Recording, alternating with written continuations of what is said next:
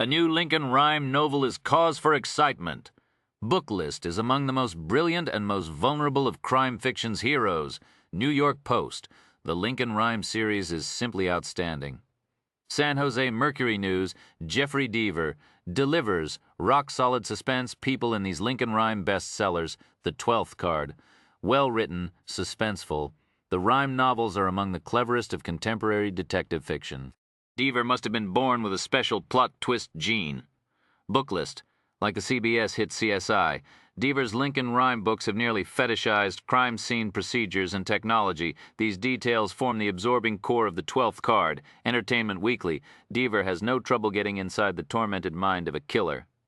The New York Times. This title is also available from Simon & Schuster Audio. Vanished Man, a crackling thriller. Chicago Sun-Times. Ingeniously devious.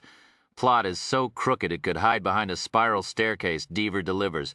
People. The Stone Monkey. Deaver's labyrinthine plots are astonishing. Knows how to play this game for all it's worth. The New York Times Book Review. Devious and heart-stopping. The Ottawa Citizen. The Elpney Chair pulse-racing chase. Scientific smarts and psychological cunning. The New York Times Book Review. Outstanding. When the suspense starts, the pages fly. Library Journal. Thiekoff and Dancer. This is as good as it gets. San Jose Mercury News. Wake up, Scarpetta fans. Lincoln Rhyme is here to blast you out of your stupor. Entertainment Weekly, more acclaimed, suspense fiction from Jeffrey Deaver, who creates a thrill ride between covers. Los Angeles Times in these explosive bestsellers. Garden of Beasts. This is Prime Deaver, which means prime entertainment. Publishers Weekly, starred review, keeps the pulse racing while challenging the emotions. Deaver does a masterful job of conveying incipient evil. The Orlando Sentinel, FL, Deaver pulls out all the stops in building up the suspense page. Turner. The Denver Post, speaking in tongues. A shocker. Speaking in tongues is like Cape Fear on steroids. Los Angeles Times, The Devil's Teardrop. Chapter 1. His face wet with sweat and with tears. The man runs for freedom. He runs for his life. There he goes. The former slave does not know exactly where the voice comes from. Behind him, to the right or left, from atop one of the decrepit tenements lining the filthy cobblestone streets here, amid July air hot and thick as liquid paraffin, the lean man leaps over a pile of horse dung. The street sweepers don't come here.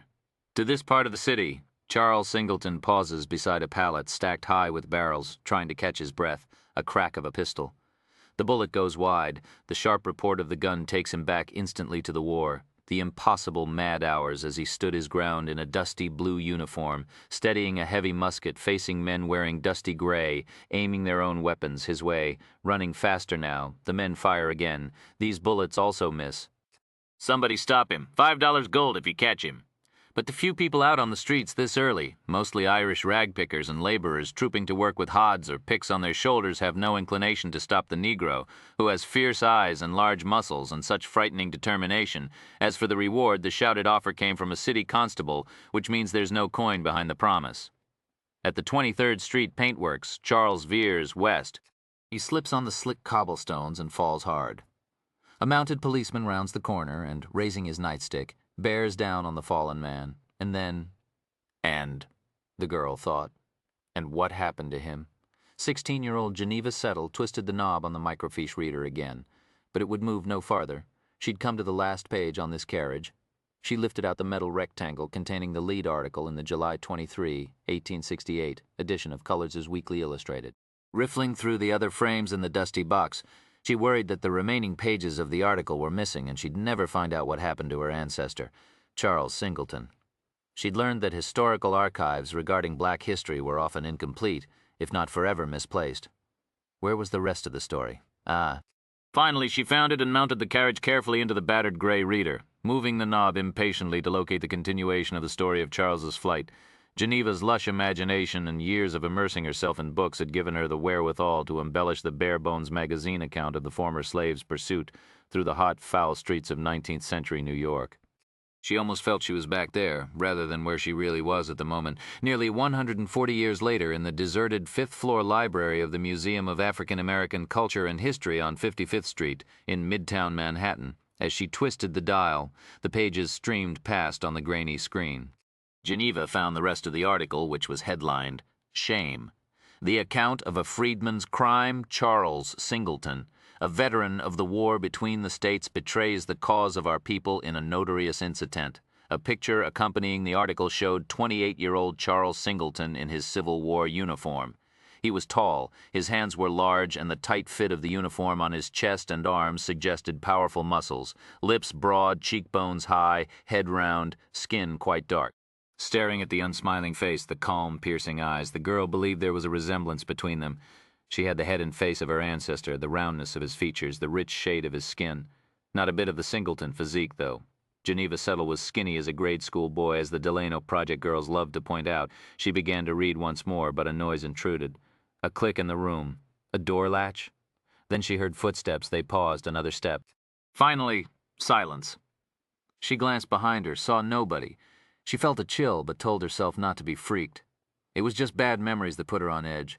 The Delano girls wailing on her in the schoolyard behind Langston Hughes High, and that time Tonya Brown and her crew from the St. Nicholas houses dragged her into an alley, then pounded her so bad that she lost a back tooth. Boys groped, boys dissed, boys put you down, but it was the girls who made you bleed. Get her down. Cut her. Cut the bitch. More footsteps. Another pause. Silence. The nature of this place didn't help. Dim, musty, quiet, and there was no one else here, not at 8:15 on a Tuesday morning. The museum wasn't open yet. Tourists were still asleep or having their breakfasts. But the library opened at 8. Geneva had been waiting here when they unlocked the doors. She'd been so eager to read the article. She now sat in a cubicle at the end of a large exhibit hall where faceless mannequins wore 19th century costumes, and the walls were filled with paintings of men in bizarre hats, women in bonnets, and horses with waxed skinny legs. Another footstep, then another pause. Should she leave? Go, hang with Dr. Barry, the librarian, until this creepy dude left. And then the other visitor laughed. Not a weird laugh, a fun laugh. And he said, "Okay, I'll call you later." Snap of a cell phone folding up. That's why he'd been pausing, just listening to the person on the other end of the line. Told you not to worry, girl. People aren't dangerous when they laugh. They aren't dangerous when they say friendly things on cell phones. He'd been walking slowly, because that's what people do when they're talking, even though what kind of rude claimer'd make a phone call in a library. Geneva turned back to the microfiche screen, wondering. You get away, Charles? Man, I hope so. Yet he regained his footing, and rather than own up to his mischief, as a courageous man would do, continued his cowardly flight. So much for objective reporting, she thought angrily. For a time he evaded his pursuers, but escape was merely temporary. A Negro tradesman on a porch saw the freedman and implored him to stop, in the name of justice, asserting that he had heard of Mr. Singleton's crime and reproaching him for bringing dishonor upon all colored people throughout the nation. The citizen, one Walker Lokes, thereupon flung a brick at Mr. Singleton with the intent of knocking him down. However, Charles dodges the heavy stone and turns to the man, shouting, "I'm innocent. I did not do what the police say." Geneva's imagination had taken over and, inspired by the text, was writing the story once again. But Lokes ignores the freedman's protests and runs into the street, calling to the police that the fugitive is headed for the docks, his heart torn. His thoughts clinging to the image of Violet and their son. Joshua, the former slave, continues his desperate run for freedom. Sprinting, from behind him comes the gallop of mounted police. Ahead of him, other horsemen appear, led by a helmeted police officer brandishing a pistol. "Halt! Halt where you are, Charles Singleton." "I'm Detective Captain William Sims." "I've been searching for you for 2 days." The freedman does as ordered. His broad shoulders slump, strong arms at his sides, chest heaving as he sucks in the humid, rancid air beside the Hudson River. Nearby is the towboat office, and up and down the river he sees the spindles of sailing ship masts, hundreds of them taunting him with their promise of freedom. He leans, gasping, against the large Swiftsure Express Company sign. Charles stares at the approaching officer as the clop, clop of his horse's hooves resonate loudly on the cobblestones. "Charles Singleton, you are under arrest for burglary. You will surrender to us or we will subdue you. Either way, you will end up in shackles. Pick the first and you will suffer no pain. Pick the second, you will end up bloody. The choice is yours. I have been accused of a crime I did not commit. I repeat, surrender or die. Those are your only choices." "No, sir, I have one other," Charles shouts. He resumes his flight toward the dock. "Stop, or we will shoot," Detective Sims calls.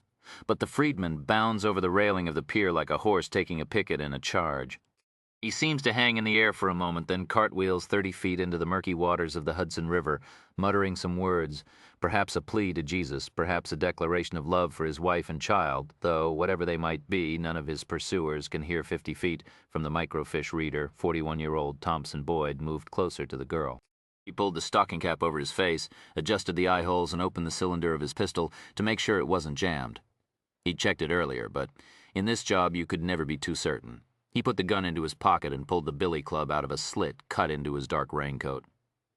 He was in the stacks of books in the costume exhibit hall which separated him from the microfiche reader tables. His latex-gloved fingers pressed his eyes, which had been stinging particularly sharply this morning. He blinked from the pain. He looked around again, making sure the room was in fact deserted. No guards were here, none downstairs either. No security cameras or sign-in sheets, all good. But there were some logistical problems. The big room was deathly quiet, and Thompson couldn't hide his approach to the girl. She'd know someone was in the room with her, and might become edgy and alert. So after he'd stepped inside this wing of the library and locked the door behind him, he'd laughed, a chuckle. Thompson Boyd had stopped laughing years ago, but he was also a craftsman who understood the power of humor and how to use it to your advantage in this line of work. A laugh, coupled with a farewell pleasantry and a closing cell phone, would put her at ease, he reckoned. This ploy seemed to work. He looked quickly around the long row of shelves and saw the girl staring at the microfiche screen. Her hands at her sides seemed to clench and unclench nervously at what she was reading. He started forward, then stopped. The girl was pushing away from the table. He heard her chair slide on the linoleum. She was walking somewhere. Leaving? No. He heard the sound of the drinking fountain and her gulping some water. Then he heard her pulling books off the shelf and stacking them up on the microfiche table. Another pause, and she returned to the stacks once again, gathering more books. The thud as she set them down. Finally, he heard the screech of her chair as she sat once more, then silence. Thompson looked again. She was back in her chair reading one of the dozen books piled in front of her. With the bag containing the condoms, razor knife and duct tape in his left hand, the club in his right, he started toward her again. Coming up behind her now, 20 feet, 15, holding his breath. 10 feet. Even if she bolted now, he could lunge forward and get her. Break a knee or stun her with a blow to the head. 8 feet, 5. He paused and silently set the rape pack on a shelf. He took the club in both hands. He stepped closer, lifting the varnished oak rod. Still absorbed in the words. She read intently, oblivious to the fact that her attacker was an arm's length behind her. Thompson swung the club downward with all his strength toward the top of the girl's stocking cap. Crack, a painful vibration stung his hands as the baton struck her head with a hollow snap, but something was wrong. The sound, the feel were off. What was going on? Thompson Boyd leapt back as the body fell to the floor and tumbled into pieces. The torso of the mannequin fell one way, the head another. Thompson stared for a moment. He glanced to his side and saw a ball gown draped over the bottom half of the same mannequin, part of a display on women's clothing in Reconstruction America. No, somehow she'd tipped to the fact that he was a threat. She'd then collected some books from the shelves as a cover for standing up and taking apart a mannequin. She'd dressed the upper part of it in her own sweatshirt and stocking cap, then propped it on the chair. But where was she? The slap of racing feet answered the question. Thompson Boyd heard her sprinting for the fire door. The man slipped the billy club into his coat, pulled out his gun, and started after her. Chapter 2, Geneva Settle was running to escape. Like her ancestor, Charles Singleton. Gasping. Like Charles. But she was sure she had none of the dignity her ancestor displayed in his flight from the police 140 years ago. Geneva sobbed and screamed for help and stumbled hard into a wall in the frenzy of panic, scraping the back of her hand. There she go, the skinny little boy girl. Get her. The thought of the elevator terrified her, being trapped, so she chose the fire stairs. Slamming into the door at full speed, she stunned herself, a burst of yellow light in her vision, but the girl kept right on going.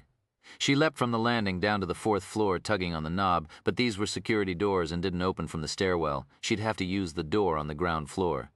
She continued down the stairs, gasping for breath. Why? What was he after? She wondered. Skinny little Oreo bitch got no time for girls like us. The gun. That's what made her suspicious. Geneva Settle was no gangsta girl, but you couldn't be a student at Langston Hughes High School in the heart of Harlem without having seen at least a few guns in your life. When she'd heard a distinctive click, very different from the cell phone closing, she wondered if the laughing man was just fronting, here for trouble. So she'd stood casually, gotten a drink of water, ready to bolt, but she'd peeked through the stacks and spotted the ski mask. She realized there was no way to get past him to the door unless she kept him focused on the microfiche table. She'd stacked up some books noisily, then stripped a nearby mannequin, dressed it in her hat and sweatshirt, and rested it on the chair in front of the microfiche machine. Then she'd waited until he approached and, when he had, she'd slipped around him, bust her up. Bust the bitch up. Geneva now stumbled down another flight, the tap of footsteps above her. Jesus Lord, he was following. He'd slipped into the stairwell after her and was now only one landing away. Half running, half stumbling, cradling her scraped hand. She raced down the stairs as his footsteps grew closer. Near the ground floor, she leapt 4 steps to the concrete. Her legs went out from underneath her and she slammed into the rough wall. Wincing at the pain, the teenager climbed to her feet, hearing his footsteps, seeing his shadow on the walls. Geneva looked at the fire door. She gasped at the chain wrapped around the bar. No. The chain was illegal, sure. But that didn't mean the people who ran the museum wouldn't use one to keep thieves out. Or maybe this man had wrapped it around the bar himself, thinking she might escape this way. Here she was, trapped in a dim concrete pit, but did it actually seal the door? Only one way to find out. Go, girl. Geneva pushed off and crashed into the bar. The door swung open. Oh, thank. Suddenly a huge noise filled her ears, pain searing her soul. She screamed. Had she been shot in the head? But she realized it was the door alarm, wailing as shrilly as Keisha's infant cousins. Then she was in the alley, slamming the door behind her, looking for the best way to go. Right, left. Get her down. Cut her. Cut the bitch. She opted for right and staggered into 55th Street, slipping into a crowd of people on their way to work, drawing glances of concern from some, weariness from others. Most ignored the girl with the troubled face. Then, from behind her, she heard the howl of the fire alarm grow louder as her attacker shoved the door open. Would he flee or come after her? Geneva ran up the street toward Quiche, who stood on the curb, holding a Greek deli coffee carton and trying to light a cigarette in the wind. Her mocha-skinned classmate, with precise purple makeup and a cascade of blonde extensions, was the same age as Geneva, but a head taller and round and taut as a drum round where she ought to be, with her big boobs and ghetto hips and then some. The girl had waited on the street, not having any interest in a museum or any building, for that matter, with a no-smoking policy. Jen? Her friend tossed the coffee cup into the street and ran forward. Sup, girl, you all buggin'? This man... Geneva gasped, felt the nausea churn through her. This guy inside, he attacked me. Shit, no! Lakeisha looked around. Where he at? I don't know. He was behind me. Chill, girl. You gonna be okay? Let's get out of here. Come on, run! The big girl, who cut every other PE class and had smoked for 2 years, started to jog as best she could, gasping, arms bouncing at her sides. But they got only half a block away before Geneva slowed. Then she stopped. Hold up, girl. What you doing, Jen? The panic was gone. It'd been replaced by another feeling. Come on, girl, Quiche said, breathless. Move yo ass. Geneva Settle, though, had made up her mind. Anger was what had taken the place of her fear. She thought. He's goddamn not getting away with it. She turned around, glanced up and down the street. Finally, she saw what she was looking for near the mouth of the alley she'd just escaped from. She started back in that direction. A block away from the African-American Museum, Thompson Boyd stopped trotting through the crowd of rush-hour commuters. Thompson was a medium man, in every sense, medium shade, brown hair, medium weight, medium height, mediumly handsome, mediumly strong. In prison, he'd been known as Average Joe. People tended to see right through him, but a man running through Midtown draws attention unless he's heading for a bus, cab, or train station. And so he slowed to a casual pace. Soon he was lost in the crowd, nobody paying him any mind, while the light at 6th Avenue and 53rd remained red. He debated. Thompson made his decision. He slipped off his raincoat and slung it over his arm, making sure, though, that his weapons were accessible. He turned around and started back toward the museum. Thompson Boyd was a craftsman who did everything by the book, and it might seem that what he was doing now, returning to the scene of an attack that had just gone bad, was not a wise idea, since undoubtedly the police would be there soon. But he'd learned that it was times like this, with cops everywhere, that people were lulled into carelessness. You could often get much closer to them than you otherwise might. The medium man now strolled casually through the crowds in the direction of the museum, just another commuter, an average Joe on his way to work. It's nothing less than a miracle. Somewhere in the brain or the body a stimulus, either mental or physical, occurs. I want to pick up the glass. I have to drop the pan that's burning my fingers. The stimulus creates a nerve impulse flowing along the membranes of neurons throughout the body. The impulse isn't, as most people think, electricity itself. It's a wave created when the surface of the neuron shifts briefly from a positive charge to a negative.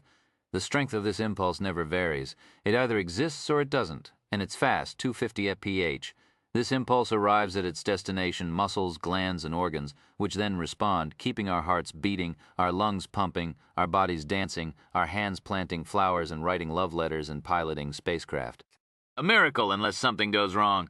Unless you're, say, the head of a crime scene unit searching a murder scene in a subway construction site and a beam tumbles onto your neck and shatters it at the fourth cervical vertebra, 4 bones down from the base of the skull, as happened to Lincoln Rhyme some years ago. When something like that occurs, then all bets are off. Even if the blow doesn't sever the spinal cord outright, blood floods the area and pressure builds and crushes or starves the neurons, compounding the destruction. As the neurons die, they release, for some unknown reason, a toxic amino acid which kills even more. Ultimately, if the patient survives, scar tissue fills the space around the nerves like dirt in a grave. An appropriate metaphor because, unlike neurons in the rest of the body, those in the brain and spinal cord do not regenerate. Once dead, they're numb forever. After such a catastrophic incident, as the men and women of medicine so delicately put it, some patients, the lucky ones, find that the neurons controlling vital organs like lungs and heart continue to function and they survive. Or maybe they're the unlucky ones because some would rather their heart stopped cold early on, saving them from the infections and bed sores and contractures and spasms. Saving them, too, from attacks of autonomic dysreflexia which can lead to a stroke. Saving them from the eerie, wandering phantom pain, which feels just the same as the genuine article, but whose searing aches can't be numbed by aspirin or morphine. Not to mention an utterly changed life. The physical therapists, and the aides and the ventilator, and the catheters and the adult diapers, the dependency and the depression, of course. Some people in these circumstances just give up and seek out death. Suicide is always an option, though not an easy one. Try killing yourself if all you can move is your head. But others fight back. Had enough, the slim young man in slacks, white shirt, and a burgundy floral tie asked Rhyme. No, responded his boss in a voice breathless from the exercise. I want to keep going. Rhyme was strapped atop a complicated stationary bicycle in one of the spare bedrooms on the second floor of his Central Park West townhouse. I think you've done enough, Tom, his aide said. It's been over an hour. Your heart rate's pretty high. This is like bicycling up the Matterhorn, Rhyme gasped. I'm Lance Armstrong. The Matterhorn's not part of the Tour de France. It's a mountain. You can climb it, but you can't bike it. Thank you for the ESPN trivia, Tom. I wasn't being literal. How far have I gone? 22 miles. Let's do another 18. I don't think so. 5. 8, Rhyme bargained. The handsome young aide lifted an acquiescing eyebrow. Okay. Rhyme had wanted 8 anyway. He was elated. He lived to win. The cycling continued. His muscles powered the bicycle. Yes, but there was one huge difference between this activity and how you'd pedal a stationary bike at Gold's Gym. The stimulus that sent the impulse along the neurons came not from Rhyme's brain, but from a computer via electrodes connected to his leg muscles. The device was known as an FES ergometer bike. Functional electrical stimulation uses a computer, wires, and electrodes to mimic the nervous system and send tiny jolts of electricity into muscles, making them behave exactly the same as if the brain were in charge. FES isn't much used for day-to-day activity like walking or using utensils. Its real benefit is in therapy, improving the health of badly disabled patients. Rhyme had been inspired to start the exercises because of a man he much admired, the late actor Christopher Reeve, who'd suffered an even more severe trauma than Rhyme's in a horseback riding accident. Through willpower and unflagging physical effort, and surprising much of the traditional medical community, Reeve had recovered some motor ability and sensation in places where he'd had none. After years of debating whether or not to have risky experimental surgery on his spinal cord, Rhyme had finally opted for an exercise regimen similar to Reeve's. The actor's untimely death had inspired Rhyme to put even more energy than before into an exercise plan, and Tom had tracked down one of the East Coast's best spinal cord injury doctors, Robert Sherman, the MD. Had put together a program for him, which included the ergometer, aquatherapy, and the locomotor treadmill, a large contraption fitted with robotic legs, also under computer control. This system, in effect, walked Rhyme. All this therapy had produced results. His heart and lungs were stronger. His bone density was that of a non-disabled man of his age. Muscle mass had increased. He was nearly in the same shape as when he'd run investigation resources at the NYPD, which oversaw the crime scene unit. Back then he'd walk miles every day, sometimes even running scenes himself, a rarity for a captain, and prowl the streets of the city to collect samples of rocks or dirt or concrete or soot to catalog in his forensic databases. Because of Sherman's exercises, Rhyme had fewer pressure sores from the hours and hours his body remained in contact with a chair or bed. His bowel and bladder functions were improved, and he'd had far fewer urinary tract infections, and he'd had only one episode of autonomic dysreflexia since he'd started the regimen. Of course, another question remained: would the months of grueling exercise do something to actually fix his condition, not just beef up the muscles and bone? A simple test of motor and sensory functions would tell him instantly, but that required a visit to a hospital, and Rhyme never seemed to find the time to do it. "You can't take an hour off?" Tom would ask. "An hour? An hour? When in recent memory does a trip to the hospital take an hour?"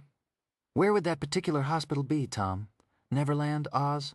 But Dr. Sherman had finally pestered Rhyme into agreeing to undergo the test. In half an hour, he and Tom would be leaving for New York Hospital to get the final word on his progress. At the moment, though, Lincoln Rhyme was thinking not of that, but of the bicycle race he was presently engaged in, which was on the Matterhorn. Thank you very much. And he happened to be beating Lance Armstrong. When he was finished, Tom removed him from the bicycle, bathed, then dressed him in a white shirt and dark slacks. A sitting transfer into his wheelchair, and Rhyme drove to the tiny elevator. He went downstairs, where red-haired Amelia Sachs sat in the lab, a former living room marking evidence from one of the NYPD cases that Rhyme was consulting on. With his one working digit, the left ring finger on the touchpad controller, Rhyme deftly maneuvered the bright red Storm Arrow wheelchair through the lab to a spot next to her. She leaned over and kissed him on the mouth. He kissed her back, pressing his lips against hers hard. They remained like this for a moment, Rhyme enjoying the heat of her proximity, the sweet floral smell of soap, the tease of her hair against his cheek. "How far'd you get today?" she asked. "I could be in northern Westchester by now, if I hadn't been pulled over." A dark glance at Tom. The aide winked at Sachs. Water off a duck. Tall, willowy Sachs was wearing a navy blue pantsuit with one of the black or navy blouses that she usually wore since she'd been promoted to detective.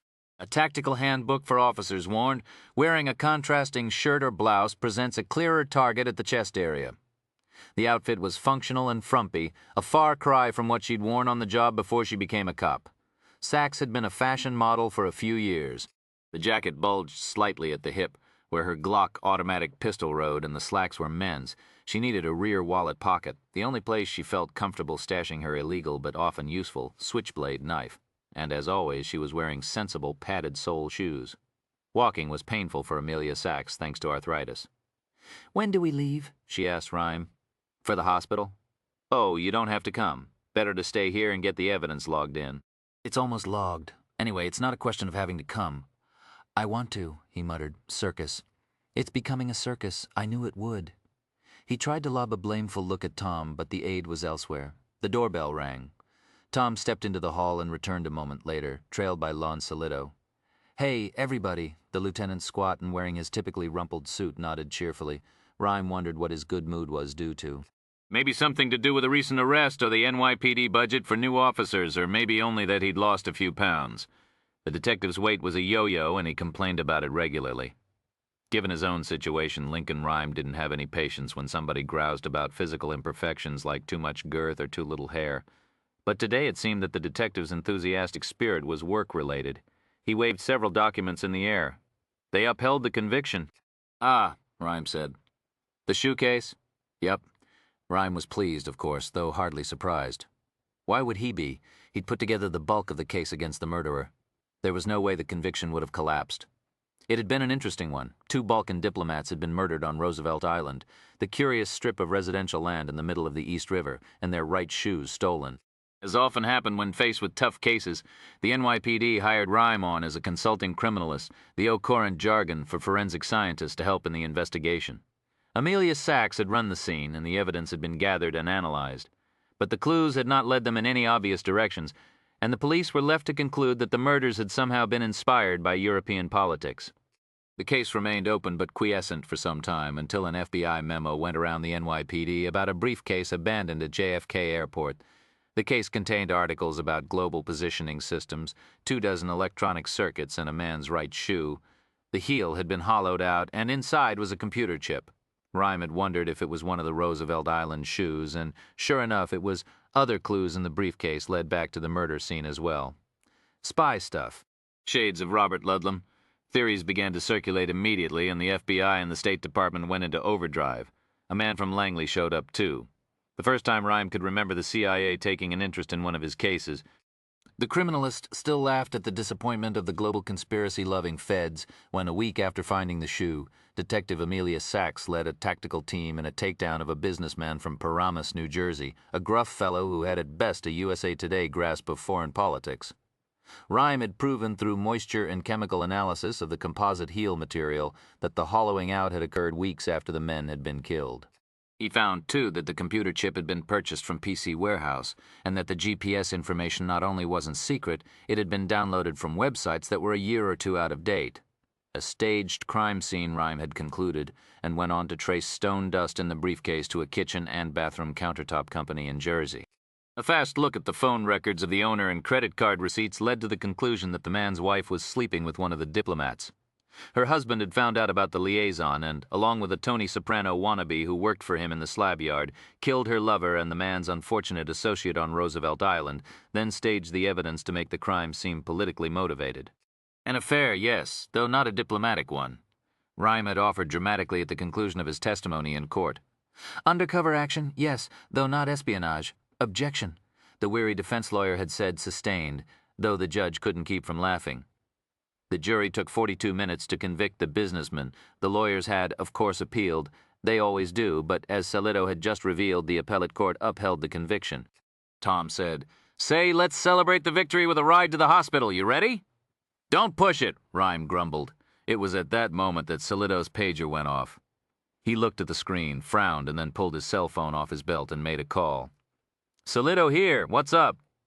The big man nodded slowly, his hand absently kneading his belly roll. He'd been trying Atkins lately. Eating a lot of steaks and eggs had apparently not had much effect. "She's all right. And the perp?" "Yeah. That's not good. Hold on." He looked up. A 1024 call just came in. "That African-American museum on 5-5? The Vic was a young girl. Teenager. Attempted rape." Amelia Sachs winced at this news, exuding sympathy. Rhyme had a different reaction. His mind automatically wondered, how many crime scenes were there? Did the perp chase her and possibly drop evidence? Did they grapple, exchanging trace? Did he take public transportation to and from the scene? Or was a car involved? Another thought crossed his mind as well. One that he had no intention of sharing, however. "Injuries?" Sachs asked. "Scraped hand is all. She got away and found a uniform on patrol nearby. He checked it out, but the beast was gone by then." "So, can you guys run the scene?" Sachs looked at Rhyme. "I know what you're going to say, that we're busy." The entire NYPD was feeling a crunch. Many officers had been pulled off regular detail and assigned to anti-terrorism duty, which was particularly hectic lately. The FBI had gotten several anonymous reports about possible bombings of Israeli targets in the area. The reassignments reminded Rhyme of Sachs's stories her grandfather would tell about life in pre-war Germany. Grandpa Sachs's father-in-law had been a criminal police detective in Berlin and was constantly losing his personnel to the national government whenever a crisis arose. Because of the diverted resources, Rhyme was busier than he'd been in months. He and Sachs were presently running 2 white-collar fraud investigations, 1 armed robbery, and a cold case murder from 3 years ago. "Yep, really busy," Rhyme summarized.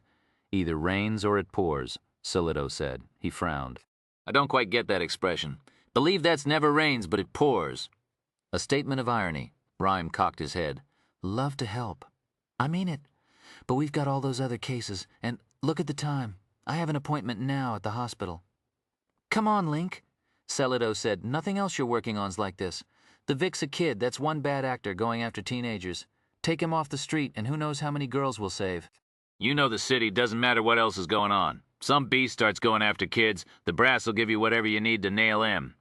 "But that'd make it 5 cases," Rhyme said petulantly. He let the silence build up. Then, reluctantly, he asked, "How old is she?" 16, for Christ's sake. "Come on, Link," a sigh. He finally said, "Oh, all right, I'll do it." "You will?" Salido asked, surprised. "Everybody thinks I'm disagreeable," Rhyme scoffed, rolling his eyes. "Everybody thinks I'm the wet blanket? There's another cliche for you, Lon. I was just pointing out that we have to consider priorities, but I think you're right. This is more important." It was the aide who asked, "Your helpful nature have anything to do with the fact you'll have to postpone your hospital visit?" "Of course not. I didn't even think about that. But now you mention it, I guess we better cancel." "Good idea, Tom. It isn't my idea. You engineered it." "True," he was thinking. But he now asked indignantly, "Me?" You make it sound like I've been attacking people in Midtown? You know what I mean? Tom said.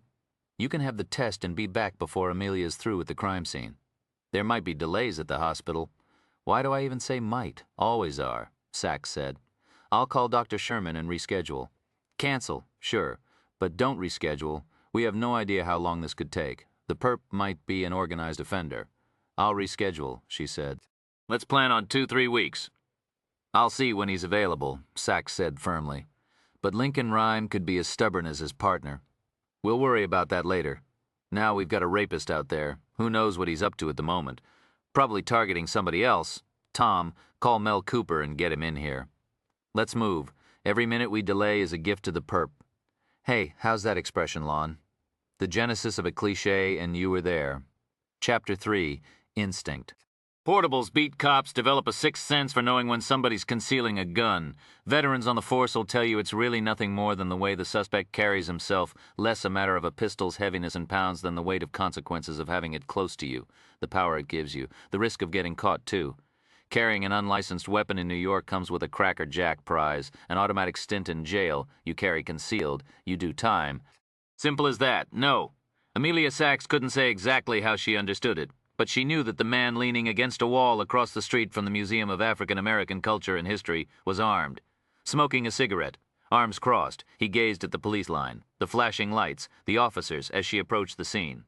Sachs was greeted by a blonde NYPD uniform. So young, he had to be a rookie, he said. Hi there. I was the first officer. Aye, Sachs smiled and whispered. Don't look at me. Keep your eyes on that garbage pile up the street. The rookie looked at her, blinked.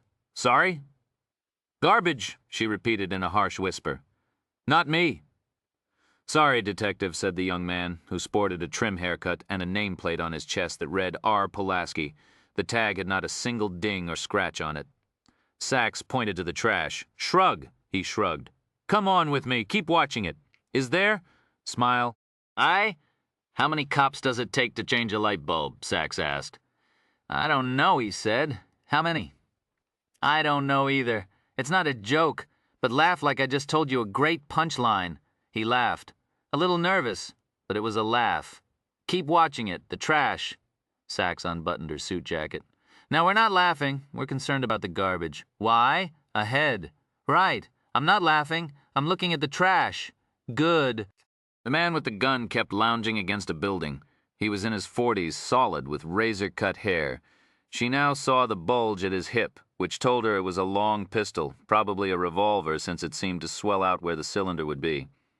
Here's the situation, she said softly to the rookie. Man on our 2 o'clock, he's carrying. Bless him, the rookie with spiky little boy hair as shiny beige as caramel kept looking at the garbage. The perp? You think it's the perp in the assault? Don't know. Don't care. I care about the fact that he's carrying. What do we do? Keep on going. We pass him. Watching the garbage. Decide we're not interested. Head back toward the scene. You slow up and ask me if I want coffee. I say yes. You go around to his right. He'll keep his eyes on me. Why will he watch you? Refreshing naivete. He just will. You double back. Get close to him. Make a little noise. Clear your throat or something. He'll turn, then I'll come up behind him. Sure, I've got it. Should I? Draw down on him? No. Just let him know you're there and stand behind him. What if he pulls his gun? Then you draw down on him. What if he starts to shoot? I don't think he will. But if he does, then you shoot him. What's your first name? Ronald? Ron.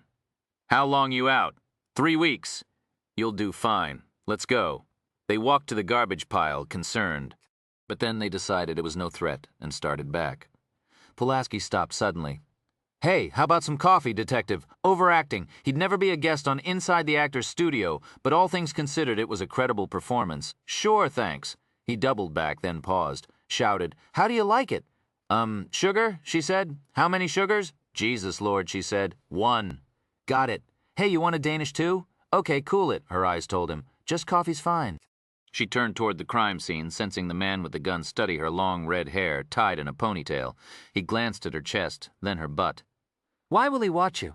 He just will, Sachs continued toward the museum. She glanced in a window across the street, checking out the reflection. When the smoker's eyes swiveled back toward Pulaski, she turned quickly and approached. Jacket pulled aside like a gunfighter's dust coat so she could get her Glock out fast if she needed to. Sir, she said firmly, please keep your hands where I can see them. Do as the lady says. Pulaski stood on the other side of the guy, hand near his weapon. The man glanced at Sachs. That was pretty smooth, officer. Just don't move those hands. Are you carrying a weapon? Yeah, the man replied, and it's bigger than what I used to carry in the 3-5. The numbers referred to a precinct house. He was a former cop, probably working security. That's right. Let me see your ticket. With your left hand, you don't mind. Keep your right where it is. He pulled out his wallet and handed it to her. His carry permit and security guard's license were in order. Still, she called it in and checked out the guy. He was legit. Thanks, Sachs relaxed, handing him back the papers. Not a problem, Detective. You got yourself some scene here.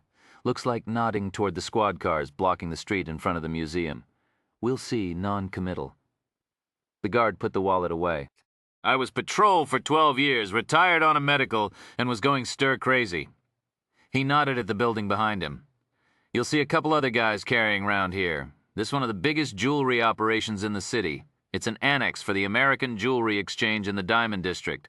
We get a couple $1,000,000 worth of stones from Amsterdam and Jerusalem every day. She glanced at the building. Didn't look very imposing, just like any other office building. He laughed. I thought it'd be a piece of cake, this job, but I work as hard here as when I was on a beat. Well, good luck with the scene. Wish I could help, but I got here after the excitement. He turned to the rookie and said, Hey, kid. He nodded towards Sachs, on the job, in front of people. You don't call her lady. She's detective. The rookie looked at him uneasily, but she could see he got the message, one that Sachs herself had been going to deliver, when they were out of earshot. Sorry, Pulaski said to her. You didn't know. Now you do. Which could be the motto of police training everywhere. They turned to go. The guard called, Oh, hey, rookie. Pulaski turned. You forgot the coffee. Grinned at the entrance to the museum. Lon Celito was surveying the street and talking to a sergeant. The big detective looked at the kid's name tag and asked, Pulaski, you were first officer? Yes, sir. What's the story? The kid cleared his throat and pointed to an alley. I was positioned across the street, roughly there, on routine patrol. At about 08:30, the victim, an African-American female, 16 years of age, approached me and reported that. You can just tell it in your own words, Sachs said. Sure, okay. What it was, I was standing right about there, and this girl comes up to me, all upset. Her name's Geneva Settle, junior in high school. She was working on a term paper or something on the 5th floor, pointing to the museum. And this guy attacks her. White, 6 feet, wearing a ski mask, was going to rape her. You know that? How? Celito asked. I found his rape pack upstairs. You looked in it? Sachs asked, frowning, with a pen. That's all. I didn't touch it. Good, go on. The girl gets away, comes down the fire stairs and into the alley. He's after her, but he turns the other way. Anybody see what happened to him? Celito asked. No, sir. He looked over the street. You set up the press perimeter? Yes, sir. Well, it's 50 feet too close. Get him the hell away. Press her like leeches. Remember that? Sure, detective. You didn't know. Now you do. He hurried off and started moving the line back. Where's the girl? Sachs asked. The sergeant, a solid Hispanic man with thick graying hair, said an officer took her and her friend to Midtown North. They're calling her parents. Sharp autumn sunlight reflected off his many gold decorations.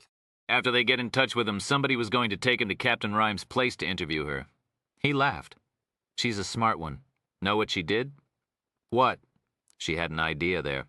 Might be some trouble, so she dressed up this mannequin in her sweatshirt and hat. The perp went after that. Bought her time to get away. Sachs laughed. And she's only 16? Smart? Celito said to her, You run the scene? I'm going to get a canvas going. He wandered up the sidewalk to a cluster of officers, 1 uniform and 2 anti-crime cops in dressed-down plain clothes, and sent them around the crowd and into nearby stores and office buildings to check for witnesses. He rounded up a separate team to interview each of the half-dozen pushcart vendors here, some selling coffee and donuts at the moment, others setting up for lunches of hot dogs, pretzels, gyros, and falafel pita bread sandwiches. A honk sounded, and she turned. The CS bus had arrived from the Crime Scene Unit HQ in Queens. Hey, detective, the driver said, getting out. Sachs nodded a greeting to him and his partner. She knew the young men from prior cases. She pulled off her jacket and weapon, dressed in white Tyvek overalls, which minimized contamination of the scene. She then strapped her Glock back on her hip, thinking of Rhymes' constant admonition to his CS crews. Search well, but watch your back. Give me a hand with the bags. She asked. Hefting one of the metal suitcases containing basic evidence collection and transport equipment. You bet. A CSU tech grabbed two of the other cases. She pulled on a hands-free headset and plugged it into her handy-talkie, just as Ron Pulaski returned from his press pushback duty. He led Sachs and the crime scene officers into the building. They got off the elevator on the 5th floor and walked to the right, to double doors below a sign that said Booker T. Washington Room. That's the scene in there. Sachs and the techs opened the suitcases, started removing equipment. Pulaski continued, I'm pretty sure he came through these doors. The only other exit is the fire stairwell, and you can't enter from the outside, and it wasn't jimmied, so he comes through this door, locks it, and then goes after the girl. She escaped through the fire door. Who unlocked the front one for you? Sachs asked. Guy named Don Barry, head librarian. He go in with you? No. Where is he now? His office. 3rd floor. I wondered if maybe it was an inside job, you know? So I asked him for a list of all his white male employees and where they were when she was attacked. Good. Sachs had been planning to do the same. He said he'd bring the list down to us as soon as he was done. Now, tell me what I'll find inside. The girl was at the microfiche reader. It's around the corner to the right. You'll see it easy. Pulaski pointed to the end of a large room filled with tall rows of bookshelves, beyond which was an open area where Sachs could see mannequins dressed in period clothing, paintings, cases of antique jewelry, purses, shoes, accessories, your typical dusty museum displays, the sort of stuff you look at while you're really wondering what restaurant to eat at after you've had enough culture. What's security like around here? Sachs was looking for surveillance cameras on the ceiling. Zip. No cameras, no guards, no sign-in sheets. You just walk in. Never easy, is it? No, Ma. No detective.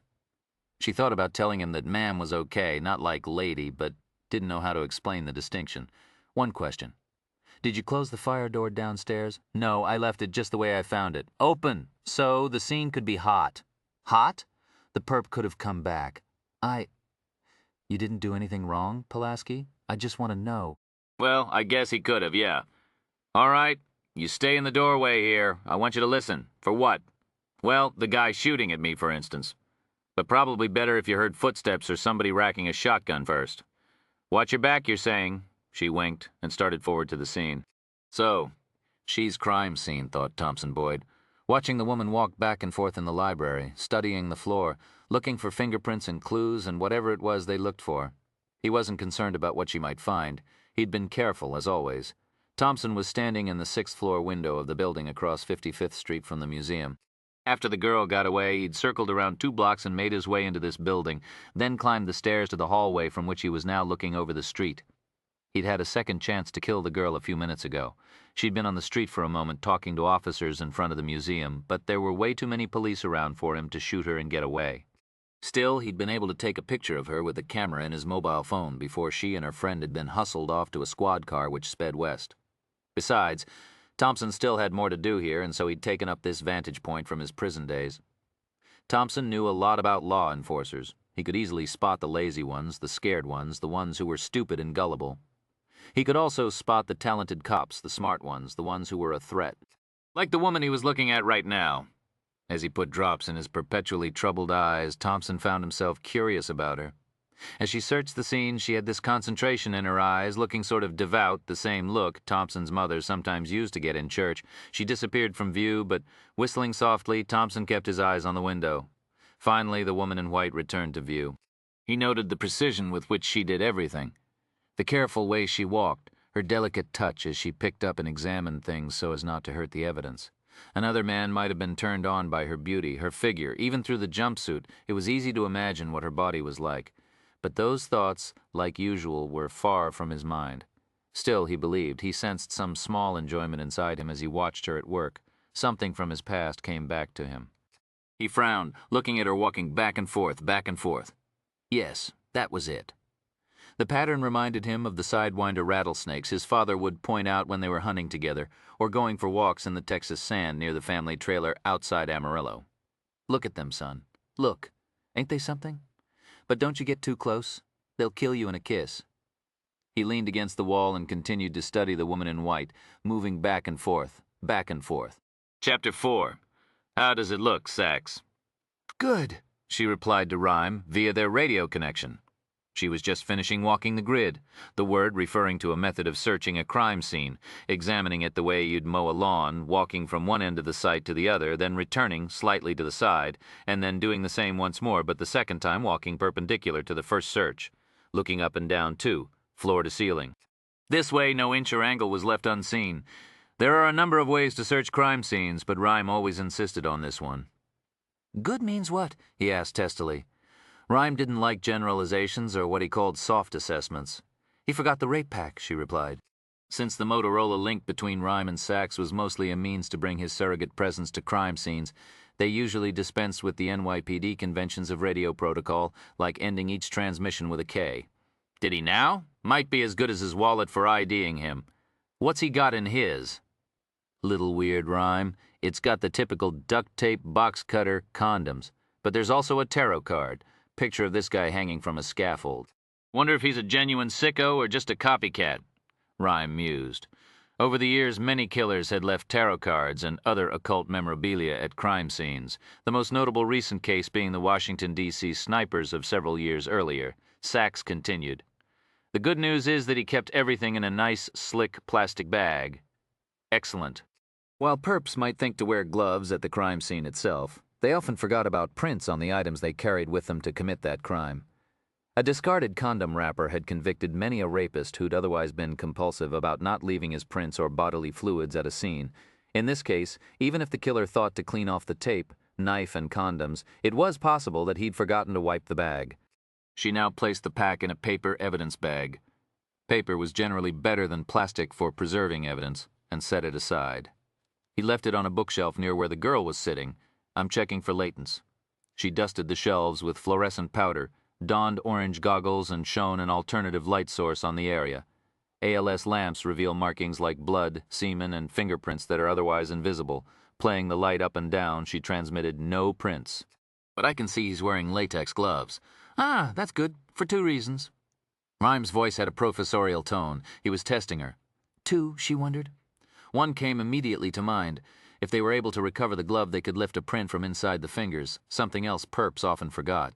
But the second, she asked him. Obvious. It means he's probably got a record, so when we do find a print, APHIS will tell us who he is. State-based automated fingerprint identification systems and the FBI's integrated APHIS were computer databases that could provide print matches in minutes, as opposed to days or even weeks with manual examinations. Sure, Sachs said, troubled that she'd blown the quiz.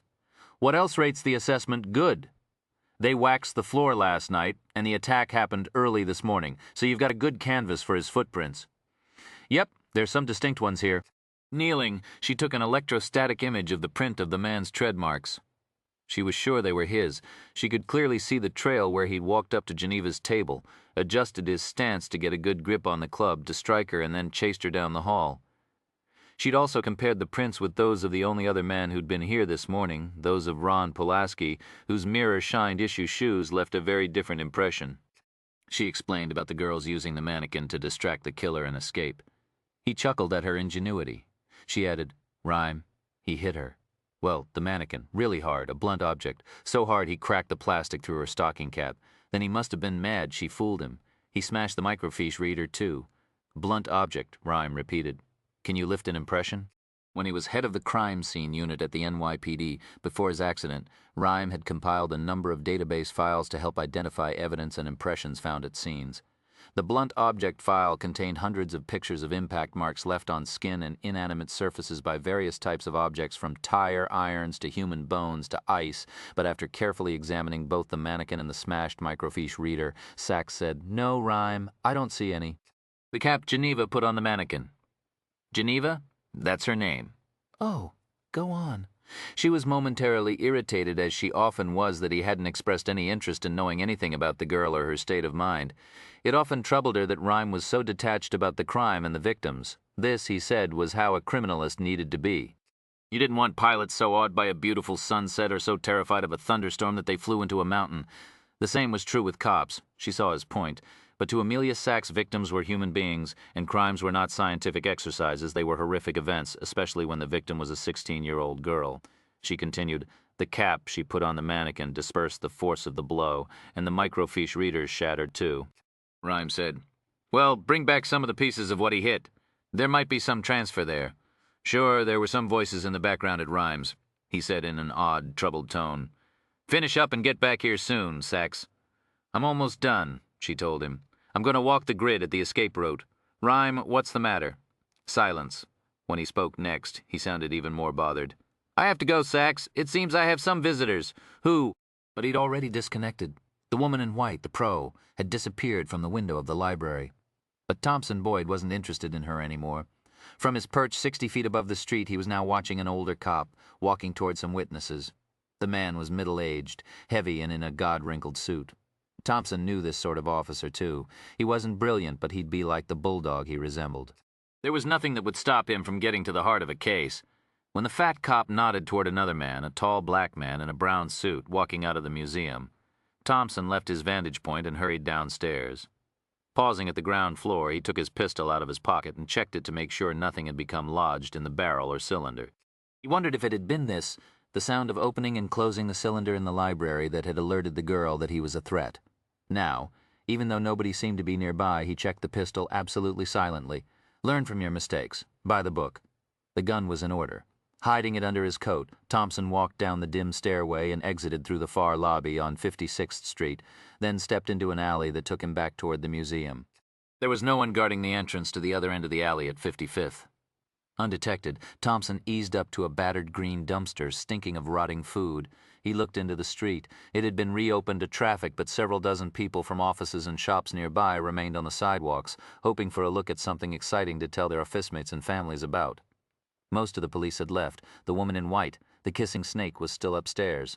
Outside were 2 squad cars and a crime scene unit van, as well as 3 uniformed cops, 2 plainclothes ones, and that fat, rumpled detective. Thompson gripped the gun firmly. Shooting was a very ineffective way to kill someone, but sometimes, like now, there was no option. If you had to shoot, procedures dictated you aim for the heart, never the head. The skull was solid enough to deflect a bullet in many circumstances, and the cranium was also relatively small and hard to hit. Always the chest. Thompson's keen blue eyes looked over the heavy cop in the wrinkled suit as he glanced at a piece of paper. Calm as dead wood, Thompson rested the gun on his left forearm, aimed carefully with a steady hand. He fired 4 fast shots. The first one hit the thigh of a woman standing on the sidewalk. The other struck his intended victim just where he'd aimed. The 3 tiny dots appeared in the center of his chest. They'd become 3 rosettes of blood by the time the body hit the ground. 2 girls stood in front of him, and though their physiques were totally opposite, it was the difference in their eyes that Lincoln Rhyme noticed first. The heavy one, dressed in gaudy clothes and shiny jewelry. Her fingernails, long and orange, had eyes that danced like skittish insects. Unable to look at Rhyme or anything else, for more than a second she made a dizzying visual circuit of his lab. The scientific instruments, the beakers, chemicals, the computers and monitors, wires everywhere. At Rhyme's legs and his wheelchair, of course. She chewed gum loudly. The other girl, short, skinny, and boyish, had a stillness about her. She gazed at Lincoln Rhyme steadily. One fast glance at the wheelchair, then back to him. The lab didn't interest her. "This is Geneva Settle," explained the calm patrolwoman, Jennifer Robinson, nodding at the slim girl, the one with the unwavering eyes. Robinson was a friend of Amelia Sachs, who'd arranged for her to drive the girls here from the Midtown North House, and this is her friend, Robinson continued. Lakeisha Scott, lose the gum, Lakeisha. The girl gave a beleaguered look, but stuffed the wad somewhere in her large purse without bothering to wrap it. The patrolwoman said she and Geneva went to the museum together this morning. "Only I didn't see nothing," Lakeisha said preemptively. Was the big girl nervous because of the attack, he wondered, or was she uncomfortable because Rhyme was a Crip? Both, probably. Geneva was dressed in a gray t-shirt and black baggy pants and running shoes, which Rhyme guessed was the fashion among high school students nowadays. Solito had said the girl was 16, but she looked younger.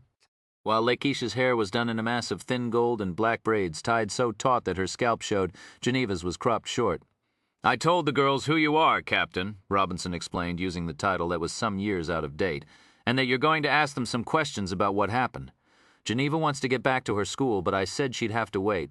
I have some tests," Geneva said. Lakeisha tisked a sound through her white teeth. Robinson continued. "Geneva's parents are out of the country, but they're getting the next flight back. Her uncle's been staying with her while they've been away." "Where are they?" Rhyme asked. "Your parents?" "My father's teaching a symposium at Oxford. He's a professor?" She nodded. "Literature at Hunter." Rhyme chided himself for being surprised that a young girl from Harlem would have intellectual, globe-trotting parents. He was angry for stereotyping, but mostly piqued that he'd made a flawed deduction. True, she was decked out like a gangsta, but he might have guessed she had academic roots. She'd been attacked during an early morning visit to a library, not hanging out on the street corner or watching TV before school. Lakeisha fished a package of cigarettes out of her purse. Rhyme began, "There's no... Tom walked through the doorway, smoking in here." He lifted the pack away from the girl and stuffed it back into her bag. Unfazed that two teenagers had suddenly materialized on his watch, Tom smiled. "Soft drinks. You got coffee?" Lakeisha asked. "I do, yes." Tom glanced at Jennifer Robinson and Rhyme, who shook their heads. "I like it strong," the big girl announced. "Do you?" Tom asked. "So do I," to Geneva. "Anything for you." The girl shook her head. Rhyme glanced longingly at the bottle of scotch sitting on a shelf nearby. Tom noticed and laughed. The aide disappeared. To Rhyme's distress, Patrolwoman Robinson said, "I've got to get back to the house, sir." "Ah, you do?" Rhyme asked, dismayed. "You sure you couldn't stay a little longer?" "Can't, sir, but you need anything else? Just give me a call. How about a babysitter?" Rhyme didn't believe in fate, but if he had, he would have noted a deft jab here. He'd taken on the case to avoid the test at the hospital and now was being paid back for the deception by suffering through an immensely awkward half hour or so in the company of two high school girls. Young people were not his forte. "So long, Captain." Robinson walked out the door, he muttered. "Yeah." Tom returned a few minutes later with a tray. He poured a cup of coffee for Lakeisha and handed Geneva a mug, which Rhyme smelled contained hot chocolate. "I took a guess you'd like something anyway," the aide said. "You don't want it. You can leave it." "No, that's fine, thanks." Geneva stared at the hot surface, took a sip, another, lowered the cup and gazed at the floor, took several more sips. "You're all right?" Rhyme asked. Geneva nodded. "I am too," Lakeisha said. "He attacked both of you?" Rhyme asked. "No, not me." Lakeisha looked him over. "You like that actor broke his neck?" She slurped her coffee, added more sugar, slurped again. "That's right, and you can't move nothing?" "Not much. Damn, Quiche," Geneva whispered. "Chill, girl. Just, damn, silence again." Only 8 minutes had passed since they'd arrived. It seemed like hours. What should he do? Have Tom run out and buy a board game? There were, of course, questions that had to be asked, but Rhyme was reluctant to do so himself. Interviewing and interrogation were skills he didn't possess. When he was on the force, he'd questioned suspects maybe a dozen times, and had never had one of those "oh Jesus" moments when the grilly broke down and confessed. Sachs, on the other hand, was a natural at the art. She warned rookies that you could blow an entire case with a single wrong word. She called it contaminating the mind, the counterpart to Rhyme's #1 sin, contaminating a crime scene. Lakeisha asked, "How you move round in that chair?" "Shh," Geneva warned. "I only askin'." "Well, don't. Ain't no harm in asking nothing." Lakeisha had lost her skittishness completely now. Rhyme decided she was actually pretty savvy. She acts uneasy at first, making it seem like she's naive, vulnerable, that you have the advantage, but all the while she's sizing things up. Once she's got a handle on the situation, she knows whether or not to trot out the bluster. In fact, Rhyme was thankful for something to make conversation about. He explained about the ECU, the Environmental Control Unit, how the touchpad under his left ring finger could direct the movement and speed of the wheelchair. "One finger?"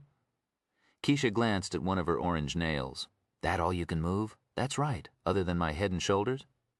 "Mr. Rhyme," Geneva said, looking at a red swatch which sat large and obvious on her thin wrist. "About those tests?" "The first one's in a couple of hours. How long'll this be?" "School?" Rhyme asked, surprised. "Oh, you can stay home today, I'm sure. After what happened, your teachers'll understand." "Well, I don't really want to stay home. I need to take the tests." "Yo-yo, girl, time out. Hear the man say you can take a pass, all 100% fat, and you saying no. Come on, that whack." Geneva looked up into her friend's eyes. "And you're taking your tests, too? You're not skipping?" "It ain't skipping. You got a pass?" The big girl pointed out with flawless logic. Rhyme's phone rang, and he was grateful for the interruption. "Command?" "Answer phone," he said into the hands-free microphone. "Deaf," Lakeisha said, lifting her eyebrows. "Look at that, Jen. I want one of them." Eyes narrowing, Geneva whispered something to her friend, who rolled her eyes and slurped more coffee. "Rhyme," Sax's voice said. "They're here, Sax," Rhyme said in a brittle voice. Geneva and her friend. "And I'm hoping you're—" "Rhyme," she repeated. It was a particular tone. Something was wrong. What is it? The scene was hot, after all. He was there? Yep. Never left. Or doubled back. Are you okay? Yeah. It wasn't me he was after. What happened? Got up close into an alley. Fired 4 shots. He wounded a bystander and he killed a witness. His name was Don Barry. He was in charge of the library at the museum. He took 3 rounds in the heart. Died instantly. You sure the shooter's the same? Yep. The shoe prints I found from his shooting position matched the ones in the library. Lon was just starting to interview him. He was standing right in front of him when it happened. He'd get a look at the doer? Nope, nobody did. He was hiding behind a dumpster. Couple of the uniforms on the scene went to work on the woman to save her. She had a major bleeder. He got away in the crowd, just disappeared. Somebody take care of the details? Calling the next of kin. Details. Lon was going to make the calls, but he had phone problems or something. There was a sergeant on the scene. He did it. All right, Sachs, come on back with what you found. Command, disconnect. He looked up and found the 2 girls staring at him. He explained, it looks like the man who attacked you didn't leave after all, or he came back. He killed the head librarian and Mr. Barry. A gasp from Geneva Settle. She stopped moving, simply froze. That's right, shit, Lakeisha whispered. She closed her eyes and shivered. A moment later, Geneva's mouth tightened and she looked down. She set the cocoa on a table. No, I'm sorry, Rhyme said. Was he a friend of yours? She shook her head. Not really. He was just helping me with my paper. Geneva sat forward in her chair. But it doesn't matter if he was a friend or not. He's dead. That's so terrible. She whispered angrily. Why? Why did he do it? He was a witness, I'd guess. He could identify the man who attacked you. So he's dead because of me? Rhyme muttered some words to her. No. How could it be her fault? She didn't plan on being attacked. It was just bad luck for Barry. Wrong time, wrong place. But the reassurance had no effect on the girl. Her face grew taut, her eyes cold. Rhyme didn't have a clue what to do next. It wasn't enough that he had to endure the presence of teenagers. Now he had to comfort them, get their minds off this tragedy. He wheeled closer to the girls and pushed his patience to its limit by making small talk. Chapter 5. An endless 20 minutes later, Sachs and Solito arrived at Rhymes. Accompanied by a young blonde patrol officer named Pulaski, Solito explained that he'd requisitioned the kid to cart the evidence back to Rhymes and help with the investigation. Clearly a rookie, he had eager written on his smooth forehead. He'd obviously been briefed about the criminalist's disability. He was overly oblivious to the fact that the man was paralyzed.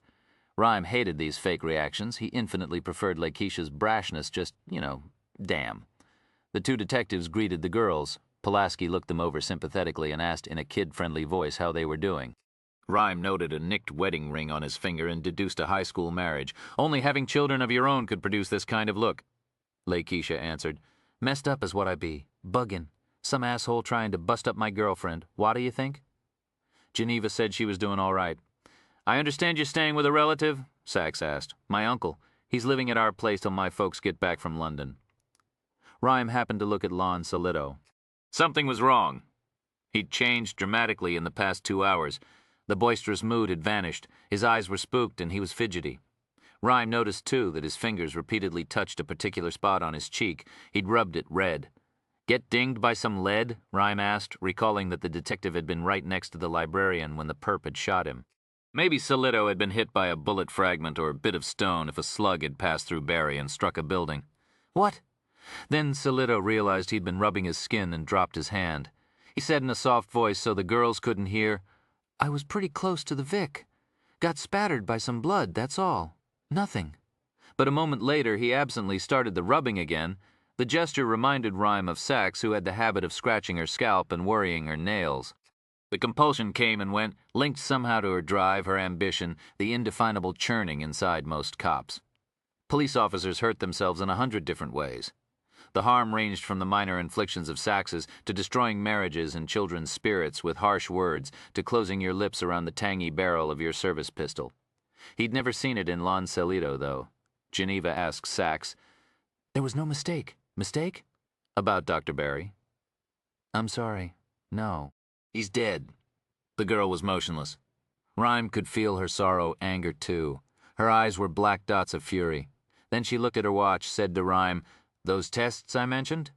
Well, let's just get some questions out of the way and then we'll see. Sachs? With the evidence now set out on the examining table and chain of custody cards completed, Sachs pulled up a chair beside Rhyme and interviewed the girls. She asked Geneva exactly what had happened. The girl explained she'd been looking up an article in an old magazine when somebody came into the library. She'd heard hesitant footsteps, then a laugh, the voice of a man ending a conversation and the snap of a closing cell phone. The girl squinted. Hey, maybe what you could do is check out all the mobile companies in town, see who was on the phone then. Rhyme gave a laugh. That's a good thought. But at any given moment in Manhattan, there were about 50,000 cell phone calls in progress. Besides, I doubt he was really on the phone. He was frontin'? How you know that? Lakeisha asked, furtively slipping 2 sticks of gum into her mouth. I don't know it. I suspect it. Like the laughing. He was probably doing it to make Geneva drop her guard. You tend not to notice people on cell phones, and you rarely think of them as being a threat. Geneva was nodding. Yeah. I was kind of freaked when he first came into the library, but when I heard him on the phone, well, I thought it's rude to be talking on a phone in a library, but I wasn't scared anymore. What happened then? Sachs asked. She explained that she'd heard a second click. She thought it sounded like a gun and saw a man in a ski mask. She then told how she'd dismantled the mannequin and dressed it in her own clothes. That fat, Lakeisha offered proudly. My sister here. She's smart. She sure is, Rhyme thought. I hid in the stacks till he walked to the microfiche reader, then I ran for the fire door. You didn't see anything else about him? Sachs asked. No. What color was the mask? Dark? I don't know exactly. Other clothes? I didn't see anything else, really. Not that I remember. I was pretty freaked. I'm sure you were, Sachs said. When you were hiding in the stacks, were you looking in his direction? So you'd know when to run? Geneva frowned for a moment. Well, yeah, that's right. I was looking. I forgot about that. I watched through the bottom shelves so I could run when he got close to my chair. So maybe you saw a little more of him then. Oh, I did. I think he had brown shoes. Yeah, brown. Sort of a lighter shade. Not dark brown.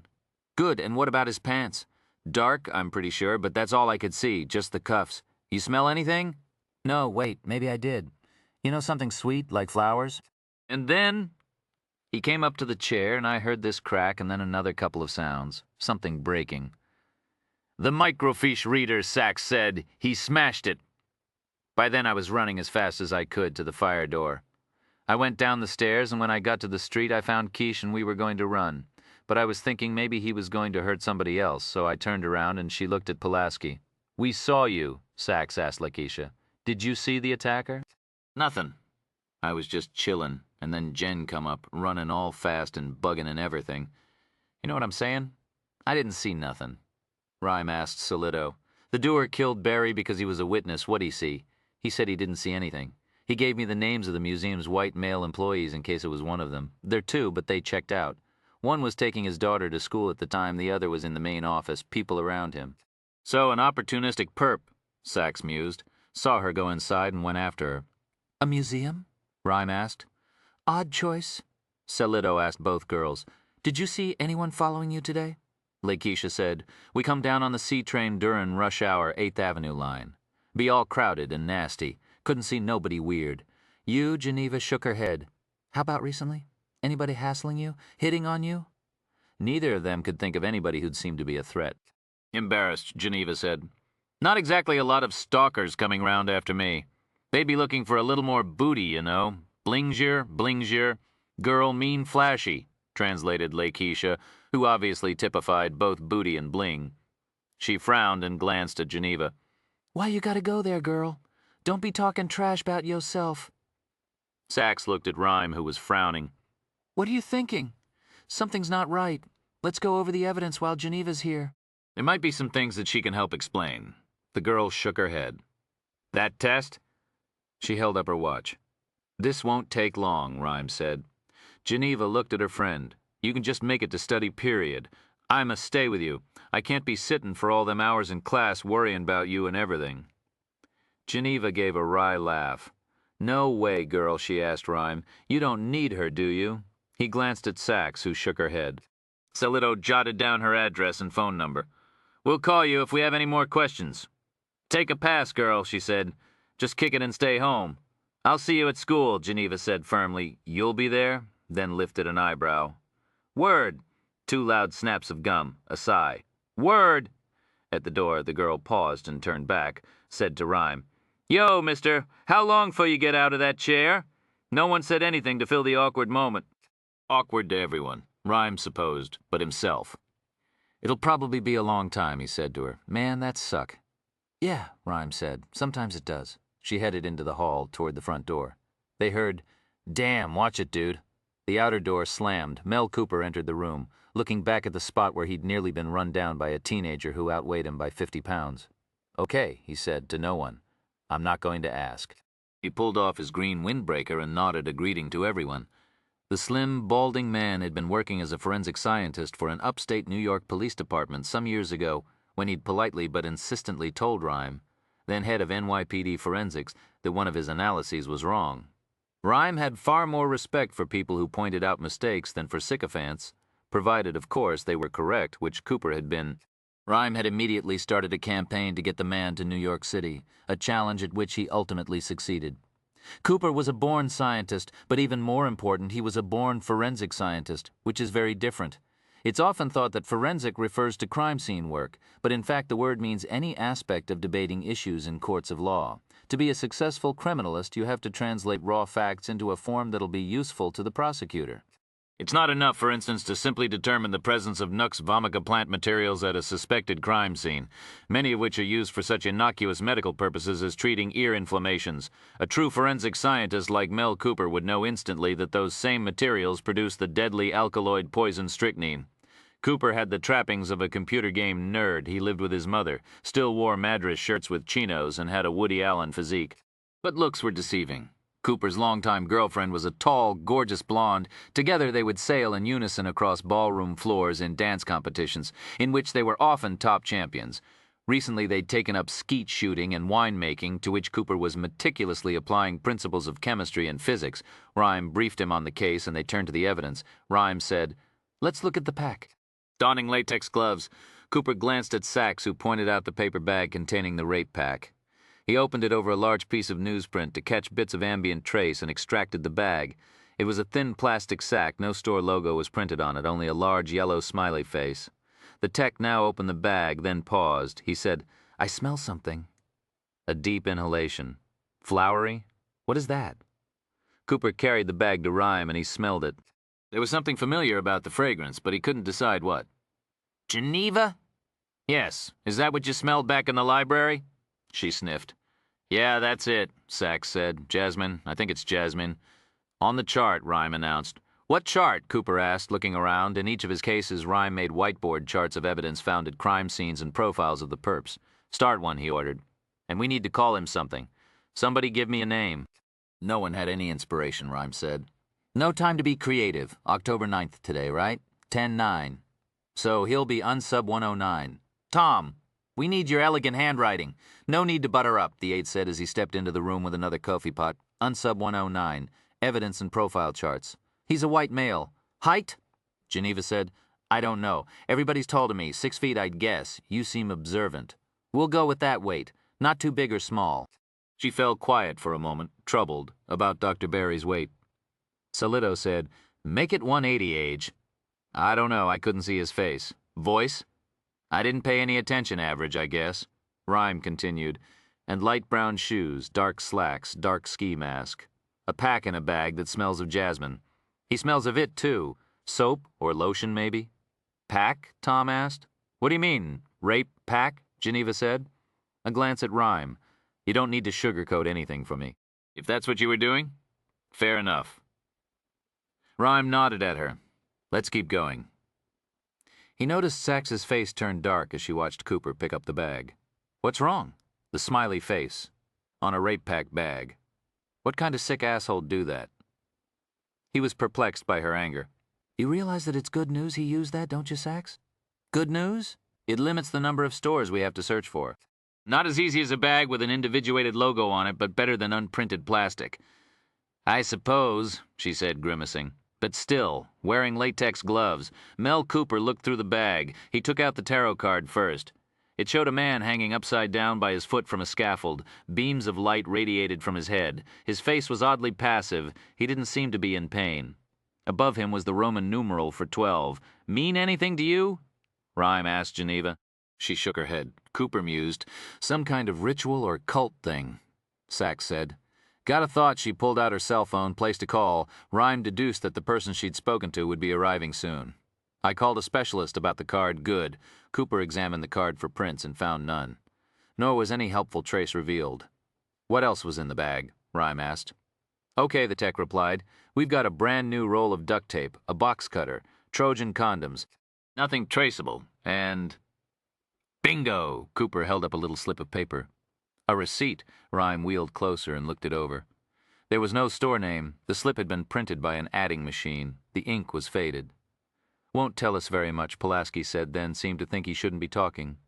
What was he doing here, Rhyme wondered. Oh, that's right, helping Solido. Sorry to differ, Rhyme said stridently. Tells us a lot. He bought all the items in the pack at one store. You can compare the receipt to the price tags? Well, along with something else he bought for $5.95 that wasn't in the bag. Maybe the tarot deck. So we've got a store that sells duct tape, box cutters, and condoms. Got to be a variety store or variety drugstore. We know it's not a chain because there's no logo on the bag or receipt, and it's low budget since it only has cash drawers, not computerized registers. Not to mention the cheap prices. And the sales tax tells us that the store is in. He squinted as he compared the subtotal on the receipt with the amount of tax. God damn it. Who knows math? What's the percentage? Cooper said, I've got a calculator. Geneva glanced at the receipt. 8.625. How'd you do that, Sachs asked. I just kinda can, she said. Rhyme repeated 8.625. That's the combined New York State and city sales tax. Puts the store in one of the 5 boroughs. A glance at Pulaski. So, patrolmen still think it's not very revealing? Got it, sir. I'm decommissioned. Sir isn't necessary. All right, print everything and let's see what we can find. Me? The rookie asked uncertainly. No, them. Cooper and Sachs used a variety of techniques to raise prints on the evidence. Fluorescent powder, Ardrox spray and superglue fumes on slick surfaces, iodine vapor and ninhydrin on porous, some of which raised prints by themselves, while others displayed the results under an alternative light source. Looking up at the team through his large orange goggles, the tech reported, prints on the receipt, prints on the merchandise. They're all the same. Only the thing is, they're small, too small to be from a 6-foot-tall man. A petite woman or a teenage girl, the clerks, I'd say. I see smudges, too. I'd guess the unsub wiped his own off. While it was difficult to remove all the oils and residue left by human fingers, prints could be obliterated easily by a brief rubbing. Run what you've got through, IAFIS. Cooper lifted copies of the prints and scanned them. 10 minutes later, the FBI's integrated automated fingerprint identification system had verified that the prints did not belong to anyone on file in the major databases, city, state, and federal. Cooper also sent them to some of the local databases that weren't linked to the FBI's system. Shoes, Rhyme announced. Sachs produced the electrostatic print. The tread marks were worn, so the shoes were old. Size 11, Cooper announced. There was a loose correlation between foot size and bone structure and height, though it was tenuous as circumstantial evidence in court. Still, the size suggested that Geneva had probably been right in her assessment that the man was around 6 feet tall. What about a brand?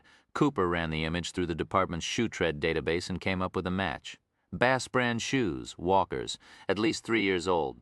They discontinued this model that year. Rhyme said, the tread wear tells us he has a slightly turned-out right foot, but no noticeable limp and no serious bunions, ingrown nails, or other malades des peds. I didn't know you spoke French, Lincoln, Cooper said, only to the extent it helped an investigation. This particular phrase had come about when he was running the missing right shoes case and had spoken on a number of occasions to a French cop. What's the trace situation? Cooper was poring over the evidence collection bags containing the tiny particles that had adhered to Sachs's trace collector, which was a sticky roller, like the kind for removing lint and pet hair. Rollers had replaced dustbuster vacuum cleaners as the collector of choice for fiber, hair, and dry residue. Wearing the magnifiers again, the tech used fine tweezers to pick up materials. He prepared a slide and placed it under the microscope, then adjusted the magnification and focus. Simultaneously, the image popped up on several flat-screen computer monitors around the room. Rhyme turned his chair and examined the images closely. He could see flecks that appeared to be bits of dust, several fibers, white puffy objects, and what looked like tiny amber shells shed by insects, exoskeletons. When Cooper moved the stage of the scope, some small balls of spongy, off-white fibrous material were visible. Where did this come from? Sachs looked over the tag. 2 sources. The floor near the table where Geneva was sitting and beside the dumpster where he was standing when he shot Barry. Trace evidence in a public place was often useless because there were so many chances for strangers unconnected to the crime to shed material. But similar trace being found in two separate locations where the perp had been suggested strongly that it had been left by him. "Thank you, Lord," Rhyme muttered, "for thy wisdom in creating deep-tread shoes." Sachs and Tom glanced at each other. "Wondering about my good mood?" Rhyme asked, continuing to stare at the screen. "Was that the reason for the sidelong look? I can be cheerful sometimes, you know." "Blue moon," the aide muttered. "Cliché alert. Lawn? You catch that one? Now, back to the trace. We know he shed it. What is it, and can it lead us to his den?" Forensic scientists confront a pyramid-shaped task in analyzing evidence. The initial and usually easiest job is to identify a substance, finding that a brown stain, for instance, is blood, and whether it's human or animal, or that a piece of lead is a bullet fragment. The second task is to classify that sample. That is, put it in a subcategory, like determining that the blood is O positive, that the bullet that shed the fragment was a .38. Learning that evidence falls into a particular class may have some value to police and prosecutors if the suspect can be linked to evidence in a similar class. His shirt has a type O positive bloodstain on it. He owns a .38, though that connection isn't conclusive. The final task and the ultimate goal of all forensic scientists is to individuate the evidence, unquestionably link this particular bit of evidence to a single location or human being. The DNA from the blood on the suspect's shirt matches that of the victim. The bullet has a unique mark that could be made only by his gun. The team was now low on this forensic pyramid. The strands, for instance, were fibers of some sort. They knew. But more than 1,000 different fibers were made in the United States annually, and over 7,000 different types of pigments were used to color them. Still, the team could narrow down the field. Cooper's analysis revealed that the fibers shed by the killer were plant-based, rather than animal or mineral, and they were thick. "I'm betting it's cotton rope," Rhyme suggested. Cooper nodded as he read through a database of vegetable-based fibers. "Yep, that's it. Generic, though. No manufacturer. One fiber contained no pigments, but the other had a staining agent of some kind. It was brown, and Cooper thought the stain might be blood. A test with the phenolphthalein presumptive blood test revealed that it was his. Salito wondered. "Who knows?" Cooper responded, continuing to examine the sample. "But it's definitely human. With the compression and fractured ends, I'd speculate the rope's a garrote. We've seen that before. It could be this was the intended murder weapon. His blunt object would be simply to subdue his victim rather than to kill her. It's hard, messy work beating someone to death. He also had the gun, but that would be too loud to use if he wanted to keep the murder quiet in order to escape." A garrote made sense. Geneva sighed. "Mr. Rhyme, my test? Test? At school?" "Oh, sure, just a minute. I want to know what kind of bug that exoskeleton's from," Rhyme continued. "Officer," Sachs said to Pulaski. "Yes, detective. How about you help us out here?" "Sure thing." Cooper printed out a color image of the bit of exoskeleton and handed it to the rookie. Sachs sat him down in front of one of the computers and typed in commands to get into the department's insect database. The NYPD was one of the few police departments in the world that had not only an extensive library of insect information, but a forensic entomologist on staff. After a brief pause, the screen began to fill with thumbnail images of insect parts. "Man, there are a lot of them. You know, I've never actually done this before." He squinted as the files flipped past. Sachs stifled a smile. "Not exactly like CSI, is it?" she asked. "Just scroll through slowly and look for something you think matches." "Slow is the key word," Rhyme said. "More mistakes in forensic analysis occur because technicians rush than because of any other cause." "I didn't know that," Sachs said. "And now you do." Chapter 6. "GC those white blobs there," Rhyme ordered. "What the hell are they?" Mel Cooper lifted several samples off the tape and ran them through the gas chromatograph mass spectrometer, the workhorse instrument in all forensic labs. It separates unknown trace into its component parts and then identifies them. The results would take 15 minutes or so, and while they waited for the analysis, Cooper pieced together the bullet the emergency room doctor had removed from the leg of the woman whom the killer had shot. Sachs had reported the gun had to be a revolver, not an automatic, since there were no brass cartridges ejected at the scene of the shooting outside the museum. "Oh, these are nasty," Cooper said softly, examining the fragments with a pair of tweezers. "The gun's small, a .22. "But they're Magnum rounds." "Good," Rhyme said. He was pleased because the powerful Magnum version of the rimfire .22 caliber bullet was rare ammunition and therefore would be easier to trace.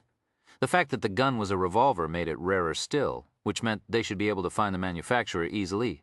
Sachs, who was a competitive pistol shooter, didn't even need to look it up. North American Arms is the only one I know of. Their Black Widow model maybe, but I'd guess the Mini Master. It's got a 4-inch barrel, that's more accurate, and he grouped those shots real tight. Rhyme asked the tech, who was poring over the examination board, "What'd you mean by nasty? Take a look." Rhyme, Sachs, and Solito moved forward. Cooper was pushing around bits of blood-stained metal with the tweezers. Looks like he made them himself. Explosive rounds? No, almost as bad. Maybe worse. The outer shell of the bullet's thin lead. Inside the slug was filled with these. There were a half-dozen tiny needles about 3/8 of an inch long. Upon impact, the bullet would shatter and the pins would tumble in a V pattern throughout the body. Though the slugs were small, they'd do far more damage than regular rounds. They weren't designed to stop an attacker. Their purpose was solely to destroy internal tissue. And without the numbing effect of a large-caliber slug's impact, these shells would result in agonizing wounds. Lon Solito shook his head, eyes fixed on the needles, and scratched the invisible stain on his face, probably thinking how close he'd come to being hit with one of these slugs. "Jesus," he muttered. His voice broke and he cleared his throat, laughed to cover it up, and walked away from the table. Curiously, the lieutenant's reaction was more troubled than the girl's. Geneva didn't seem to pay much attention to the details of her attacker's gruesome rounds. She glanced again at her watch and slouched impatiently. Cooper scanned the largest pieces of the bullet and ran the information about the slugs through IBIS, the Integrated Ballistics Identification System, which nearly 1,000 police departments around the country subscribe to, as well as the FBI's drug fire system. These huge databases can match a slug, fragments, or brass casing to bullets or weapons on file. A gun found on a suspect today, for instance, can quickly be matched to a bullet recovered from a victim 5 years ago. The results on these slugs, though, came back negative. The needles themselves appeared to have been broken off the end of sewing needles, the sort you could buy anywhere, untraceable. Never easy, is it? Cooper muttered. At Rhyme's direction, he also searched for registered owners of Mini-Masters and the smaller Black Widows in .22 Magnum and came back with nearly 1,000 owners, none of whom had criminal records. Stores aren't required by law to keep records of who buys ammunition, and therefore they never did. For the time being, the weapon was a dead end. Pulaski? Rhyme shouted, "What's with the bug?" The exoskeleton. "Is that what you called it?" "That's what you mean, sir?" "Right. What about it?" "No matches yet. What exactly is an exoskeleton?" Rhyme didn't answer. He glanced at the screen and saw that the young man was only a small way into the Hemiptera order of insects. He had a long way to go. Keep at it. The GCMS computer beeped. It had completed its analysis of the white blobs. On the screen was a peak and valley chart, below which was a block of text. Cooper leaned forward and said, "We've got curcumin, dimethoxycurcumin, bisdimethoxycurcumin, volatile oil, amino acids, lysine and tryptophan, threonine and isoleucine, chloride, various other trace proteins, and large proportion of starches, oils, triglycerides, sodium, polysaccharides. Never seen that combination. The GCMS was miraculous in isolating and identifying substances, but not necessarily so great in telling you what they added up to." Rhyme was often able to deduce common substances like gasoline or explosives just from a list of their ingredients, but these were new to him. He cocked his head and began to categorize those substances in the list that, as a scientist, he knew would logically be found together and which would not. The curcumin, its compounds, and the polysaccharides obviously fit together. Obviously was the wry response of Amelia Sachs, who used to ditch science class in high school to go drag racing. "We'll call that substance 1. Then the amino acids, other proteins, starches, and triglycerides, they are often found together, too. We'll call them substance 2, the chloride. Poison, right?" asked Pulaski. "And sodium," muttered Rhyme, "are most likely salt," a glance at the rookie. "Dangerous only in the case of people with high blood pressure, or if you're a garden slug." The kid turned back to the insect database. "So with the amino acids and starches and oils, I'm thinking substance 2 is a food, salty food. Go online, Mel, and find out what the hell curcumin is in." Cooper did. "You're right, it's a vegetable dye used in food products, usually found in connection with those other items in substance 1, volatile oils too. What sort of food products?" "Hundreds of them. How about some for instances?" Cooper began to read from a lengthy list, but Rhyme interrupted. "Hold on, is popcorn on the list?" "Let's see. Yeah, it is." Rhyme turned and called to Pulaski. "You can stop." "Stop? It's not an exoskeleton. It's a shell from a popcorn kernel. Salt and oil and popcorn. Should have figured that one out up front, damn it." It was a cheerful expletive nonetheless. On the chart, Tom. Our boy likes junk food. Should I write that? Of course not. He could hate popcorn. Maybe he works in a popcorn factory or movie theater. Just add popcorn. Rhyme looked at the chart. Now let's find out about that other trace, the off-white stuff. Cooper ran another GCMS test. The results indicated that it was sucrose and uric acid. The acid's concentrated, the tech said. The sugar's pure, no other foodstuffs, and the crystalline structure's unique. I've never seen it milled like that. Rhyme was troubled by this news. Send it to the FBI's bomb people. Bomb? Solito asked. Rhyme said, haven't been reading my book? No, the big detective shot back. I've been busy catching bad guys. Touché, but it'd be helpful to at least take a look at the headings from time to time, as in homemade explosive devices. Sugar's often an ingredient. Mix it with sodium nitrate and you've got a smoke bomb. With permanganate, it's a low explosive which can still do a lot of damage if you pack it into a pipe. I'm not sure how the uric acid figures, but the Bureau's got the best database in the world. They'll tell us. The FBI's lab is available to handle evidence analysis for state and local law enforcers, at no charge, provided that the requesting agency agrees to two things: to accept the FBI's results as final and to show them to the defendant's lawyer, because of the Bureau's generosity and its talent. The agents are inundated with requests for assistance. They run more than 700,000 analyses a year. Even New York's finest would stand in line like everyone else to get this bit of sugar analyzed. But Lincoln Rhyme had an in. Fred Delray, a special agent in the FBI's Manhattan office, often worked with Rhyme and Solito, and he carried a lot of weight in the Bureau. Equally important was the fact that Rhyme had helped the FBI set up its PERT system, the Physical Evidence Response Team. Solito called Delray, who was presently on the task force checking out those reports of potential terrorist bombings in New York. Delray got on the horn to FBI HQ in Washington, D.C. And within minutes, a technician had been recruited to help on the Unsub 109 case. Cooper sent him the results of the analyses and compressed digital images of the substance via secure email. No more than 10 minutes passed before the phone rang. Command, answer. Rhyme snapped into his voice recognition control system. Detective Rhyme, please. This is Rhyme. I'm Examiner Phillips down on 9th Street. Washington's 9th Street. He meant FBI headquarters. What do you have for us? Rhyme asked briskly. And thanks for calling back so fast, Sachs said quickly. She sometimes had to run interference for Rhyme's bluntness. No worries, ma'am. Well, I was thinking it was pretty odd what you sent down, so I sent it to materials analysis that did the trick. We've got a 97% certainty as to the substance. How dangerous was the explosive? Rhyme wondered. He said, go ahead. What is it? Cotton candy. That wasn't a street name he knew. But there were a number of new generation explosives that had detonation rates of 30,000 feet per second, 10 times the speed of a bullet. Was this one of those, he asked. What are its properties? A pause. It tastes good?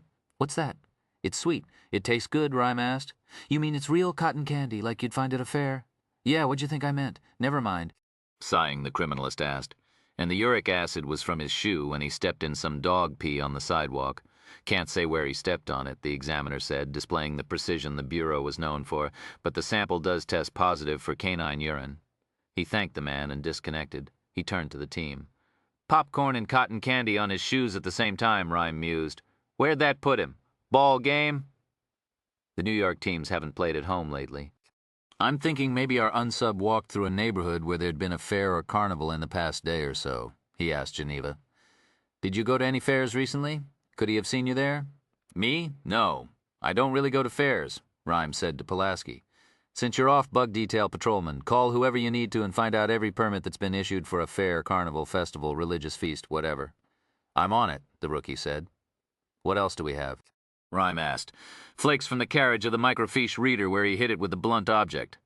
Flakes? Bits of varnish, I'd guess, from whatever he used. Okay, run them through Maryland. The FBI had a huge database of current and past paint samples located in one of its Maryland facilities. This was mostly used for matching paint evidence to cars, but there were hundreds of samples of varnish as well. After another call from Delray, Cooper sent the GC-MS composition analysis and other data on the lacquer flakes off to the Bureau. Within a few minutes, the phone rang, and this FBI examiner reported that the varnish matched a product sold exclusively to manufacturers of martial arts equipment, like nunchakus and security batons. He added the discouraging news that the substance contained no manufacturer's markers and was sold in large quantities, meaning it was virtually untraceable. Okay, we've got a rapist with a nunchaku, funky bullets, a bloody rope. Man is a walking nightmare. The doorbell rang, and a moment later, Tom ushered in a woman in her 20s, his arm around her shoulders. "Look who's here," the aide announced. The slim woman had spiky purple hair and a pretty face. Her stretch pants and sweater revealed an athletic body, actually a performer's body. Rhyme knew. "Kara," Rhyme said. "Good to see you again. I deduce you're the specialist Sachs called." "Hi." The young woman hugged Sachs, greeted the others, and closed her hands around Rhymes. Sachs introduced her to Geneva, who looked her over with a reserved face. Kara, it was a stage name, she wouldn't reveal her real one, was an illusionist and performance artist who had helped Rhyme and Sachs as a consultant in a recent murder case where a killer used his skills as a magician and sleight-of-hand artist to get close to victims, murder them, and get away. She lived in Greenwich Village but had been visiting her mother in a care facility uptown when Sachs had called, she explained. They spent a few moments catching up. Kara was putting together a one-woman show for the Performance Warehouse in Soho and was dating an acrobat.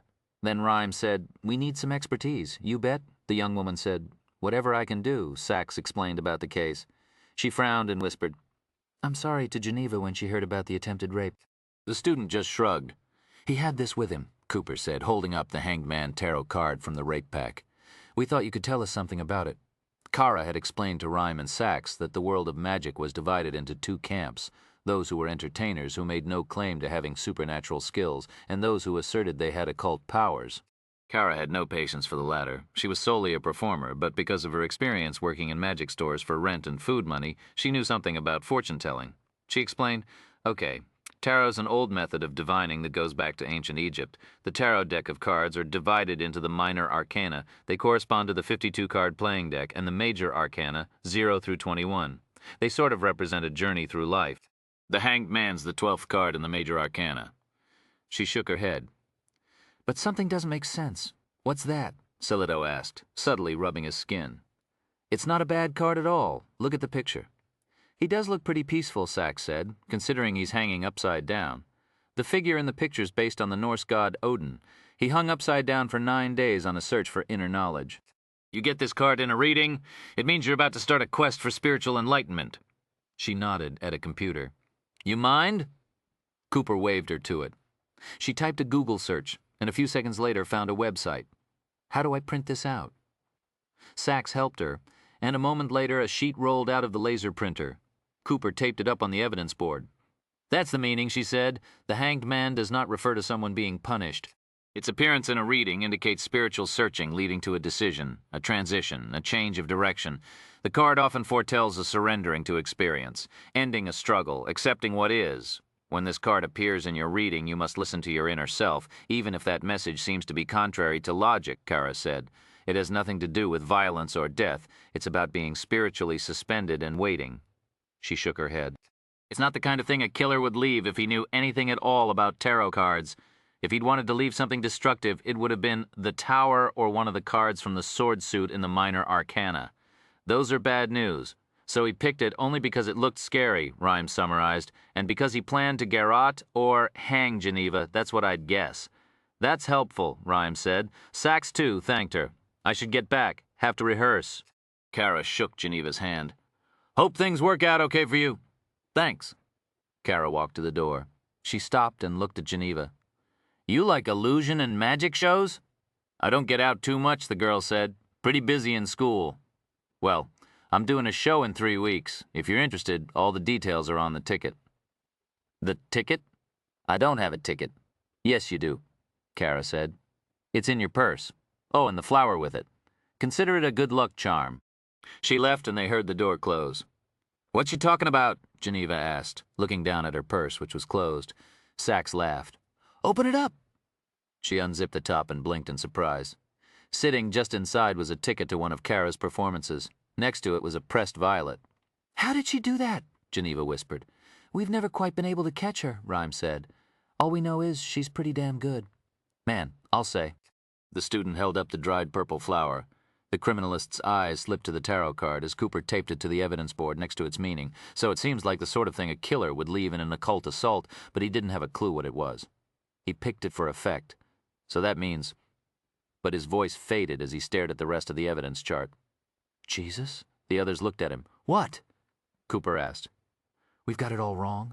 Taking a break from rubbing his face, Silido asked, "What do you mean?" "Look at the prints on what was in the rape pack. He wiped his own off, right?" Yeah, Cooper confirmed, but there are prints, the criminalist offered. And they're probably the clerk's, since they're the same that are on the receipt. Right. Sillito shrugged. So he wiped his prints before he got to the cash register while he was in the store. Silence in the room. Irritated that nobody caught on, the criminalist continued because he wanted the clerk's prints on everything. Sachs understood. He meant to leave the rape pack behind so we'd find it. Pulaski was nodding. Otherwise, he'd just have wiped everything after he got it home. Exactly, Rhyme said with a hint of triumph in his voice. I think it was staged evidence to make us think it was a rape with some kind of occult overtones. Okay, let's step back. Rhyme was amused at Pulaski's uneasy glance at Rhyme's legs when the criminalist used the expression. An attacker tracks down Geneva in a public museum, not the typical setting for sexual assault. Then he hits her. Well, the mannequin, hard enough to kill her if not knock her out for hours. If that's the case, then what's he need the box cutter and duct tape for? And he leaves a tarot card he thinks is scary but is really just about spiritual searching? No, it wasn't an attempted rape at all. What's he up to then? Sillito asked. That's what we damn well better find out. Rhyme thought for a moment, then asked. And you said that Dr. Barry didn't see anything.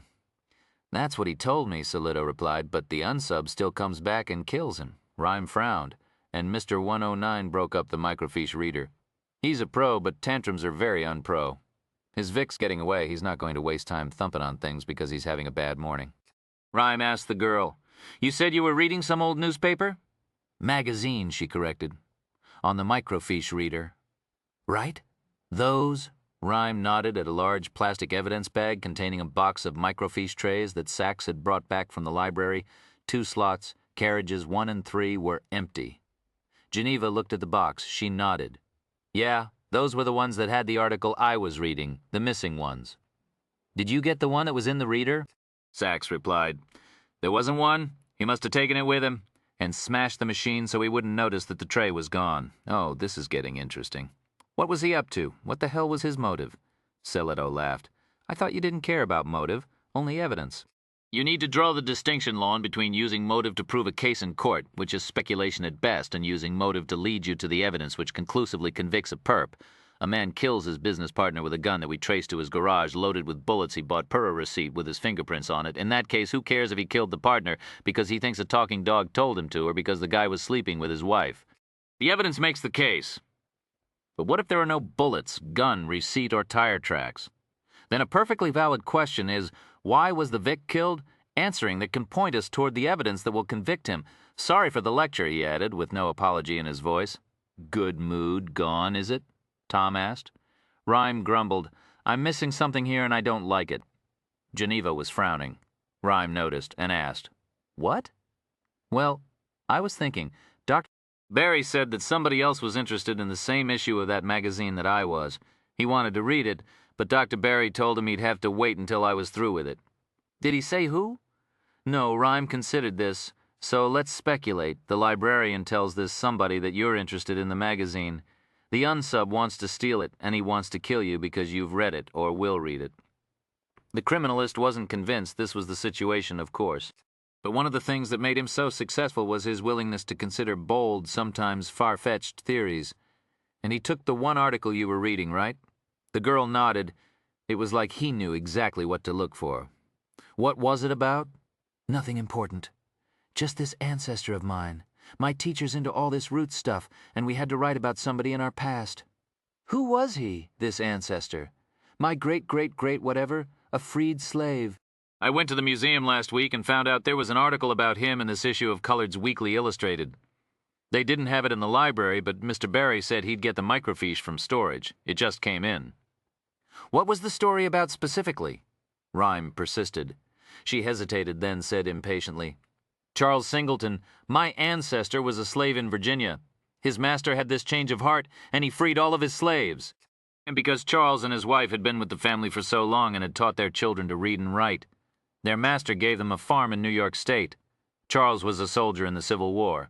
He came back home afterwards, and in 1868 he got accused of stealing some money from a black educational fund. That's all the article in the magazine was about. I just gotten to the part where he jumped into the river to escape from the police when that man showed up. Rhyme noted that she spoke well, but held on to her words tightly as if they were squirming puppies trying to escape. With educated parents on one side and homegirl friends like Lakeisha on the other, it was only natural that the girl suffered from some linguistic multiple personality. "So you don't know what happened to him?" Sachs asked. Geneva shook her head. "I think we have to assume that the unsub had some interest in what you were researching. Who knew what the topic of your paper was?" "Your teacher, I assume?" "No, I never told him specifically. I don't think I told anybody but Lakeisha. She might have mentioned it to somebody, but I doubt it. Assignments don't take up a lot of her attention, you know what I'm saying? Not even her own. Last week I went to this law office in Harlem to see if they had any old records about crimes in the 1800s, but I didn't tell the lawyer there very much. Of course, Dr. Barry would have known. And he would have mentioned it to that other person who was interested in the magazine too," Rhyme pointed out. "Now, just for the sake of argument, let's assume there's something in that article that the unsub doesn't want known. Maybe about your ancestor, maybe something else entirely." A glance at Sachs. "Anybody still at the scene? A portable. Have them canvass the employees. See if Barry mentioned that somebody was interested in that old magazine. Have them go through his desk, too."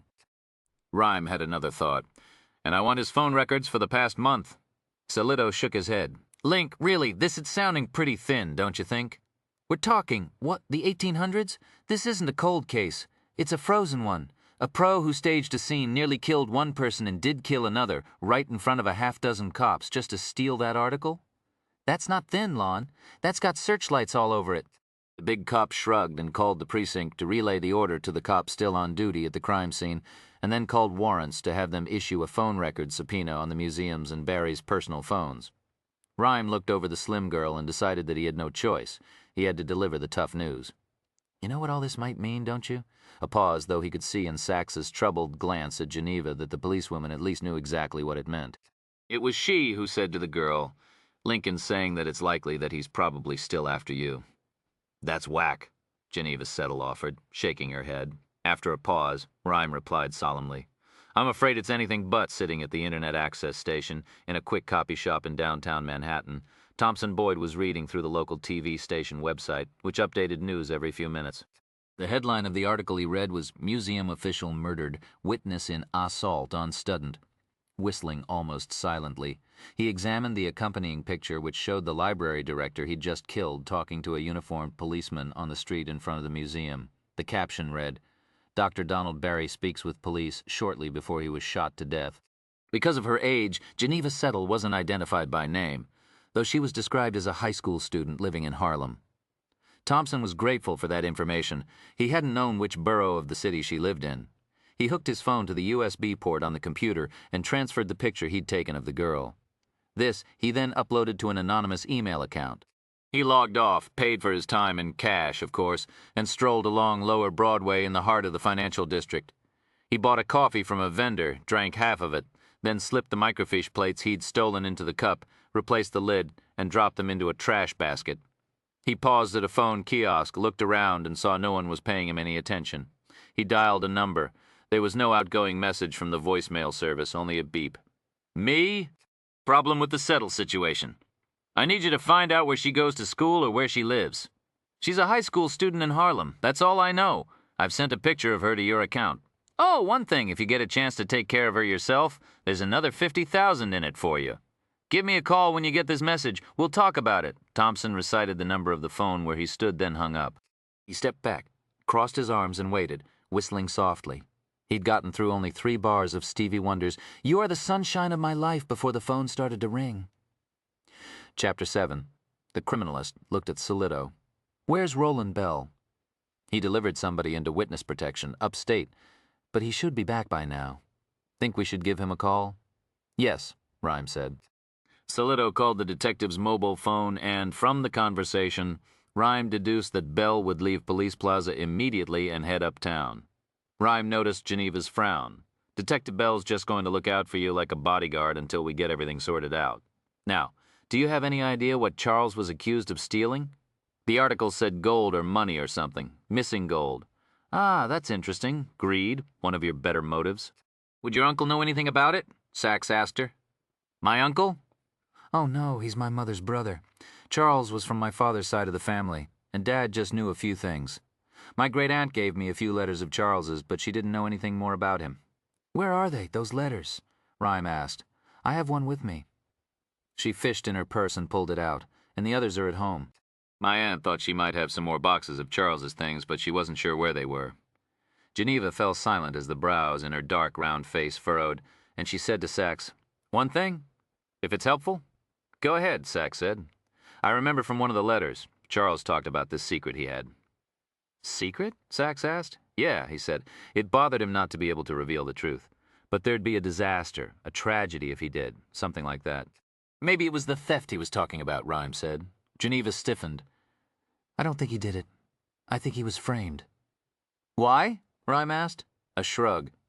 "Read the letter." The girl started to hand it to Rhyme, then caught herself and gave it to Mel Cooper, unapologetic about the faux pas. The tech placed it in an optical reader, and a moment later the elegantly scripted words from the 19th century were scrolling across flat-screen monitors from the 21st. Mrs. Violet Singleton, in care of Mr. and Mrs. William Dodd, Essex Farm Road, Harrisburg, Pennsylvania, July 14th, 1863. My dearest Violet, news has surely reached you of the terrible events in New York of late. I can now report that peace has returned. But the cost was great. The climate here has been incendiary, with hundreds of thousands of less fortunate citizens still reeling from the economic panic of several years ago. Mr. Greeley's Tribune reported that unconscionable stock speculation and imprudent lending had led to the bursting bubbles of the world's financial markets. In this atmosphere, it took merely a small spark to ignite the recent rioting, the order to draft men into the federal army, which was acknowledged by many to be necessary in our fight against the rebels, owing to the enemy's surprising strength and resilience. Still, the opposition to the draft was sturdier and more deadly than any had anticipated, and we, coloreds, abolitionists, and Republicans became the target of their hate as much as the conscription provost and his men, if not more so. Rioters, largely Irishmen, swept through the city, attacking any colored they might see, sacking houses and places of work. I had by happenstance been in the company of two teachers and the director of the Colored Children's Orphanage when a mob attacked the building and set it aflame. Why, more than 200 children were inside. With God's help, we were able to lead the little ones to safety at a nearby police station, but the rioters would have killed us all if they had had their way. Fighting continued throughout the day. That evening, the lynchings began. After one Negro was hanged, his body was set on fire, and the rioters danced around it in drunken revels. I was aghast. I have now fled to our farm up north and will henceforth keep my attention fixed on my mission of educating children in our school, working the orchard, and furthering, however I can, the cause of freedom of our people. My dearest wife, in the aftermath of these terrible events, life to me seems precarious and fleeting, and if you are inclined to the journey, it is my desire that you and our son now join me. I am enclosing herewith tickets for you both and $10 for expenses. I will meet your train in New Jersey, and we will take a boat up the river to our farm. You can assist me in teaching, and Joshua can continue his studies and help us and James in the cider mill and shop. Should anyone ask your business and destination, respond as do I. Say only that we are caretakers of the farm, tending it for Master Trilling in his absence. Seeing the hatred in the eyes of the rioters has brought home to me the fact that nowhere is safe, and even in our idyllic locale, arson, theft, and pillaging might very likely ensue, should it be learned that the owners of the farm are Negroes. I have come from a place where I was held in captivity and considered to be merely a 3/5 man. I had hoped that moving north would change this, but alas, that is not yet the case. The tragic events of the past few days tell me that you and I and those of our kind are not yet treated as whole men and women, and our battle to achieve wholeness in the eyes of others must continue with unflagging determination.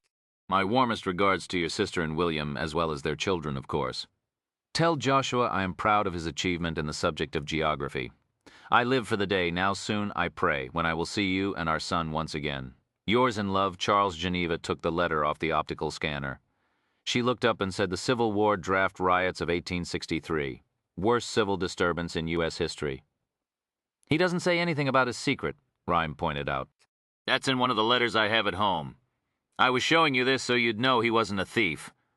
Rhyme frowned, but the theft was, what? 5 years after he wrote that. Why do you think that means he's not guilty? My point, Geneva said, is that he doesn't sound like a thief, does he?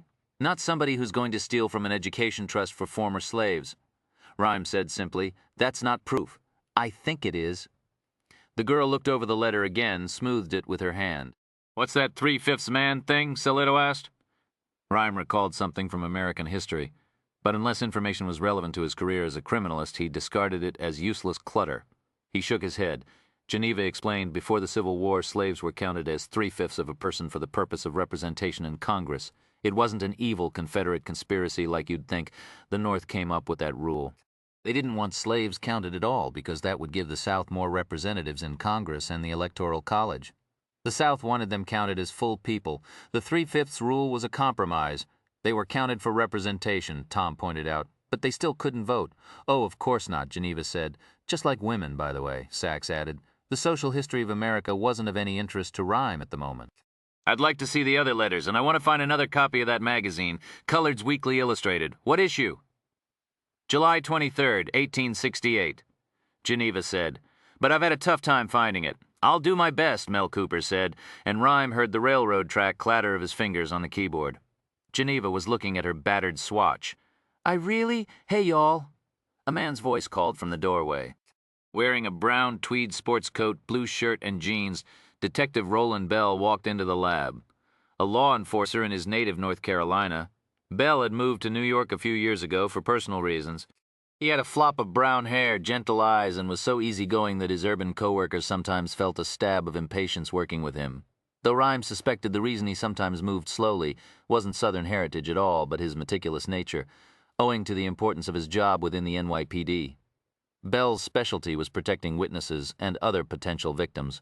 His operation wasn't an official unit in the NYPD, but it still had a name, SWAT. This wasn't the traditional weapons and tactics acronym, though. It was short for Saving the Witnesses Ass Team. Roland, this is Geneva Settle. Hey there, miss, he drawled and shook her hand. I don't need a bodyguard, she said firmly. Don't you worry, I won't get in your way, Bell said. You got my word of honor on that. I'll stay as out of sight as a tick in tall grass, a glance at Solito. Now what are we up against here? The heavy-set detective ran through the details of the case and what they knew so far. Bell didn't frown or shake his head, but Rhyme could see his eyes go still, which signaled his concern. But when Solito was done, Bell put on his down-home face again and asked Geneva a number of questions about herself and her family to give him an idea of how to set up the protection detail. She answered hesitatingly, as if she begrudged the effort. Finally, Bell was finished, and Geneva said impatiently, I really have to go. Could somebody drive me home? I'll get Charles's letters for you, but then I have to go to school. Detective Bell will take you home, Rhyme said, then added with a laugh. But about school, I thought we'd agreed you'd take the day off. Take a makeup. No, she said firmly. I didn't agree to that. You said, let's just get some questions out of the way and then we'll see. Not many people quoted Lincoln Rhyme's words back at him, he grumbled. Whatever I said, I think you'll have to stay home. Now that we know the perp may still be after you, it's just not safe. Mr. Rhyme, I need to take those tests. Makeup's at my school. They sometimes don't get scheduled. Test books get lost. You don't get credit. Geneva was angrily gripping an empty belt loop on her jeans. She was so skinny. He wondered if her parents were health freaks, keeping her on a diet of organic granola and tofu. It seemed that a lot of professors leaned in that direction. I'll call the school right now, Sachs said. We'll tell them there's been an incident. And I think I really want to go. Geneva said softly, eyes looking steadily into Rhyme's, now, just stay at home for a day or two until we find out more. Or, Rhyme added with a laugh, until we nail his ass. It was supposed to be light, to win her over by talking teenage. But he regretted the words instantly. He hadn't been real with her, solely because she was young. It was like the people who came to visit him and were overly loud and jokey because he was a quad. They pissed him off, just like she was pissed at him now. She said, I'd really appreciate a ride if you don't mind. Or I'll take the train. But I have to leave now if you want those letters. Irritated to have to be fighting this battle, Rhyme said with finality. I'll have to say no. Can I borrow your phone? Why's that, he asked. There's a man I want to call. A man. He's the lawyer I mentioned. Wesley Godey's. He used to work for the biggest insurance company in the country. And now he runs a legal clinic in Harlem. And you want to call him? Solito asked. Why? Because I want to ask him if you can keep me from going to school, Rhyme scoffed. It's for your own good. That's sort of for me to decide, isn't it? Your parents or your uncle? They're not the ones who have to graduate from 11th grade next spring. Sachs chuckled. Rhyme shot her a dark look. Just for a day or two, miss, Bell said. Geneva ignored him and continued. Mr. Godey's got John David Colson released from Sing Sing after he'd been in prison for 10 years for a murder he didn't commit. And he sued New York, the state itself, 2 or 3 times.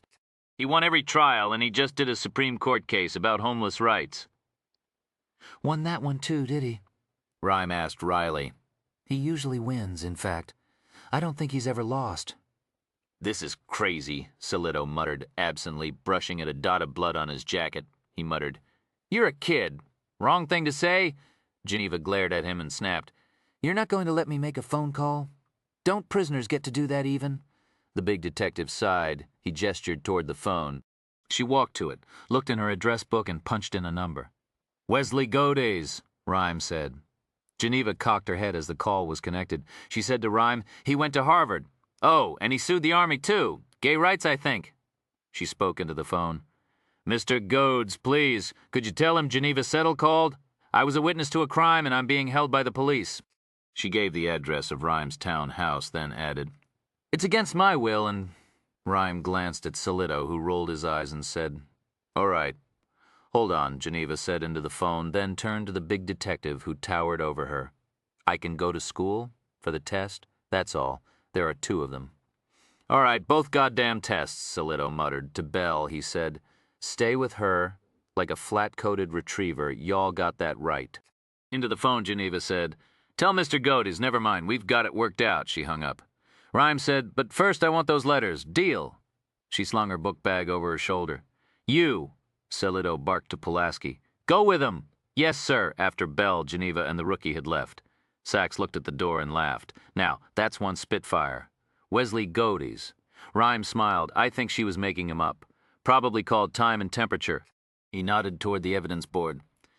"Let's get going on all of this, Mel. You take over street fair detail, and I want the facts and profile of what we've got so far sent to VICAP and NCIC. I want all the libraries and schools in town polled to see if this guy who talked to Barry also called them and asked about Singleton or that Colored's Weekly magazine.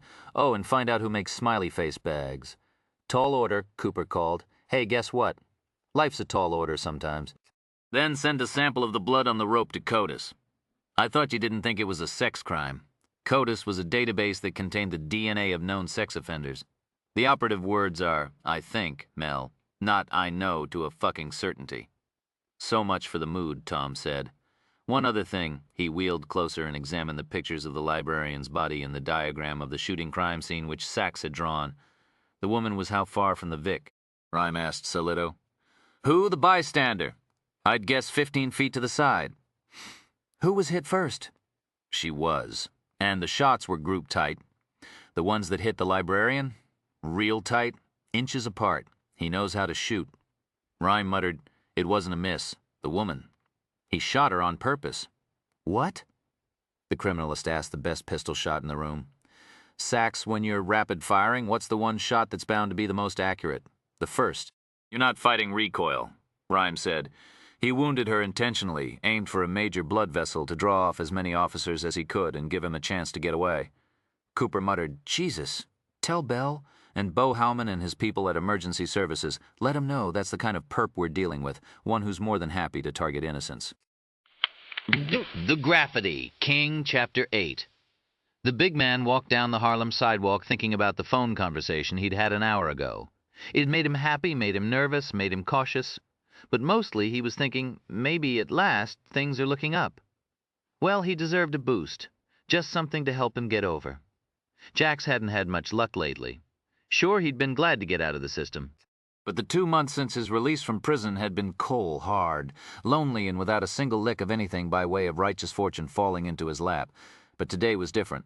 The phone call about Geneva Settle could change his life forever.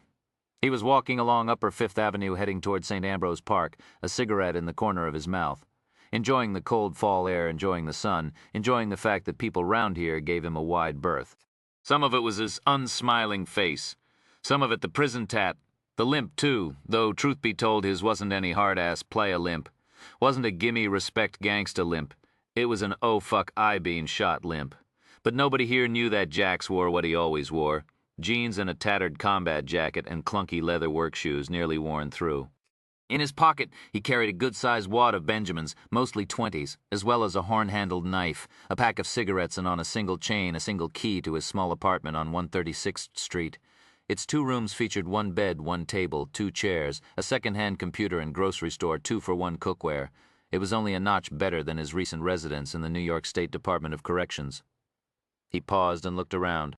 There he was, the skinny dude with dusty brown skin, a man who could have been 35 or 60.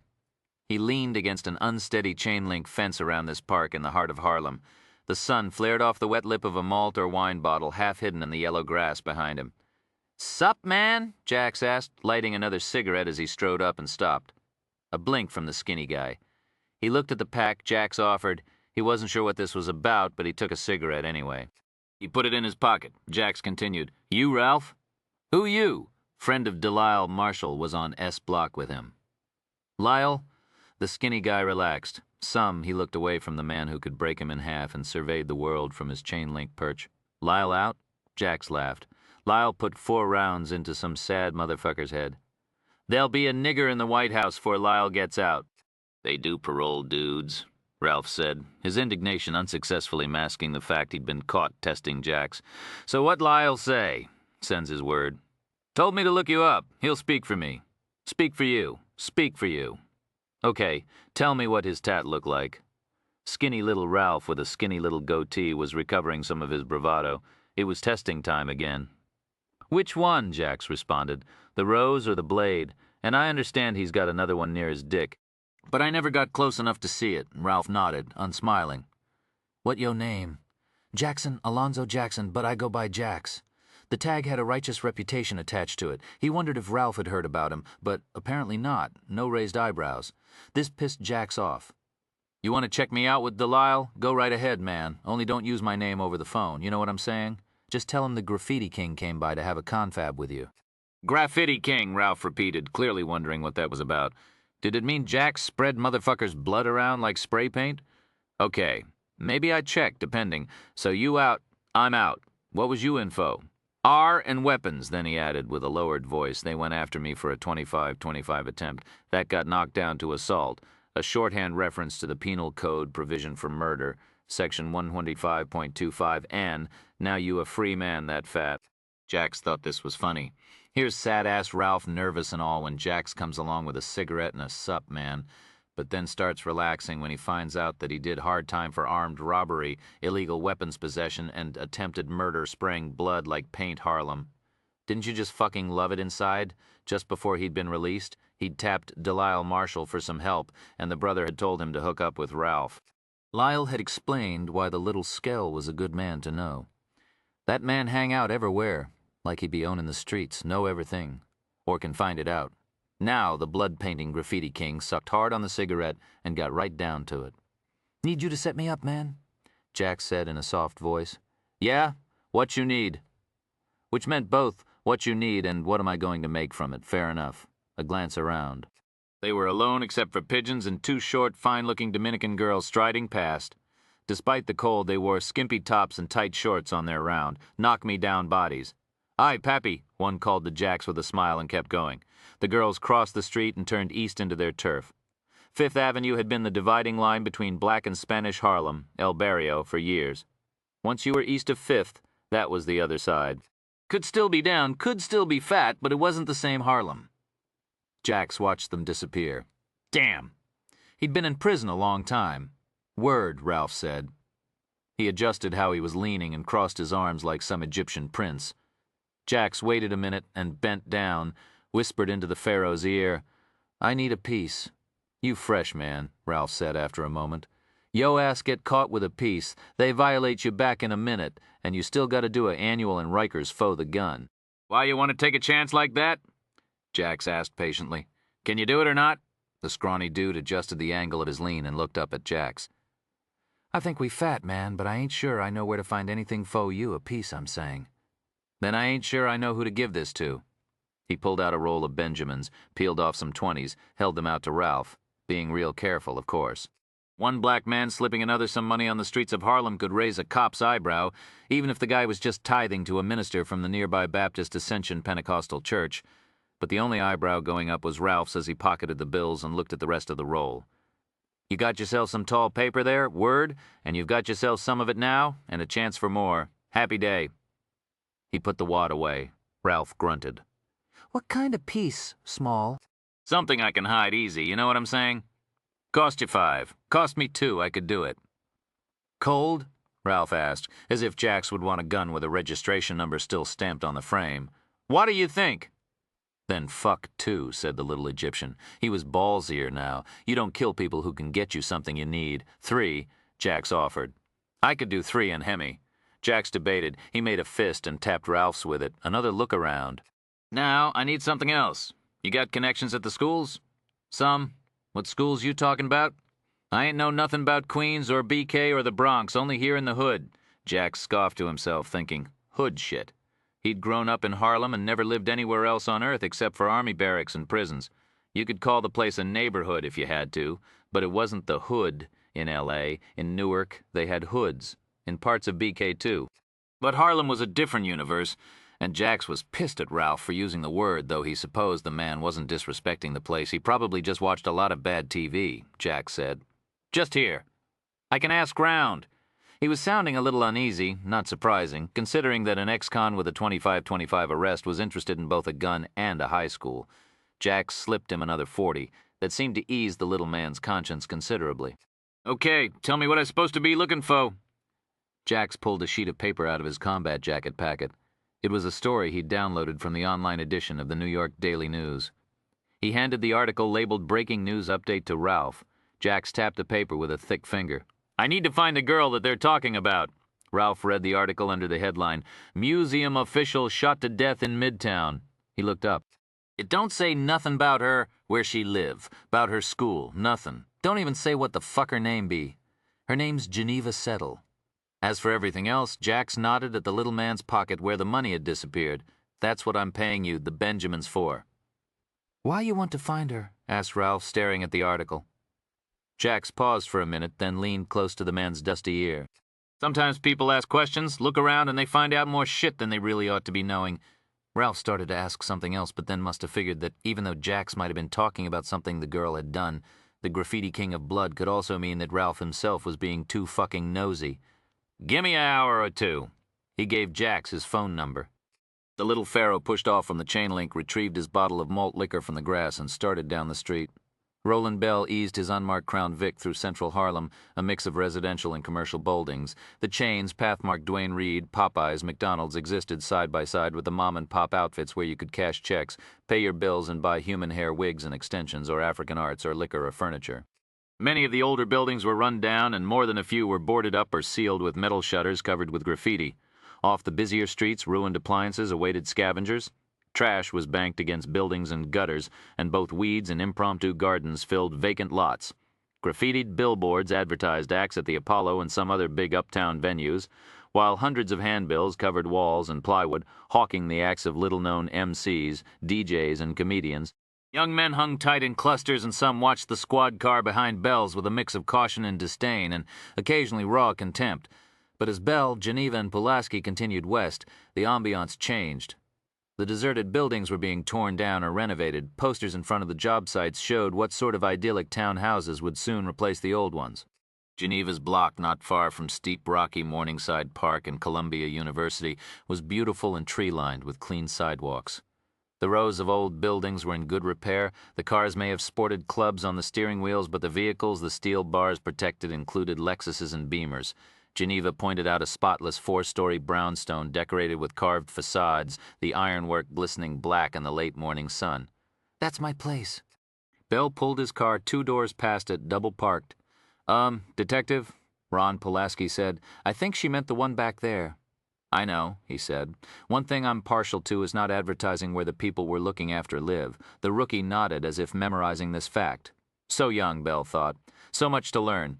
We'll be inside for a few minutes. Keep an eye out. Yes, sir. What for exactly? The detective hardly had time to educate the man in the finer points of bodyguard detail. His presence alone would be enough of a deterrent for this brief errand.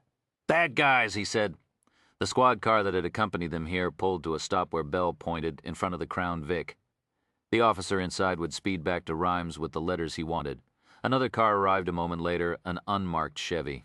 It contained 2 officers from Bell's SWAT witness protection team who would remain in and around the townhouse. After learning that the unsub would target bystanders simply as a diversion, Bell had ordered some reinforcements. The team officers he'd picked for this assignment were Luis Martinez, a quiet, solid detective, and Barbie Lynch, a sharp, young plainclothes officer who was new to protection detail but gifted with an intuitive radar for sensing threats. The Carolinian now lifted his lean frame out of the car and looked around, buttoning his sports coat to hide the 2 pistols he wore on his hips. Bell had been a good small-town cop and he was a good big-city investigator, but was truly in his element when it came to protecting witnesses. It was a talent, like the way he could sniff out game in the fields where he'd hunted growing up. Instinct?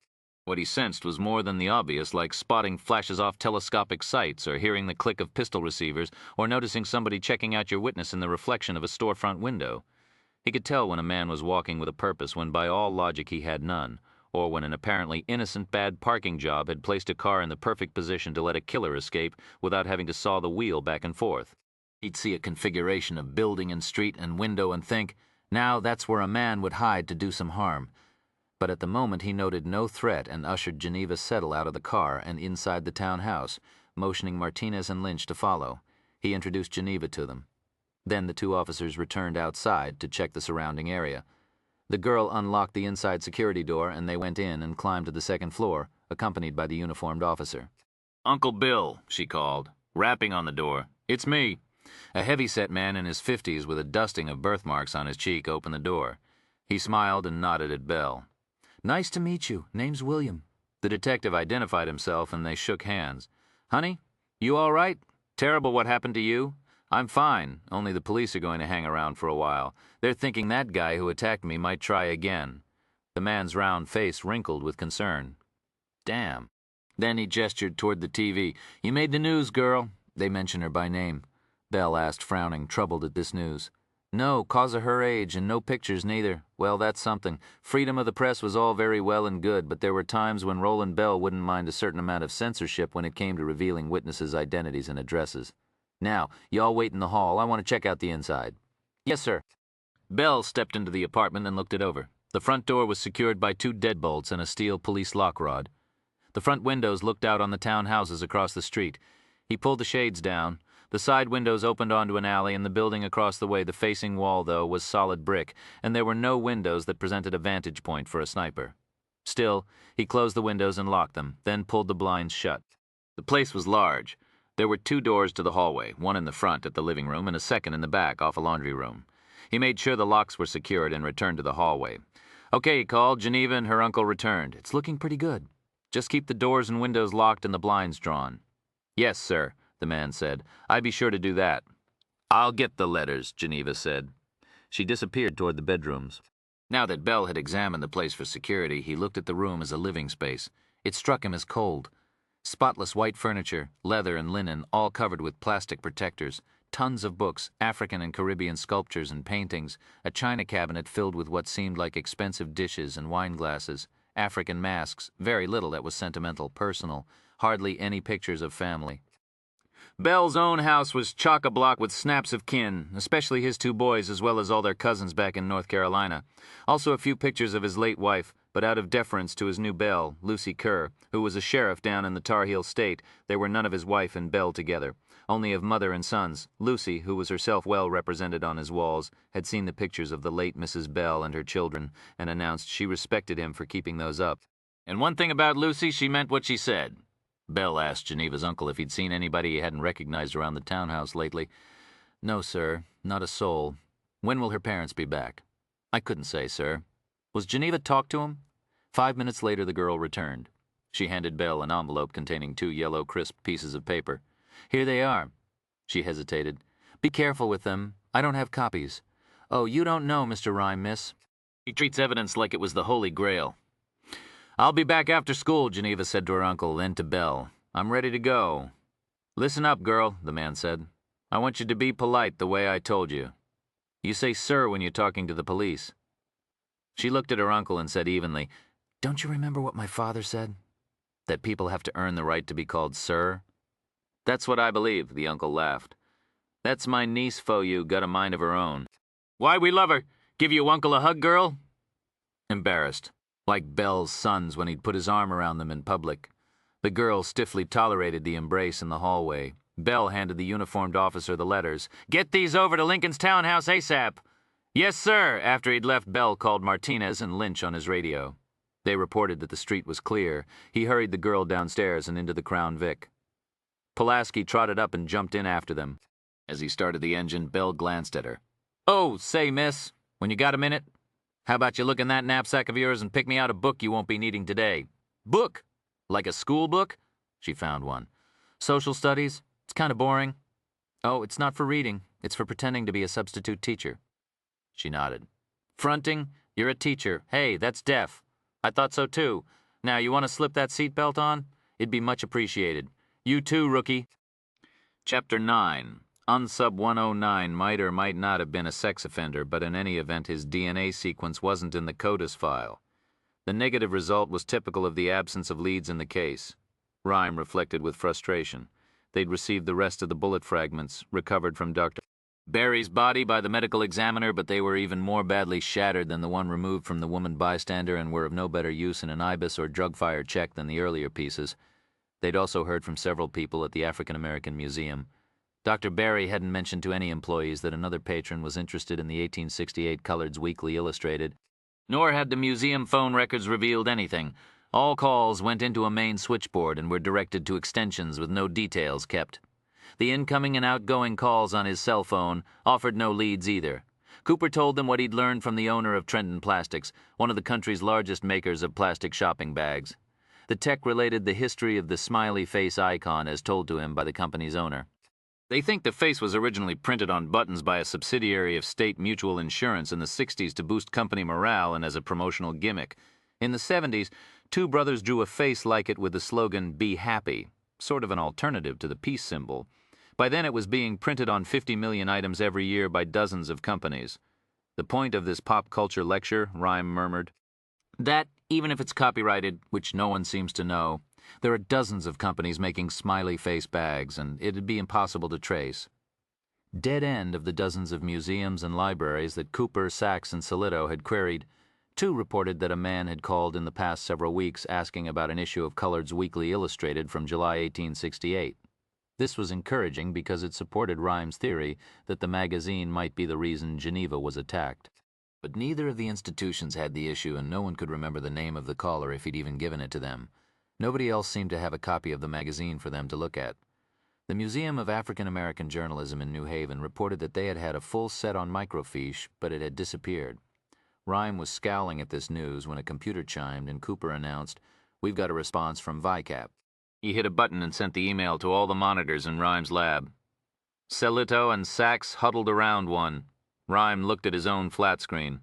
It was a secure email from a detective in the crime scene lab in Queens. Detective Cooper, per your request, we ran the crime profile you provided through both VICAP and HITS, and have two matches. Incident 1, homicide in Amarillo, Texas. Case No. 3451L1, Texas Rangers. 5 years ago, 67-year-old Charles T. Tucker, a retired state worker, was found dead behind a strip mall near his home.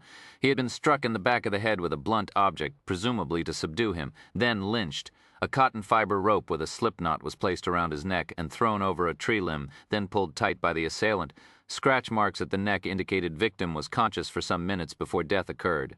Elements of similarity with Unsub 109 case. Victim was subdued with a single blow to the back of the head. Suspect was wearing size 11 walking shoes, most likely base brand. Uneven wear on right one, suggesting outturned foot. Cotton fiber rope with bloodstains was murder weapon. Fibers similar to those found at present scene. Motive was staged. The murder appeared to have been ritualistic. Candles were set on the ground at his feet, and a pentacle was drawn in the dirt. But investigation into the victim's life and profiling of the offense led investigators to conclude that this evidence was planted to lead the police off. No other motive was established. No fingerprints were recovered. Suspect wore latex gloves. Status active. What's the next case? Rhyme asked. Cooper scrolled down. Incident 2, homicide in Cleveland, Ohio. Case 2002-34554F, Ohio State Police. 3 years ago, a 45-year-old businessman, Gregory Tallis, was found dead in his apartment, shot to death. Elements of similarity with Unsub 109 case. Victim was subdued with blows to the back of the head with a blunt object. Shoe prints of suspect identical to Bass brand walking shoes with outward pointing right foot. Cause of death was 3 gunshots to the heart. Small caliber, probably .22 or .25, similar to present case. No relevant fingerprints were recovered. Suspect wore latex gloves. Victim's pants were removed and a bottle inserted into his rectum, with apparent intent to suggest he was the victim of a homosexual rape. The Ohio State Police profiler concluded that the scene was staged. The victim was scheduled to testify in a forthcoming organized crime trial. Bank records indicate that the defendant withdrew $50,000 in cash 1 week prior to the killing. However, the money could not be traced. Authorities presume that this was the fee paid to a hired killer to murder Tallis. Status: open but inactive due to misplaced evidence. Misplaced evidence, Rhyme thought. Jesus, he looked over the screen. Staging evidence to set up a phony motive and another fake ritualistic assault. He nodded at the Hanged Man tarot card. Subduing with the club, then strangulation or shooting. Latex gloves, the base shoes, the right foot. Sure, it could be our boy. And it looks like he's a hired gun. If so, we've probably got 2 perps. The unsub and whoever hired him. All right, I want everything Texas and Ohio have on both those cases. Cooper made some calls. He learned that the Texas authorities would check the file and get back to them as soon as possible. In Ohio, though, a detective confirmed that the file was among those for dozens of cold cases misplaced in a move to a new facility 2 years ago. They'd look for it. But, the man added, don't hold your breath. Rhyme grimaced at this news and told Cooper to urge them to track it down if at all possible. A moment later, Cooper's cell phone rang and he took the call. Hello? Go ahead. He took some notes, thanked the caller, then hung up. That was traffic. They finally tracked down outstanding permits for carnivals or fairs big enough to close streets in the past few days. 2 in Queens, 1 neighborhood association, and 1 Greek fraternal order. A Columbus Day festival in Brooklyn and another one in Little Italy. That was the big one. Mulberry Street. We should get some teams out to all 4 neighborhoods, Rhyme said. Canvass all the discount variety store and drugstores that use smiley face bags that sell condoms, duct tape, and box cutters and use a cheap cash register or adding machine. Give the teams a description of the unsub and see if any clerks can remember him. Rhyme was watching Solito stare at a small dark dot on his suit coat sleeve. Another blood stain from the shooting that morning, he assumed. The big detective didn't move. Since he was the senior cop here, he was the one to call ESU and patrol and arrange for the search teams. It seemed that he hadn't heard the criminalist, though. Rhyme glanced at Sachs, who nodded and called downtown to arrange for the officers to set up the teams. When she hung up, she noticed Rhyme was staring at the evidence board, frowning. What's wrong? He didn't answer right away, mulling over what exactly was wrong. Then he realized, fish out of water. Think we need some help here. One of the most difficult problems criminalists face is not knowing their territory. A crime scene analyst is only as good as his knowledge of the area suspects inhabit, the geology, sociology, history, pop culture, employment, everything. Lincoln Rhyme was thinking how little he knew about the world that Geneva Settle lived in. Harlem. Oh, he'd read the stats, of course. The majority of the population were an equal mix of African black, both longtime and recent immigrants, and black and non-black Hispanic, mostly Puerto Rican, Dominican, Salvadoran, and Mexican, followed by white and some Asian.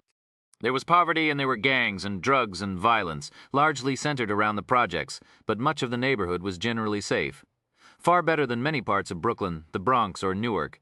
Harlem had more churches, mosques, community organizations, and concerned parents groups than any other neighborhood in the city. The place had been a mecca for black civil rights and for black and Hispanic culture and art. It was now the center of a new movement for fiscal equality. There were dozens of economic redevelopment projects currently underway, and investors of all races and nationalities were speeding to sink money into Harlem, taking particular advantage of the hot real estate market. But these were New York Times facts, NYPD facts.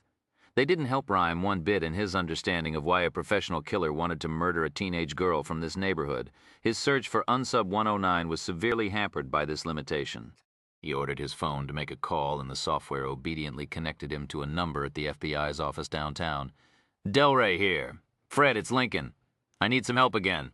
My friendly fella down in the district help you out? Yep, sure did. Maryland, too.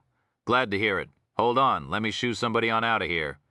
Rhyme had been to Delray's office several times. The tall, lanky black agent's digs in the federal building were filled with books of literature and esoteric philosophy, as well as coat tracks of the various clothes he'd wear while working undercover, though he didn't do much field work anymore. Ironically, it was on those costume racks that you'd find FBI Brooks Brothers suits and white shirts and striped ties. Delray's regular dress was, to put it kindly, bizarre. Jogging outfits and sweats with sports jackets, and he favored green, blue, and yellow for his suits.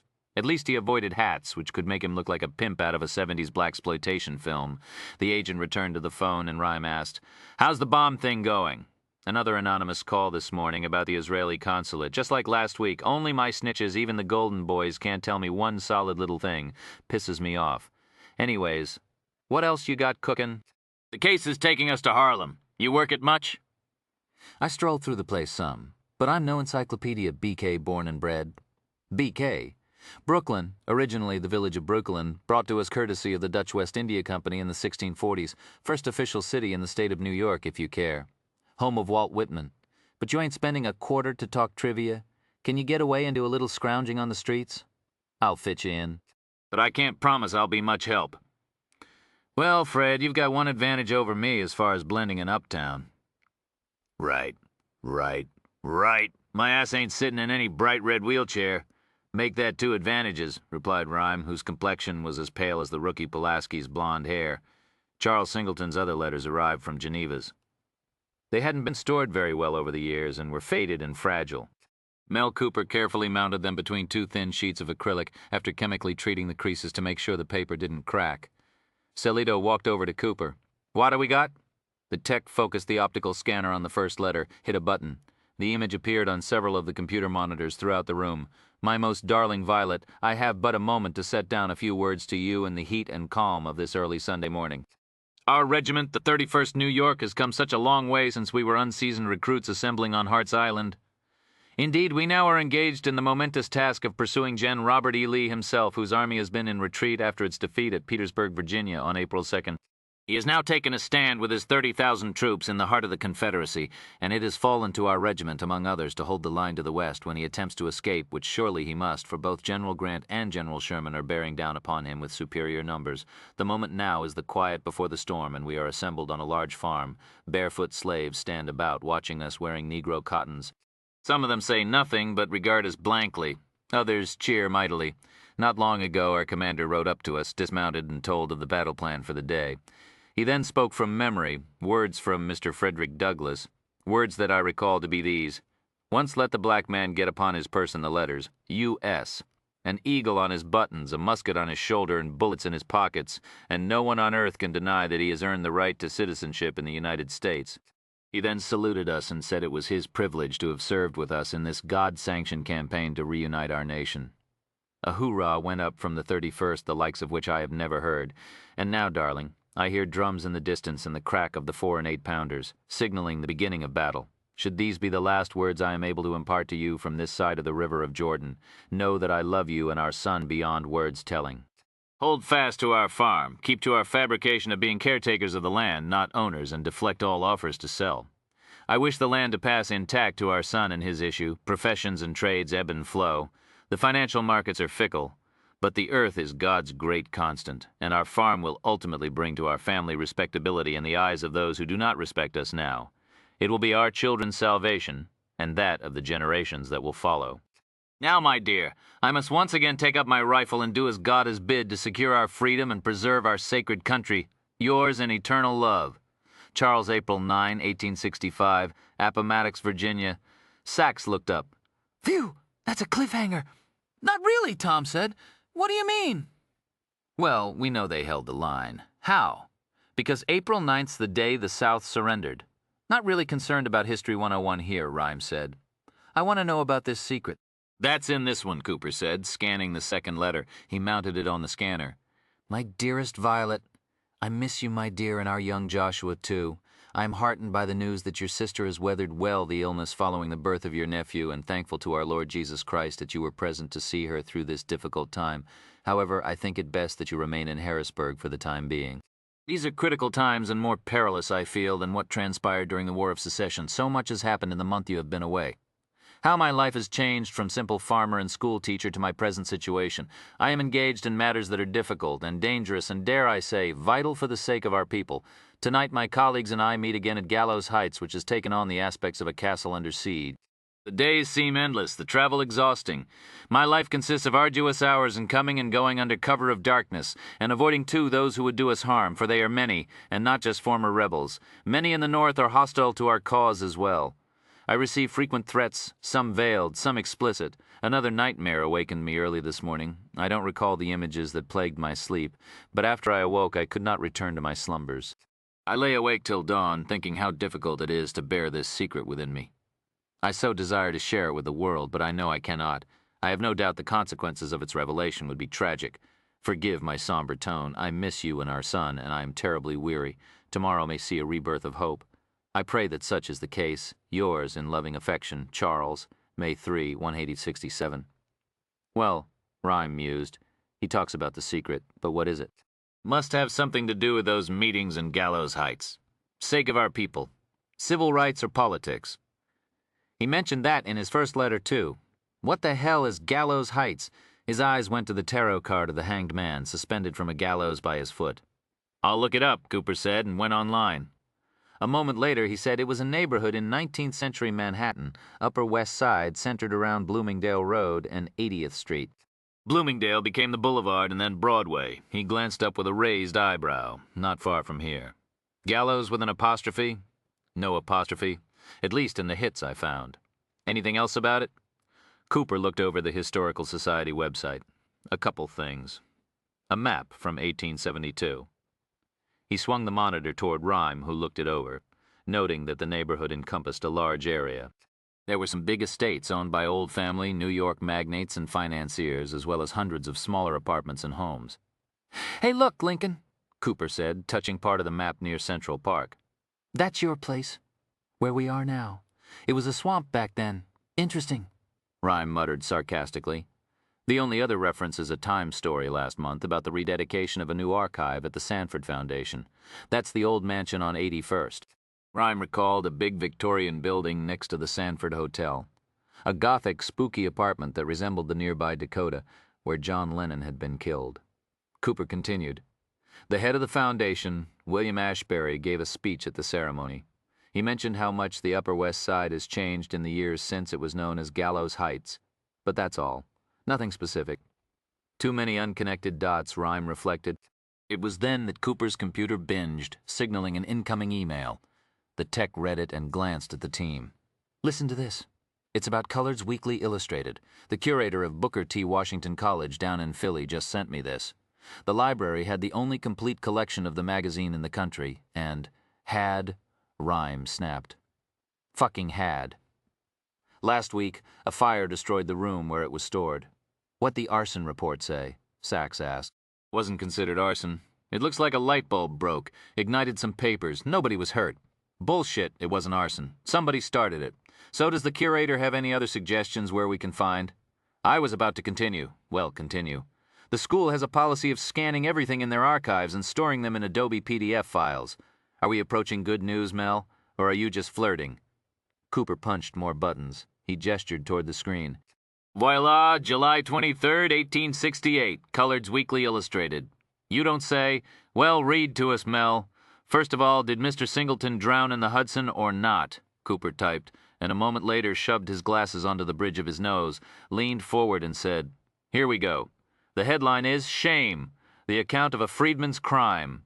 Charles Singleton, a veteran of the war between the states, betrays the cause of our people in a notorious incident."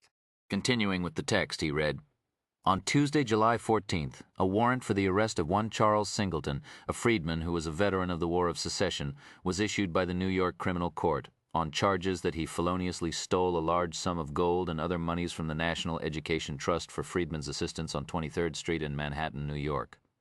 Mr. Singleton eluded a dragnet by officers throughout the city and was thought to have escaped, possibly to Pennsylvania, where his wife's sister and her family lived. However, early on the morning of Thursday the 16th, he was noticed by a police constable as he was making his way toward the Hudson River docks. The constable sounded the alarm and Mr. Singleton took flight. The police officer gave chase. The pursuit was soon joined by dozens of other law enforcers and Irish rag pickers and workers, doing their civic duty to apprehend the felon, and encouraged by the promise of $5 in gold to stop the villain. The attempted route of escape was through the warren of disreputable shanties close by the river. At the 23rd Street paintworks, Mr. Singleton stumbled, a mounted officer approached, and it appeared he would be ensnared. Yet he regained his footing and, rather than own up to his mischief as a courageous man would do, continued his cowardly flight. For a time he evaded his pursuers, but his escape was merely temporary. A Negro tradesman on a porch saw the freedman and implored him to stop in the name of justice, asserting that he had heard of Mr. Singleton's crime and recriminating him for bringing dishonor upon all colored people throughout the nation. The citizen, one Walker Lokes, thereupon flung a brick at Mr. Singleton with the intent of knocking him down. However, Mr. Singleton avoided the missile and, proclaiming his innocence, continued to flee. The freedman was strong of body from working an apple orchard and ran as fast as greased lightning. But Mr. Lokes informed the constabulary of the freedman's presence, and at the piers near 28th Street, near the towboat office, his path was confounded by another contingent of diligent police. There he paused, exhausted, clinging to the Swiftsure Express Company sign. He was urged to surrender by the man who had led his pursuit for the past 2 days, Detective Captain William P. Sims, who leveled his pistol at the thief. Yet, either seeking a desperate means of escape or convinced that his evil deeds had caught up with him and wishing to end his life, Mr. Singleton, by most accounts hesitated for but a moment, then leapt into the river, calling out words that none could hear. Rhyme interrupted. That's as far as Geneva got before she was attacked. Forget the Civil War, Sax. This is the cliffhanger. Keep going. He disappeared from view under the waves, and witnesses were sure he had perished. 3 constables commandeered a skiff from a nearby dock and rowed along the piers to ascertain the Negro's fate. They at last found him, half conscious from the fall, clutching a piece of driftwood to his breast, and with a pathos that many suggested was calculated, calling for his wife and son. At least he survived, Sax said. Geneva will be glad about that. He was tended to by a surgeon, taken away and bound over for trial, which was held on Tuesday last. In court, it was proven that he stole the unimaginable sum of greenbacks and gold coin worth $30,000. That's what I was thinking, Rhyme said. That the motive here's missing loot value today? Cooper minimized the window containing the article about Charles Singleton and did a web search, jotting numbers on a pad. He looked up from his calculations. It'd be worth close to $800,000, Rhyme grunted. Unimaginable. All right, keep going. Cooper continued. A porter across the street from the Freedmen's Trust saw Mr. Singleton gain entry into the office by the back door and leave 20 minutes later carrying 2 large satchels. When the manager of the trust arrived soon after, summoned by the police, it was discovered that the trust's Exeter Strongbow safe had been broken open with a hammer and crowbar identical to those owned by the defendant, which were later located in proximity to the building. Further, evidence was presented that Mr. Singleton had ingratiated himself at a number of meetings in the Gallows Heights neighborhood of the city, with such luminaries as the Hahns, Charles Sumner, Thaddeus Stevens, and Frederick Douglass, and his son Lewis Douglass, on the pretense of assisting those noble men in the furtherance of the rights of our people before Congress. Ah, the meetings Charles referred to in his letter. They were about civil rights. And those must be the colleagues he mentioned. Pretty heavy hitters, sounds like. What else? His motive in assisting these famed personages, according to the able prosecutor, was not, however, to assist the cause of Negroes, but to gain knowledge of the trust and other repositories he might plunder. Was that the secret? Sax wondered. At his trial, Mr. Singleton remained silent regarding these charges, except to make a general disclaimer and to say that he loved his wife and son. Captain Sims was able to recover most of the ill-gotten gains. It is speculated that the Negro secreted the remaining several thousand in a hiding place and refused to divulge its whereabouts. None of it was ever found, excepting $100 in gold coin discovered on Mr. Singleton's person when he was apprehended. There goes the buried treasure theory, Rhyme muttered. Too bad, I liked it. The accused was convicted expeditiously. Upon sentencing, the judge exhorted the freedman to return the rest of the purloined funds, whose location he nonetheless refused to disclose, clinging still to his claim of innocence and asserting the coin found on his person had been placed in his belongings after his apprehension. Accordingly, the judge in his wisdom ordered that the felon's possessions be confiscated and sold to make such restitution as could be had, and the criminal himself was sentenced to 5 years' imprisonment. Cooper looked up. That's it. Why would somebody resort to murder just to keep the story under wraps? Sax asked. Yep, the big question. Rhyme gazed at the ceiling. So what do we know about Charles? He was a teacher and a Civil War veteran. He owned and worked a farm upstate. He was arrested and convicted for theft. He had a secret that would have tragic consequences if it was known. He went to hush-hush meetings in Gallows Heights. He was involved in the civil rights movement and hobnobbed with some of the big politicians and civil rights workers of the day. Rhyme wheeled close to the computer screen, looking over the article. He could see no connection between the events then and the Unsub 109 case. Solito's phone rang. He listened for a moment, his eyebrow lifted. Okay, thanks. He disconnected and looked at Rhyme. Bingo. What's bingo? Rhyme asked. Solito said, "A canvas team in Little Italy, a half block from where they had the Columbus Day Fair, just found a discount store on Mulberry Street. The clerk remembered a middle-aged white guy who bought everything in the unsubs rape pack a few days ago. She remembered him because of the hat. He wore a hat? No, he bought a hat, a stocking cap. Only why she remembered him was because when he tried it on, he pulled it down over his face. She saw him in a security mirror. She thought he was going to rob her, but then he took it off and put it in the basket with everything else and just paid and left. The missing $595 item on the receipt, probably. Trying it on to make sure it would work as a mask. It's probably also what he rubbed his own prints off with." "Does she know his name?" "No, but she can describe him pretty good," Sachs said. "We'll do a composite and hit the streets." Grabbing her purse, she was at the door before she realized the big detective wasn't with her. She stopped, looked back. "Lon, you coming?" Solito didn't seem to hear. She repeated the question and the detective blinked. He lowered his hand from his reddened cheek and grinned. "Sorry, you bet. Let's go nail this bastard." African-American Museum scene, rape pack, tarot card, 12th card in deck, the hanged man meaning spiritual searching, smiley face bag, too generic to trace.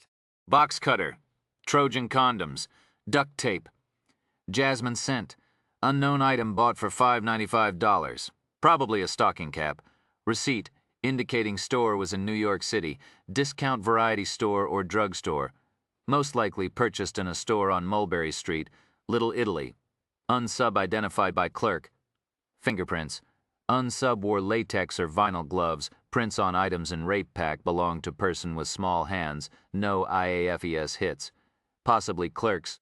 Trace, cotton rope fibers, some with traces of human blood. Garrote, no manufacturer. Sent to CODIS. No DNA match in CODIS. Popcorn and cotton candy with traces of canine urine. Connection with carnival or street fair. Checking with traffic about recent permits. Officers presently canvassing street fairs per info from traffic. Confirmed festival was in Little Italy. Weapons. Billy Club or martial arts weapon. Pistol is a North American Arms. .22 rimfire Magnum, Black Widow or Mini Master. Makes own bullets, bored out slugs filled with needles. No match in Ibis or drug fire. Motive. Uncertain. Rape was probably staged. True motive may have been to steal microfiche containing July 23, 1868 issue of Colored's Weekly Illustrated Magazine and kill G, settled because of her interest in an article for reasons unknown. Article was about her ancestor Charles Singleton, see accompanying chart. Librarian victim reported that someone else wished to see article, requesting librarian's phone records to verify this.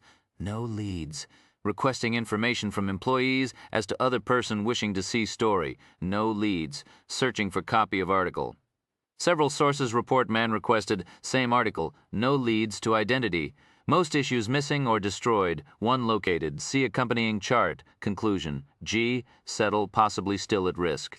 Profile of incidents sent to VICAP and NCIC. Murder in Amarillo.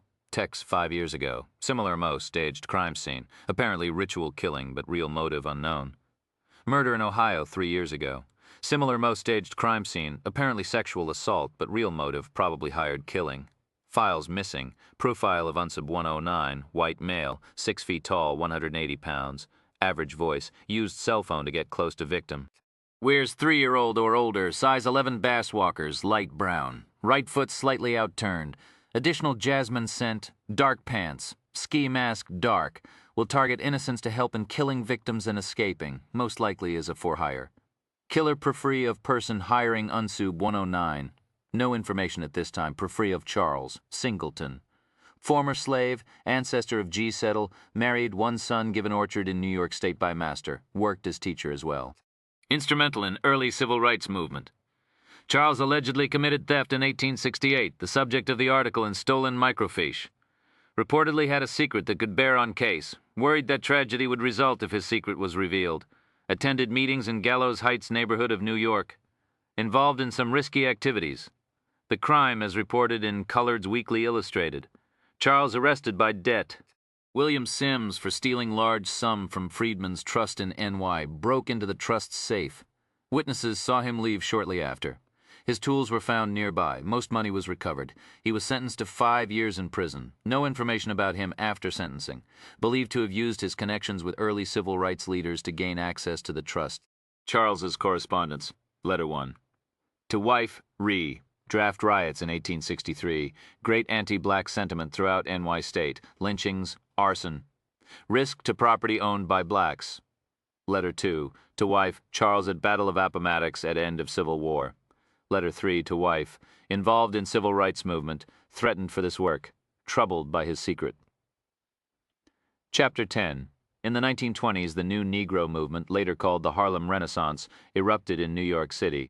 It involved an astonishing group of thinkers, artists, musicians, and mostly writers who approached their art by looking at black life not from the viewpoint of white America, but from their own perspective. This groundbreaking movement included men and women like the intellectuals Marcus Garvey and W.E.B. Du Bois, writers like Zora Neale Hurston, Claude McKay, and Count E. Cullen, painters like William H. Johnson and John T. Biggers, and of course the musicians who provided the timeless soundtrack to it all. People like Duke Ellington, Josephine Baker, W.C. Handy, U.B. Blake, in such a pantheon of brilliance. It was hard for any single artist's voice to stand out, but if anyone's did, it would perhaps be that of poet and novelist Langston Hughes, whose voice and message were typified by his simple words. What happens to a dream deferred? Does it dry up like a raisin in the sun, or does it explode? Many memorials to Hughes exist throughout the country, but certainly one of the biggest and most dynamic, and probably the one he'd have been most proud of, was an old red-brick 4-story building in Harlem located near Lenox Terrace on 135th Street, like all city schools. Langston Hughes High had its problems. It was continually overcrowded and underfunded and struggled desperately to get and retain good teachers and to keep students in class as well. It suffered from low graduation rates, violence in the halls, drugs, gangs, teen pregnancy, and truancy.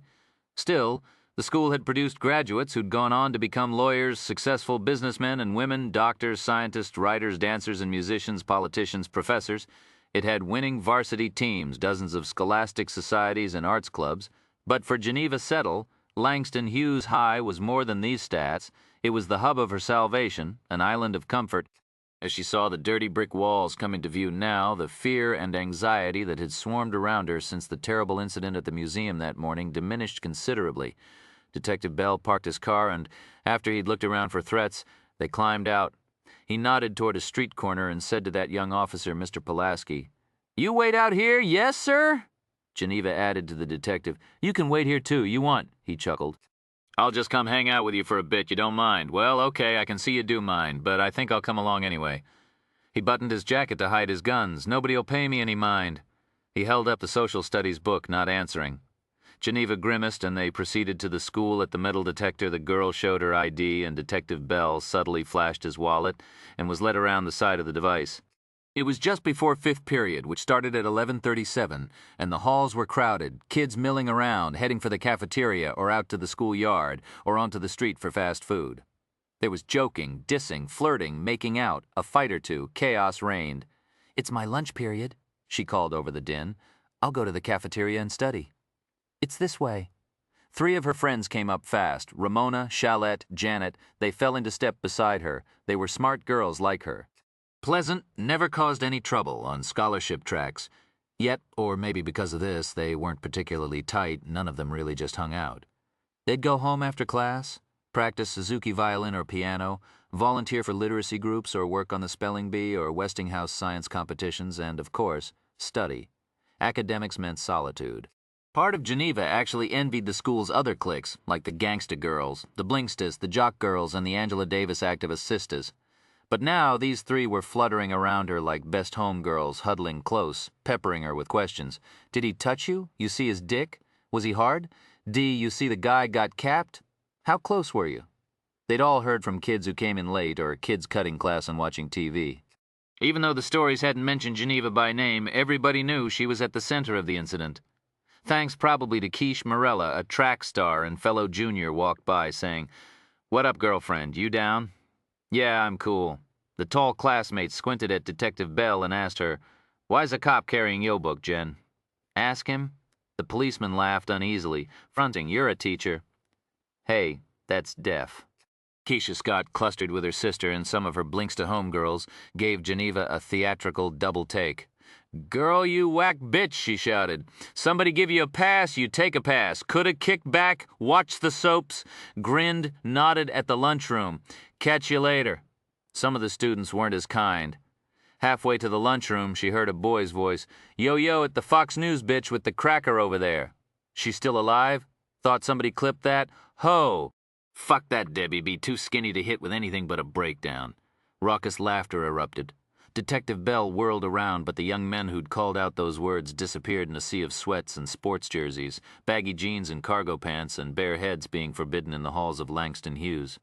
It's okay, Geneva said, her jaw set, looking down. Some of them, they don't like it when you take school seriously, you know, raising the curve. She'd been Student of the Month a number of times and had a perfect attendance award for both of her prior years here. She was regularly on the principal's honor roll with her 98% average and had been inducted into the National Honor Society at the formal ceremony last spring. Doesn't matter.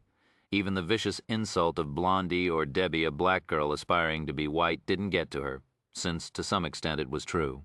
At the lunchroom door, a large, attractive black woman in a purple dress, with a Board of Education ID around her neck, came up to Mr. Bell. She identified herself as Mrs. Barton, a counselor. She'd heard about the incident and wanted to know if Geneva was all right and if she wanted to talk with somebody in her department about it. Oh man, a counselor, the girl thought, her spirits dipping. Don't need this shit now. No, she said. I'm fine. You sure we could do a session this afternoon? Really, I'm down. It's cool. I should call your parents. They're away. You're not alone, are you? The woman frowned. I'm staying with my uncle, and we're looking out for her, the detective said. Geneva noticed the woman didn't even ask to see his ID. It was so obvious he was a cop. When'll they be back, your folks? They're on their way. They were overseas. You didn't really need to come to school today. I've got 2 tests. I don't want to miss them. The woman gave a faint laugh and said to Mr. Bell, I never took school as seriously as this. Probably should have. A glance at the girl. Are you sure you don't want to go home? I spent a lot of time studying for those tests, she muttered. I really want to take them. All right, but after that I think you should go home and stay there for a few days. We'll get your assignments to you. Mrs. Barton stormed off to break up a pushing match between 2 boys. When she was gone, the officer asked, You have a problem with her? It's just counselors. They're always in your business, you know. He looked like, no, he didn't know, but why should he? This wasn't his world. They started up the hall toward the cafeteria. As they entered the noisy place, she nodded toward the short alcove leading to the girls' restroom. Is it okay if I go in there? Sure, just hold on a minute. He motioned to a woman teacher and whispered something to her, explaining the situation. Geneva assumed. The woman nodded and stepped inside the bathroom. Came out a moment later. It's empty. Mr. Bell stationed himself outside the door. I'll make sure only students get in. Geneva stepped inside, thankful for the moment or two of peace, to be away from the staring eyes, away from the edginess of knowing that somebody wanted to hurt her. Earlier she'd been angry. Earlier she'd been defiant. But now the reality was starting to lap at her heart and left her scared and confused. She came out of the stall and washed her hands and face. Another girl had come in and was putting on her makeup, a senior Geneva believed. Tall, fine-looking, with her eyebrows artistically plucked and bangs hot-combed to perfection.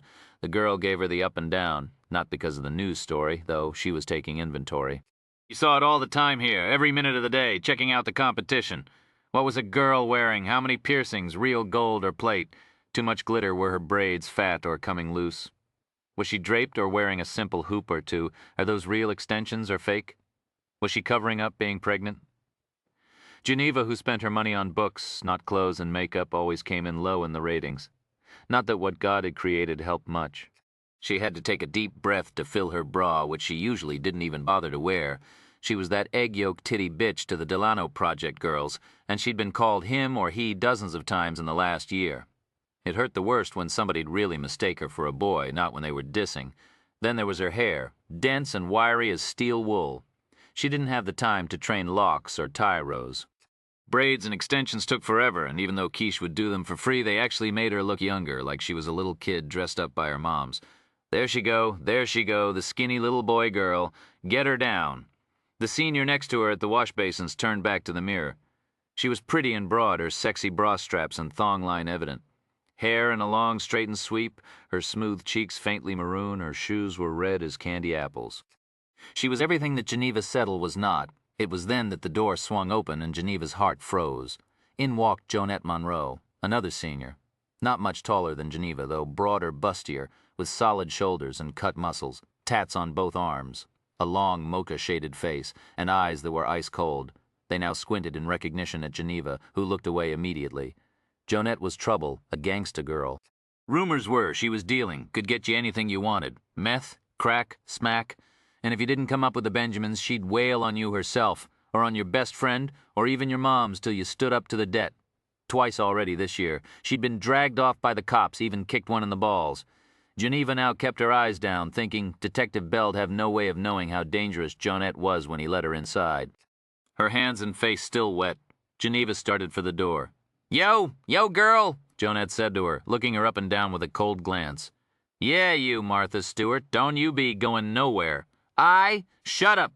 She glanced at the other girl, the one with the purple cheeks. "And you, get the fuck out." The senior had 50 pounds and 3 inches of height on Jonette, but the girl stopped preening and slowly gathered up her makeup. She tried to save a bit of dignity, saying, "Don't go laying no attitude on me, girl." Jonette didn't say a word. She took one step forward. The girl snatched up her purse and fled through the doorway. A lip liner fell to the floor. Jonette picked it up and slipped the tube into her pocket. Geneva started to leave again, but Jonette held her hand up and motioned her to the back of the restroom. When Geneva stood, frozen, Jonette grabbed her by the arm and shoved open the doors of the stalls to make sure they were alone. "What do you want?" Geneva whispered, both defiant and terrified. Jonette snapped, "Shut yo' mouth." Shit, she thought, furious. Mr. Rhyme was right. That terrible man from the library was still after her. He'd somehow found out her school and hired Jonette to finish the job. Why the hell had she come to school today? Scream, Geneva told herself, and she did. Or started to. Jonette could see it coming, and in a flash was behind her, clamping her hand over Geneva's mouth, stifling the sound. "Quiet!" Her other hand gripped the girl around the waist and pulled her into the far corner of the room. Geneva grabbed her hand and arm and tugged, but she was no match for Jonette. She stared at the girl's bleeding cross tat on her forearm and whimpered, "Please?" Jonette rummaged for something in her purse or pocket. "What?" Geneva wondered in a panic. There was a flash of metal. A knife or gun? What they'd have metal detectors for if it was so goddamn easy to get a weapon into the school. Geneva squealed, twisting violently. Then the gang girl's hand swung forward. No, and Geneva found herself looking at a silver police department badge. "You gonna be quiet, girl?" Jonette asked, exasperated. Quiet?" A nod. Jonette said, "I don't want anybody outside to hear anything." "Now you down?" Geneva nodded again, and Jonette released her. "You're a cop, yeah?" Geneva scrabbled away and pressed against the wall, breathing deeply, as Jonette walked to the door, opened it a crack. She whispered something, and Detective Bell stepped inside and locked the door. "So you two met," he said. "Sort of," Geneva said. "She really is a cop," the detective explained. "All the schools have undercover officers. They're usually women pretending to be juniors or seniors, or what'd you say?" "Fronting." "Why didn't you just tell me?" Geneva snapped. Jonette glanced at the stalls. "I didn't know we were alone. Sorry to be whack, but I couldn't say anything that'd blow my cover." The policewoman looked Geneva over, shook her head. "Shame this had to happen to you. You're one of the good ones. I never spend any worry on you." "A cop," Geneva whispered in disbelief. Jonette laughed in a high, girlish voice. "I'm the man, yep. You're so down," Geneva said. "I never guessed, mister." Bell said, "You remember when they busted those seniors who smuggled some guns into the school a few weeks ago?" Geneva nodded. "A pipe bomb, too, or something." "It was going to be another Columbine right here," the man said in his lazy drawl. "Jonette's the one heard about it and stopped the whole thing. Had to keep my cover so I couldn't take him down myself," she said, as if she regretted not being able to bust up the kids personally. "Now, as long as you're going to be in school, which I think is pretty whack, but that's a different story. Long as you're here, I'll keep an eye on you. You see, anything makes you uneasy? Give me a sign." "Gang sign." Jonette laughed. "You'd be a claimer in any gang, Jen. Nothing personal. You go throwing me a flag, I think everybody'd know something was up. Better you just scratch your ear. How's that?" "Sure. Then I'll come over and mess you up some. Give you some shit. Get you out of wherever you are. You cool with that? I won't hurt you. Maybe just push you around a little." "Sure, good. Listen, thanks for doing this, and I won't say anything about you." "I knew that before I told you," Jonette said. Then she looked at the officer. "You want to do it now?" "You bet." Then the pleasant, soft-spoken policeman got a dark look on his face and shouted, What the hell are you doing in here? Screeching. Get your motherfucking hands off me, asshole. Jonette had slipped into character again. The detective took her by the arm and shoved her out the door. She stumbled into the wall. Fuck you. I'ma sue yo fucking ass for abuse or some shit. The girl rubbed her arm. You can't touch me, that a crime, motherfucker. She stormed off down the hall after a pause. Detective Bell and Geneva stepped into the cafeteria proper. Good actress, Geneva whispered. One of the best, the policeman said. She kind of blew your cover. He handed her back the social studies book, grinned. Wasn't exactly working. Geneva sat down at a table in the corner and pulled a language arts book out of her knapsack. Detective Bell asked, Aren't you eating? No. Did your uncle give you your lunch money? I'm not really hungry. Forgot, didn't he? All respect, he's not a man who's ever been a father, I can tell. I'll rustle you up something. No, really. Truth is, I'm hungrier than a farmer at sundown. And I haven't had any high school turkey tetrazzini in years. Gonna get me some of that. No trouble to get a second plate. You like milk? She debated. Sure. I'll pay you back. We'll put it on the city. He stepped into the line. Geneva had just turned back to her textbook when she saw a boy look her way and wave. She glanced behind her to see whom he was gesturing at. There was no one else. She gave a faint gasp, realizing that he was indicating her. Kevin Cheney was pushing away from the table where he and his homies sat and started loping toward her. Oh my God, was he really coming this way? Kevin, a Will Smith look-alike, perfect lips, perfecter body, the boy who could make a basketball defy gravity, could move like he was a breakdancer competing in a B-Boy Summit show. Kevin was a coal institution at all the jams. In line, Detective Bell stiffened and started forward, but Geneva shook her head that everything was fine. Which, it was better than fine. Totally deaf. Kevin was destined for Connecticut, or Duke on scholarship. Maybe an athletic one. He'd been captain of the team that won last year's P-Cell basketball championship. But he could make it on grades, too. He didn't have the same love of books and school that Geneva did, maybe, but he was still in the top 5% of the class. They knew each other casually. They shared math class this semester and would also find themselves together in the hall or in the schoolyard from time to time. Coincidentally, Geneva told herself, but okay, fact was that she usually gravitated to where he was standing or sitting. Most of the down kids ignored or dissed her. Kevin, though, actually said hi from time to time. He'd ask her a question about a math or history assignment or just pause and talk for a few minutes. He wasn't asking her out, of course. That never happened, but he treated her like a human being. He'd even walked her home from Langston Hughes one day last spring. A beautiful, clear day she could still picture as if she had a DVD of it. April 21. Normally, Kevin would hang with the svelte model wannabes, or the brash girls, the bling-stas. He even flirted with Lakeisha some, which infuriated Geneva, who endured the raging jealousy with a gritty, carefree smile. So what was he about now? Yo, girl, you down? He asked, frowning and dropping into a battered chrome chair next to her, stretching out his long legs. Yeah, she swallowed, tongue-tied. Her mind was blank, he said. I heard about what happened. Man, that was some mad shit, somebody trying to yoke and choke you. I was fretting. Yeah, word.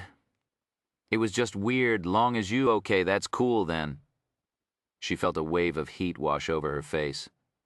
Kevin was actually saying this to her. Why don't you just roll on back at home, he asked. What you doing here?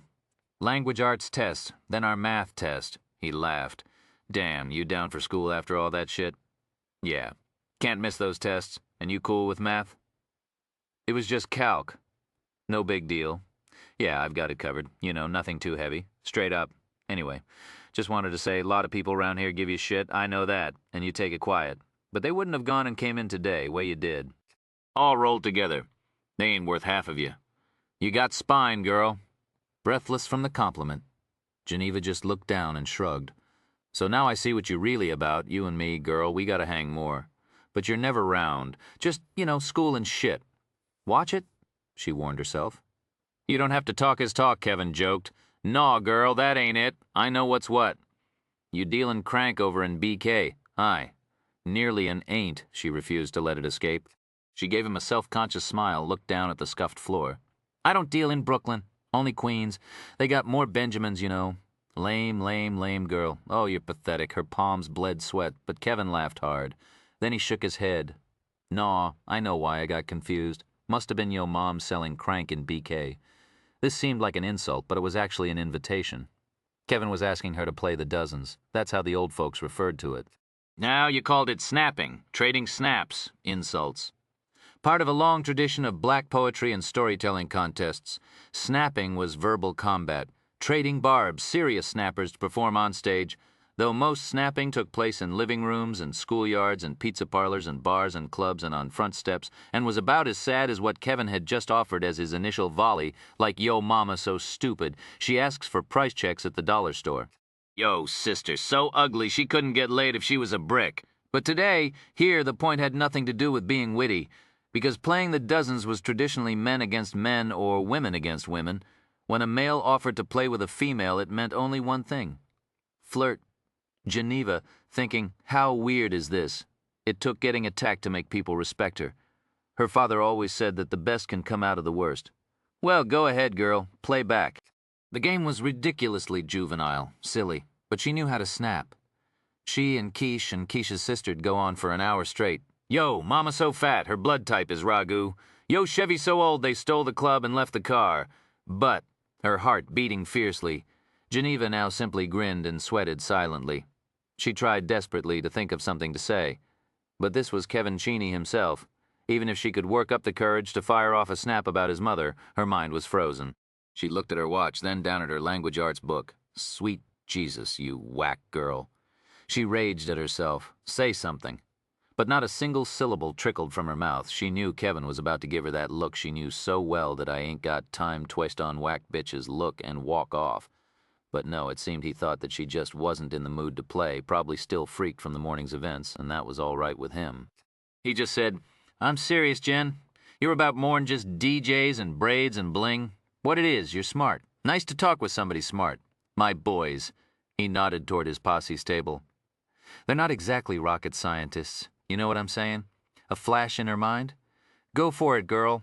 Yeah, she said, some of them are so dumb if they spoke their minds they'd be speechless. Deaf, girl, straight up. Laughing, he tapped his fist to hers and an electric jolt shot through her body. She struggled not to grin. It was way bad form to smile at your own snap. Then through the exhilaration of the moment she was thinking how right he was, how rarely it happens just talking with somebody smart, somebody who could listen, somebody who cared what you had to say. Kevin lifted an eyebrow at Detective Bell, who was paying for the food, and said, I know that dude fronting. He's a teacher as 5-0. She whispered, Man does sorta have cop written on his forehead. That's word, Kevin said, laughing. I know he's stepping up for you and all, and that's cool. But I just want to say I'm a watch yo back, too. And my boys. We see anything whack, we'll let him know. She was touched by this, but then troubled. What if Kevin or one of his friends got hurt by that terrible man from the library? She was still sick with sorrow that Dr. Barry had been killed because of her, that the woman on the sidewalk had been wounded. She had a horrible premonition. Kevin laid out in the Williams funeral home parlor, like so many other Harlem boys, shot down on the street. You don't have to do that, she said, unsmiling. I know I don't, he said. I want to. Nobody's gonna hurt you. That's word. Okay, I'ma hang with my boys now. Catch you later. 4 math class. Heart thudding, she stammered. Sure. He tapped her fist again and walked off. Watching him, she felt feverish hands shaking at the exchange. Please, she thought, don't let anything happen to him. Miss? She looked up, blinked. Detective Bell was setting down a tray. The food smelled so fine. She was even hungrier than she'd thought. She stared at the steaming plate. You know him? The policeman asked.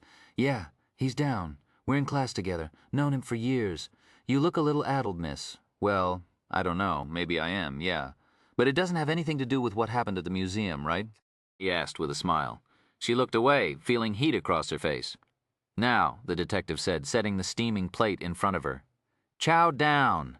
Nothing like turkey tetrazzini to soothe a troubled soul, you know. I might just ask him for the recipe, Chapter 11. These do just fine. Thompson Boyd looked down at his purchases in the basket, then started for the checkout counter. He just loved hardware stores. He wondered why that might be.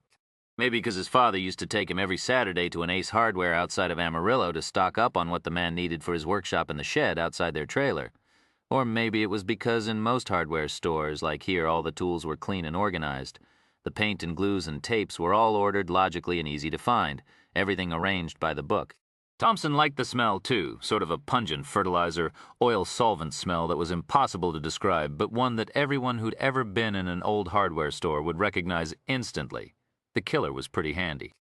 This was something he'd picked up from his dad, who, even though he spent all day with tools working on oil pipelines, derricks, and the bobbing dinosaur head pumps, would still spend lots of time patiently teaching his son how to work with, and respect tools, how to measure, how to draw plans. Thompson spent hours learning how to fix what was broken and how to turn wood and metal and plastic into things that hadn't existed. Together, they'd work on the truck or the trailer, fix the fence, make furniture, build a present for his mom or aunt, a rolling pin or cigarette box or butcher block table. Big or small, his father taught, you put the same amount of skill into what you're doing, son. One's not better or harder than the other. It's only a question of where you put the decimal point. His father was a good teacher, and he was proud of what his son built. When Hart Boyd died, he had with him a shoeshine kit the boy had made and a wooden keychain in the shape of an Indian head with the wood-burned letters Dad on it. It was fortunate, as it turned out, that Thompson learned these skills because that's what the business of death is all about, mechanics and chemistry. No different from carpentry or painting or car repair, where you put the decimal point. Standing at the checkout stand, he paid cash, of course, and thanked the clerk. He took the shopping bag in his gloved hands. He started out the door, paused, and looked at a small electric lawnmower, green and yellow. It was perfectly clean, polished, an emerald jewel of a device. It had a curious appeal to him. Why, he wondered. Well, since he'd been thinking of his father, it occurred to him that the machine reminded him of times he'd mow the tiny yard behind his parents' trailer Sunday morning, then go inside to watch the game with his dad while his mother baked. He remembered the sweet smell of the leaded gas exhaust, remembered the gunshot-sounding crack when the blade hit a stone and flung it into the air, the numbness in his hands from the vibration of the grips. Numb the way you'd feel as you lay dying from a sidewinder snakebite, he assumed. He realized that the clerk was speaking to him. "What?" Thompson asked. "Make you a good deal?" the clerk said, nodding at the mower. "No, thanks." Stepping outside, he wondered why he'd spaced out, what had so appealed to him about the mower, why he wanted it so much. Then he had the troubling idea that it wasn't the family memory at all. Maybe it was because the machine was really a small guillotine, a very efficient way to kill. Maybe that was it. Didn't like that thought, but there it was, numb. Whistling faintly, a song from his youth, Thompson started up the street, carrying the shopping bag in one hand and in the other his briefcase containing his gun and billy club and a few other tools of the trade. He continued up the street into Little Italy, where the crews were cleaning up after the street fair yesterday. He grew cautious, observing several police cars. 2 officers were talking to a Korean fruit stand owner and his wife. He wondered what that was about. Then he continued on to a payphone. He checked his voicemail once more, but there were no messages yet about Geneva's whereabouts. That wasn't a concern. His contact knew Harlem pretty good, and it'd only be a matter of time until Thompson found out where the girl went to school and where she lived. Besides, he could use the free time. He had another job, one that he'd been planning for even longer than Geneva Settle's death, and one that was just as important as that job. More important, really? And funny, now that he thought about it, this one also involved children. "Yeah," Jax said into his cell phone. "Ralph? Sup, dog?" Jax wondered if the skinny little pharaoh was leaning against something at the moment. "You get the word from our friend?" Meaning the character referenced Delisle Marshall. "Yeah? And the Graffiti King's cool?" Jax asked. "Yeah, good. So where are we on all this?" "Okay, I found what you want, man. It's don't say anything." Cell phones were the devil's own invention when it came to incriminating evidence. He gave the man an intersection on 116th Street. 10 minutes. Jax disconnected and started up the street as 2 ladies in their long overcoats, wearing elaborate church hats and clutching well-worn Bibles, detoured out of his way. He ignored their uneasy looks, smoking, walking steady with his gunshot, not gangsta limp. Jax inhaled the air, high on being home. Harlem. Looking around him at stores, restaurants, and street vendors. You could buy anything here: West African woven cloth, kente and malinki, and Egyptian anks, bulga baskets, masks and banners, and framed pictures of silhouetted men and women on African National Congress, black, green, and yellow. Posters, too. Malcolm X, Martin Luther King Jr., Tina, Tupac, Beyonce, Chris Rock, Shaq, and dozens of pictures of Jam Master Jay, the brilliant and generous vinyl-spinning rapper with Run DMC. Gunned down by some asshole in his Queens recording studio a few years back. Jax was hit left and right by memories. He glanced at another corner. Well, look at that. Now, a fast food place.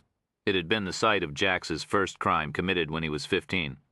The crime that had launched him on the path to becoming righteously notorious, because what he racked wasn't liquor or cigarettes or guns or cash, but a case of fat Krylon from a hardware store. which he went on to use up over the next 24 hours, compounding the larceny with trespass and criminal property damage by spray painting the graffitied bubble letters Jax 157 throughout Manhattan and the Bronx. Over the next few years, Jax bombed that tag of his on thousands of surfaces, overpasses, bridges, viaducts, walls, billboards, stores, city buses, private buses, office buildings. He tagged Rockefeller Center right beside that gold statue before getting tackled by two massive security bulls who laid into him hard with mace and nightsticks. If young Alonzo Jackson found himself with 5 minutes of privacy and a flat surface, Jax 157 appeared. Struggling to get through high school, the son of divorced parents, bored to death with normal jobs, steady in trouble, he found comfort as a writer. Graffiti guerrillas were writers, not artists, what Keith Haring, the Soho galleries, and Claimer ad agencies told everybody. He ran with some local blood posses for a time, but he changed his mind one day when he was hanging with his set on 140th and the Trey Sevens drove by, and pop, pop, pop, Jimmy Stone, standing right next to him, went down with 2 holes in the temple, dead before he hit the ground, all on account of a small bag of rock or on account of no reason at all. Fuck that. Jax went out on his own. Less money. But a hell of a lot safer, despite spraying his tag on places like the Verrazano Bridge and moving a train car, which was one fat story that even brothers in prison had heard of. Alonzo Jackson, unofficially but permanently renamed Jax, dove into his craft. He started out simply bombing his tag throughout the city. But he learned early that if that's all you do, even if you lay it in every borough of the city, you're nothing but a lame toy and graffiti kings wouldn't give you the time of day. So, skipping school, working in fast food restaurants during the day to pay for paint, or racking what he could steal. Jax moved on to throw-ups, tags written fast but a lot bigger than bombing. He became a master of the top to bottom, doing the entire vertical height of a subway car. The A train, supposedly the longest route through town, was his personal favorite. Thousands of visitors would travel from Kennedy Airport into the city on a train that didn't say, "Welcome to the Big Apple." It offered the mysterious message, Jax 157. By the time Jax was 21, he'd done 2 total end-to-ends, covering the entire side of a subway car with his graffiti, and had come close to doing a whole train, every graffiti king's dream. He did his share of pieces, too. Jax had tried to describe what a graffiti masterpiece was, but all he could come up with was that a piece was something more. Something breathtaking. A work that a cluckhead crack addict sitting in a gutter and a Wall Street trader on New Jersey Transit could both look at and think, man, that is so fucking cool. Those were the days, Jax reflected. He was a graffiti king, in the middle of the most powerful black cultural movement since the Harlem Renaissance, hip-hop. Sure, the Renaissance must have been deaf, but to Jax it was a smart person's thing. It came from the head. Hip-hop burst from the soul and from the heart. It wasn't born in colleges and writers' lofts. It came right from the fucking streets, from the angry and striving and despairing kids who had impossibly hard lives and broken homes, who walked on sidewalks littered with cookie vials discarded by the crackheads and dotted with brown, dried blood. It was the raw shout from people who had to shout to be heard.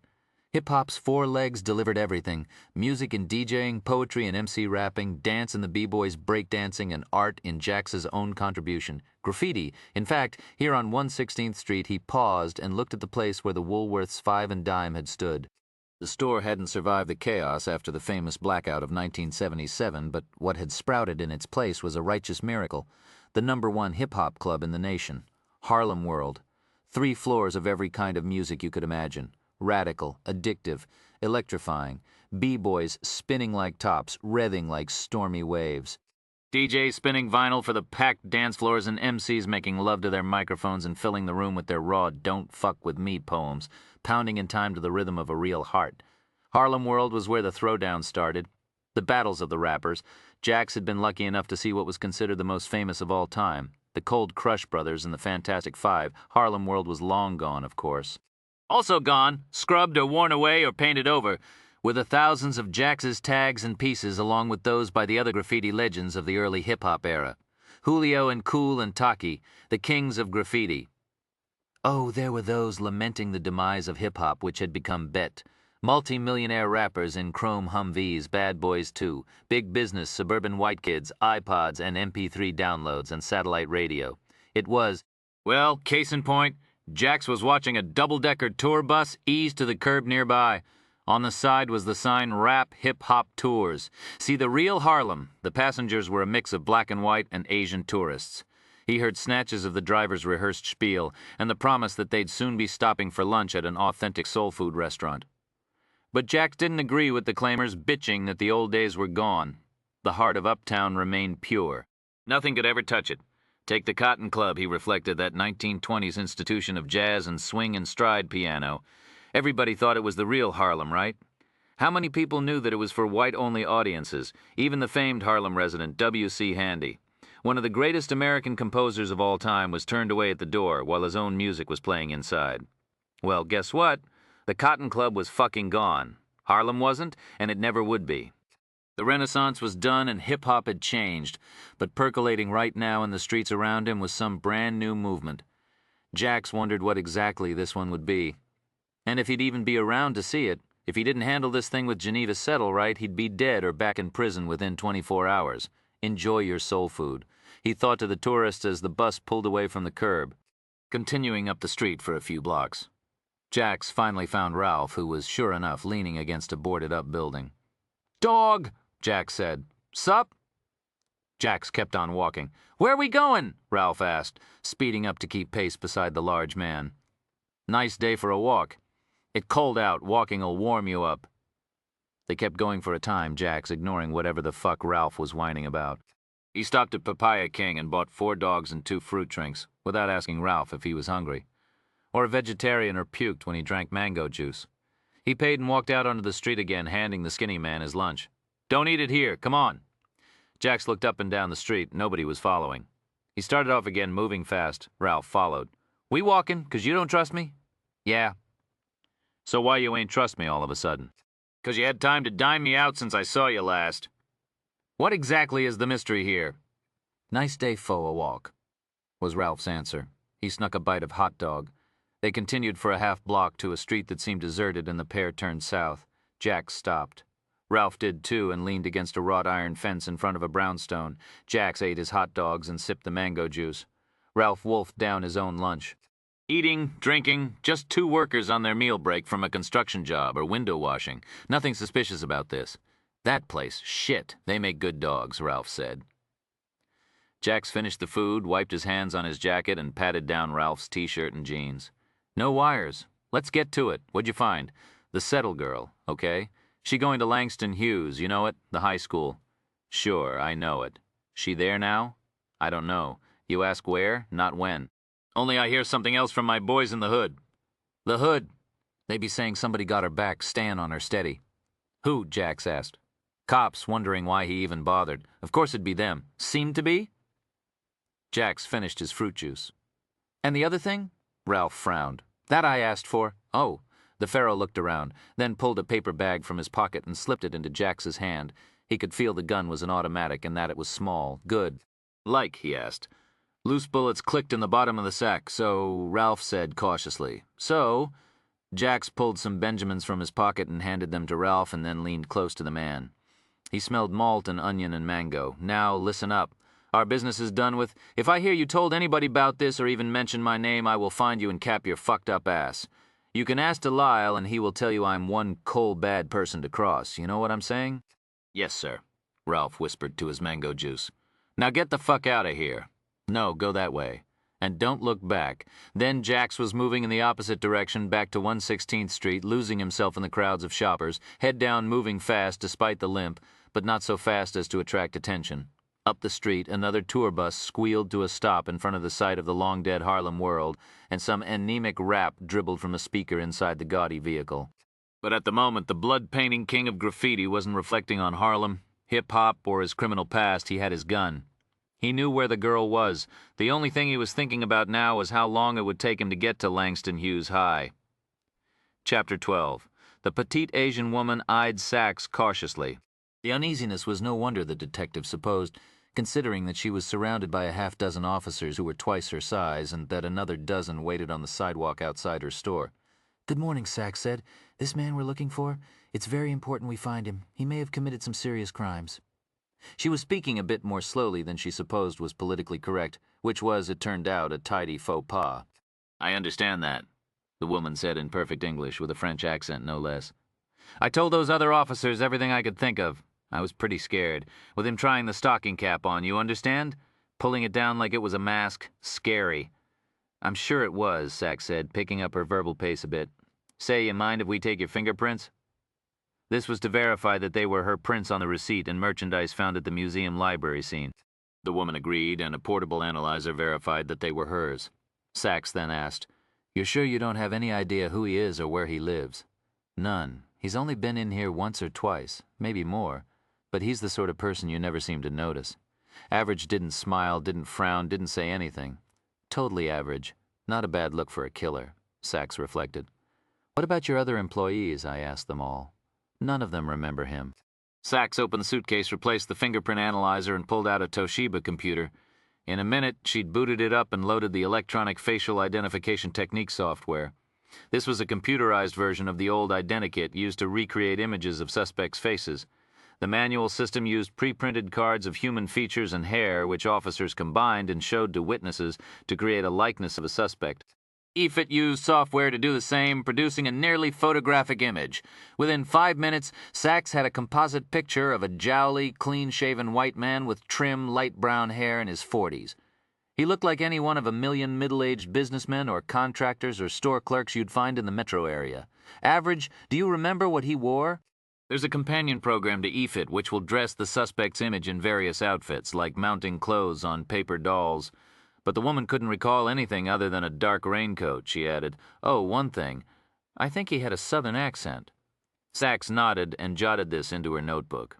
She then hooked up a small laser printer and soon had 24 5x7-inch copies of Unsub 109's image with a short description of his height, weight, and the fact he might be wearing a raincoat and had an accent. She added the warning that he targeted innocents. These she handed to Bo Howman, the grizzled, crew-cut former drill instructor who was now head of the Emergency Services Unit, which was New York's tactical group. He, in turn, distributed the pictures to his officers and the uniformed patrolmen who were here with the team. Howman divided the law enforcers up, mixing patrol with ESU, which had heavier firepower, and ordered them to start canvassing the neighborhood. The dozen officers dispersed. NYPD, the constabulary of the city of Cool, put their tactical teams not in Army-style armored personnel carriers but in off-the-shelf squad cars and vans and carted their equipment around in an ESU bus, a nondescript blue and white truck. One of these was now parked near the store as a staging vehicle. Sachs and Celito pulled on body armor with shock plates over the heart and headed into Little Italy. The neighborhood had changed dramatically in the past 15 years. Once a huge enclave of working-class Italian immigrants, it had shrunk to nearly nothing owing to the spread of Chinatown from the south and young professionals from the north and west. On Mulberry Street, the two detectives now passed an emblem of this change, the building that was the former Ravenite Social Club, home of the Gambino crime family which long-gone John Gotti had headed. The club had been seized by the government, resulting in the inevitable nickname Club Fed, and was now just another commercial building looking for a tenant.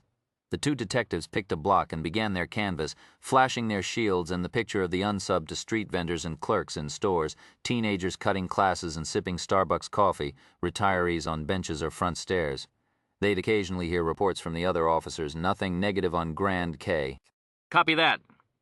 Negative on Hester K. We're trying east." Celito and Sachs continued along their own route, having no more luck than anyone else. A loud bang behind them. Sachs gasped, not at the noise, which she recognized immediately as a truck backfire, but at Celito's reaction. He jumped aside, actually taking cover behind a phone kiosk, his hand on the grip of his revolver. He blinked and swallowed, gave a shallow laugh. "Fucking trucks," he muttered. "Yeah," Sachs said. He wiped his face and they continued on, sitting in his safe house, smelling garlic from one of the nearby restaurants in Little Italy. Thompson Boyd was huddled over a book, reading the instructions it offered and then examining what he'd bought at the hardware store an hour ago. He marked certain pages with yellow post-it tabs and jotted notes in the margins. The procedures he was studying were a bit tricky, but he knew he'd work through them. There wasn't anything you couldn't do if you took your time. His father taught him that. Hard tasks are easy. It's only a question of where you put the decimal point.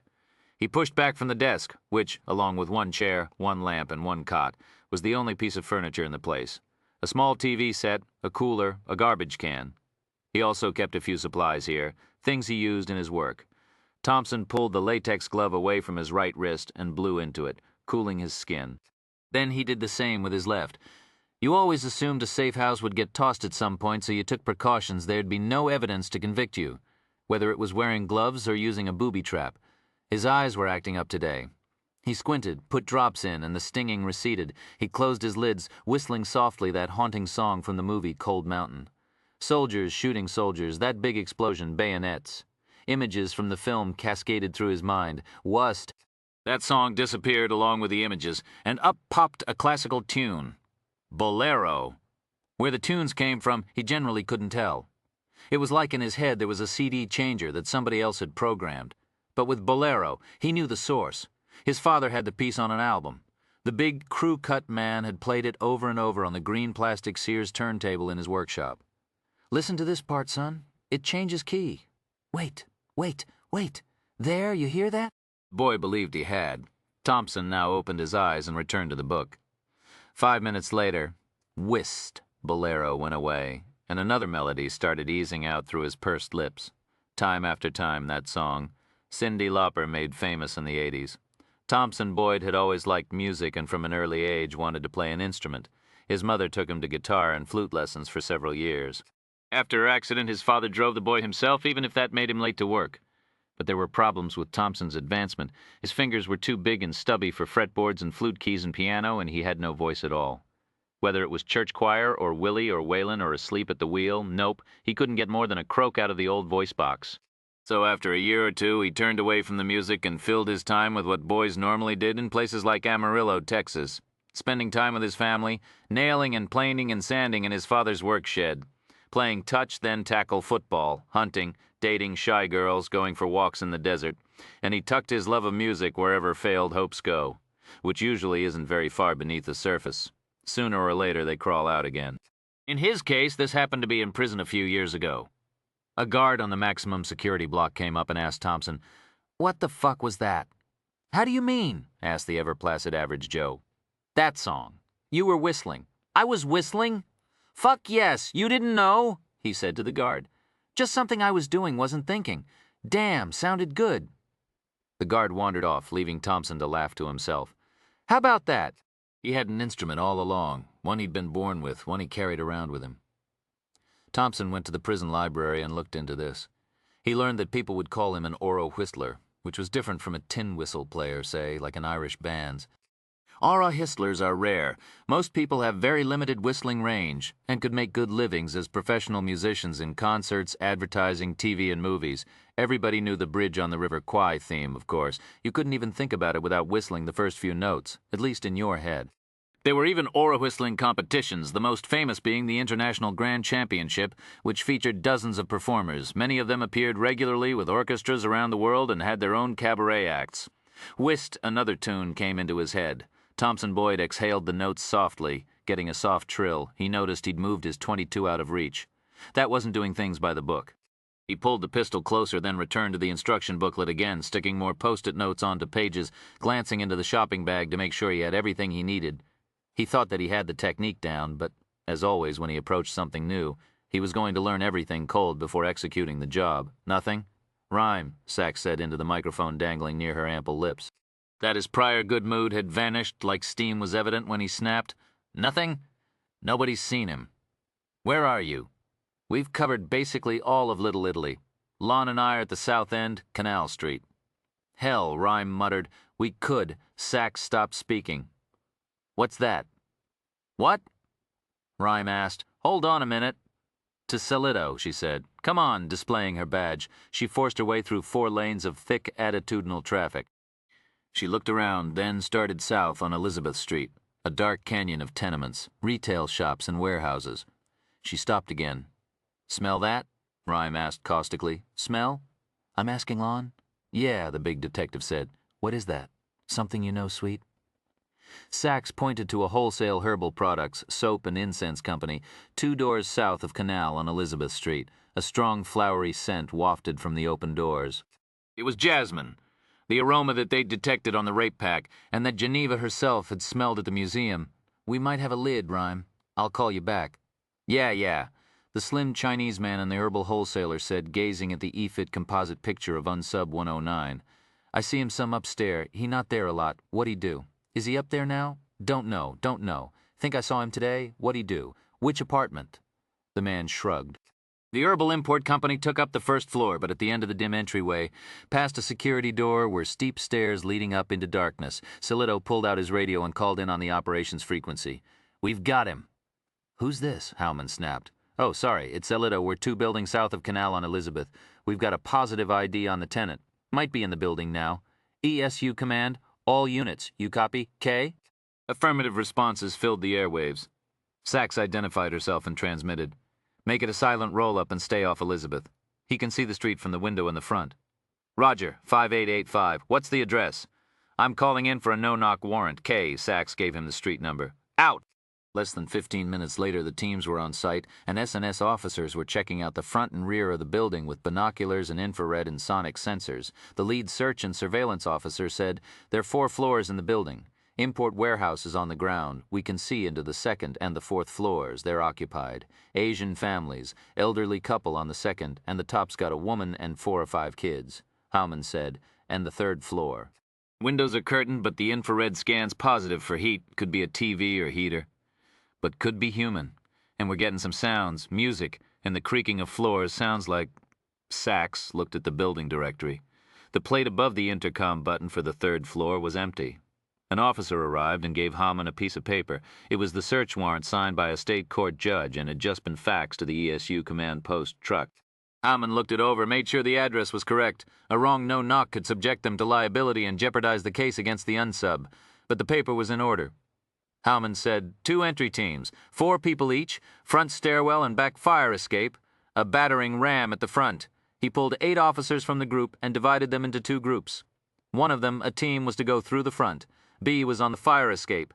He told the 2nd group, "You take out the window on the 3 count and hit him with a flash bang, 2-second delay." "Roger, on 0. "Take out the front door," he said to the head of the A team. Then he assigned other officers to guard the innocents' doors and to be backup. "Now deploy. Move, move, move." The troopers, mostly men, 2 women, moved out as Howman ordered. The B team went around to the back of the building, while Sachs and Howman joined the A team, along with an officer manning the battering ram. Under normal circumstances, a crime scene officer wouldn't be allowed on an entry team, but Howman had seen Sachs under fire and knew she could pull her own, and more important, the ESU officers themselves welcomed her. They'd never admit it, at least not to her, but they considered Sachs one of them and were glad to have her. It didn't hurt, of course, that she was one of the top pistol shots on the force. As for Sachs herself, well, she just plain liked doing kick-ins. Solito volunteered to remain downstairs and keep an eye on the street. Her knees aching from arthritis, Sachs climbed with the other officers to the 3rd floor. She stepped close to the door and listened. She nodded to Howman. "I can hear something," she whispered. Howman said into his radio, "Team B report." "We're in position," Sachs heard in her earpiece. "Can't see inside, but we're ready to go." The commander looked at the team around them. The huge officer with the battering ram, a weighted tube about 3 feet long, nodded. Another cop crouched beside him and closed his fingers around the doorknob to see if it was locked. Into his mic, Howman whispered, 5, 4, 3, silence." This was the moment when they should have heard the sound of breaking glass and then the explosion of the stun grenade. Nothing. And something was wrong here, too. The officer gripping the knob was shivering fiercely, moaning. Jesus, Sachs thought, staring at him. The guy was having a fit or something, a tactical entry officer with epilepsy. Why the hell hadn't that shown up in his medical? "What's wrong?" Howman whispered to him. The man didn't reply. The quaking grew worse. His eyes were wide and only the whites showed. "B-team, report," the commander called into his radio. "What's going on, K?" "Command, the window's boarded up." The B-team leader transmitted. "Plywood, we can't get a grenade in. Status of Alpha, K." The officer at the door had slumped, now his hand frozen on the knob, still shivering. Howman whispered in a harsh voice, "We're wasting time. Get him out of the way and take the door out. Now!" Another officer grabbed the seizing one. The second one began to shake, too. The other officers stepped back. One muttered, "What's going?" It was then that the first officer's hair caught fire. "He wired the door." Howman was pointing to a metal plate on the floor. You saw these often in old buildings. They were used as cheap patches on hardwood floors. This one, though, had been used by Unsub 109 to make an electric booby trap. High voltage was coursing through both men. Fire was sprouting from the first officer's head, his eyebrows, the backs of his hands, then his collar. The other cop was unconscious now, but still quivering horribly. "Jesus," an officer whispered in Spanish. Howman tossed his HK machine gun to a nearby officer, took the battering ram and swung it hard at the wrist of the officer, gripping the knob. Bones probably shattered, but the ram knocked his fingers loose. The circuit broken. The 2 men collapsed. Sachs beat out the flames, which were filling the hallway with the revolting smell of burnt hair and flesh. Two of the backup officers began CPR on their unconscious colleagues, while an A-team cop grabbed the handles of the battering ram and swung it into the door, which burst open. The team raced inside, guns up. Sachs followed. It took only 5 seconds to learn that the apartment was empty. Chapter 13. Bo Howman called into his radio. B-team, we're inside. No sign of the suspect. Get downstairs, sweep the alley. But remember, he waited around at the last scene. He goes for innocence, and he goes for cops. A desk lamp burned, and when Sachs touched the seat of the chair, she found it was warm. A small closed-circuit TV sat on the desk, the fuzzy screen showing the hallway in front of the door. He'd had a security camera hidden somewhere outside and seen them coming. The killer had gotten away only moments ago, but where? The officers looked around for an escape route. The window by the fire escape was covered with plywood. The other was uncovered, but it was 30 feet above the alley. He was here. How the hell did he get away? The answer came a moment later. Found this, an officer called. He'd been looking under the bed. He pulled the cot away from the wall, revealing a hole just big enough for a person to crawl through. It looked like the unsub had cut through the plaster and removed the brick wall between this building and the one next door. When he saw them on the TV monitor, he'd simply kicked out the plaster on the other side of the wall and slipped into the adjoining building. Howman sent more officers to check the roof and nearby streets, others to find and cover the entrances into the building next door. Somebody into the hole, the ESU commander ordered. "I'll go, sir," a short officer said. But with his bulky armor, even he couldn't fit through the gap. "I'll do it," Sachs said, by far the slimmest of the officers present. "But I need this room cleared, to save the evidence." "Roger that. We'll get you inside, then pull back." Howman ordered the bed moved aside. Sachs knelt down and shone her flashlight through the hole, on the other side of which was a catwalk in a warehouse or factory. To reach it, she had a 4-foot crawl through the tight space. "Shit," muttered Amelia Sachs, the woman who'd drive 160 miles per hour and trade shots face-to-face with cornered perps, but came close to paralysis at the hint of claustrophobia. "Head first or feet?" She sighed. Head first would be spookier but safer. At least she'd have a few seconds to find the unsub's firing position before he could draw a target. She looked into the tight, dark space, a deep breath. Pistol in hand, she started forward. "What the hell's the matter with me?" Lon Salito thought, standing in front of the warehouse beside the herbal goods importer. The building whose front door he was supposed to be guarding. He stared at this doorway and at the windows looking for the escaped unsub, praying the perp would show up so he could nail him, praying that he wouldn't. What the hell's the matter? In his years on the force, Salito had been in a dozen firefights, taken weapons off cranked-up psychos, even wrestled a suicide off the roof of the Flatiron Building, with nothing but 6 inches of ornate trim separating him from heaven. He'd gotten shook sometimes, sure, but he'd always bounced right back. Nothing had ever affected him like Barry's death this morning. Being in the line of fire had spooked him, no denying that, but this was something else. Something to do with being so close to a person at that one moment. The moment of death. He couldn't get the librarian's voice out of his head. His last words as a living person, "I didn't really see." Couldn't forget the sound of the 3 bullets striking his chest either. Tap, tap, tap, they were soft, barely audible. Faint slaps, he'd never heard a noise like that. Lon Salito now shivered and felt nauseous, and the man's brown eyes. They were looking right into Salito's when the slugs hit. In a fraction of an instant there was surprise, then pain, then nothing. It was the oddest thing Salito had ever seen, not like drifting off to sleep, not distracted. The only way to describe it, one moment there was something complicated and real behind the eyes, and then, an instant later, even before he crumpled to the sidewalk, there was nothing. The detective had remained frozen, staring at the limp doll lying in front of him, despite the fact that he knew he should be trying to run down the shooter. The medics had actually jostled him aside to get to Barry. Salito had been unable to move. Tap, tap, tap, tap. Then when it came time to call Barry's next of kin, Salito had balked again. He'd made plenty of those difficult calls over the years, none of them easy, of course, but today he simply couldn't face it. He'd made up some bullshit excuse about his phone and let someone else do the duty. He was afraid his voice would crack. He was afraid he'd cry, which he'd never done in his decades of service. Now, he heard the radio report on the futile pursuit of the per-hearing. Tap, tap, tap. Fuck! I just want to go home. He wanted to be with Rachel. Have a beer with her on their porch in Brooklyn. Well, too early for beer, a coffee. Or maybe it wasn't too early for a beer or a scotch. He wanted to be sitting there watching the grass and trees, talking, or not saying anything, just to be with her. Suddenly the detective's thoughts shifted to his teenage son who lived with Salito's ex. He hadn't called the boy for 3 or 4 days, had to do that. Solito realized that he was standing in the middle of Elizabeth Street with his back to the building he was supposed to be guarding, lost in thought. Jesus Christ, what you doing? The shooter's loose around here somewhere and you're fucking daydreaming. He could be waiting in that alley there or the other one just like he was that morning. Crouching, Solito turned back, examining the dark windows, smudged or shaded. The perp could be behind any one of them, sighting down on him right now with that fucking little gun of his. Tap, tap. The needles from the bullets tearing flesh to shreds as they fanned out. Solito shivered and stepped back, taking refuge between two parked delivery trucks out of sight of the windows. Peering around the side of one van, he watched the black windows. He watched the door, but those weren't what he saw. No, he was seeing the brown eyes of the librarian in front of him, a few feet away. I didn't tap life becoming no life, those eyes. He wiped his shooting hand on his suit trousers, telling himself that he was sweating only because of the body armor. What was with the fucking weather? It was too hot for October. Who the hell wouldn't sweat? I can't see him, Kay. Sachs whispered into her microphone. Say again, was Hallman's staticky reply. No sign of him, Kay. The warehouse into which Unsub 109 had fled was essentially one big open space divided by mesh catwalks. On the floor were pallets of olive oil bottles and tomato sauce cans sealed in shrink wrap. The catwalk she stood on was about 30 feet up around the perimeter, level with the Unsub's apartment in the building next door. It was a working warehouse, though, probably used only sporadically. There were no signs that employees had been here recently.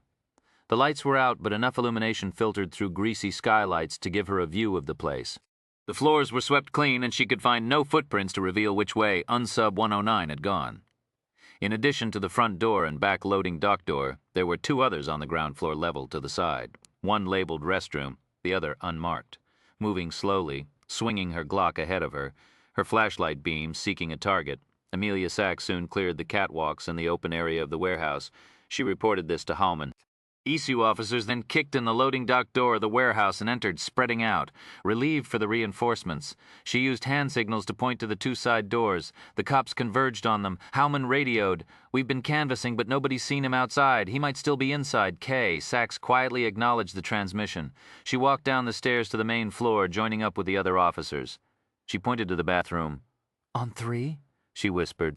They nodded. One pointed to himself, but she shook her head, meaning she was going in on point. Sachs was furious that the perp had gotten away, that he had a rape pack in a smiley-face bag, that he'd shot an innocent simply for diversion. She wanted this guy nailed, and she wanted to make sure she had a piece of him. She was in the armored vest, of course, but she couldn't help thinking about what would happen if one of those needle bullets hit her face or arm or throat. She held up a single finger. 1. Going fast, going low, with 2 pounds of pressure on the 2.5-pound trigger. You sure about this, girl? An image of Lincoln Rhyme came to mind. 2. Then a memory of her patrolman father imparting his philosophy of life from his deathbed. Remember, Amy, when you move they can't get you? So, move. 3. She nodded. An officer kicked the door open. Nobody was going near any metal doorknobs, and Sachs lunged forward, dropping into a painful crouch and spraying the flashlight beam around the small, windowless bathroom. Empty. She backed out and turned to the other door. The same routine here on 3, another powerful kick. The door cracked inward. Guns and flashlights up. Sachs thought, brother, never easy, is it? She was looking down a long stairway that descended into pitch-black darkness. She noted that there were no backs on the stairs, which meant that the unsub could stand behind them and shoot into their ankles, calves or backs as they descended. Dark, she whispered. The men shut out their flashlights, mounted to the barrels of their machine guns. Sachs went first, knees aching. Twice. She nearly tumbled down the uneven, loose steps. 4 ESU officers followed her. Corner formation, she whispered, knowing she wasn't technically in charge, but unable to stop herself at this point. The troops didn't question her. Touching one another's shoulders to orient themselves, they formed a rough square, each facing outward and guarding a quadrant of the basement. Lights? The beams of the powerful halogen suddenly filled the small space as the guns sought targets. She saw no threat, heard no sounds, except one fucking loud heartbeat, she thought. But that's mine. The basement contained a furnace, pipes, oil tanks, about 1,000 empty beer bottles, piles of trash, a half-dozen edgy rats. 2 officers probed the stinking garbage bags, but the perp was clearly not here. She radioed Howman what they'd found. No one else had seen a sign of the unsub. All the officers were going to rendezvous at the command post truck to continue the canvass of the neighborhood, while Sachs searched the scenes for evidence, with everybody keeping in mind that, as at the museum earlier, the killer might still be nearby. Watch your back. Sighing, she replaced her weapon and turned toward the stairs. then paused. If she took the same flight of steps back up to the main floor, a nightmare on her arthritic knees, she'd still have to walk down another flight to street level. An easier alternative was to take the much shorter stairway directly to the sidewalk. Sometimes, she reflected, turning toward it, you just have to pamper yourself. Lon Solito had become obsessed with one particular window. He'd heard the transmission that the warehouse was clear, but he wondered if ESU had actually gotten into all the nooks and crannies. After all, everybody'd missed the unsub that morning at the museum. He'd easily gotten within pistol range. Tap, tap, tap. That one window, far right, second floor. It seemed to Solito that it had quivered once or twice, maybe just the wind. But maybe the motion was from somebody trying to open it or aiming through it. Tap. He shivered and stepped back. Hey, he called to an ESU officer who'd just come out of the herbal importers. Take a look. You see anything in that window? Where? That one.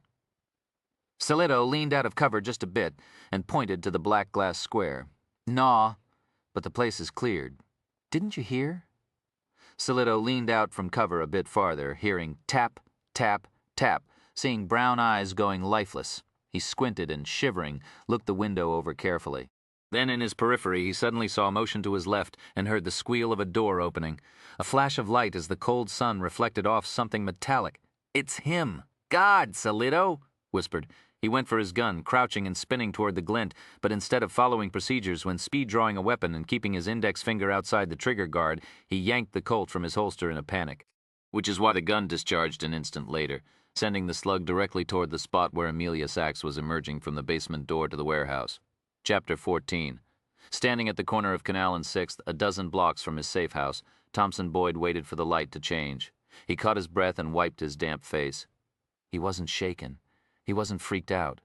The breathlessness and sweat were from the sprint to safety, but he was curious how they'd found him. He was always so careful with his contacts and the phones he used, and always checking to see if he was being followed, that he guessed it had to be through physical evidence. Made sense because he was pretty sure that the woman in white, walking through the museum library scene like a sidewinder snake, had been in the hallway outside the apartment on Elizabeth Street. What had he left behind at the museum? Something in the rape bag? Some bits of trace from his shoes or clothes? They were the best investigators he'd ever encountered. He'd have to keep that in mind. Gazing at the traffic, he reflected on the escape. When he'd seen the officers coming up the stairs, he'd quickly placed the book and the purchases from the hardware store into the shopping bag, grabbed his attaché case and gun, then clicked on the switch that turned the doorknob live. He'd kicked through the wall and escaped into the warehouse next door, climbed to its roof, and then hurried south to the end of the block. Climbing down a fire escape, he'd turned west and started sprinting, taking the course he'd charted out and practiced dozens of times. Now, at Canal and 6th, he was lost in a crowd waiting for the light to change, hearing the sirens of the police cars joining in the search for him. His face was emotionless. His hands didn't shake. He wasn't angry. He wasn't panicked. This was the way he had to be. He'd seen it over and over again. Dozens of professional killers he'd known had been caught because they panicked, lost their cool in front of the police, and broke down under routine questioning. That, or they got rattled during the job, leaving evidence or living witnesses. Emotion, love, anger, fear makes you sloppy. You had to be cool, distant, numb. Thompson gripped his pistol hidden in his raincoat pocket as he watched several squad cars speed up 6th Avenue. The vehicles skidded around the corner and turned east on Canal. They were pulling out all the stops looking for him. Not surprising, Thompson knew New York's finest would frown on a perp electrocuting one of their own, though in Thompson's opinion it was the cop's own fault for being careless. Then a faint tone of concern sounded in his brain as he watched another squad car skid to a stop 3 blocks away. Officers got out and began interviewing people on the street. Then another rolled to a stop only 200 feet from where he now stood, and they were moving this way. His car was parked near Hudson, about 5 minutes away. He had to get to it now, but still the stoplight remained red. More sirens filled the air. This was becoming a problem. Thompson looked at the crowd around him, most of them peering east, intent on the police cars and the officers. He needed some distraction, some cover to get across the street. Just something. Didn't have to be flamboyant. Just enough to deflect people's attention for a time. A fire in a trash bin, a car alarm, the sound of breaking glass. Any other ideas? Glancing south, to his left, Thompson noticed a large commuter bus headed up 6th Avenue. It was approaching the intersection where the cluster of pedestrians stood. Set fire to the trash bin. Or this, Thompson Boyd decided. He eased closer to the curb, behind an Asian girl, slim in her 20s. All it took was an easy push in her lower back to send her into the bus's path. Twisting in panic, gasping, she slid off the curb. "She fell," Thompson cried in a drawl-free shout. "Get her!" Her wail was cut off as the right side view mirror of the bus struck her shoulder and head and flung her body tumbling along the sidewalk. Blood spattered the window and those standing nearby. The brakes screamed. So did several of the women in the crowd. The bus skidded to a stop in the middle of Canal, blocking traffic where it would have to remain until the accident investigation. A fire in a trash basket, a breaking bottle, a car alarm, they might have worked. But he'd decided that killing the girl was more efficient. Traffic was instantly frozen, including 2 approaching police cars on 6th Avenue. He crossed the street slowly, leaving the gathering crowd of horrified passers-by who were crying or shouting or just staring in shock at the limp, bloody body crumpled against a chain-link fence. Her unseeing eyes stared blankly skyward. Apparently nobody thought the tragedy was anything more than a terrible accident. People running toward her, people calling 911 on mobile phones. Chaos. Thompson now calmly crossed the street, weaving through the stopped traffic. He'd already forgotten the Asian girl and was considering more important matters. He'd lost one safe house, but at least he'd escaped with his weapons, the things he'd bought at the hardware store and his instruction book. There were no clues at the apartment to lead to him or the man who'd hired him. Not even the woman in white could find any connection. No, this wasn't a serious problem. He paused at a payphone, called voicemail, and received some good news. Geneva Settle, he learned, was attending Langston Hughes High School in Harlem. She was also, he found out, being guarded by police, which was no surprise, of course. Thompson would find out more details soon, presumably where she lived or even, with some luck, the fact that an opportunity had presented itself and the girl had already been shot to death. The job finished, Thompson Boyd then continued on to his car, a 3-year-old Buick, in a boring shade of blue, a medium car, an average car for Average Joe. He pulled into traffic and circled far around the bus accident congestion. He made his way toward the 59th Street Bridge, his thoughts occupied about what he'd learned in the book he'd been studying for the past hour, the one bristling with post-it tabs, thinking about how he'd put his new skills to use. I don't know what to say. Miserable Lon Solito was looking up at the captain, who'd come directly here from Police Plaza as soon as the brass learned of the shooting incident. Solito sat on the curb, hair askew belly over his belt, pink flesh showing between the buttons. His scuffed shoes pointed outward. Everything about him was rumpled at the moment. What happened? The large, balding African-American captain had taken possession of Solito's revolver and was holding it at his side, unloaded, the cylinder open, following NYPD procedures after an officer has discharged a weapon. Solito looked into the tall man's eyes and said, "I fumbled my piece." The captain nodded slowly and turned to Amelia Sachs. "You're okay?" She shrugged. It was nothing. Slug hit nowhere near me. Solito could see that the captain knew she was being cool about the incident, making light of it. Her protecting him made the big detective even more miserable. "You were in the line of fire, though," the captain said. "It wasn't any." "You were in the line of fire?" "Yes, sir," Sachs said. The .38 caliber slug had missed her by 3 feet. Solito knew it. "She knew it. Nowhere near me." The captain looked over the warehouse. This hadn't happened. The perp would still have gotten away. "Yep," Bo Howman said. "You sure it had nothing to do with his escape? It's going to come up." The ESU commander nodded. "It's looking now like the unsub got onto the roof of the warehouse and headed north or south. Probably south. The shot," he nodded towards Solito's revolver, "was after we'd secured the adjacent buildings." Solito again thought, "What's happening to me?" "Tap, tap, tap," the captain asked. "Why'd you draw your weapon? I wasn't expecting anybody to come through the basement door." "Didn't you hear any transmissions about the building being cleared?" "A hesitation, I missed that. The last time Lon Solito had lied to brass had been to protect a rookie who'd failed to follow procedure when trying to save a kidnapped victim, which he'd managed to do. That had been a good lie. This was a cover-your-own-ass lie, and it hurt like a broken bone to utter it." The captain looked around the scene. Several ESU cops milled about. None of them was looking at Solito. They seemed embarrassed for him. The brass finally said, "No injury, no serious property damage. I'll do a report, but a shooting review board's optional. I won't recommend it." The relief flooded through Solito. "An SRB for an accidental discharge was a short step away from an internal affairs investigation as far as what it did to your reputation. Even if you were cleared, grime stuck to you for a long, long time. Sometimes forever." "Want some time off?" the captain asked. "No, sir," Solito said firmly. The worst thing in the world for him, for any cop, was downtime after a thing like this. He'd brood. He'd eat himself drunk on junk food. He'd be in a shitty mood to everybody around him. And he'd get even more spooked than he was now. He still recalled with shame how he'd jumped like a schoolgirl at the truck backfire earlier. I don't know. The captain had the power to order a mandatory leave of absence. He wanted to ask Sax's opinion, but that would be out of line. She was a new junior detective.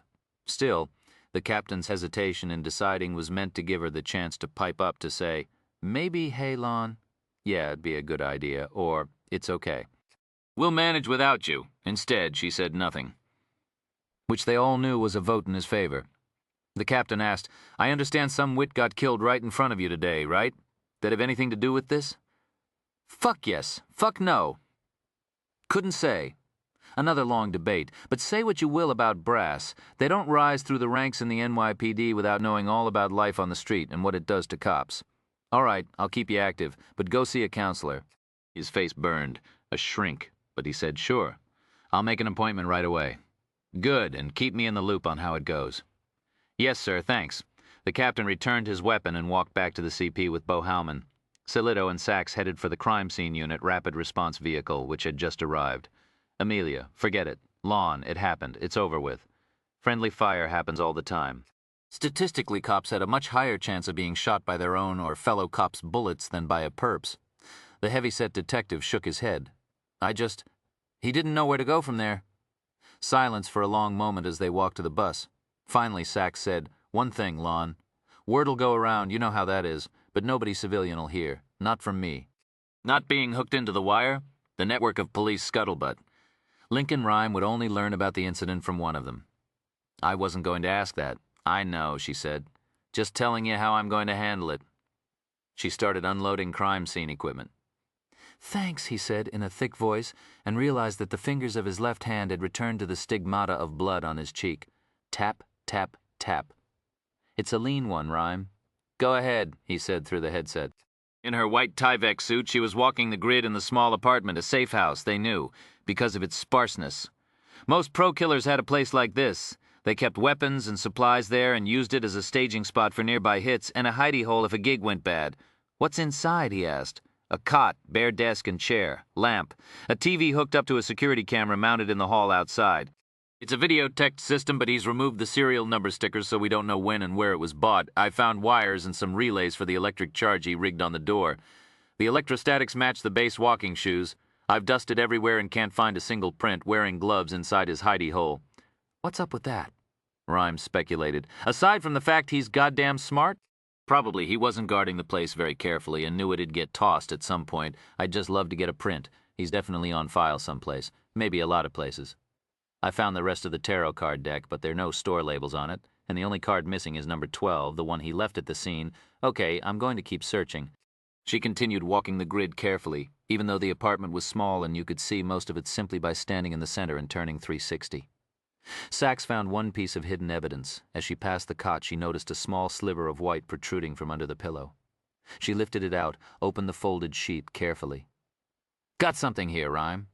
A map of the street the African-American Museum's on. There are lot details of the alleys and entrances and exits for all the buildings around it. Loading zones, parking spaces, hydrants, manholes, payphones. Man's a perfectionist. Not many killers would go to this much trouble for a hired clip. Stains on it, too, and some crumbs. Brownish. Sachs sniffed. Garlic. Crumbs look like food. She slipped the map into a plastic envelope and continued the search. I've got some more fibers like the other ones. Cotton rope, I'd guess. A bit of dust and dirt. That's it, though. Wish I could see the place. His voice trailed to silence. Rhyme? I'm picturing it, he whispered. Another pause. Then, what's on the surface of the desk? There's nothing I told. I don't mean what's sitting on it. I mean, is it stained with ink, doodles, knife marks, coffee cup rings? He added acerbically. When perps are rude enough not to leave their electric bill lying around, we take what we can get. Yep, the good mood was officially deceased. She examined the wooden top. It's stained, yes. Scratched and scarred. It's wood, yes. Take some samples. Use a knife and scrape the surface. Sachs found a scalpel in the examination kit. Just like the ones used in surgery, it was sterilized and sealed in paper and plastic. She carefully scraped the surface and placed the results in small plastic bags. As she glanced down, she noticed a flash of light from the edge of the table. She looked. Rhyme, found some drops, clear liquid. Before you sample them, hit one with some Mirage. Go with X-Spray too. This guy likes deadly toys way too much. Mirage Technologies makes a convenient explosives detection system. X-Spray No. 2 would detect Group B explosives, which include the highly unstable, clear liquid nitroglycerine, even a drop of which could blow off a hand. Sachs tested the sample. Had the substance been explosive, its color would have turned pink. There was no change.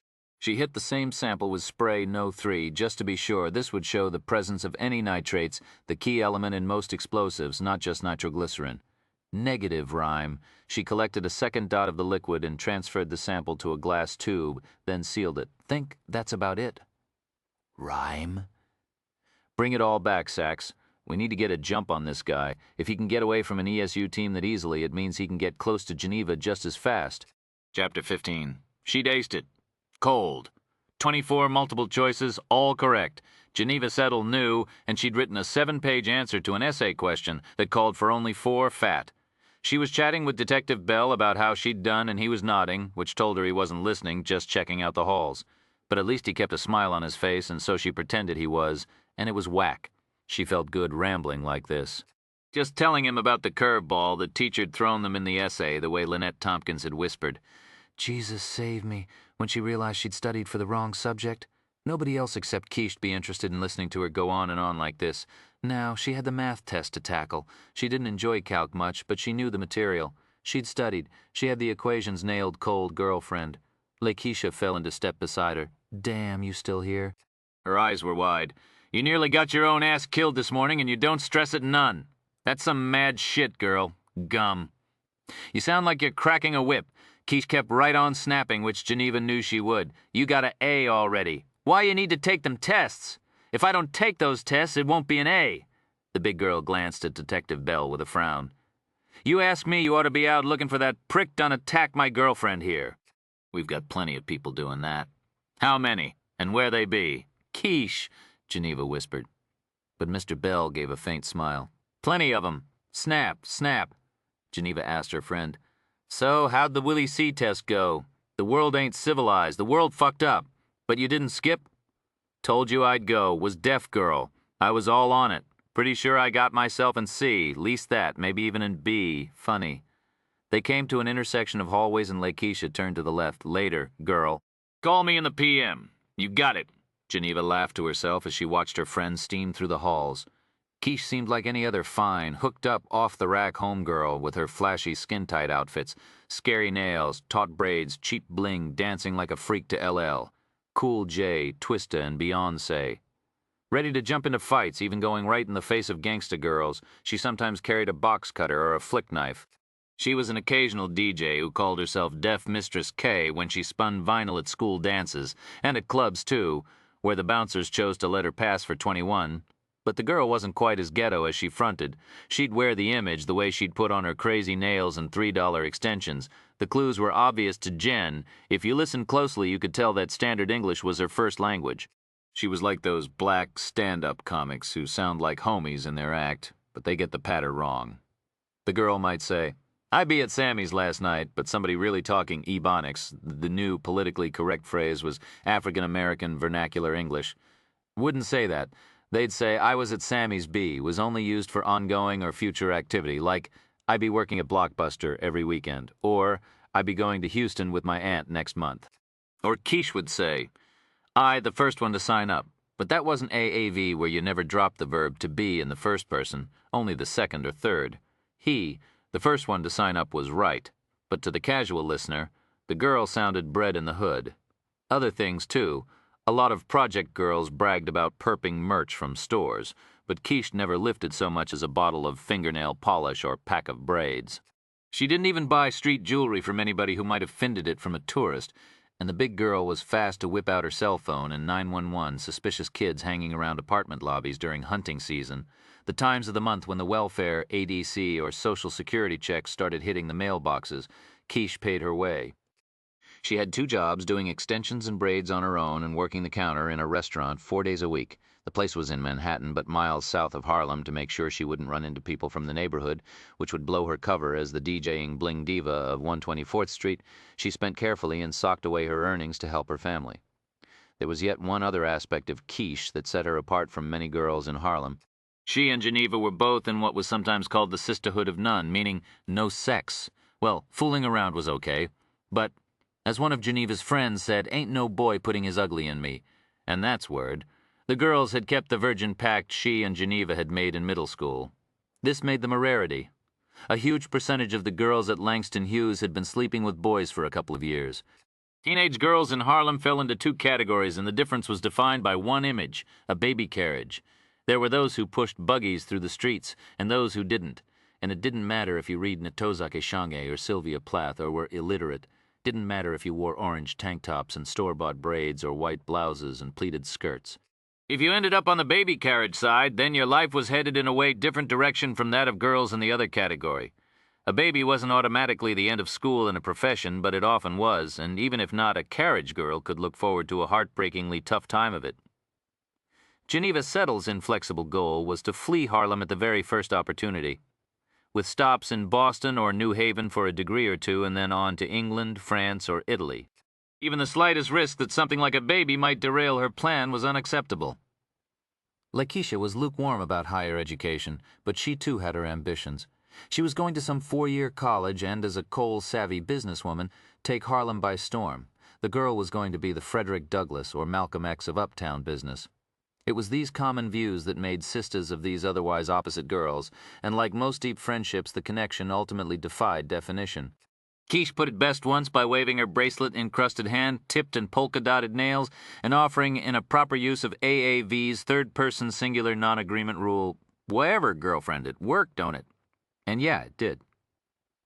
Geneva and Detective Bell now arrived at math class. He stationed himself outside the door. "I'll be here after the test. Wait inside. I'll have the car brought round front."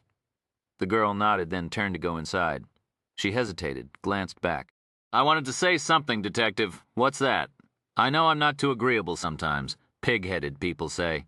Well, mostly they say I'm a pain in the ass, but thanks for what you're doing. Just my job, miss. Besides, half the witnesses. And folk I protect aren't worth the concrete they walk on. I'm happy to be looking after somebody decent. Now, go for another 24 multiple choice in a row." She blinked. "You were listening? I thought you weren't paying attention." "I was listening. Yes, and looking out for you. Though I'll fess up, doing 2 things at once is pretty much my limit. Don't go expecting more than that. Okay, now I'll be here when you get out, and I'm going to pay you back for lunch. I told you that's on the mayor. Only you paid for it yourself. You didn't get a receipt. Well, now look at that.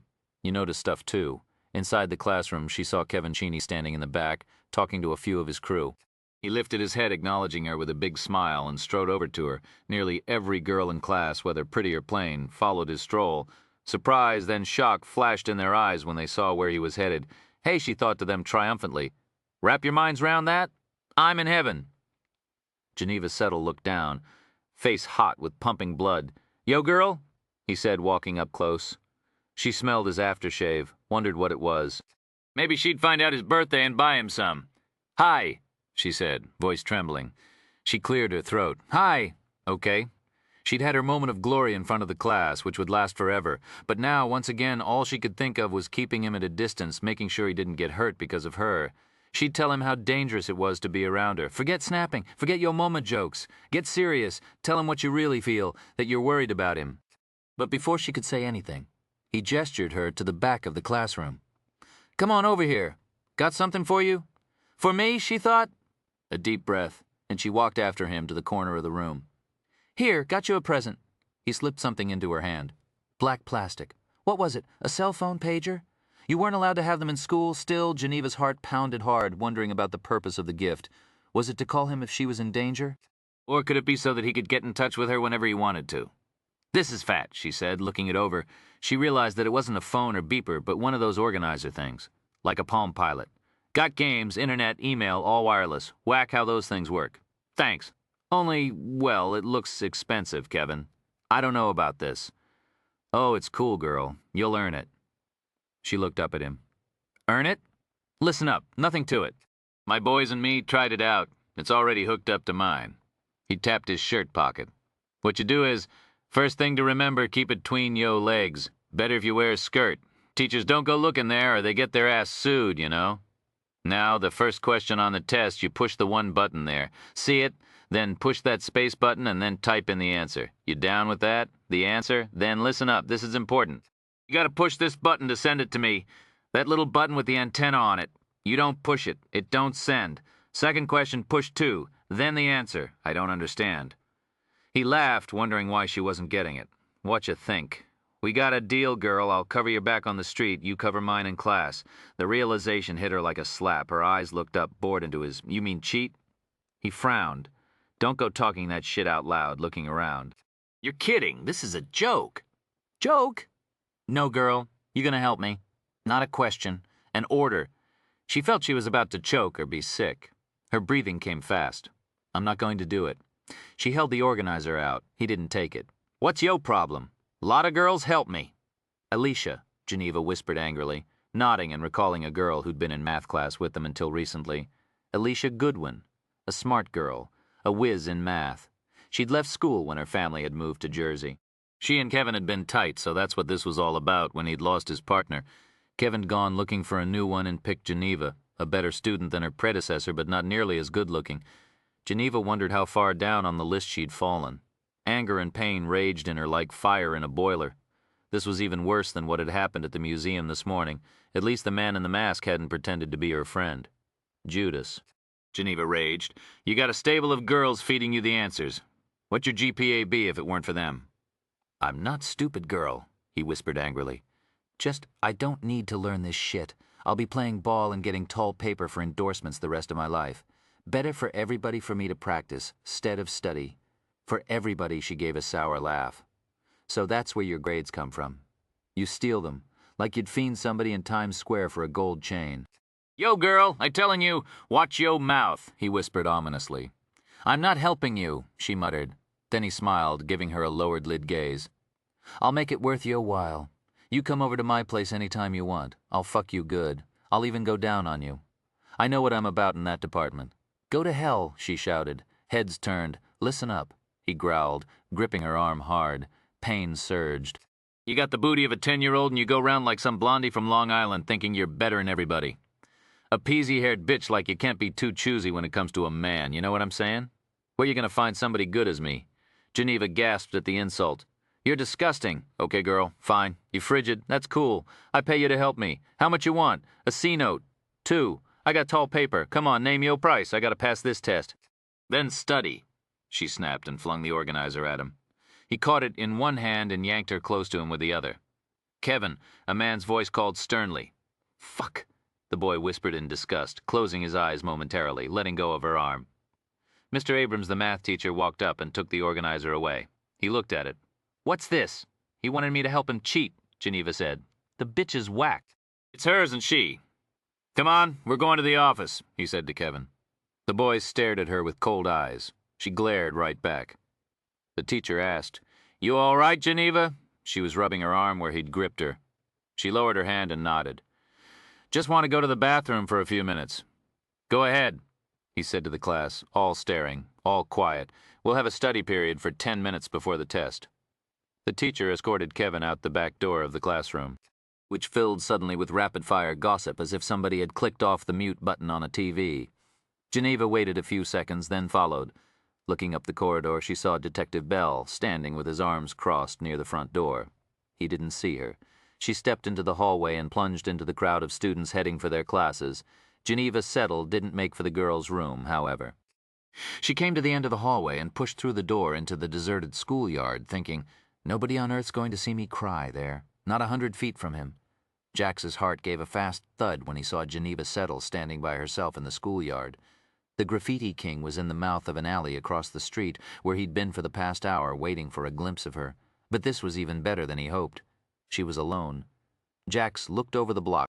There was an unmarked police car with a cop inside in front of the school, but it was some ways from the girl and the cop wasn't looking at the schoolyard. He wouldn't be able to see her from where he was, even if he turned around. This might be easier than he'd thought, so quit standing around, he told himself. Get your ass moving. He pulled a black do-rag out of his pocket, slicked down his fro with it. Easing forward, pausing beside a battered paneled truck, the ex-con scanned the playground, which reminded him a lot of the yard at prison, minus, of course, the razor wire and gun towers. He decided he could cross the street here and use the cover of a Food Emporium tractor trailer that was parked along the sidewalk, its engine idling. He could get to within maybe 25 feet of her without being seen by Geneva or the cop. That'd be plenty close enough. As long as the girl continued to look down, he could slip through the chain link unnoticed. She'd be spooked after everything that happened to her, and if she got a glimpse of him approaching, she'd probably turn and run, shouting for help. Go slow, be careful, but move now. You may not get a chance like this again. Jack started for the girl, picking his steps carefully to keep his limping leg from shuffling leaves and giving him away. Chapter 16, was that the way it always worked? Did boys always want something from you? In Kevin's case, he wanted her mind. Well, wouldn't she have been just as upset if she'd been built like Lakeisha and he'd hit on her for booty or boobs? No, she thought angrily. That was different. That was normal. The counselors at school talked a lot about rape, about saying no, about what to do if a boy got too pushy, what to do after, if it happened. But they never said a word about what to do if somebody wanted to rape your mind. Shit, shit.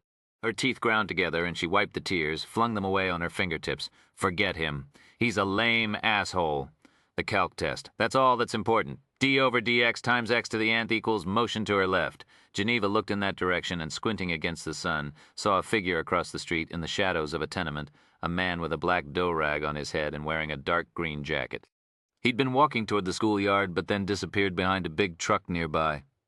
Her first panicked thought, the man from the library had come for her, but no, this guy was black. Relaxing, she glanced at her swatch. Get back inside. Only despairing, she thought about the look she'd get. Kevin's boys who'd give her the bad eye. The bling girls who'd stare and laugh. Get her down. Get the bitch down. Forget about them. Who gives a shit what they think? The test is all that matters. D over dx times x to the nth equals nx to the nth minus 1. As she started back for the side door, she wondered if Kevin would be suspended or maybe expelled. She hoped so over dx times. It was then that she heard the scrape of footsteps from the street. Geneva stopped and turned. She couldn't see anyone clearly because of the glare of the bright sun. Was it the black man in the green jacket coming toward her? The sound of footsteps paused. She turned away, started toward the school, pushing aside every thought but the power rule of calculus.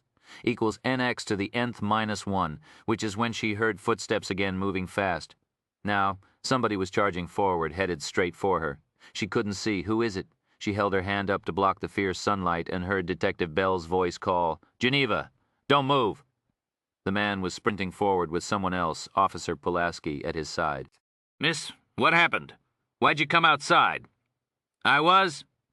3 police cars squealed up nearby. Detective Bell looked up toward the large truck, squinting into the sun. "Pulaski, that's him. Go, go, go." They were looking at the receding form of the man she'd seen a minute ago, the one in the green jacket.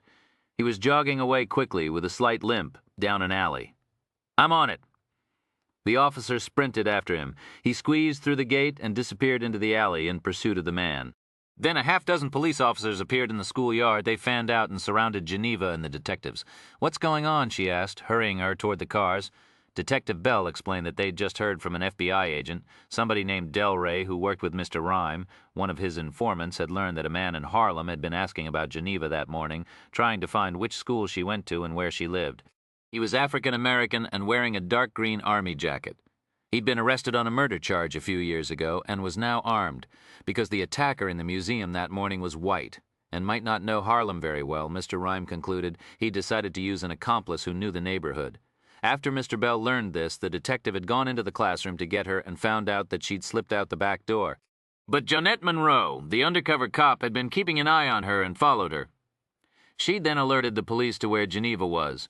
Now, the detective said they had to get her back to Mr. Rhymes immediately. But the test. Aye, no tests, no school until we catch this guy, Bell said firmly. Now, come on, miss. Furious at Kevin's betrayal.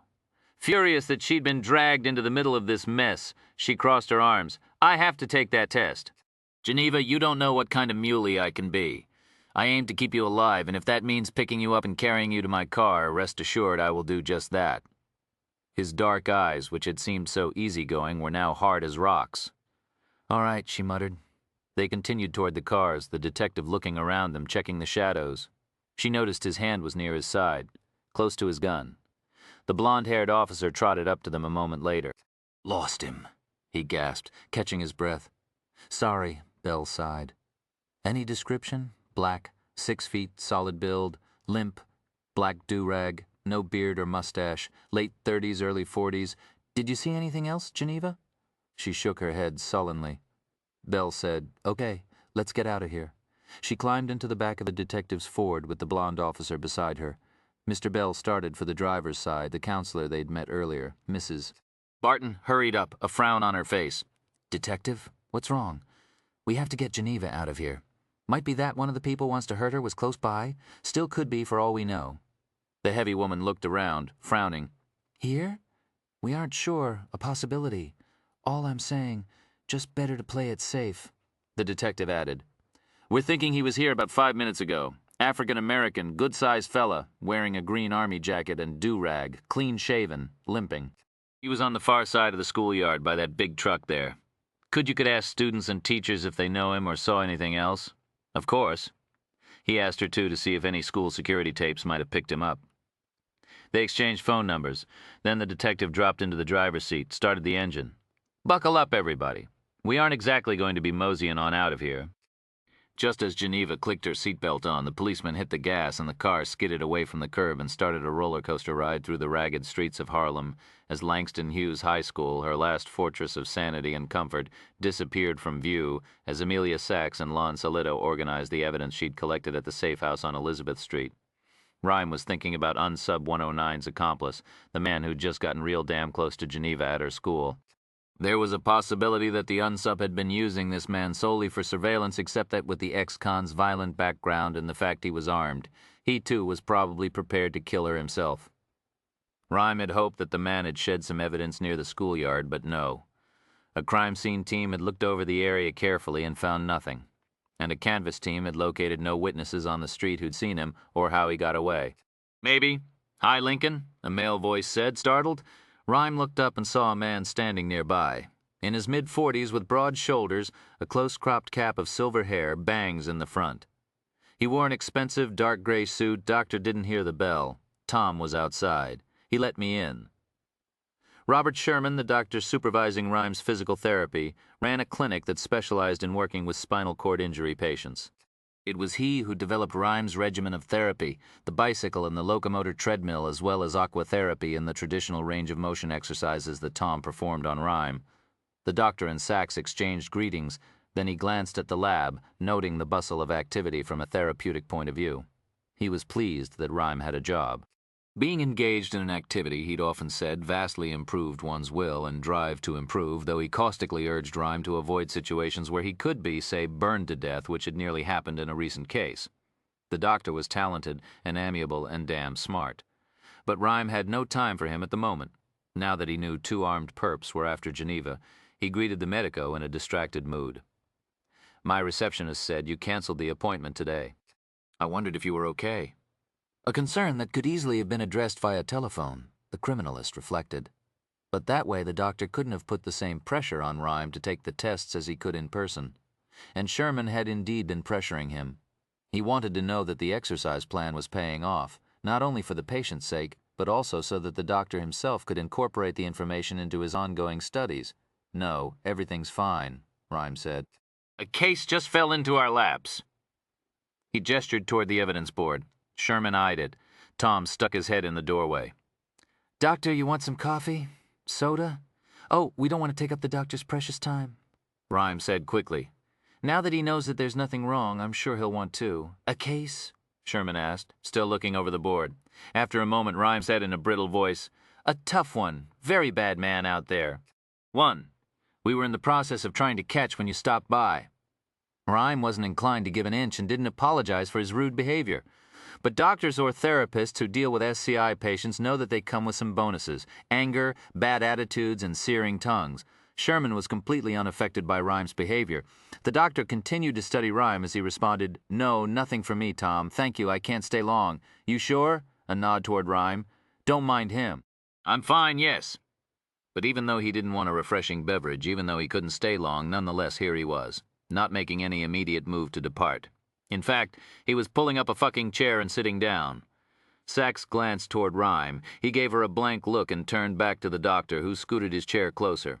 Then he leaned forward and whispered, "Lincoln, You've been resisting the tests for months now. It's been a whirlwind. 4 cases we've been working on, and now 5, time-consuming as you can imagine. And fascinating, by the way, unique issues.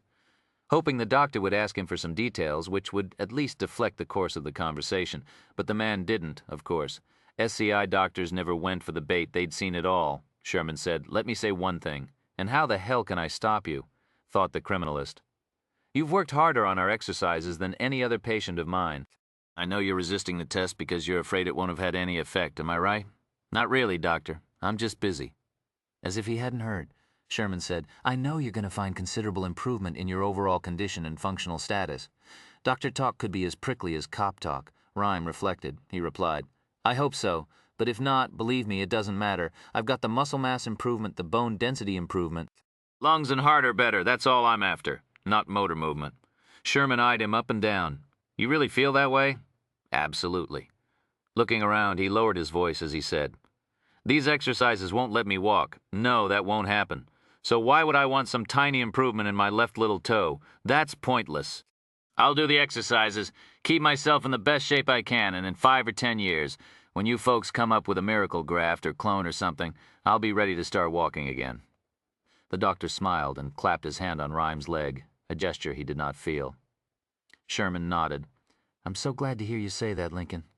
The biggest problem I have is patients giving up because they find that all the exercise and hard work doesn't really change their lives very much. They want big wins and cures. They don't realize that this kind of war is won with small victories." "I think I've already won." The doctor rose. "I'd still like those scans done. We need the data as soon as—" "Hey, Lon, are you listening? Incoming cliché. As soon as the deck is cleared." Solito, who had no clue what Rhyme was talking about, or didn't care, gave him a hollow look. "All right," Sherman said and walked to the door. "And good luck with the case." "We'll hope for the best," Rhyme said cheerily. The man of small victories left the townhouse and Rhyme immediately turned back to the evidence boards. Sachs took a call and listened for a moment, hung up. That was Bo Howman. "Those guys on the entry team, the ones who took the electricity? The first one's got some bad burns, but he'll live. The other one's been released." "Thank God," Solito said, seeming hugely relieved. "Man, what that must have been like." "All that juice going through you." He closed his eyes momentarily. The burns. And the smell. Jesus, his hair was fucking burnt off. I'll send him something. No, I'll take him a present myself. Maybe flowers? Think he'd like some flowers? This reaction, like his earlier behavior, wasn't typical of Solito. Cops got hurt and cops got killed, and everybody on the force accepted that reality in his or her own way. There were plenty of officers who'd say, "Thank God he's alive," and bless themselves and trot to the closest church to pray their thanks. But Solito's way was to nod and get on with the job, not to act like this. "No clue," Rhyme said. "Flowers," Mel Cooper called out. "Lincoln, I've got Captain Ned Seeley on the line." The tech had been talking to the Texas Rangers about the killing in Amarillo that VICAP had reported was similar to the incident at the museum. "Speaker it." He did, and Rhyme asked, "Hello, Captain?" "Yes, sir," came the response, a drawl. "Mr. Rhyme." "That's right. Got your associate's request for information on the Charlie Tucker case. I pulled what he had, but it wasn't much. You think it's the same fellow causing a stir up your way?" The M.O.'s similar to an incident we had here this morning. His shoes were the same brand. So was the treadwear. "And he left some fake evidence to lead us off, the same way he left those candles and occult markings at Tucker's killing. Oh, and our perp's got a southern accent. There was also a similar killing in Ohio a few years later. That one was a contract hit. So y'all are thinking somebody hired this fella to kill Tucker? Maybe? Who was he? Tucker, ordinary fellow just retired from the Department of Justice. That's our corrections outfit down here. Was happily married, a grandfather. Never in any trouble, went to church regular." Rhyme frowned. What'd he do for prisons? "Guard, in our maximum security facility in Amarillo." You thinking maybe a prisoner hired somebody to get even for something that happened inside? Prisoner abuse or some such?" "Could be," Rhyme said. "Did Tucker ever get written up?" "Nothing in the file here about it. You might want to check with the prison." Rhyme got the name of the warden of the facility where Tucker had worked and then said, "Thanks, Captain. Nothing to it. Y'all have a good day." A few minutes later, Rhyme was on the line with Warden J.T. Beauchamp of the Northern Texas Maximum Security Correction Facility in Amarillo. Rhyme identified himself and said he was working with the NYPD. "Now, Warden, J.T., if you please, sir." "All right, J.T." Rhyme explained the situation to him. "Charlie Tucker?" Sure, the guard who was killed. Lynching or whatever. I wasn't here then. Tucker retired just before I moved from Houston. I'll pull his file. Put you on hold. A moment later, the warden returned. I've got it right here. Nope, no formal complaints against him, excepting from one prisoner. He said Charlie was redding him pretty hard. When Charlie didn't stop, they got into a little scuffle about it. That could be our man, Rhyme pointed out, excepting the prisoner was executed a week later, and Charlie didn't get himself killed for another year. But maybe Tucker hassled another prisoner who hired somebody to even the score. Possible, only hiring a pro for that, little sophisticated for our lot down here. Rhyme tended to agree. Well, maybe the perp was a prisoner himself. He went after Tucker as soon as he got out, then set up the murder to look like some ritual killing. Could you ask some of your guards or other employees? We'd be looking for a white male, 40s, medium build, light brown hair, probably doing time for a violent felony, and probably released or escaped. No escapes, not from here, the warden added. Okay then, released not long before Tucker was killed. That's about all we know. Oh, and he has a knowledge of guns and's a good shot. That won't help. This Texas a chuckle. Rhyme continued. We have a computer composite of his face. We'll email a copy to you. Could you have somebody compare it to the pictures of releases around that time? Yes, sir, I'll have my gal do it. She's got a pretty good eye, but may take a while. We've had ourselves a lot of inmates go through here. He gave them his email address, and they hung up. Just as the call was disconnected, Geneva, Bell, and Pulaski arrived. Bell explained about the accomplice's escape at the school. He added a few details about him, though, and told them that somebody was going to canvass the students and teachers and dig up a security tape if there was one. I didn't get to take my last test, Geneva said angrily, as if this were Rhyme's fault. This girl could definitely get on your nerves. Still, he said patiently, I have some news you might be interested in. Your ancestor survived his swim in the Hudson. He did? Her face brightened, and she eagerly read the printout of the 1868 magazine article. Then she frowned. They make him sound pretty bad, like he'd planned it all along. He wasn't that way. I know it. She looked up, and we still don't know what happened to him if he was ever released. We're still searching for information. I hope we can find out more. The text computer chimed, and he looked it over. Maybe something here? Email from a professor at Amherst who runs an African-American history website. She's one of the people I emailed about Charles Singleton. Read it. It's from Frederick Douglass's diary. Who was he again? Pulaski asked. Sorry, I probably should know. Got a street named after him, and all Geneva said. Former slave, the abolitionist and civil rights leader of the 19th century, writer, lecturer. The rookie was blushing. Like I say, should have known. Cooper leaned forward and read from the screen. May 3rd, 1866. Another evening at Gallows Heights. Ah, Rhyme interrupted. Our mysterious neighborhood, the word gallows again reminded him of the hangman tarot card, the placid figure swinging by his leg from a scaffold. He glanced at the card, then turned his attention back to Cooper. Discussing our vital endeavor, the 14th Amendment. Several members of the colored community in New York and myself met with, inter alia, the Honorable Governor Fenton and members of the Joint Committee on Reconstruction, including Senators Harris, Grimes, and Fessenden, and Congressmen Stevens and Washburn and the Democrat Andrew T. Rogers, who proved far less partisan than we had feared. Governor Fenton began with a moving invocation, whereupon we began to present to the members of the committee our opinions on the various draft versions of the amendment, which we did at length. Mr. Charles Singleton was particularly articulate in his view that the amendment should incorporate a requirement of universal suffrage for all citizens, Negroes and Caucasians, women as well as men, which the members of the committee took under advisement. Lengthy debates lasted well into the night. Geneva leaned over his shoulder and read. Particularly articulate, she whispered out loud. And he wanted voting for women.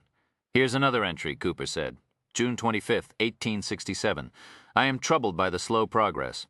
The 14th Amendment was presented to the states for ratification 1 year ago, and with Expediency 22 blessed the measure with their approval.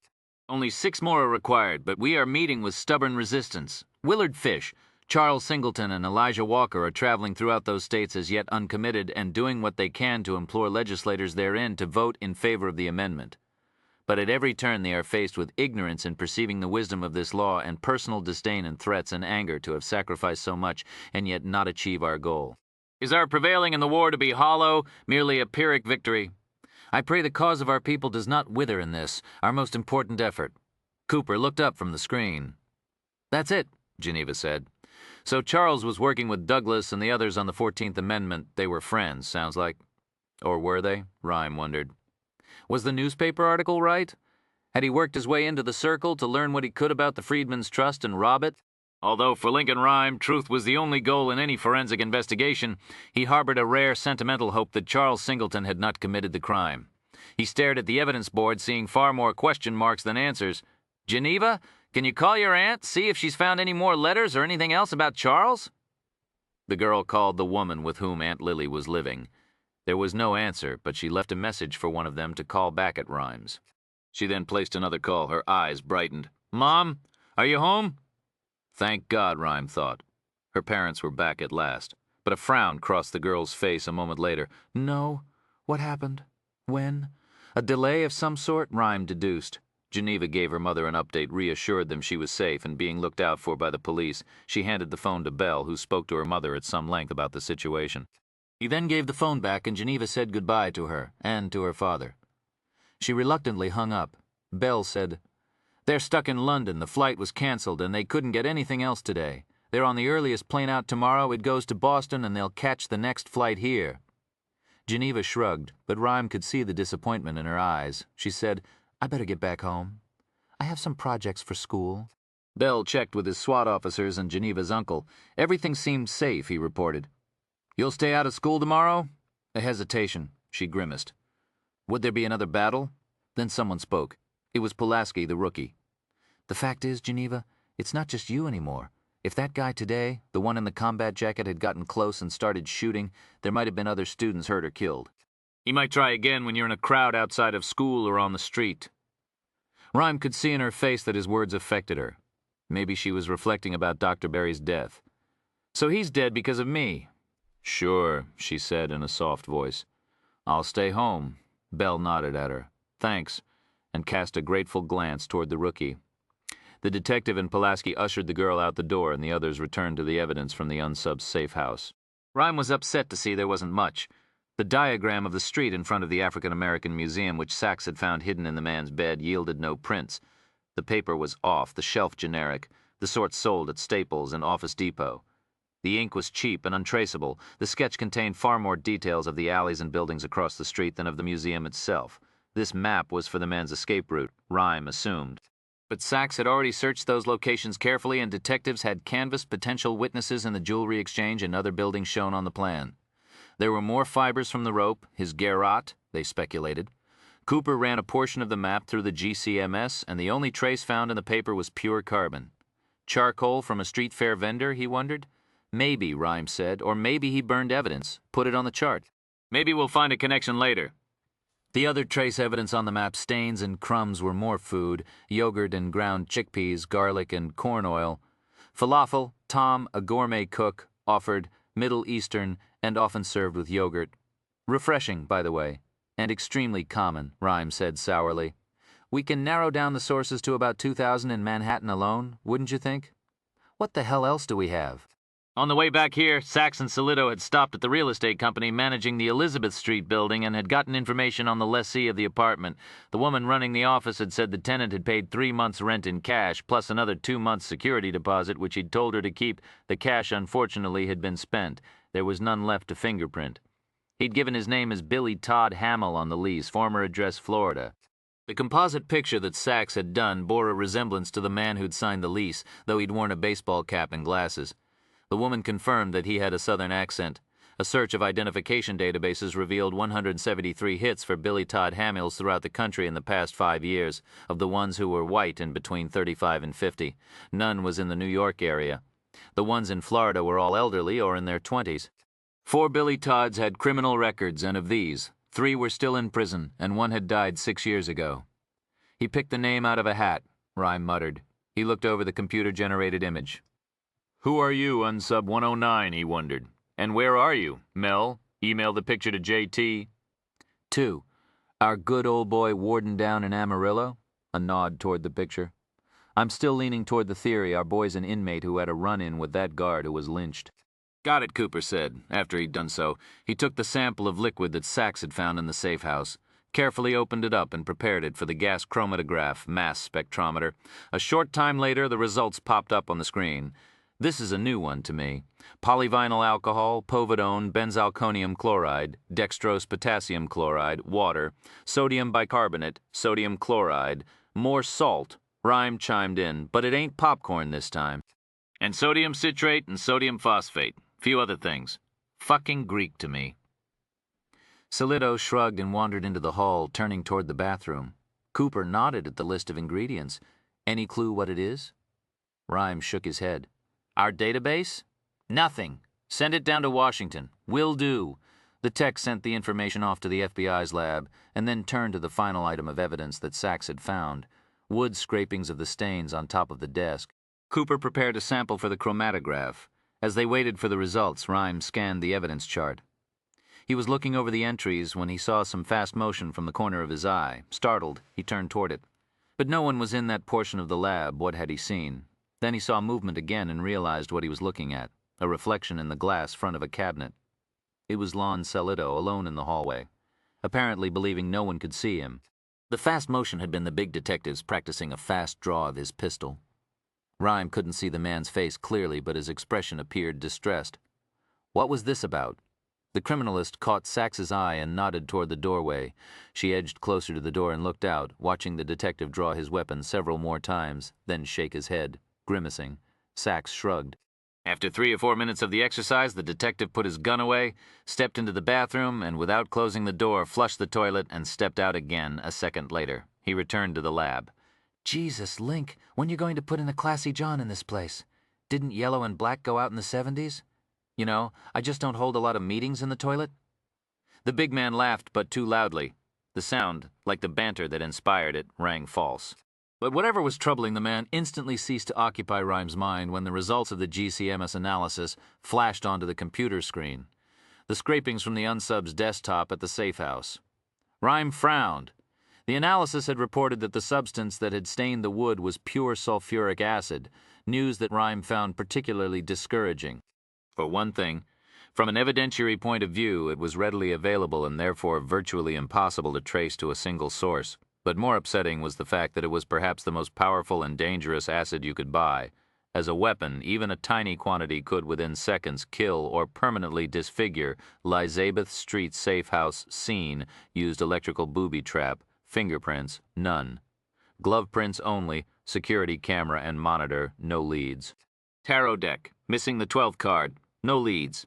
Map with diagram of museum where G. Settle was attacked and buildings across the street. Trace, falafel and yogurt.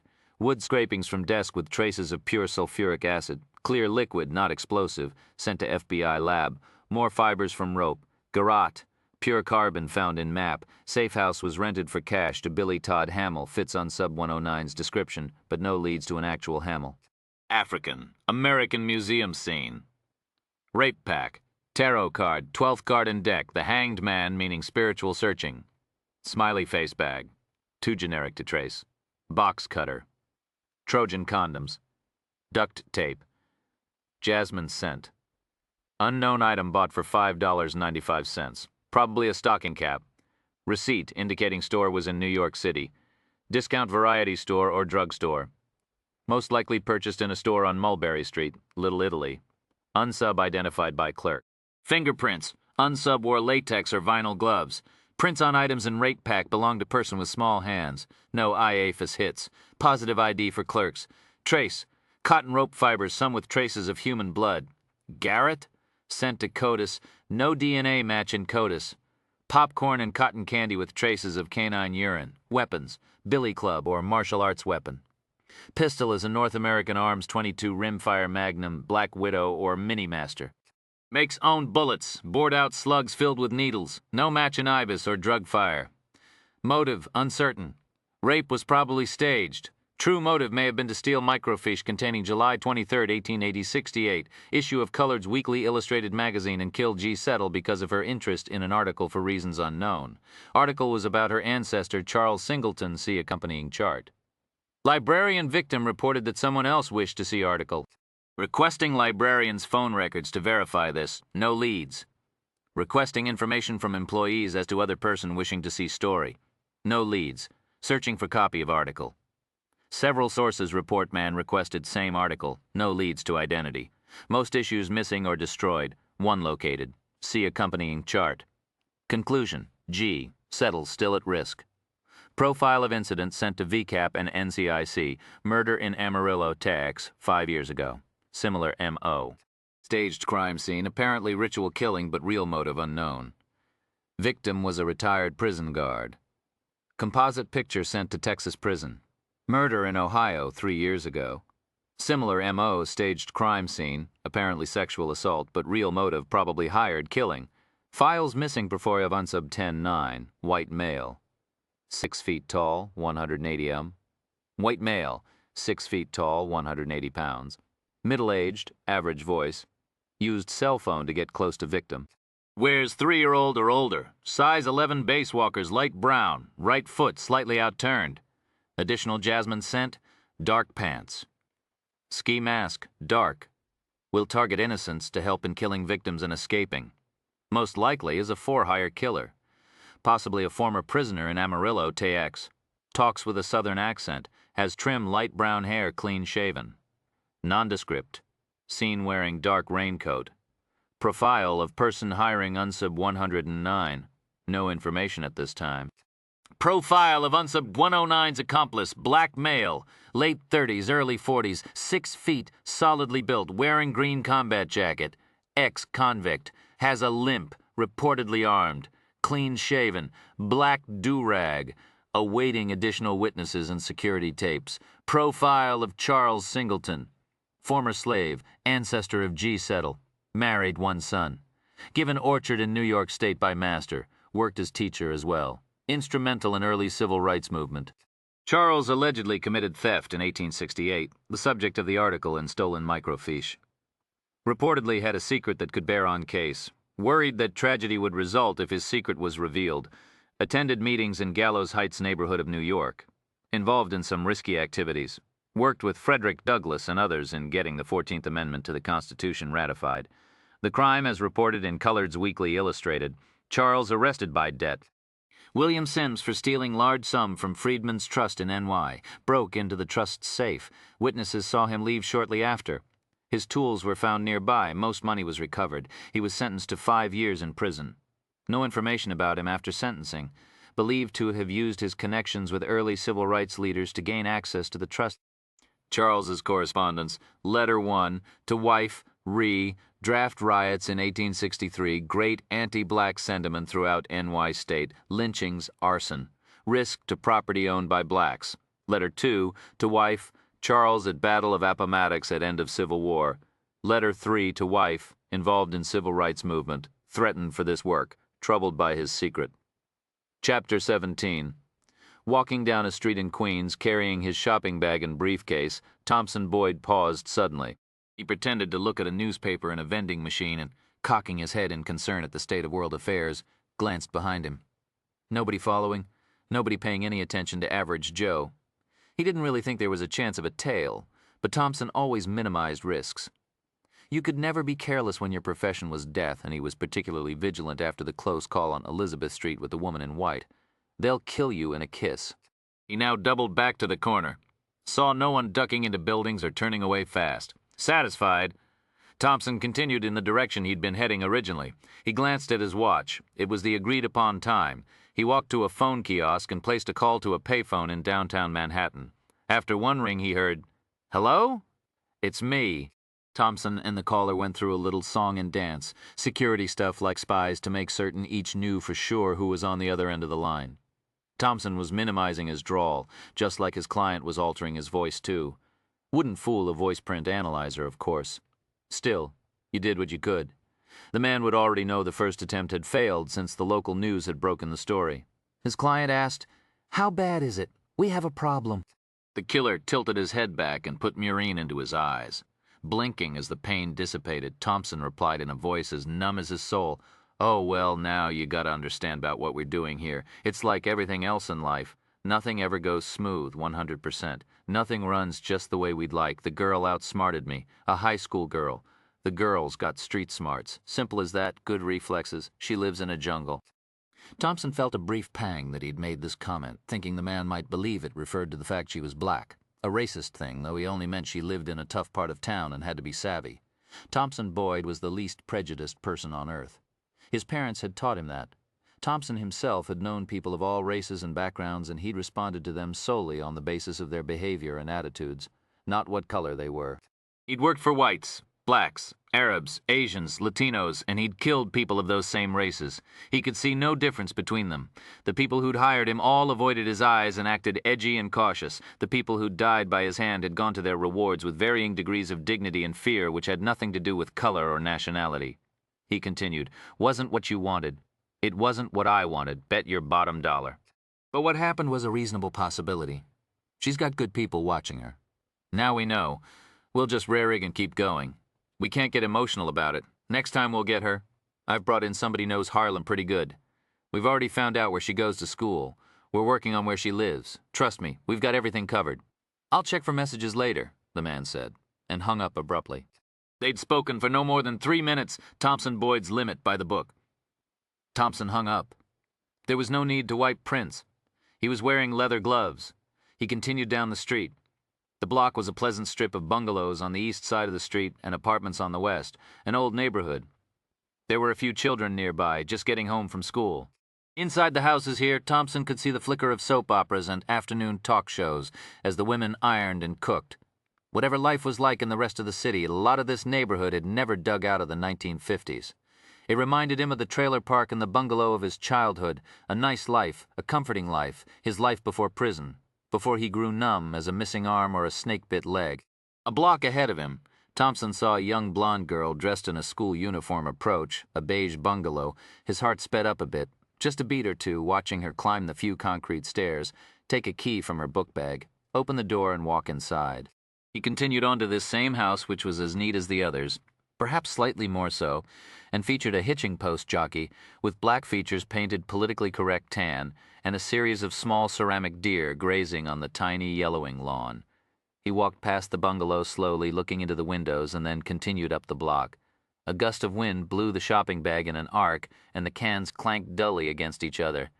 "Hey, careful there," he told himself, and steadied the bag at the end of the block. He turned and looked back.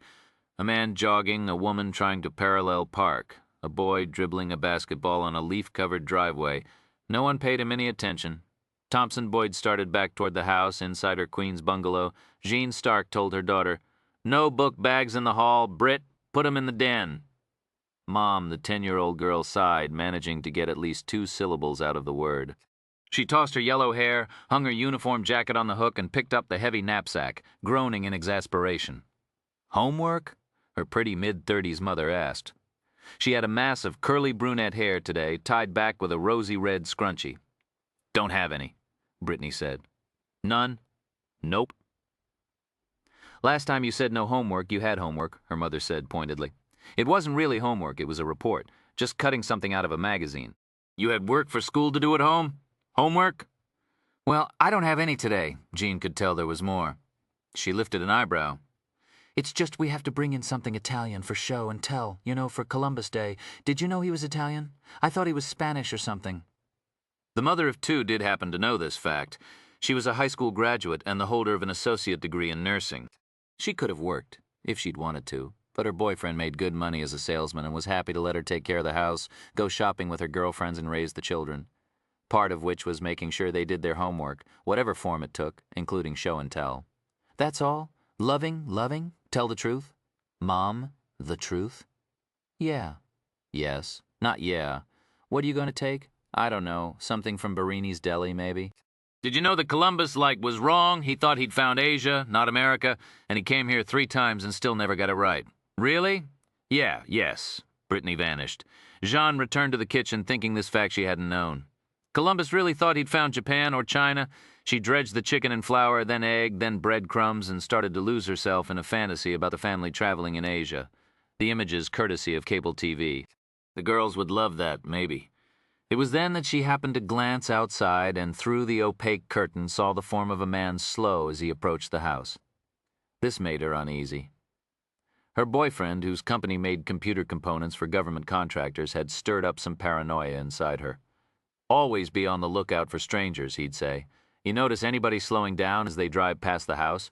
Anybody who seems unusually interested in the children? Tell me about it right away." "Once, not long ago." They'd been in the park up the street with the girls, who were playing on the swings, when a car slowed up and the driver, wearing sunglasses, glanced at the children. Her boyfriend had gotten all freaked and made them go back to the house. He'd explained, spies. What? No, not like CIA spies. Industrial spies from our competitors. My company made over $6 billion last year, and I'm responsible for a good chunk of that. People would love to find out what I know about the market. Companies really do that, Gene had asked. You never really know about people, had been his response, and Gina Stark, who had a rod embedded in her arm where it had been shattered by a whiskey bottle a few years ago, had thought, you never did, true. She now wiped her hands on her apron, walked to the curtain and looked out. The man was gone. Okay, stop spooking yourself. But wait, she saw motion on the front steps. And believed she saw a corner of a bag, a shopping bag, sitting on the porch. The man was here. What was going on? Should she call her boyfriend? Should she call the police? But they were at least 10 minutes away. There's somebody outside, Mommy, Brittany called. Jean stepped forward fast. Britt, you stay in your room. I'll see. But the girl was opening the front door. No, Jean called. And heard, "Thanks, honey," Thompson Boyd said in a friendly drawl as he stepped inside the house, toting the shopping bag she'd seen. You gave me a fright, Jean said. She hugged him and he kissed her. Couldn't find my keys. You're home early, he grimaced. Problems with the negotiations this morning. They were postponed till tomorrow. Thought I'd come home and do some work here. Jean's other daughter, Lucy, 8, ran into the hallway. Tommy, can we watch Judge Judy? Not today. Oh, please. What's in the bag? That's the work I have to do, and I need your help. He set the bag down on the floor in the hallway, looked at the girls solemnly and said, You ready? I'm ready, Lucy said, Britt. The older girl said nothing, but that was because it wouldn't be cool to agree with her sister. She was definitely ready to help, too. After we postponed my meeting, I went out and bought these. I've been reading up on it all morning. Thompson reached into the shopping bag and pulled out cans of paint, sponges, rollers, and brushes.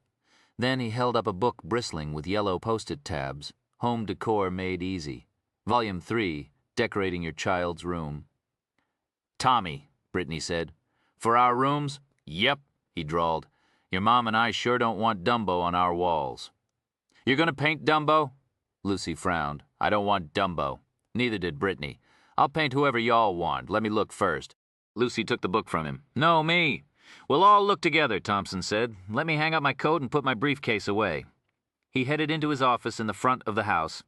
And returning to the kitchen, Gina Stark thought that despite his incessant travel, the paranoia about his job, the fact that his heart didn't join into either his joy or his sadness, the fact that he wasn't much of a lover, well, she knew she could do a lot worse in the boyfriend department. Escaping down the alley from the police at the Langston Hughes schoolyard, Jax had piled into a cab and told the driver to head south. Fast $10 extra, you roll through that light. Then, 5 minutes later, he'd told the man to circle back, dropping him off not far from the school. He'd been lucky getting away. The police were obviously going to do whatever was necessary to keep people from getting close to the girl. He was uneasy. It was almost like they'd known about him. Had that asshole claimer Ralph dimed him after all? Well, Jax'd have to be smarter. Which is what he was trying to do right now. Just like in prison.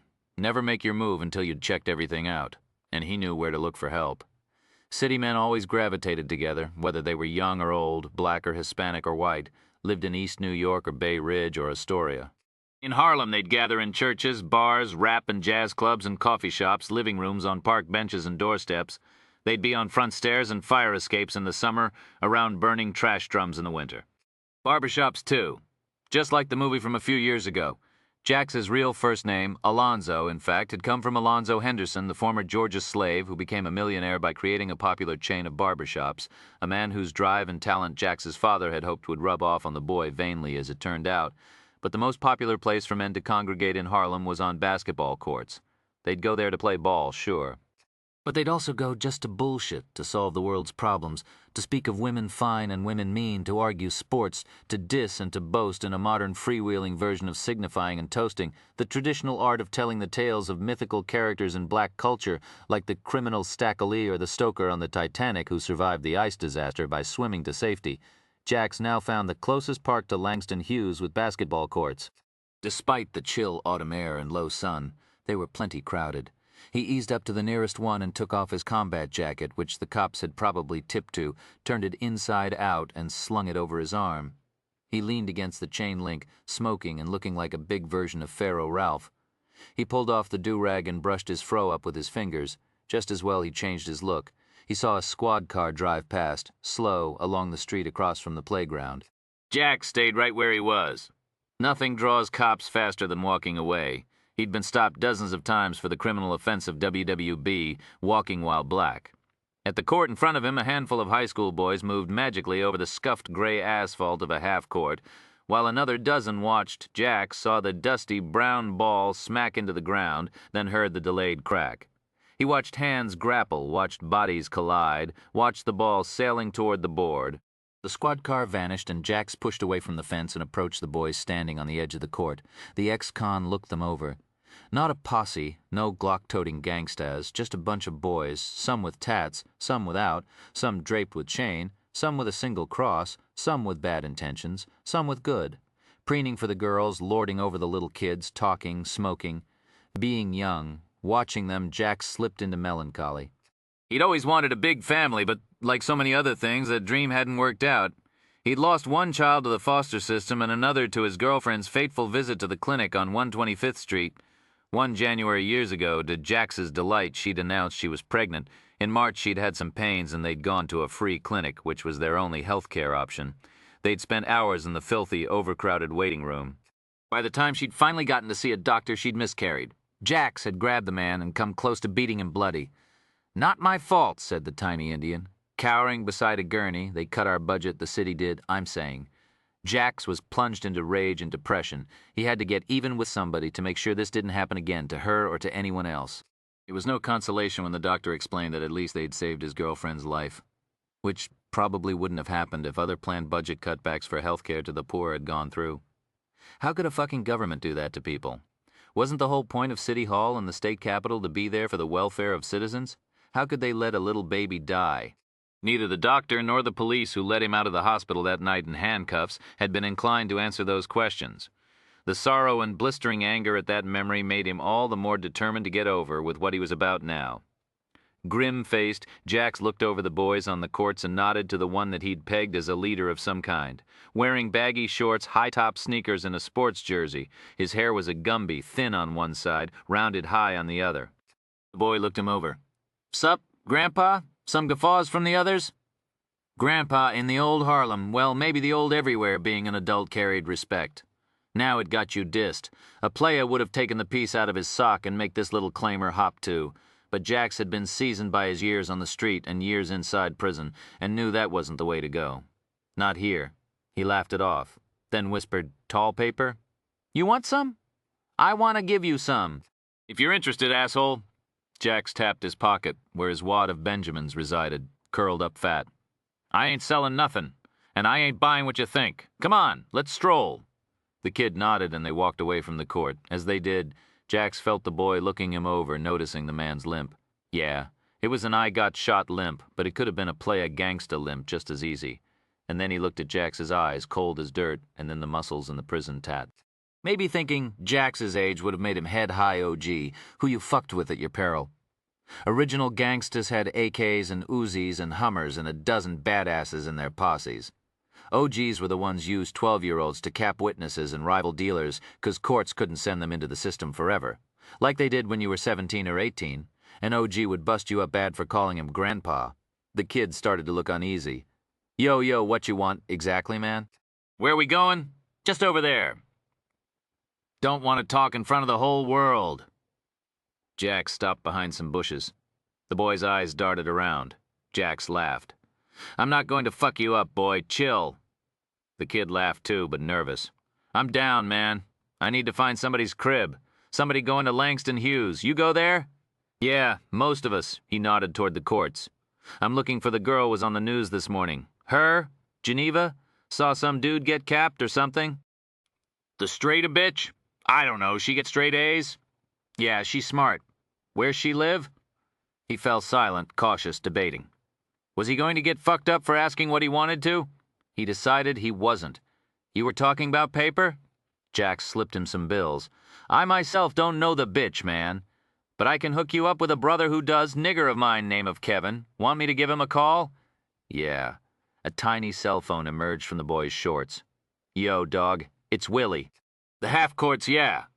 Listen, dude, here with some Benjamins looking faux yo bitch. Geneva, the settle bitch. Hey, chill, man, it's a joke, you know what I'm saying? Right. Now, this dude, Jack snatched the phone from Willie's hand and said, 200, you give up her address. A hesitation. Cash, Kevin asked. No. Jack snapped. American fucking Express. Yeah, cash. I'ma come by the courts. You got those C-notes on you? Yeah, they're sitting right next to my Colt. You're interested. And when I say Colt, I don't mean malt in a 40. I'm down, man. Just asking. I don't go around fielding folk. I'll be hanging with my crew, Jack said, grinning at the uneasy Willie. He disconnected the phone and tossed it to the kid. Then he walked back to the fence and leaned against it and watched the game. 10 minutes later, Kevin arrived. Unlike Willie, he was a real playa. Tall, handsome, poised. Looked like some actor Jax couldn't place, to show off for the old dude, show he wasn't too eager to earn any C-notes, and to impress a few of the bling girls, of course. Kevin took his time, paused, tapped fists, hugged a boy or two, tossed out, "Yo, yo, my man," a few times, and then stepped onto the court, commandeered the ball, and did a couple of impressive dunks. Man could play hoops, no question. Finally, Kevin loped up to Jax and looked him over. Because that was what you did when an outsider walked into a pack. Whether it was on half-courts or in a bar or even in Alonzo Henderson's Victorian-era barber shops, Jax guessed. Kevin tried to figure out where Jax was carrying the piece, how much paper he really had on him, what he was about. Jax asked, "Just let me know how long you're going to keep giving me the bad eye, okay? 'Cause it's getting boring." Kevin didn't smile. Where's the Benjamins? Jax slipped Kevin the money. Where's the girl? Come on, I'll show you. Just the address. You afraid of me? Just the address. Eyes not wavering. Kevin grinned. Don't know the number, man. I know the building. I walked her home last spring. I gotta point it out. Jax nodded. They started west and south. Surprising Jax, he thought the girl would live in one of the tougher neighborhoods, farther north toward the Harlem River or east. The streets here weren't elegant, but they were clean, and many of the buildings had been renovated, it seemed. There was also a lot of new construction underway. Jax frowned, looking around at the nice streets. You sure we're talking Geneva Settle? That's the bitch you ask about. That's the crib I'm showing you. Yo, man, you want to buy some weed, some rock? No, sure I got some good shit. A damn shame you going deaf and all at your young age. Kevin shrugged. They came to a block near Morningside Park. On top of the rocky incline was the Columbia University campus, a place he had frequently bombed with Jax 157 years ago. They started to turn the corner, but both of them stopped fast. Yo, check it out, Kevin whispered. There was a Crown Vic, clearly an unmarked police car, double-parked in front of an old building. That's her crib? The car's in front of? Naw, hers is 2 buildings closer. That one there, he pointed. It was old, but in perfect shape. Flowers in the window boxes, everything clean. Nice curtains. Paint looked new, Kevin asked. You going to fuck up the bitch? He looked Jax up and down. What I'm about is my business. Your business, your business. Sure it is, Kevin said in a soft voice. Only the reason I'm asking is, 'cause if she was to get fucked up, which I have no problem with, I'm saying, but if something was to happen to her, yo, check it out. I'd know it was you. And somebody might come round and want to talk to me about it. So I'm thinking, with all that tall paper you're carrying around in your pocket there, maybe I had a little more of it. I might forget I even seen you. On the other hand, it's possible I could remember a lot about you and that you was interested in the little bitch. Jax had seen quite a bit of life. Been a graffiti king, been a soldier in Desert Storm, known gangstus in prison and outside, been shot at. If there was a rule in this crazy world, it was that however stupid you thought people were, they were always happy to be stupider. In a fraction of a second, Jax grabbed the boy's collar with his left hand and swung his fist up hard into the boy's gut 3 times, 4, 5. Fuck was all the boy got out, the way you fought in prison. Never give him a single second to recover. Again, again, again. Jax let go and the kid rolled into the alley, groaning in pain. With the deliberate, slow movement of a baseball player picking out a bat, Jax bent down and pulled the gun from his sock. As terrified Kevin watched helplessly, the ex-con worked the slide of the automatic to chamber, around, then wrapped his do-rag around the barrel a number of times. This was, Jax had learned from Delisle Marshall on S Block, one of the best and cheapest ways to muffle the sound of a gunshot. Chapter 18 that evening, 7:30 p.m. Thompson Boyd had just finished painting a cartoon bear on the wall of Lucy's room. He stepped back and glanced at his work. He'd done what the book had told him to do, and sure enough, it looked pretty much like a bear. It was the first picture in his life he'd ever painted, outside of school, which is why he'd worked so hard studying the book in his safe house earlier today. The girls seemed to love it. He thought he himself should be pleased with the picture, but he wasn't sure. He stared at it for a long time, waiting to feel proud. He didn't. Oh, well, he stepped into the hallway, glanced at his cell phone. "Got a message," he said absently. He dialed. "Hey, it's Thompson. How you doing? Saw you called." Jean glanced at him, then returned to drying the dishes. "No kidding." Thompson chuckled. For a man who didn't laugh, he thought he sounded real. Of course, he'd done the same thing that morning in the library, laughing to put the settle girl at ease, and that hadn't worked so well. He reminded himself not to overact. "Man, that's a bummer," he said into the dead phone. "Sure, won't take too long, will it? Got that negotiation again tomorrow. Yeah, the one we postponed. Gimme 10 and I'll see you there." He folded the phone closed and said to Gina, "Vern's over at Joey's. He's got a flat." Vernon Harbor had once existed but no longer did. Thompson had killed him some years ago. But because he'd known Vern before he died, Thompson had turned him into a fictional neighborhood buddy he saw occasionally, a sidekick. Like the dead real Vern, the live fictional one drove a Supra and had a girlfriend named Renee, and told plenty of funny stories about life on the docks and at the pork store and in his neighborhood. Thompson knew a lot more about Vern, and he kept the details in mind. When you lie, he knew. Lie big, ballsy, and specific. He drove his Supra over a beer bottle. "Is he all right?" Jean asked. "He was just parking. The putz can't get the lug nuts off by himself." Alive and dead, Vern Harbor was a couch potato. Thompson took the paintbrush and cardboard bucket to the laundry room and set them in the basin, ran water to soak the brush. He slipped on his jacket. Jean asked, "Oh, could you get some 2% on the way home?" "Quart? That's fine." "And some roll-ups," Lucy called. "What flavor?" "Grape." "All right." "Brit?" "Cherry," the girl said. Her memory nudged her. "Please," she added. "Grape and cherry and milk," pointing at each of the females, according to her order. Thompson stepped outside and started walking in a convoluted path up and down the streets of Queens, glancing back occasionally to make sure he wasn't being followed. Breathing cold air into his lungs, exhaling it hotter and in the form of soft musical notes, the Celine Dion song from Titanic. The killer had kept an eye on Jean when he'd told her he was going out. He'd noted that her concern for Vern seemed real and that she wasn't the least suspicious, despite the fact he was going to see a man she'd never met. But this was typical. Tonight he was helping a friend. Sometimes he said he wanted to place an OTB bet. Or he was going to see the boys at Joey's for a fast one. He rotated his lies. The lean, curly-haired brunette never asked much about where he went, or about the phony computer salesman job he claimed he had, which required him to be away from home frequently. Never asked details about why his business was so secret he had to keep his home office door locked. She was smart and clever. Two very different things, and most any other smart and clever woman would have insisted on being included more in his life. But not Jean Stark. He'd met her at a lunch counter here in Astoria a few years ago after he'd gone to ground, following the murder of a Newark drug dealer he'd been hired to kill, sitting next to Jean at the Greek diner. He'd asked her for the ketchup and then apologized, noting that she had a broken arm and couldn't reach it. He asked if she was all right, what had happened. She'd deflected the question, though tears filled her eyes. They'd continued to talk. Soon they were dating. The truth about the arm finally came out, and one weekend Thompson paid a visit to her ex-husband. Later, Jean told him that a miracle had happened. Her ex had left town and wasn't even calling the girls anymore, which he'd done once a week, drunk, to rage at them about their mother. A month later, Thompson moved in with her and the children. It was a good arrangement for Jean and her daughters, it seemed. Here was a man who didn't scream or take a belt to anyone, paid the rent and showed up when he said he would. Why, they felt he was the greatest catch on earth. Prison had taught Thompson a great deal about setting low bars. A good arrangement for them, and good for a professional killer, too. Someone in his line of work who has a wife or girlfriend and children is far less suspicious than a single person. But there was another reason he was with her, more important than simple logistics and convenience. Thompson Boyd was waiting. Something had been missing from his life for a long time, and he was awaiting its return. He believed that someone like Gina Stark, a woman without excessive demands and with low expectations, could help him find it. And what was this missing thing? Simple. Thompson Boyd was waiting for the numbness to go away and for the feeling in his soul to return the way your foot comes back to life after it's fallen asleep. Thompson had many recollections of his childhood in Texas, images of his parents and his Aunt Sandra, cousins, friends from school.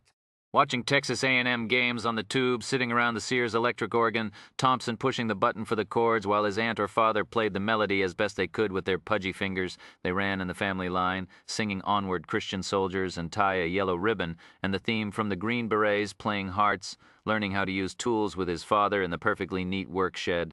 Walking beside the big man in the desert, marveling at the sunsets, the lava beds, coyotes, the sidewinders, which moved like music but could still sting you to death in a flash.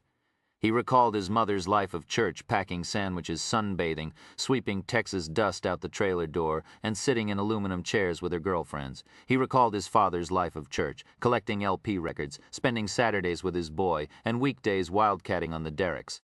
He recalled those wonderful Friday evenings going to the Golden Light Cafe on Route 66 for Harley burgers and fries. Texas swing music pumping through the speakers.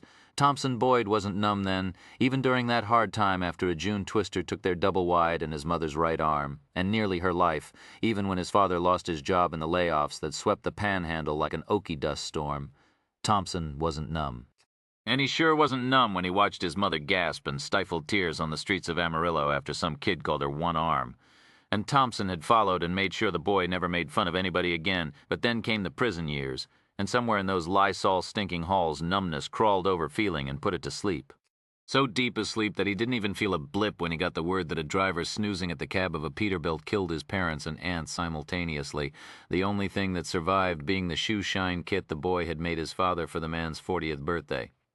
So deep a sleep that when, after he left prison and tracked down the guard, Charlie Tucker, Thompson Boyd felt nothing as he watched the man die slowly. Face purple from the noose, struggling desperately to grip the rope and hoist himself up to stop the strangulation, which you just can't do no matter how strong you are. Numb as he'd watched the pendulum of the guard's corpse twisting slowly to stillness. Numb as he'd set the candles on the ground at Tucker's feet to make the murder look like some psycho-satanic thing and glanced up into the man's glazed eyes. Numb. But Thompson believed he could repair himself, just like he fixed the bathroom door and the loose stair railing at the bungalow. They were both tasks, the only difference being where you put the decimal point. Jean and the girls would bring the feelings back. All he had to do was go through the motions. Do what other people did? Normal people. People who weren't numb. Paint the children's rooms. Watch Judge Judy with them. Go on picnics in the park. Bring them what they'd asked for. Grape, cherry, milk. Grape, cherry, milk. Try an occasional cuss word, fuck, shit. Because that's what people said when they were angry. And angry people felt things. This was also why he whistled. He believed music could transport him back to those earlier days before prison. People who liked music weren't numb. People who whistled felt things. They had families. They'd turn the heads of strangers with a good trill. They were people you could stop on the street corner and talk to. People you could offer a French fry to, right off your Harley burger plate, with giddy music pounding in the next room. Ain't them musicians something, son? How about that? Do it by the book and the numbness would go away. The feeling would return. Was it working, he wondered, the regimen he'd set up for himself to get the feeling back in his soul? The whistling, reciting the things he felt he should recite, grape and cherry, cussing, laughing. Maybe a little, he believed. He remembered watching the woman in white that morning, back and forth, back and forth. He could honestly say that he'd enjoyed watching her at work. A small pleasure, but it was a feeling nonetheless. Pretty good. Wait. Pretty fucking good, he whispered. There, a cuss word. Maybe he should try the sex thing again. Usually once a month. In the morning he could manage. But truth was he just didn't want to. If the mood's not there, even Viagra won't do you much good. He now debated. Yes, that's what he'd do. Give it a couple of days and try with Jane. The thought made him uneasy, but maybe he'd give it a shot. That'd be a good test. Yeah, he'd try it and see if he was getting better. Grape, cherry, milk. Thompson now stopped at a payphone in front of a Greek deli. He dialed the voicemail box number again and punched in the code. He listened to a new message which told him that there'd nearly been a chance to kill Geneva Settle at the school, but too many police had been guarding her. The message continued, giving her address on 118th Street and reporting that at least one unmarked police car and a squad car were parked nearby, changing positions occasionally. The number of officers guarding her seemed to vary from 1 to 3. Thompson memorized the address and erased the message, then continued on his complicated walk to a 6-story apartment building that was considerably more dilapidated than Jean's bungalow. He went around to the back and opened the door. He climbed the stairs to the apartment that was his main safe house. He stepped inside, locked the door, then disarmed the system he'd set up to stop intruders. This place was a little nicer than the one on Elizabeth Street. It was covered in blonde paneling, carefully tacked up, and featured brown shag carpet that smelled just like what brown shag would smell. There were a half-dozen pieces of furniture. The place reminded Thompson of the rec room he and his father had built weekends in the Amarillo bungalow, which had replaced the tornado-shredded trailer. From a large utility cabinet, he carefully removed several jars and carried them to the desk, whistling the theme from Pocahontas. The girls had just loved that movie. He opened the toolbox, put on thick rubber gloves and a face mask and goggles, and assembled a device that tomorrow would kill Geneva Settle and anyone near her. Whist! The tune became something else, no longer Disney, Bob Dylan's Forever Young. When he finished the device, he examined it carefully and was satisfied. He put everything away and then walked into the bathroom, stripped off the gloves, and washed his hands 3 times. The whistling faded as he began mentally reciting the mantra for today.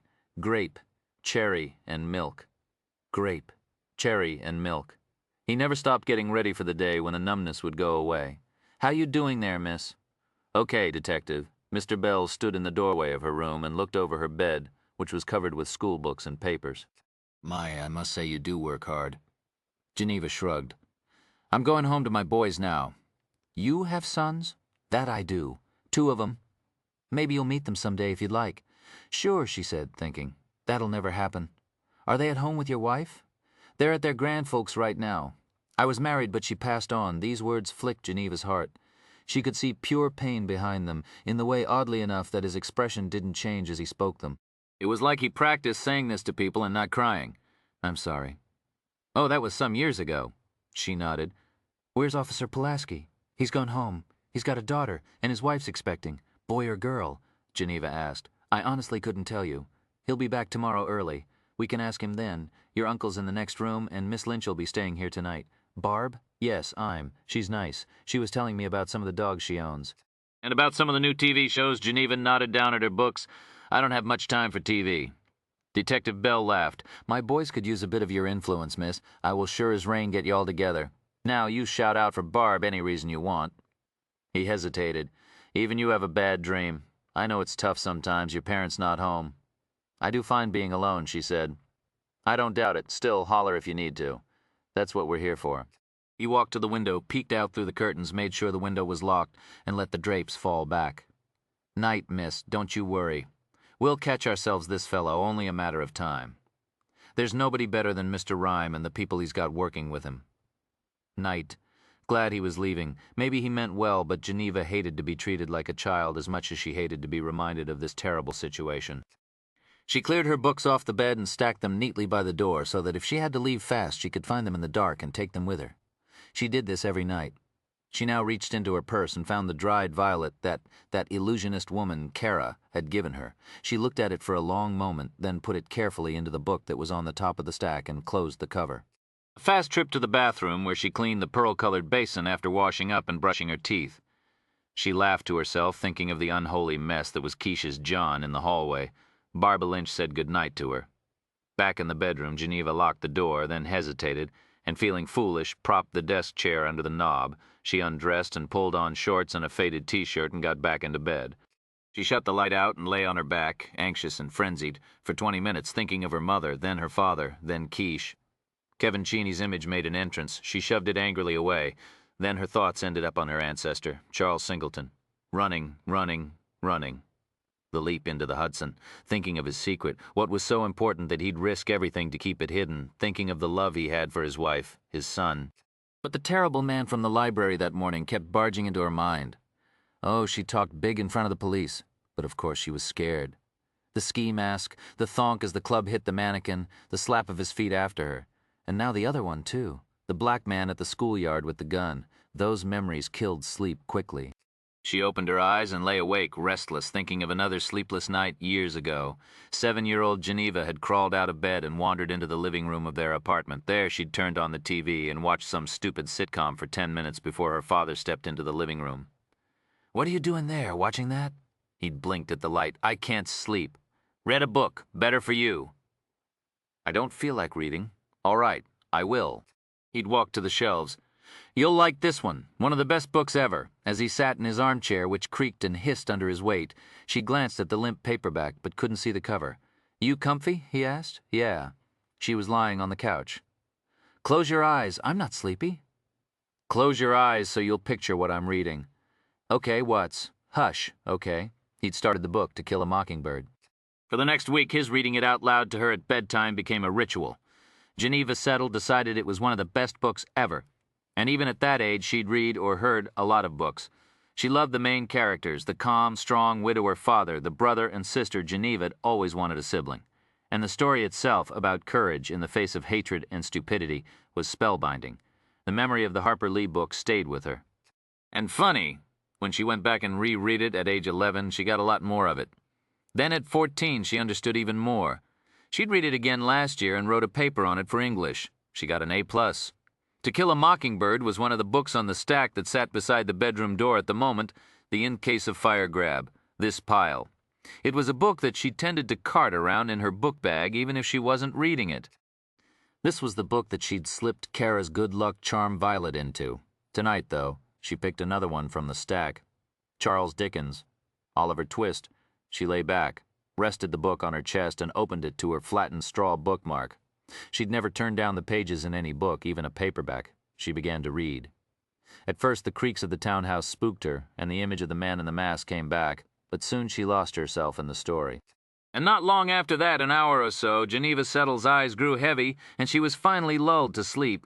Not by a mother's good-night kiss or a father's deep voice reciting a prayer, but by the litany of a stranger's beautiful words. Chapter 19. Time for bed. What? Rhyme asked, looking up from his computer screen. Bed, Tom repeated. He was a bit wary sometimes. It was a battle to get Rhyme to stop working. But the criminalist said, "Yep, bed." He was in fact exhausted, discouraged too. He was reading an email from Warden J.T. Beauchamp in Amarillo reporting that nobody in the prison recognized the computer composite of Unsub 109. The criminalist dictated a brief thank you and logged off. Then he said to Tom, "Just one call, then I'll go willingly." "I'll straighten up some," the aide said. "Meet you upstairs." Amelia Sachs had gone back to her place to spend the night and to see her mother, who lived near her and had been sick lately, some cardiac problems. Sachs spent the night with Rhyme more often than not, but she'd kept her apartment in Brooklyn, where she had other family members and friends. Jennifer Robinson, the patrol woman who delivered the teenagers to Rhyme's that morning, lived right up the street. Besides, Sachs, like Rhyme, needed solitude from time to time, and this arrangement suited them both. Rhyme called and talked briefly to her mother, wished her well. Sachs came on the line, and he told her about the latest developments, few though they were. "You okay?" Sachs asked him. "You sound preoccupied, tired." Ah, she didn't believe him. Get some sleep. You too, sleep well. Love you, Rhyme. Love you. After he disconnected, he rolled toward the evidence chart. He wasn't, however, gazing at Tom's precise entries about the case. He was looking at the printout of the tarot card taped to a board, the 12th card, the Hanged Man. He reread the block about the meaning of the card. He studied the man's placid, inverted face. Then he turned and wheeled to the small elevator that connected the laboratory on the first floor to the bedroom on the second, instructed the elevator to ascend, and then wheeled out. He reflected on the tarot card. Just like Kara, their illusionist friend Rhyme didn't believe in spiritualism or the psychic. They were both, in their own ways, scientists, but he couldn't help but be struck by the fact that a card showing a scaffold just happened to be a piece of evidence in a case in which the word gallows figured prominently. The word hanged, too, was a curious coincidence. Criminalists must know about all methods of death, of course, and Rhyme understood exactly how hanging worked. It snapped the neck high just below the base of the skull. The actual cause of death in execution-style hangings was suffocation, though not from squeezing the throat shut, but from cutting off the neuron messages to the lungs. This is what had nearly happened to Rhyme at the subway crime scene accident some years ago. Gallows Heights, the Hanged Man. The meaning of the tarot card, though, was the most significant aspect of the happenstance. Its appearance in a reading indicates spiritual searching leading to a decision, a transition, a change of direction. The card often foretells a surrendering to experience, ending a struggle, accepting what is. When this card appears in your reading, you must listen to your inner self, even if that message seems to be contrary to logic. He was amused because he'd been doing plenty of seeking lately, before the Unsub 109 case and the appearance of the fortune-telling card. Lincoln Rhyme needed to make a decision, a change of direction. Now he didn't remain in the bedroom, but instead drove to the room that was the epicenter of this churning debate, his therapy room, where he'd spent hundreds of hours hard at work on Dr. Sherman's exercise regimen. Parking the wheelchair in the doorway, he studied the rehab equipment in the dim room, the ergometer bike, the treadmill. Then he glanced down at his right hand, strapped at the wrist to the padded arm of his red Storm Arrow wheelchair. Decision? Go on, he told himself. Try it. Now move your hand. Breathing hard, eyes riveted to his right hand. No, his shoulders slumped to the extent they could, and he looked into the room, thinking of all the grueling exercise. Sure, the effort had improved his bone density and muscle mass and circulation, reducing infections and the chance of a neurovascular episode. But the real question surrounding the exercise could be summed up in a two-word euphemism from the medical specialists: functional benefit. Rhymes' translation was less foggy: feeling and moving. The very aspects of his recovery he'd dismissed when speaking to Sherman earlier today. To put it frankly, he'd lied to the doctor. In his heart, not confessed to anyone, was the burning need to know one thing: had those tortured hours of exercise let him regain sensation and given him the ability to move muscles that had not moved in years? Could he now turn the knob on a Bausch Lomb microscope to bring a fiber or hair into focus? Could he feel Amelia Sax's palm against his? As for the sensation, perhaps there had been some slight improvement. But a quadriplegic with a C4 level of injury floats in a sea of phantom pain and phony sensation, all ginned up by the brain to taunt and confuse. You feel flies crawling on skin where no flies have landed. You feel no sensation whatsoever as you look down and realize that a spill of scalding coffee is burning off layers of your flesh. Rhyme believed, though, that he had a bit of improved sensation. But about the big payoff movement? This was the jewel in the crown of spinal cord injury recovery. He looked down at his hand once again, his right hand, which he hadn't been able to move since the accident. This question could be answered simply and definitively. No phantom pain issues, no I think, maybe I feel something responses. It could be answered right now. Yes or no. He didn't need MRI scans or a dynamic resistance gauge or whatever contraption the doctors had in their little black bags. Right now, he could simply send tiny impulses shooting to the muscle along the highway of neurons and then see what happened. Would the messengers arrive and make the finger curl, which would be the equivalent of a world record long jump, or would they crash to a stop on a dead strand of nerve? Rhyme believed he was a brave man, both physically and morally. In the days before the accident, there was nothing he wouldn't do for the job. Protecting a crime scene once, he and another officer had held off a crazed mob of 40 people trying to loot the store where a shooting had taken place, when the cops could easily have dodged to safety. Another time, he'd run a scene 50 feet from a barricaded perp taking potshots at him, in order to find evidence that might lead them to the location of a kidnapped girl. Then there was the time he'd put his entire career on the line by arresting a senior police officer who was contaminating a scene simply to grandstand for the press. But now his courage failed him, his eyes boring into the right hand, staring. Yes, no, if he tried to move his finger and wasn't able to, if he couldn't even claim one of Dr. Sherman's small victories in this exhausting battle he'd been fighting, he believed that it would be the end for him. The dark thoughts would return like a tide rolling higher and higher on the shore, and finally he'd call up a doctor once more. Oh, but not Sherman. A very different doctor. The man from the Lethe Society, a euthanasia group.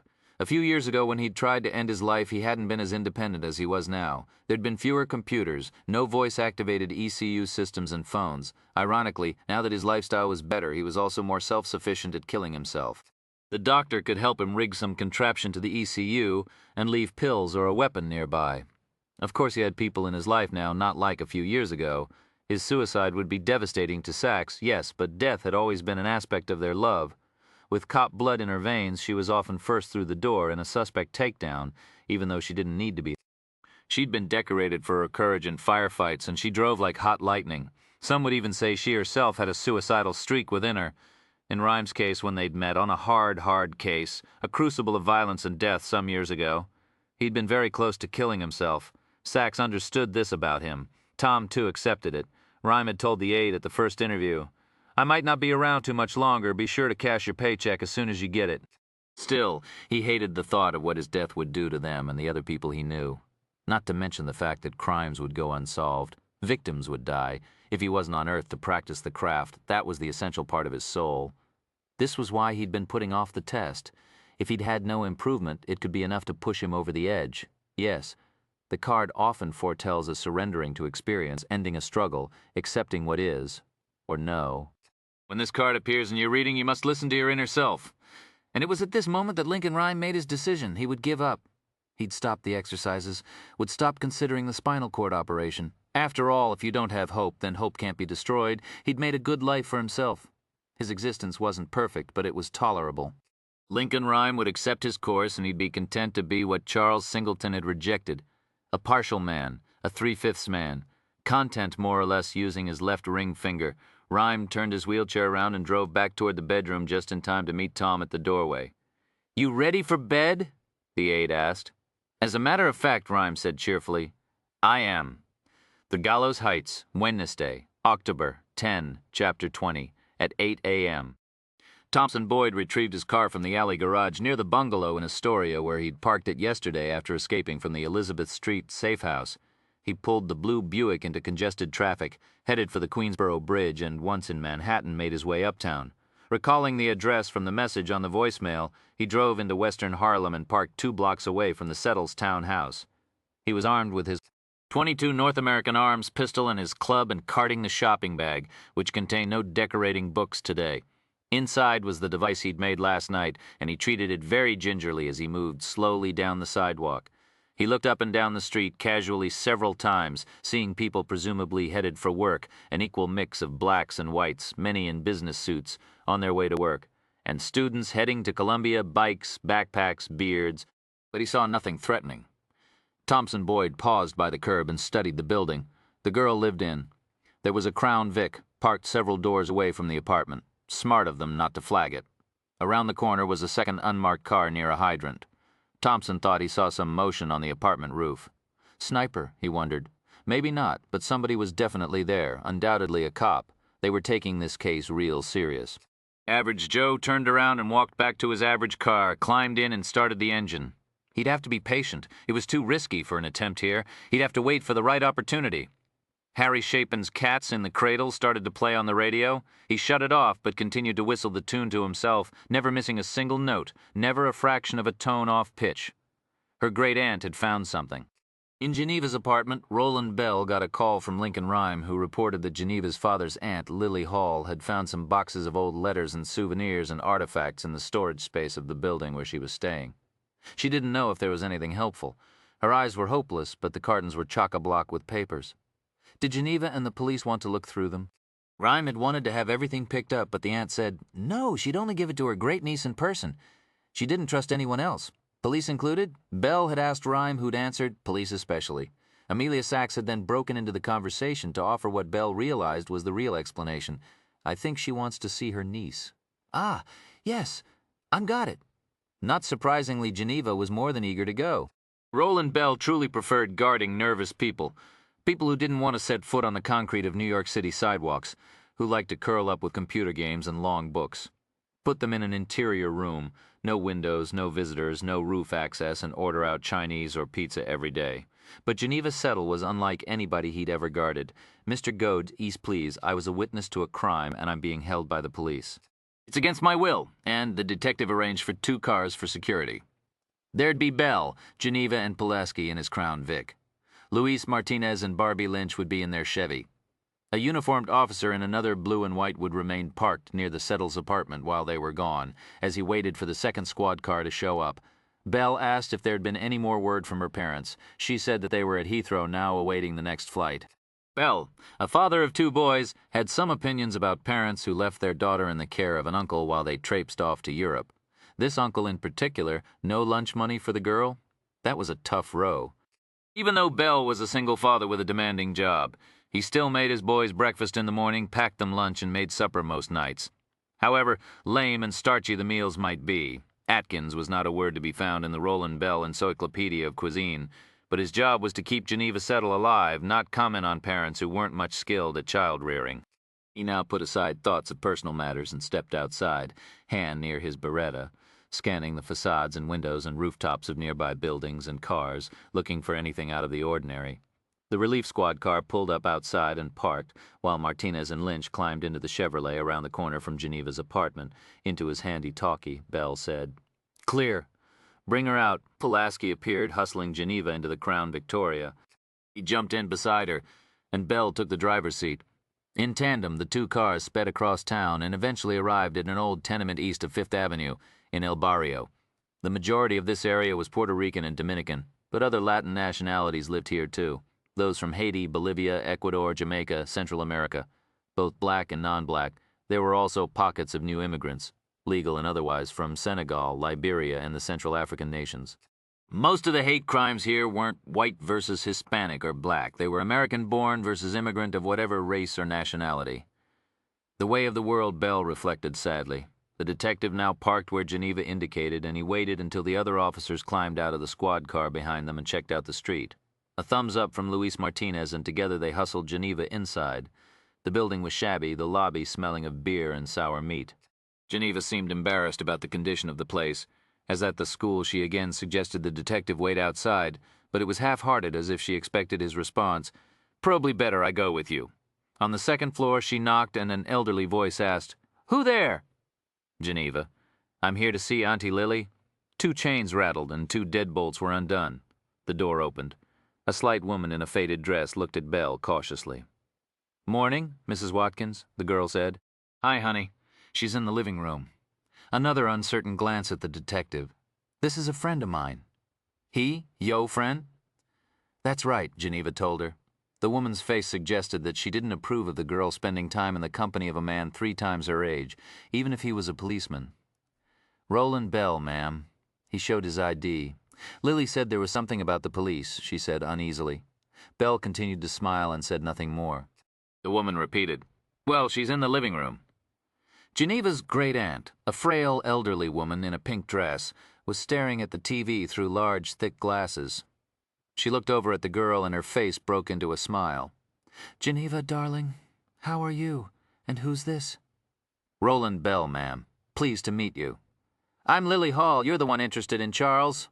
"That's right. I wish I knew more. I told Geneva everything I know about him." "Got himself that farm, then got arrested. That was all I heard. Didn't even know if he went to jail or not." "Looks like he did, Auntie. We don't know what happened after that. That's what we want to find out." On the stained floral wallpaper behind her were 3 photographs. Martin Luther King Jr., John F. Kennedy, and the famous picture of Jackie Kennedy in mourning with young John, and Caroline beside her. "There's the boxes right there." The woman nodded toward 3 large cartons of papers and dusty books and wooden and plastic objects. They sat in front of a coffee table whose leg had been broken and duct taped together. Geneva stooped and looked through the largest box. Lily watched her. After a moment, the woman said, "I feel him sometime." "You?" Belle asked. "Oo kin, Charles. I feel him like the other haints." "Haint."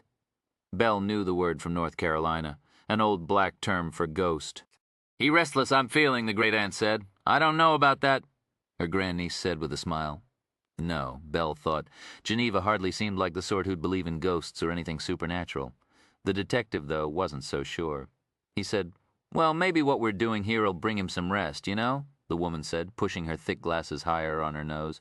"You that interested in Charles? There's some other relations of OU's round the country." "You remember yo' father's cousin in Madison, and his wife, Ruby? I could call him and ask, or Jenna Louise in Memphis. Or I would, only I don't have no phone of my own." A glance at the old princess model sitting on a TV table near the kitchen. Her grim expression evidence of past disputes with the woman she was staying with. The great-aunt added, "And phone cards. They be so expensive. We could call Auntie. Oh, I wouldn't mind talking to some of 'em. Been a while." "Miss having family around." Bell dug into his jeans pocket. "Ma'am, since this is something Geneva and I are working on together, let me get you a phone card." "No, this was from Geneva." "I'll do it. You don't." "I've got it," she said firmly, and Belle put the money away. She gave the woman a 20. The great-aunt looked reverently at the bill, said, Get me that card and call today," Geneva said. "If you find out anything, call us again at that number you called before. Why's the police all interested in Charles? Man must have died 100 years ago at least." Geneva caught Belle's eye and shook her head. The woman hadn't heard that Geneva was in danger, and the niece wanted to keep it that way. Through her Coke bottle lenses, the woman didn't catch the look. Geneva said, "They're helping me prove he didn't commit that crime he was accused of. Are they now, after all them years?" Belle wasn't sure the woman exactly believed her niece. The detective's own aunt, about this woman's age, was sharp as a needle. Nothing got by her. But Lily said, "Be right nice of y'all, Bella. Let's make these folks some coffee. And cocoa for Geneva. I remember that's what she likes." As Roland Bell looked out carefully through a space between the drawn curtains, Geneva started through the box once again on this Harlem street. 2 boys tried to outdo each other at skateboarding down the tall banister of a brownstone, flaunting the laws both of gravity and of truancy. A black woman stood on a porch, watering some spectacular red geraniums that the recent frost hadn't killed. A squirrel buried or dug up something in the largest plot of dirt nearby. a 5-by-4-foot rectangle dusted with yellow grass, in the middle of which rested the carcass of a washing machine. And on East 103rd Street, near the Iglesia Adventista Church with the soaring approach to the Triborough Bridge in the background, 3 police officers looked diligently out over a shabby brownstone in the surrounding streets. 2, a man and a woman were in plain clothes. The cop in the alley was in uniform. He marched up and down the alley like a recruit on guard duty.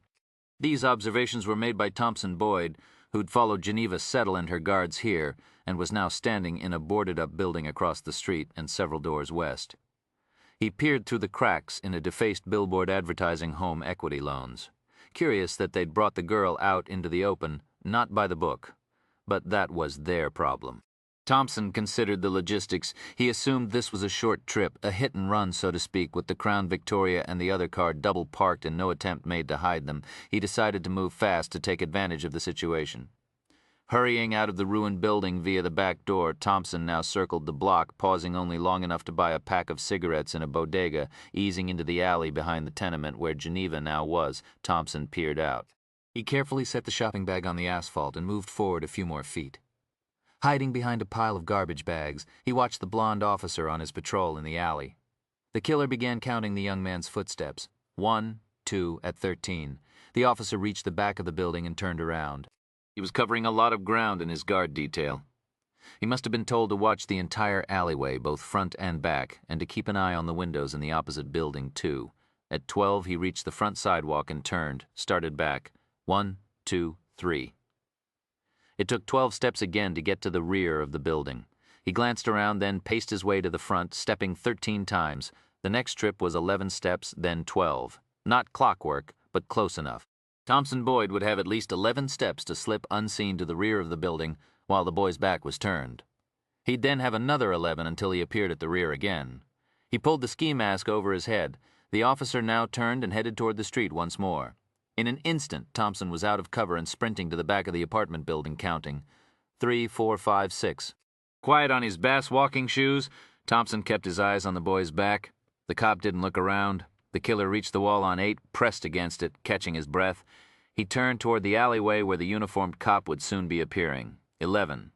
The cop would have just reached the street and be turning and starting back. 1, 2, 3, Thompson Boyd, slowing his breathing. 6, 7. Thompson Boyd gripping the club in both hands. 9, 10, 11. Feet scraped on the gritty cobblestones, Thompson stepped quickly out of the alley, swinging the club like a baseball bat, fast as a sidewinder, striking. He noted the pure shock on the boy's face. He heard the whistling of the stick and the cop's gasp, which stopped at the same moment the club struck his forehead. The boy dropped to his knees, a gurgling sound coming from his throat. The killer then clocked the man on the crown of the head. The officer fell face forward to the filthy ground. Thompson dragged the quivering young man, still partly conscious, around the back of the building, where they couldn't be seen from the street. At the sound of the gunshot, Roland Bell leapt to the window of the apartment, looked out carefully. He unbuttoned his jacket and grabbed his radio. He ignored Aunt Lily's wide-eyed friend, who said, "Lord, what's going on?" The great aunt herself stared silently at the huge gun on the detective's hip. "Bell," the detective said into the microphone. What we got?" Luis Martinez replied breathlessly. "Gunshot came from the back of the building. Boss, Pulaski was there. Barb's gone to check. Pulaski." Bell called into his radio. "Respond. Nothing. Pulaski. What's this about?" Lily demanded, terrified. "Lord." Bell held up a finger into his radio. "Positions report." "I'm still on the front porch," Martinez responded. Nothing from Barbie. "Move to the middle of the ground floor corridor. Keep your eye on the back door." "That's the way I'd come in. I was him. But cover both entrances." Roger Bell turned to Geneva and the 2 elderly women. "We're leaving now. But now, miss, I'll carry you if I have to, but that'll put us more at risk." Barb Lynch finally transmitted. "Pulaski's down," she called in at 10:13. "Officer needs assistance and requested medics. Back entrance intact?" he asked. Lynch answered. "Doors closed and locked, that's all I can tell you. Stay in position, cover the back alley." "I'm taking her out. Let's go," he said to the girl. The defiance faded, but she said, "I'm not leaving them," nodding toward the women. "You tell me right now, what's this about?" her great aunt said, eyeing Bell angrily. "It's a police matter. Somebody might be trying to hurt Geneva. I want you to leave. Is there a friend's apartment here you can stay in for a spell? But, gonna have to insist here, ladies, is there? Tell me quick." They glanced at each other with frightened eyes and nodded. "Anne Marie's, I guess," the aunt said, "up the hall." Belle walked to the doorway and looked out. The empty corridor yawned at him. "Okay, now, go." The older women moved quickly down the hall. Belle saw them knock on a door. It opened, and there were some hushed voices. Then the face of an elderly black woman looked out. The women vanished inside. The door closed, and the sound of chains and locks followed. The detective and the girl hurried down the stairs, with Belle pausing at every landing to make sure the lower level was cleared, his large black automatic in hand. Geneva said nothing. Her jaw was set. Fury had blossomed inside her once again. They paused in the lobby. The detective directed Geneva into the shadows behind him. He shouted, "Luis, this level's clear, boss, for now at least." The cop called in a harsh whisper from halfway up the dim corridor that led to the back door.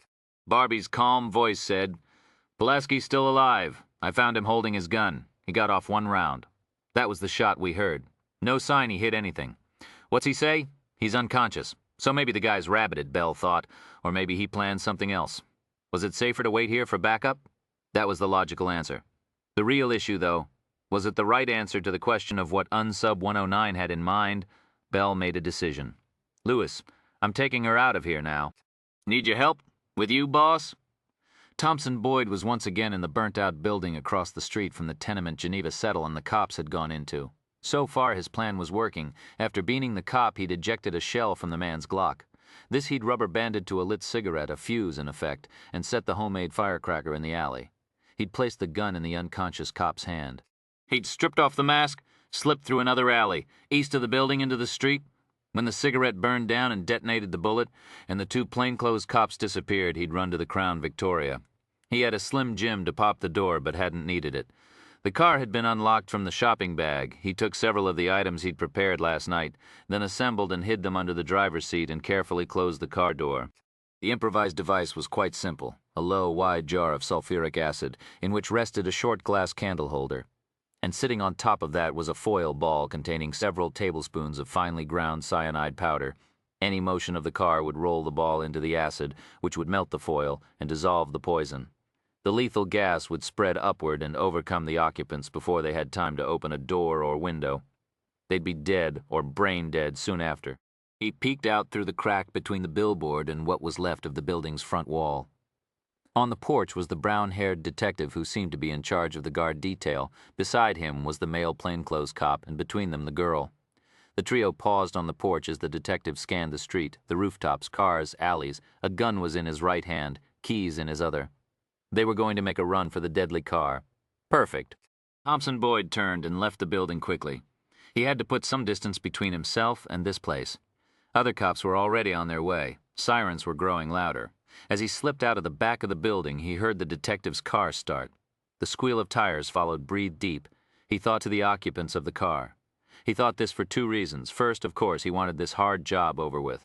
But he also sent the message to them for another reason. Dying by cyanide can be extremely unpleasant. Wishing them a speedy, painless death was what a person with feeling would think, a person who was no longer numb. Grape, cherry, milk, breathe deep. Sensing the wild rattle of the engine, it shook her hands and legs and back. Amelia Sachs sped toward Spanish Harlem.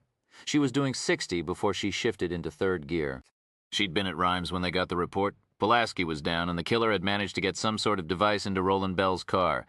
She'd run downstairs, fired up her red 1969 Camaro, and hurried toward the scene of the attack in East Harlem, roaring through green lights, slowing to 30 or so at the reds. Check left, check right, downshift, punch it. 10 minutes later, she skidded onto East 23rd Street, going against traffic, missing a delivery truck by inches. Ahead of her, she could see the flashing lights of the ambulances and 3 squad cars from the local house. Also, a dozen uniforms and a handful of ESU troops working their way along the sidewalks. They moved cautiously as if they were soldiers under fire. Watch your backs, she brought the Chevy to a tire-smoking stop and jumped out, glancing at the nearby alleyways and vacant windows for any sign of the killer and his needle gun. Jogging into the alley, flashing her shield, she could see medics working on Pulaski. He was on his back and they'd cleared an airway. At least he was alive. But there was a lot of blood and his face was hugely swollen. She'd hoped he'd be able to tell them something, but he was unconscious. It looked like the kid had been surprised by his attacker, who'd lain in wait as he'd walked down the alley. The rookie had been too close to the side of the building. There would have been no warning when the man attacked. You always walked down the center of sidewalks and alleys so nobody could jump out and surprise you. You didn't know. She wondered if he'd live to learn this lesson. How's he doing? The medic didn't look up. No guess. We're lucky he's still with us. Then to his partner, okay, let's move him out, now. As they got Pulaski onto a backboard and hustled him toward the ambulance, Sachs cleared everybody away from the scene to preserve whatever evidence might be there. Then she returned to the mouth of the alley and dressed in the white Tyvek suit, just as she zipped it up. A sergeant from the local house walked up to her. You're Sachs, right? She nodded. Any sign of the perp? Nothing. You going to run the scenes? Yep. You want to see Detective Bell's car? Sure. She started forward. Wait, the man said. He handed her a face mask. That bad? He pulled his own on. Through the thick rubber, she heard his troubled voice say, Follow me. Chapter 21. With ESU backing them up, 2 bomb squad unit cops from the 6th Precinct were crouched in the back seat of Roland Bell's Crown Victoria. They weren't wearing bomb suits, but were in full biohazard outfits. Wearing the thinner white suit, Amelia Sachs stood back 10 yards. What have you got, Sachs? Rhyme called into the microphone. She jumped, then turned the volume down. The line from her radio was plugged into the gas mask. I haven't gotten close yet. They're still removing the device. It's cyanide and acid. Probably the sulfuric we found traces of on the desk, he said. Slowly, the team removed the glass and foil device. They sealed up the pieces in special hazardous materials containers. Another transmission from one of the bomb squad officers, Detective Sachs. We've rendered it safe. You can run the car you want, but keep the mask on inside. There's no gas, but the acid fumes could be dangerous. Right? Thanks. She started forward. Rhyme's voice crackled again. Hold on a minute. He came back on. They're safe, Sachs. They're at the precinct. Good. They were the intended victims of the poison left in the Crown Victoria, Roland Bell and Geneva Settle. They'd come very close to dying, but as they'd prepared to rush out of the great aunt's apartment to the car, Bell had realized that something about the crime scene of Pulaski's assault seemed odd. Barbie Lynch had found the rookie holding his weapon, but this unsub was too smart to leave a gun in the hand of a downed cop, even if he was unconscious. No, he'd at least pitch it away if he didn't want to take it with him. Bell had concluded that somehow the unsub himself had fired the shot and left the gun behind to make them think that the rookie had fired. The purpose? To draw the officers away from the front of the apartment? And why? The answer was obvious, so that they'd leave the cars unguarded. The Crown Vic had been unlocked, which meant the unsub might have slipped an explosive device inside. So he'd taken the keys to the locked Chevy that Martinez and Lynch had driven here and used that vehicle to speed Geneva out of danger, warning everyone to stay clear of the unmarked Ford until the bomb squad had a chance to go over it. Using fiber optic cameras, they searched under and inside the Crown Vic and found the device under the driver's seat. Sachs now ran the scenes, the car, the approach to it, and the alley where Pulaski had been attacked. She didn't find much other than prints of Bass walking shoes, which confirmed the attacker had been unsub 109, and another device, a homemade one. A bullet from Pulaski's service automatic had been rubber-banded to a lit cigarette. The unsub had left it burning in the alley and snuck around toward the front of the building. When it went off, the gunshot had drawn the officers to the back, giving him a chance to plant the device in Bell's car. Damn, that's slick, she thought with dark admiration. There was no sign that his partner, the black man in the combat jacket, had been, or still was, nearby. Donning the mask again, she carefully examined the glass parts of the poison device itself, but they yielded no prints or other clues, which surprised nobody. Maybe the cyanide or acid would tell them something. Discouraged, she reported her results to Rhyme. He asked, "And what did you search?" Well, the car and the alleyway around Pulaski, and then the entrance and exit routes into and out of the alley, the street where he approached the Crown Vic, both directions. Silence for a moment. As Rhyme considered this, she felt uneasy. Was she missing something?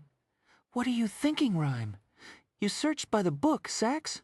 Those were the right places, but did you take in the totality of the scene? Chapter 2 of your book. Good. At least somebody's read it. But did you do what I say? Although time was always of the essence when searching a crime scene, one of the practices Rhyme insisted on was taking a few moments to get a sense of the entire scene in light of the particular crime. The example he cited in his forensic science textbook was an actual murder in Greenwich Village. The primary crime scene was where the strangled victim was found. His apartment, the secondary, was the fire escape by which the killer had gotten away. It was the third scene, though, an unlikely one, at which Rhyme had found the matches bearing the killer's fingerprints, a gay bar 3 blocks away. No one would have thought to search the bar, except that Rhyme found some gay porno tapes in the victim's apartment. A canvas of the nearest gay bar turned up a bartender who identified the victim and recalled him sharing a drink with a man earlier that night. The lab raised latents from the book of matches resting on the bar near where the two men had sat. The prince led them to the murderer. Let's keep thinking, Sachs. He sets up this plan, improvised but elaborate, to distract our people and get the device into a car. That meant he had to know where all the players were, what they were doing, and how he could make enough time to set the device. Which tells us what? Sachs was already scanning the street. He was watching. Yes, indeed, Sachs. Good. And where might he have been doing that from? Across the street have the best visibility, but there are dozens of buildings he could have been in. I have no idea which one. True, but Harlem's a neighborhood, right? I understand what I'm saying? Not exactly. Families, Sachs. Families live there, extended families living together, not yuppie. Singles. A home invasion wouldn't go unnoticed. Neither would somebody skulking about in lobbies or alleys. Good word, isn't that? Skulking? Says it all. Your point, Rhyme. His good mood had returned, but she was irritated that he was more interested in the puzzle of the case than he was about, say, Pulaski's chances for recovery, or that Roland Bell and Geneva Settle had nearly been killed. Not an apartment, not a rooftop. Roland's people always look there. There'll be someplace else he was watching from. Sachs, where do you think it might be? Scanning the street again. There's a billboard on an abandoned building. It's full of graffiti and handbills. Real busy, you know, hard to spot anybody looking out from behind it. I'm going to see. Checking carefully for signs that the unsub was nearby and finding none, she crossed the street and walked to the back of the old building, a burnt-out store, it seemed. Climbing through the back window, she saw that the floor was dusty, the perfect surface for footprints, and sure enough, she spotted unsub 10-9's Basswalker shoes right away. Still, she slipped rubber bands around the booties of the Tyvek overalls, a trick Rhyme invented to make certain that an officer exploring the crime scene didn't confuse his or her own prints with those of the suspect. The detective started into the room, her Glock in hand. Following the unsub's prints to the front, she paused from time to time, listening for noises. Sachs heard a skitter or two, but no stranger to the soundtrack of See Me or New York. She knew immediately that the intruder was a rat. In the front, she looked out through a gap in the plywood panels of the billboard where he'd stood and noticed that, yes, it provided a perfect view of the street. She collected some basic forensic equipment, then returned and hit the walls with ultraviolet spray. Sachs turned the alternative light source wand on them. But the only marks she found were latex glove prints. She told Rhyme what she'd found and then said, I'll collect trace from where he stood, but I don't see very much. He's just not leaving anything. Too professional, Rhyme said, sighing. Every time we outsmart him, he's already outsmarted us. Well, bring in what you've got, Sachs. We'll look it over. As they waited for Sachs to return, Rhyme and Solito made a decision. While they believed that Unsub 109 had fled the area around the apartment, they still arranged to have Geneva's great-aunt Lily Hall and her friend moved to a hotel room for the time being. As for Pulaski, he was in intensive care, still unconscious from the beating. The doctors couldn't say whether he'd live or not. In Rhyme's lab, Solito slammed his phone shut angrily after getting this news. He was a fucking rookie. I had no business recruiting him for Bell's team. I should have gone myself. A curious thing to say. Lon, Rhyme said, you've got rank? You graduated from guard detail when? 20 years ago. But the big cop wouldn't be consoled? Put him in over his head? Stupid of me. Goddamn. Once again the hand rubbed at the hot spot on his cheek. The detective was edgy and looked particularly rumpled today. He usually wore pretty much what he wore now. Light shirt and dark suit. Rhyme wondered, though, if these were the same clothes he'd had on yesterday. It seemed so. Yes, there was a dot of blood from the library shooting on the jacket sleeve as if he were wearing the clothing as penance. The doorbell rang. Tom returned a moment later with a tall, lanky man.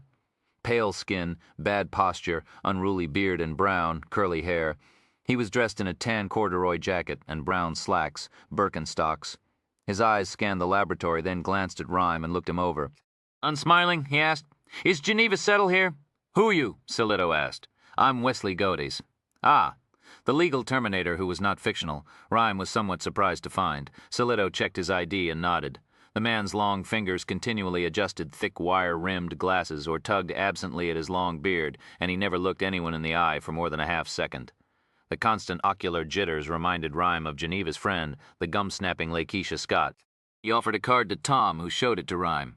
Godes was director of the Central Harlem Legal Services Corporation and was affiliated with the American Civil Liberties Union. The fine print at the bottom said that he was licensed to practice law in New York State, the federal district courts in New York and Washington, D.C., and before the U.S. Supreme Court. Maybe his days representing capitalist insurance companies had turned him to the other side. In response to the querying glances from Rhyme and Solito, he said, I've been out of town. I got the message that Geneva called my office yesterday. Something about her being a witness. I just wanted to check on her. She's fine, Rhyme said. There have been some attempts on her life, but we have a full-time guard on her. She's being held here? Against her will? Not held, no, the criminalist said firmly. She's staying in her home with her parents? An uncle? What's this all about? The unsmiling lawyer asked, his eyes flitting from face to face, taking in the evidence boards, the equipment, the wires. Rhyme was, as always, reluctant to discuss an active case with a stranger, but the lawyer might have some helpful information. We think somebody's worried about what Geneva's been researching for a project for school about an ancestor of hers. Did she ever mention anything to you? Oh, something about a former slave. That's it. That's how I met her. She walked into my office last week and asked if I knew where she could get records of old crimes in the city, back in the 1800s. I let her look through a few of the old books I have, but it's almost impossible to find trial court records going back that far. I couldn't help her. The skinny man raised an eyebrow. She wanted to pay me for my time. Most of my clients don't even do that. With another look around the townhouse, Godey seemed satisfied that the situation was what it seemed to be. Are you close to catching this guy? We have some leads, Rhyme said noncommittally. Well, tell her I came by, would you? And if there's anything she needs, anytime have her call me. He nodded at his card and then left. Mel Cooper chuckled. $100 he's represented a spotted owl at one point or another in his career. No takers on that one, Rhyme muttered. And what'd we do to deserve all these distractions? Back to work. Let's move. 20 minutes later, Belle and Geneva arrived with a box of documents and other material from her great-aunt's apartment, which a patrolman had delivered to them at the precinct house. Rhyme told her that Wesley Goads had come by. To check on me, right? I told you he was good. If I ever sue anybody, I'm going to hire him. Lawyer of mass destruction. Amelia Sachs walked inside with the evidence from the scene, nodding a greeting to Geneva and the others. Let's see what we've got, Rhyme said eagerly. The cigarette that Unsub 109 had used as a fuse for the distracting gunshot was a Merit brand, common and untraceable. The cigarette had been lit but not smoked, or at least they could detect no teeth marks or saliva on the filter. This meant he was not a habitual smoker, most likely. No fingerprints on the cigarette, of course. Nor was there anything distinctive about the rubber band he'd affixed the cigarette to the bullet with. They found no manufacturer's markers in the cyanide. The acid could be purchased in many locations. The contraption that would mix the acid and poison in Belle's car was made of household objects, a glass jar, foil, and a glass candle holder. Nothing had any markings or indications that could be traced to a particular location. In the abandoned building where the killer had done his surveillance, Sachs had found additional traces of the mysterious liquid she'd recovered from the Elizabeth Street safe house, and whose FBI analysis Rhyme was still impatiently awaiting. In addition, she'd recovered a few tiny flakes of orange paint, the shade of roadside signs or construction or demolition site warnings. Sachs was sure these were from the Unsub because she'd located flakes in 2 different locations, right next to his footprints, and nowhere else in the abandoned store. Rhyme speculated that the Unsub might have masqueraded as a highway, construction, or utility worker, or maybe this was his real job. Meanwhile, Sachs and Geneva had been searching through the box of family memorabilia from her aunt's house. It contained dozens of old books and magazines, papers, scraps, notes, recipes, souvenirs, and postcards, and it turned out a yellowed letter filled with Charles Singleton's distinctive handwriting. The lettering on this page was, however, far less elegant than in his other correspondence, understandable given the circumstances. Sachs read it out loud. July 15th, 1868, the day after the theft at the Freedmen's Trust, Rhyme noted, "Go on. Violet, what madness this is. As near as I have been able to discern, these events are a plan to discredit me, to shame me in the eyes of my colleagues and of the honorable soldiers in the war for freedom. Today I learned where I might find justice, and this evening I went to Potter's Field armed with my Navy Colt, but my efforts ended in disaster, and the one hope for salvation now lies forever hidden beneath clay and soil. I will spend the night in hiding from the constables who now search everywhere for me. And in the morning I will steal to New Jersey. You and our son must flee too. I fear they will try to visit their vengeance upon you as well. Tomorrow at noontime meet me at the John Stevens Pier in New Jersey. Together we will repair to Pennsylvania, if your sister and her husband will agree to harbor us. There's a man who lives in the building above the stable where I am now hiding, who seems not unsympathetic to my plight. He has assured me he will get you this message." Sachs looked up. "Something's crossed out here. I can't make it out." Then he goes on, "It is dark now. I am hungry and tired, as tested as Job. And yet the source of my tears, the stains you see on this paper, my darling, are not from pain, but from regret for the misery I have visited upon us. All because of my dead secret. Had I shouted the truth from the top of City Hall, perhaps these sorrowful events would not have transpired. Now it is too late for the truth. Please forgive my selfishness and the destruction wrought by my deceit. Sachs looked up. He signs it only Charles. The next morning, Rhyme recalled, came the pursuit and arrest described in the magazine Geneva had been reading when she was attacked. His one hope, hidden beneath clay and soil. Rhyme looked over the letter again, Sachs holding it up for him. Nothing specific about the secret. And what happened in Potter's Field? That's the pauper's graveyard, isn't it? Cooper went online and browsed for a few moments. He reported that the city cemetery for indigents was located on Hart's Island, near the Bronx. The island had been a military base, and the graveyard had just opened on it shortly before Charles went there on his mysterious mission, armed with his Colt pistol. Military? Rhyme asked, frowning. Something had clicked in his memory. Show me the other letters. Cooper produced them. Look, Charles's division was mustered there. Wonder if that's the connection. Anything else about the graveyard? Cooper read. No, there were only 2 or 3 hits. Rhyme scanned the whiteboard. What the hell was Charles up to? Gallows Heights, Potter's Field, Frederick Douglass, civil rights leaders, congressmen, politicians, the 14th Amendment. What ties them all together? After a lengthy silence, the criminalist said, Let's call in an expert. Who's more expert than you, Lincoln? I don't mean forensic science, Mel, Rhyme said. I'm speaking of history. There are a few subjects I'm not proficient in. Chapter 22. Professor Richard Taub Mathers was lean and tall, with skin dark as mahogany. Sharp eyes and an intellect that suggested several postgraduate degrees were tucked into his resume. He sported a throwback short afro hairstyle in a self-effacing manner. He was dressed well professorially, tweed jacket and bow tie, missing only the de rigueur Swede elbow patches. He nodded to Rhyme with a brief double take at the wheelchair and shook hands with the rest of those present. Rhyme occasionally lectured at local colleges on forensic science, mostly at John Jay and Fordham. He rarely appeared at such lofty venues as Columbia, but a professor he knew at George Washington down in D.C. had put him in touch with Mathers, who was, it seemed, an institution unto himself in Morningside Heights. He was a professor in the law school, teaching criminal, constitutional, and civil rights law as well as various esoteric graduate courses, and lectured in African American studies in the undergrad program. Mathers listened attentively as Rhyme related what they knew about Charles Singleton and the civil rights movement, his secret, how it was possible that he'd been framed for robbery. Then he told the professor what had happened to Geneva over the past 2 days. The professor blinked in shock at this news. Tried to kill you, he whispered. Geneva said nothing, holding his eye. She gave a faint nod. Rhyme said to Sachs, Show him what we have so far, the letters. Mathers unbuttoned his jacket and pulled on thin, stylish glasses. He read Charles Singleton's correspondence carefully, unhurried. He nodded once or twice, gave one faint smile. When he was finished, he looked over them again. Fascinating man. A freedman farmer, served in the 31st U. Colored troops, and was at Appomattox. He read the letters yet again as Rhyme stifled the urge to tell him to hurry. Finally, the man removed his glasses, polished the lenses carefully with a tissue, and mused. So he was involved in the enactment of the 14th Amendment. The professor gave another smile. He was clearly intrigued. Well, this could be interesting. This could be something. Struggling to remain patient, Rhyme asked. Yes, and what would that be exactly?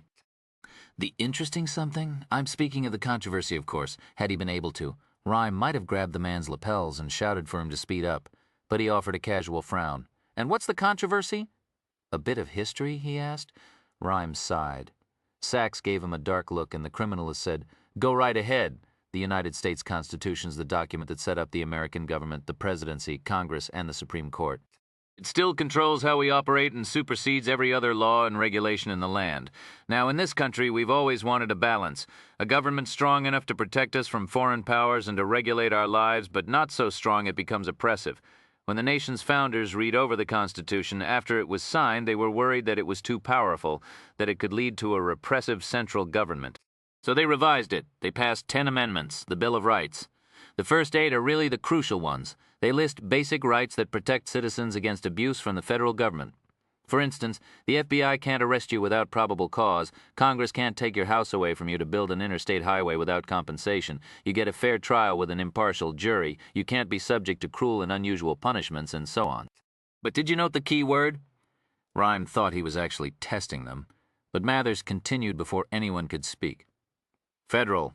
We're ruled by two different governments in America, the federal government in Washington and the government of the state we live in.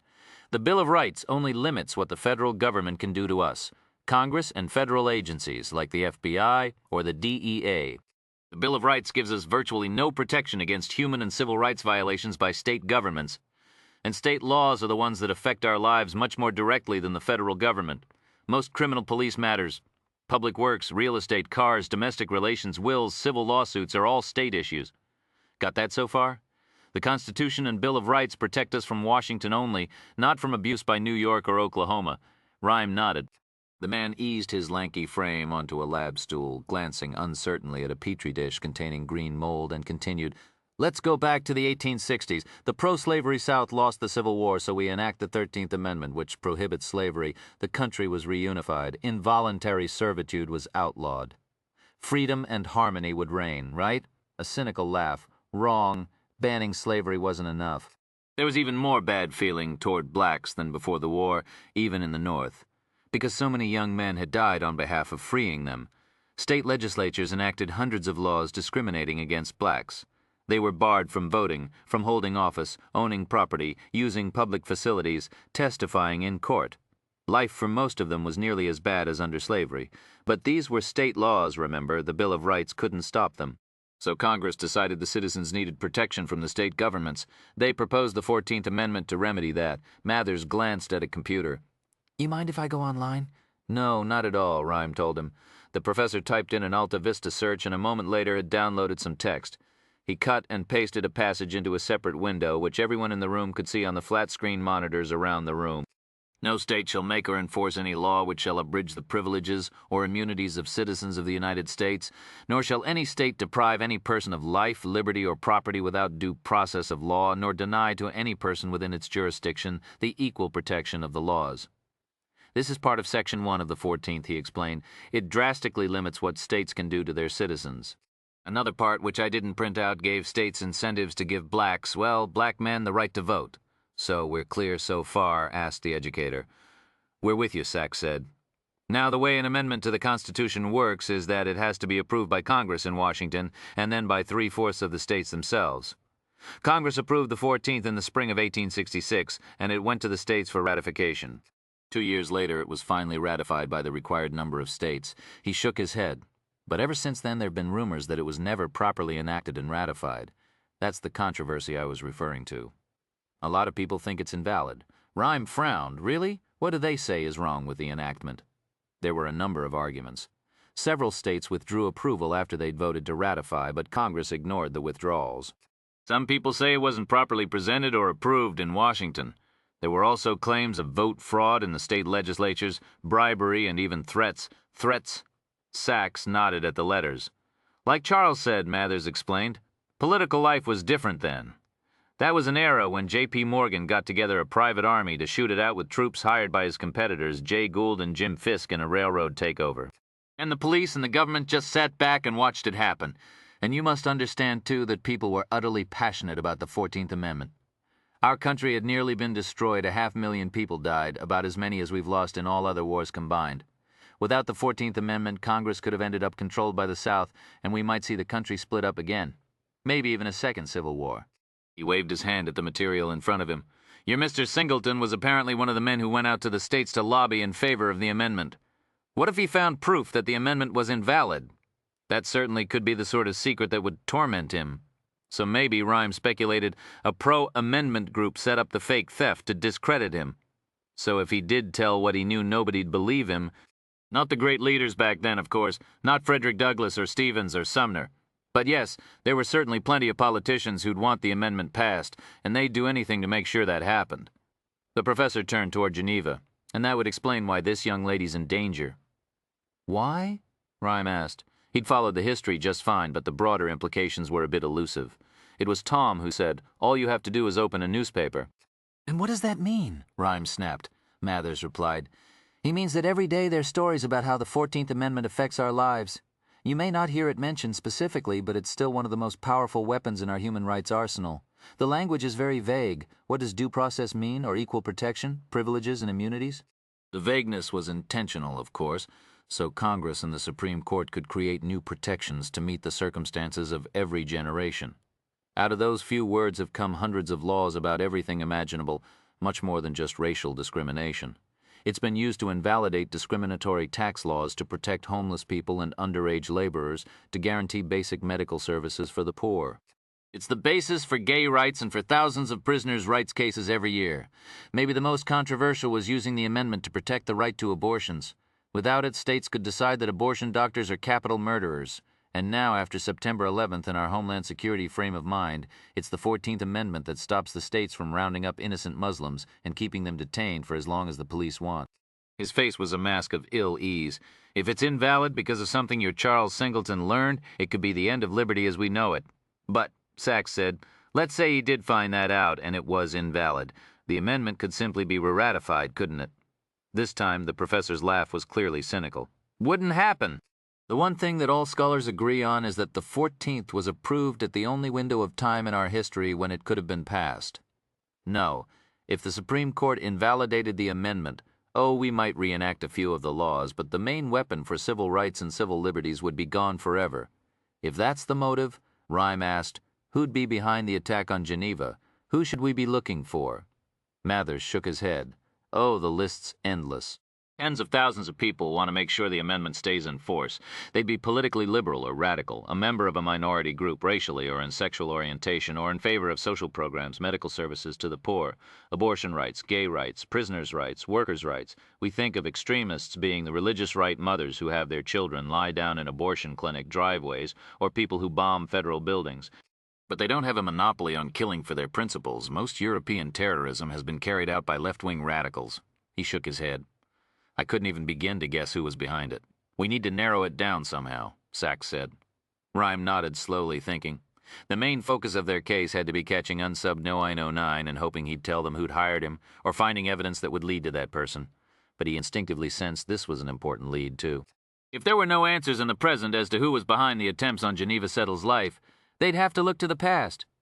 Whoever it is obviously knows something more about what happened in 1868 than we do. If we can find that out about what Charles learned, what he was up to, his secret about the robbery, it might point us somewhere. I want more information on that time period in New York, Gallows Heights, Potter's Field, everything we can find. He frowned as a memory returned. He said to Cooper, when you looked up Gallows Heights the first time, you found an article about that place near here, the Sanford Foundation. Right. You still have it? Mel Cooper saved everything. He called up the Times article on his computer. The text popped up on his screen. Got it here. Rhyme read the article and learned that the Sanford Foundation had an extensive archive on Upper West Side history. Call up the director of the place, William Ashbury. Tell him we need to go through his library. Will do. Cooper lifted a phone. He had a brief conversation, then hung up and reported, they're happy to help. Ashbury will hook us up with a curator in the archives. Somebody's got to go check it out, Rhyme said, looking at Sachs with a raised eyebrow. Somebody? I drew the short straw without drawing. Who else did she have in mind? Pulaski was in the hospital. Bell and his team were guarding Geneva. Cooper was a lab man. Solito was too senior to do grunt work like that. Rhyme chided. There are no small crime scenes. There are only small crime scene investigators. Funny, she said sourly. She pulled on her jacket, grabbed her purse. One thing, Rhyme said, serious now. She lifted an eyebrow. We know he'll target us, police, he meant. Keep that orange paint in mind. Watch out for construction or highway workers. Well, with him, watch out for anybody. Got it, she said. Then took the address of the foundation and left. After she'd gone, Professor Mathers looked through the letters and other documents once more, then handed them back to Cooper. He glanced at Geneva. When I was your age, they didn't even have African American studies in high school. What's the program like nowadays? Do you take 2 semesters? Geneva frowned. AAS? I'm not taking it, then what's your term paper for? Language arts?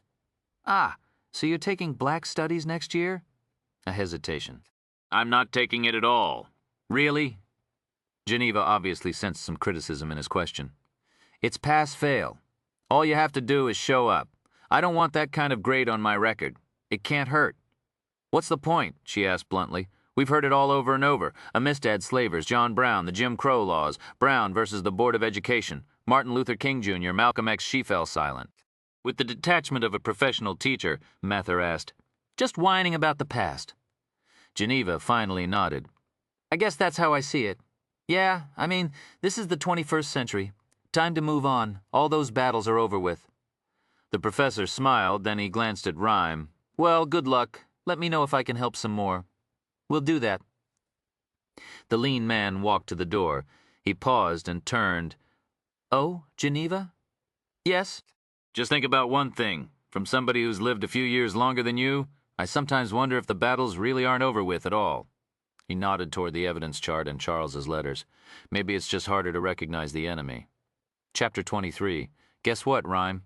There are small crime scenes. I know it because I'm looking at one.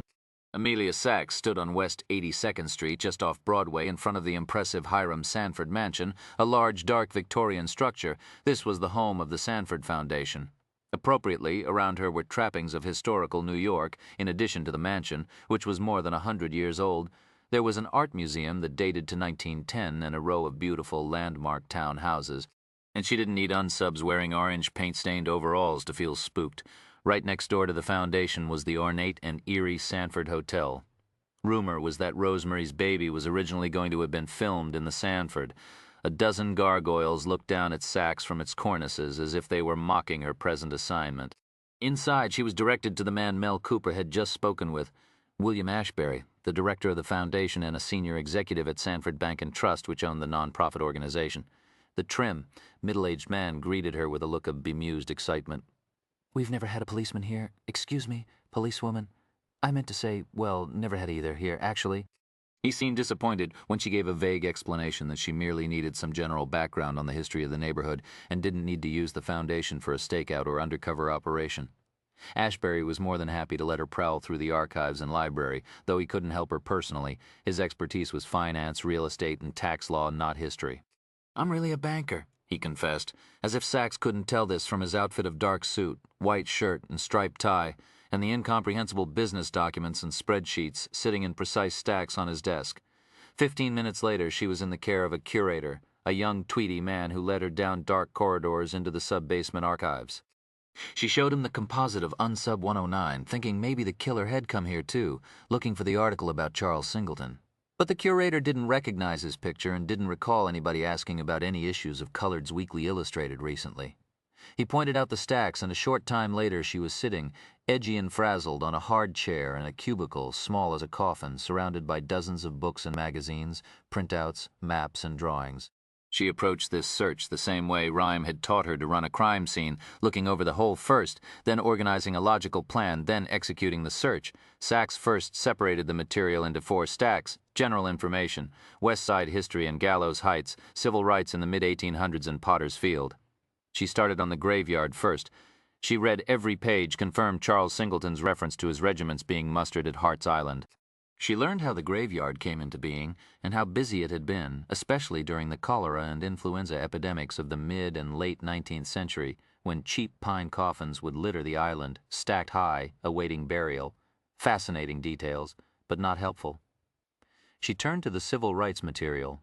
She read a mind-numbing amount of information, including references to the 14th Amendment controversy, but nothing that touched on the issues Professor Mathers had suggested to them as a motive for setting up Charles Singleton. She read in an 1867 New York Times article that Frederick Douglass and other prominent civil rights leaders of the time had appeared at a church in Gallows Heights.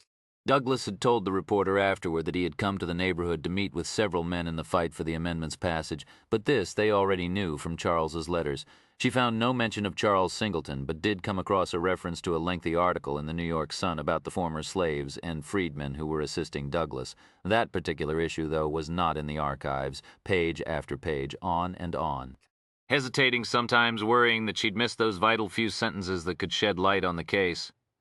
More than once she went back and reread a paragraph or two that she'd looked at without really reading, stretching, fidgeting, digging at her fingernails, scratching her scalp, then plowing into the documents once more.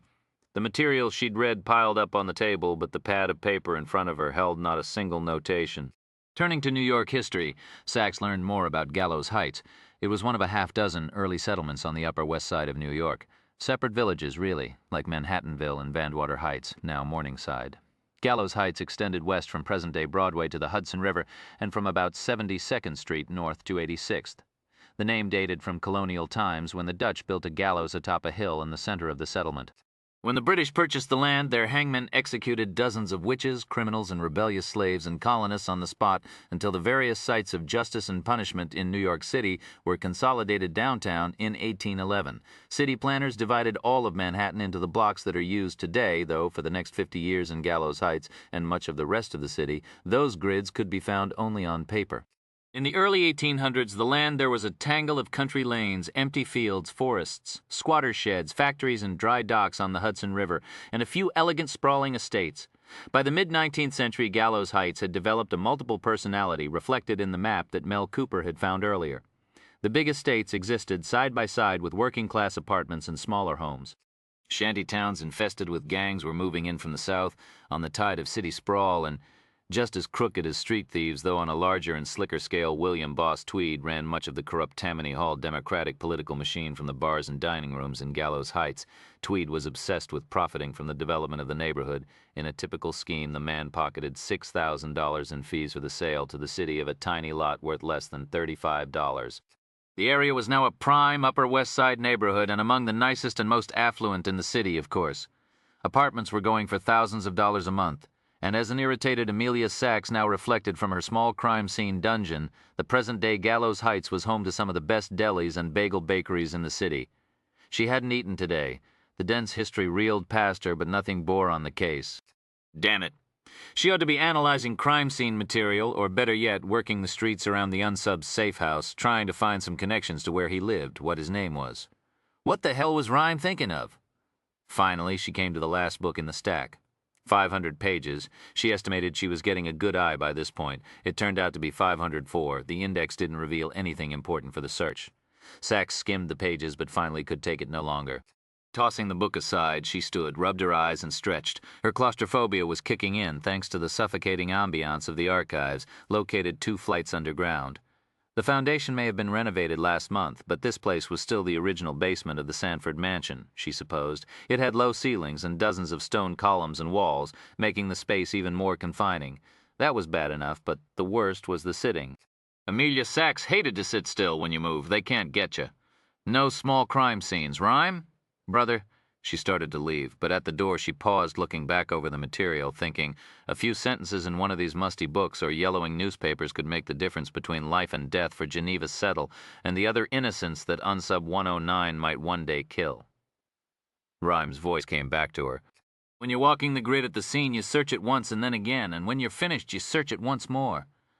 And when you're done with that, you search it again, and... She glanced at the last book, the one that had defeated her. Sachs sighed, sat back down, pulled the 504-pager toward her and read through it properly and then flipped through the photographs in the middle, which it turned out was a good idea. She froze, staring at a photograph of West 80th Street taken in 1867. She gave a laugh, read the caption and the text on the opposite page, then pulled her cell phone off her belt and hit speed dial button 1. I found Potter's Field, Rhyme. We know where it is. He snapped into the microphone near his mouth. An island in thee. There's another one. A second cemetery? Not a cemetery. It was a tavern in Gallows Heights. A tavern? Well, this was interesting, he thought. I'm looking at the photo or daguerreotype, whatever it is. A bar named Potter's Field. It was on West 80th Street, so they'd been wrong, Rhyme reflected.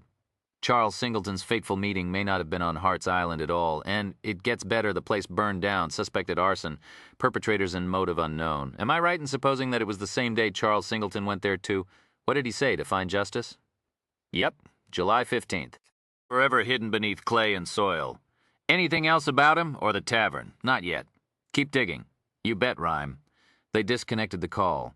Sachs had been on the speakerphone. Geneva had heard. She asked angrily, You think Charles burned that place down? Not necessarily, but one of the major reasons for arson is to destroy evidence. Maybe that's what Charles was up to, covering up something about the robbery. Geneva said, Look at his letter. He's saying that the theft was set up to discredit him. Don't you think he's innocent by now? The girl's voice was low and firm. Her eyes bored into Rhyme's. The criminalist returned her gaze. I do, yes. She nodded, gave a faint smile at this acknowledgement. Then she looked at her battered swatch. I should get home. Bell was concerned that the unsub had learned where Geneva lived. He'd arranged a safe house for her, but it wouldn't be available until tonight. For the time being, he and the protection team would simply have to remain particularly vigilant. Geneva gathered up Charles's letters. "We'll have to keep those for the time being," Rhymes said. "Keep them? Like, for evidence? Just until we get to the bottom of what's going on?" Geneva was looking at them hesitantly. There seemed to be a longing in her eye. "We'll keep them in a safe place." "Okay." She handed them to Mel Cooper. He looked at her troubled expression. "Would you like copies of his letters?" She seemed embarrassed. "Yeah, I would just. They're, you know, from family. That makes them kind of important. No problem at all." He made copies on the Xerox machine and handed them to her. She folded them carefully and they disappeared into her purse. Bell took a call, listened for a moment, and said, "Great, get it over here as soon as you can. Much appreciated." He gave Rhymes' address, then hung up. The school? They found the security tape of the schoolyard when the unsub's partner was there yesterday. They're sending it over. "Oh my God," Rhymes said sourly. "You mean there's a real lead in the case, and it's not 100 years old?" Bell switched to the scrambled frequency and radioed Luis Martinez about their plans. He then radioed Barbie Lynch, the officer guarding the street in front of Geneva's house. She reported the street was clear and she'd be awaiting them. Finally, the North Carolinian hit the speakerphone button on Rhymes' phone and called the girl's uncle to make sure he was home. "'Lo?" the man answered. Bell identified himself. "She's okay?" the uncle asked. "She's fine. We're headed back now. Everything all right there?" "Yes, sir, sure is. Have you heard from her parents? Her folk?" "Yeah, my brother called me from the airport. Had some delay or another, but they'll be leaving soon." Rhyme used to fly to London frequently to consult with Scotland Yard and other European police departments. Travel overseas had been no more complicated than flying to Chicago or California. Not so anymore. Welcome to the post-9/11 world of international travel, he thought. He was angry that it was taking so long for her mom and dad to get home. Geneva was probably the most mature child he'd ever met, but she was a child nonetheless and should be with her parents. Then Bell's radio crackled and Luis Martinez's staticky voice reported, "I'm outside, boss. The car's in front door open." Bell hung up the phone and turned to Geneva. "Ready when you are, miss?" "Here you be," said John Earl Wilson to Thompson Boyd, who was sitting in a restaurant in downtown Manhattan on Broad Street.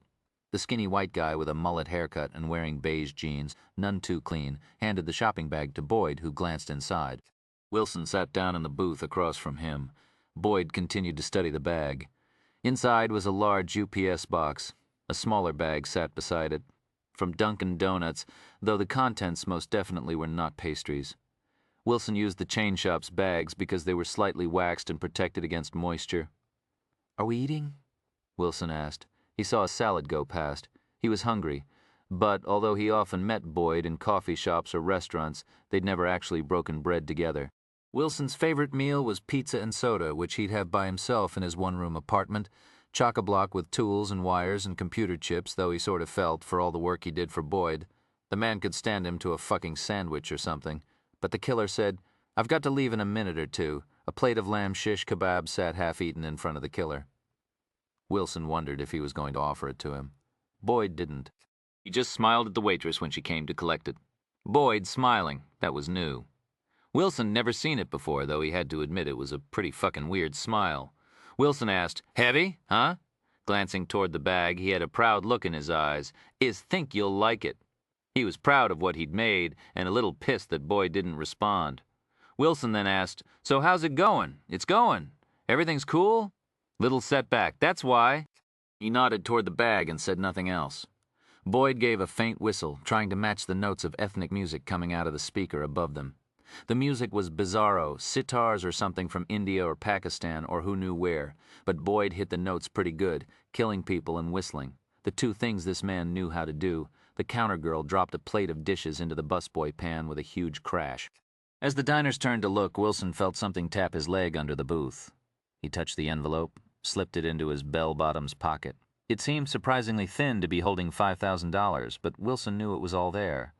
One thing about Boyd, he paid what he owed and he paid on time. A moment passed, so they weren't eating together. They were sitting and Boyd was drinking tea and Wilson was being hungry, even though Boyd had to leave in a minute or two. What was this about? Then he got the answer. Boyd glanced out the window and saw a battered, unmarked white van slow and turn into the alley that led to the back of the restaurant. Wilson got a glimpse of the driver, a small man with light brown skin and a beard. Boyd's eyes watched it closely. When it disappeared into the alley, he rose, hefting the shopping bag. He left money on the table for his bill and nodded to Wilson. Then he started toward the door. He stopped, turned back. "Did I thank you?" Wilson blinked. Did I thank you?" A nod down to the bag. "Well, no."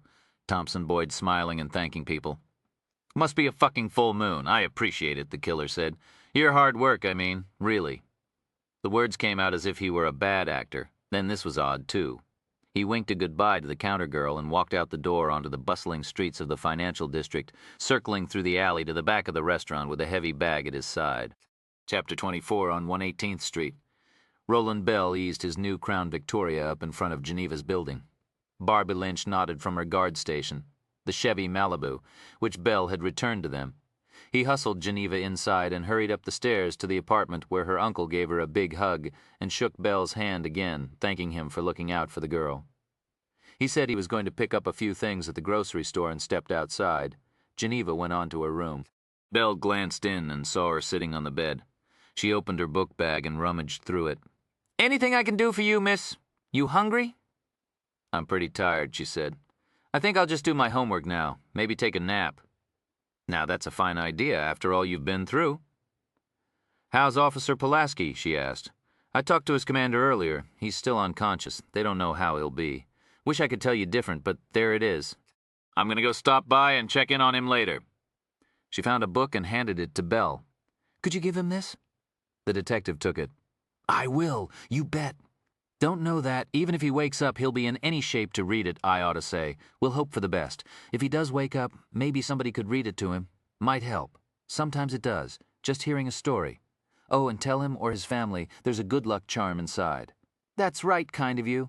Bell closed her door and walked to the living room to call his boys and tell them that he'd be home in a little while. He then checked with the other guards on his SWAT team, who reported that all was secure. He settled down in the living room, hoping that Geneva's uncle was doing some serious grocery shopping. That poor niece of his surely needed some meat on her bones. On his route to Geneva Settle's apartment, Alonzo Jackson slowly made his way down one of the narrow passages separating the brownstones in western Harlem. He wasn't, however, at this particular moment, Jax the limpin' ex-con, the blood-spraying graffiti king of Harlem past. He was some unnamed whack homeless dude in dusty jeans and a gray sweatshirt, pushing a perped grocery cart, which held $5 worth of newspapers, all wadded up, and a bunch of empties he'd racked from a recycling bin. He doubted that up close anybody would buy the role. He was a little too clean for your typical homeless guy, but there were only a few people he needed to fool, like the cops staying steady on Geneva Settle. Out of one alleyway across the street into another, he was about 3 blocks from the back door of the apartment building that poor-ass Kevin Cheney had pointed out. Nice place, damn. Feeling shitty again, thinking of his own plans for Family Gone Bad. "Sir, I must talk to you. I'm sorry, the baby. We could not save him." "Was it him?" "I'm sorry, sir. We did what we could, I promise you, but—" It was a him. He pushed those thoughts away, fighting a bum wheel on the cart, which kept veering to the left. Talking to himself a bit. Jax moved slowly but with determination, thinking, man, funny if I got nailed for jacking a shopping cart.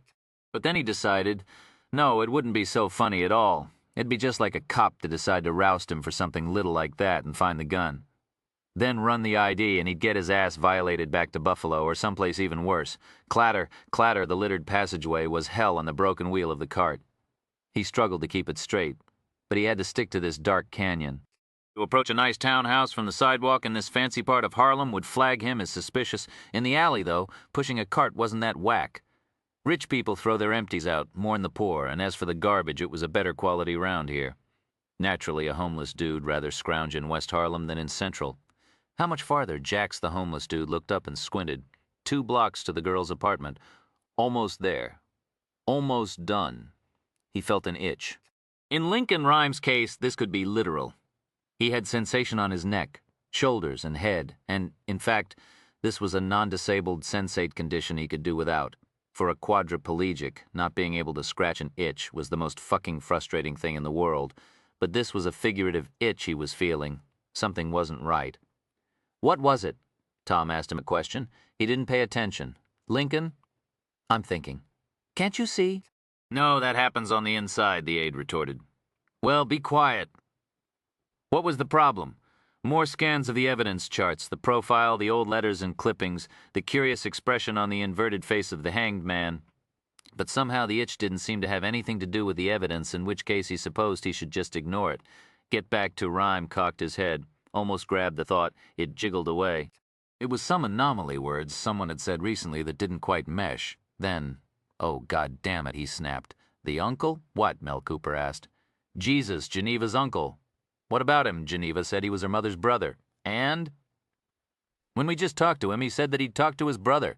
Well, he probably meant brother-in-law. If you mean brother-in-law, that's what you say. Command dial bell. The phone rang and the detective answered on the first note of the cell phone tone that meant the call was from Lincoln Rhymes' townhouse. Bell here. Roland, you're at Geneva's? Right. Your cell doesn't have a speaker, does it? No, go ahead. The detective instinctively pulled his jacket aside and unsnapped the thong holding the larger of his two pistols. His voice was as steady as his hand, though his heart ratcheted up a few beats per second. Where's Geneva? Her room? Uncle? Don't know. He just went to the store. Listen. He flubbed the story about how he's related to her. He said he's her father's brother. She said he's her mother's. Hell, he's a ringer. Get to Geneva and stay with her until we figure it out. I'm sending another couple of RMPs over there. Bell walked fast to the girl's room. He knocked but got no response, heart pumping fast. Now he drew his Beretta. Geneva, nothing. Roland, Rhyme called. What's going on? Just a second, the detective whispered. In a combat shooting crouch, he pushed the door open and, lifting his weapon, stepped inside. The room was empty. Geneva's settle was gone. Chapter 25, Central. I have a 1029 possible abduction. In his calm drawl, Bell repeated the ominous message and gave his location. Then Vic is a black female, age 16, 5'2", 100 pounds. Suspect is a black male, stocky, early to mid-40s, short hair. Roger. Units en route. K. Bell clipped his radio to his belt and sent Martinez and Lynch to search the apartment building itself while he hurried downstairs. The street in front of the building had been under surveillance by Lynch, while Martinez had been on the roof, but they'd been expecting unsub 109er, his accomplice, to be heading toward the building, not going away from it. Martinez thought he'd seen a girl and a man, who could have been the uncle, walking away from the apartment about 3 minutes ago. He hadn't paid attention. Scanning the street, Bell saw no one but a few business people. He jogged down the service alley beside the building. He noticed a homeless man pushing a grocery cart, but he was 2 blocks away. Bell'd talk to him in a minute and find out if he'd seen the girl. Now, he opted for the other possible witnesses, some young girls playing double Dutch jump rope. Hi! The rope went slack as they looked up at the detective. Hey there. I'm a police officer. I'm looking for this teenage girl. She's black, thin, got short hair. She'd be with an older man. The sirens from the responding officers' cars filled the air, growing closer. You got a badge? One girl asked. Bell tamped down his anxiety, kept smiling, and flashed his shield. Wow. Yeah, we saw him. One tiny, pretty girl offered. They went up that street there, turned right, no left. You weren't looking. Was 2. You got a gun, mister? Bell jogged to the street they'd pointed to. A block away to his right, he saw a car pulling away from the curb. He grabbed his radio. Units responding to that 1029. Anybody close to 117th Street? There's a maroon sedan moving west. Stop it and check occupants. Repeat. We're looking for a black female, 16. Suspect is black male, 40s. K. Assume he's armed. RPM 772. We're almost there, K. Yeah, we've got a visual. We'll light him up. Roger, 772. Bell saw the squad car, its lights flashing, speed toward the maroon sedan, which skidded to a stop. His heart beating fast. Bell started toward them as a patrolman climbed from the squad car, stepped to the sedan's window, and bent down, his hand on the butt of his pistol. Please, let it be her. The officer waved the car on. Damn, Bell said to himself angrily as he jogged up to the officer. Detective, wasn't them. No, sir. A black female in her 30s, she's alone. Bell ordered the RMP to cruise up and down the nearby streets to the south, and radioed the others to cover the opposite directions. He turned and picked another street at random, plunged down it. His cell phone rang. Bell here? Lincoln Rhyme asked what was happening. Nobody spotted her. But I don't get it, Lincoln. Wouldn't Geneva know her own uncle? Oh, I can think of a few scenarios where the unsub could get a substitute in. Or maybe he's working with the unsub. I don't know. But something's definitely wrong. Think about how he speaks. Hardly sounds like the brother of a professor. He's got some street in him. That's true. I want to check with my team. I'll call you back. Bell hung up, then radioed his partners. Luis, Barb, report in. What'd y'all find? The woman said that the people she'd canvassed on 118th hadn't seen either the girl or the uncle. Martinez reported that they weren't in any of the common areas of the building and there'd been no sign of intruders or forced entry. He asked Bell. Where are you? Block east of the building, heading east. I got RMPs sweeping the streets. One of y'all get over here with me. The other keep the apartment covered. K, out. Bell jogged across the street and looked to his left. He saw the homeless man again, pausing, glancing toward him, then bending down and scratching his ankle. Bell started in his direction to ask if he'd seen anything. But then he heard the sound of a car door slamming shut. Where had it come from? The sound reverberated off the walls and he couldn't tell. An engine began grinding in front of him. He started forward. No, to the right. He sprinted up the street. Just then he saw a battered gray Dodge pull away from the curb. It started forward but skidded to a stop as a patrol car cruised slowly into the intersection. The driver of the Dodge put the car into reverse and rolled backward over the curb into a vacant lot, out of sight of the RMP. Bell believed he saw 2 people inside. He squinted. Yes, it was Geneva and the man who'd claimed to be her uncle. The car bucked slightly as he put it in gear. Bell grabbed his radio and called the RMPs, ordering them to blockade both intersections. But the patrolman at the wheel of the closest squad car turned into the street rather than just barricading it. Geneva's uncle saw him. He slipped his car into reverse, flooring the accelerator and skidding in a circle around the vacant lot and into the alley behind a row of buildings. Bell lost sight of the Dodge. He didn't know which way it had turned. Sprinting toward where he'd last seen the car, the detective ordered the squad cars to circle the block. He ran into the alley and looked to his right, just in time to see the rear fender of the car disappearing. He raced for it, pulling his Beretta from his holster. He sprinted at full speed and turned the corner. Bell froze, tires squealing. The old Dodge was racing in reverse right toward him, escaping from the squad car that was blocking the man's escape route. Bell stood his ground. He lifted the Beretta. He saw the uncle's panicked eyes, Geneva's horrified expression, her mouth open in a scream, but he couldn't fire. The squad car was directly behind the Dodge. Even if he hit the kidnapper, the jacketed rounds could go right through their target and the car and hit the officers. Bell jumped aside, but the cobblestones were slick with garbage and he went down hard on his side, grunting. He lay directly in the path of the Dodge. The detective tried to pull himself to safety, but with the car going so fast he wasn't going to make it. But what was happening? The uncle was hitting the brakes. The car skidded to a stop 5 feet from Bell. The doors flew open, and both Geneva and her uncle were out, running to him, the man shouting, "You all right? You all right, Detective Bell?" Geneva said, frowning, bending down and helping him up. Wincing in pain, Bell trained the big gun on the uncle and said, "Don't move a damn muscle." The man blinked and frowned. "Lie down and your arms stretch 'em out." "Detective Bell," Geneva began. "Just a minute, miss." The uncle did as he was told. Bell cuffed him as the uniforms from the RMP trotted through the alley. "Frisk him." "Yes, sir," the uncle said. "Look, you don't know what you're doing, sir." "Quiet," Bell said to him, and took Geneva aside, put her in a recessed doorway so she'd be out of the line of fire from anyone on rooftops nearby. Roland, Barbie Lynch hurried down the alley. Bell leaned against the brick wall, catching his breath. He glanced to the left, seeing the homeless guy he'd noticed earlier, squint uneasily at the police and turn around, then head in the opposite direction. Bell ignored him. "You didn't need to do that," Geneva said to the detective, nodding at the cuffed man. "But he's not your uncle," the detective said, calming slowly. "Is he?" "No." "What was he doing with you just now?" She looked down, a sorrowful expression on her face. "Geneva," Bell said sternly, "this is serious. Tell me what's going on." "I asked him to take me someplace." "Where?" She lowered her head. "To work," she said. "I couldn't afford to miss my shift." She opened her jacket, revealing a McDonald's uniform. The cheery name tag read, "Hi, my name's Jen, Chapter 26. "What's the story?" Lincoln Rhyme asked. He was concerned, but despite the fright at her disappearance, there was no accusation in his voice. Geneva was sitting in a chair near his wheelchair on the ground floor of the townhouse. Sachs stood beside her, arms crossed. She'd just arrived with a large stack of material she'd brought from the Sanford Foundation archives where she'd made the Potter's Field discovery. It sat on the table near Rhyme, ignored now that this new drama had intruded. The girl looked defiantly into his eyes. "I hired him to play my uncle. And your parents?" "I don't have any." "You don't have any," she repeated through clenched teeth. "Go on," Sachs said kindly. She didn't speak for a moment. "Finally, when I was 10, my father left us, my moms and me. He moved to Chicago with this woman and got married. Had himself a whole new family. I was torn up. Oh, it hurt, but deep down I didn't really blame him much. Our life was a mess, my mom's. She was hooked on crack, just couldn't get off it. They'd have these bad fights. Well, she fought. Mostly he tried to straighten her out and she'd get mad at him. To pay for what she needed, she'd perp stuff from stores.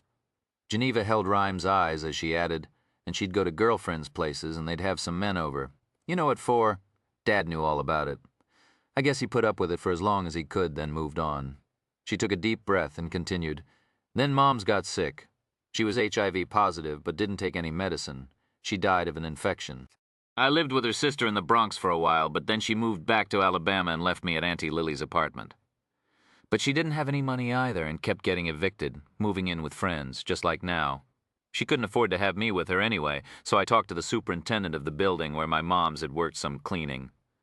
He said I could stay in the basement if I paid him. I have a cot down there, an old dresser, a microwave, a bookshelf. I put his apartment down as my address for mail, Belle said. You didn't seem real at home in that place. Whose was it? This retired couple. They live here half the year and go to South Carolina for the fall and winter. Willie has an extra key, she added. I'll pay them back for the electric bill and replace the beer and things that Willie took.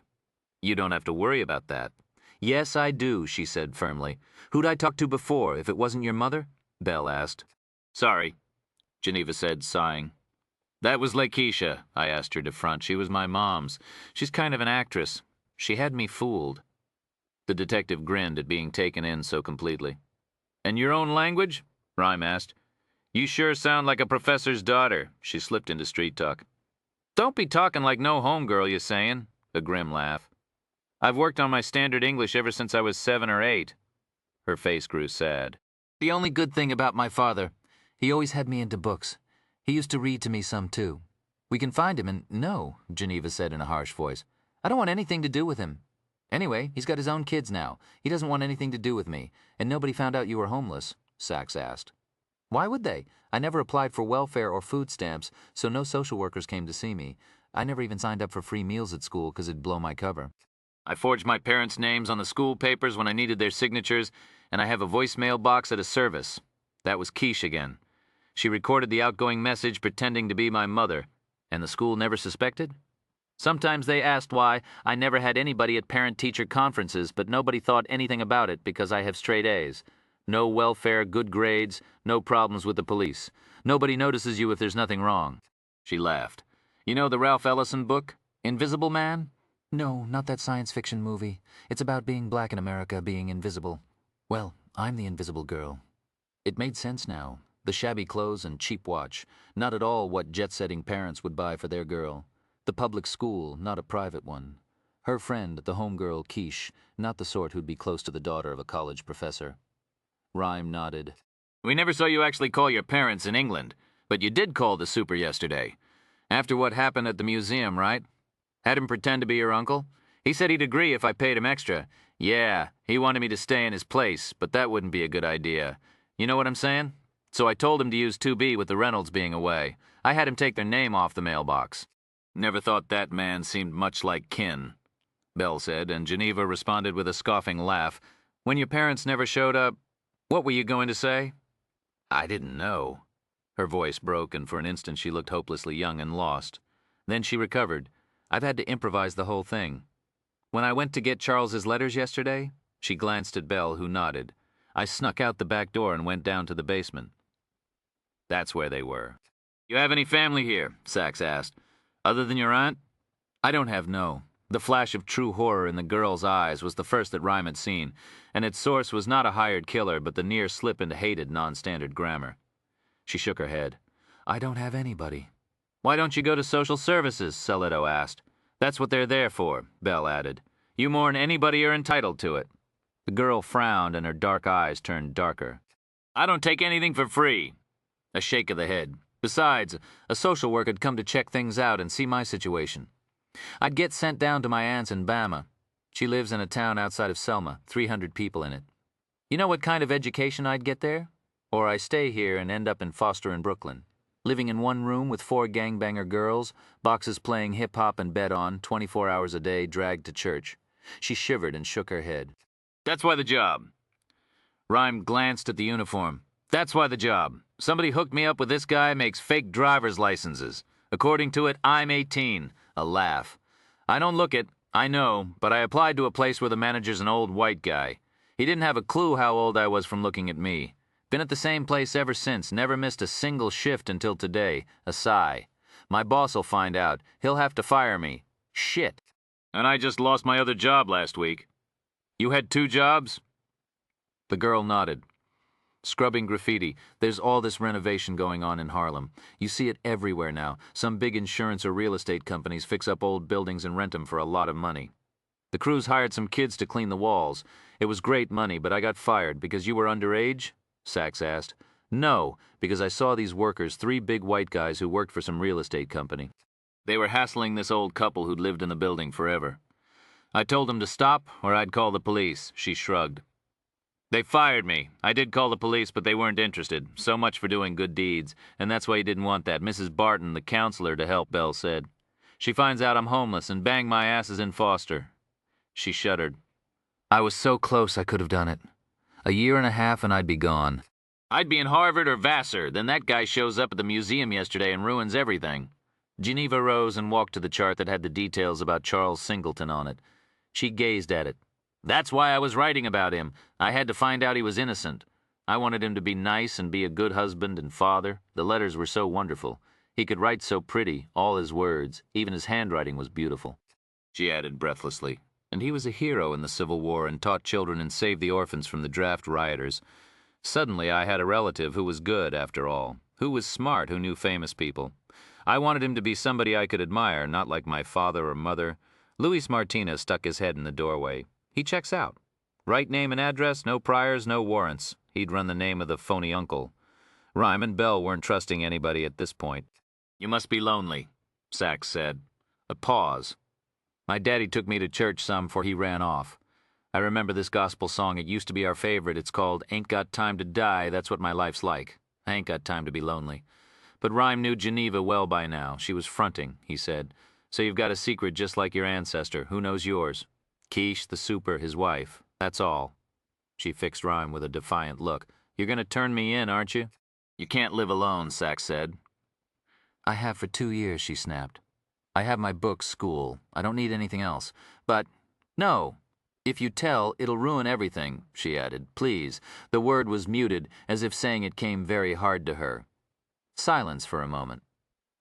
Sachs and Solito looked at Rhyme, the one person in the room who didn't have to answer to city brass and regulations.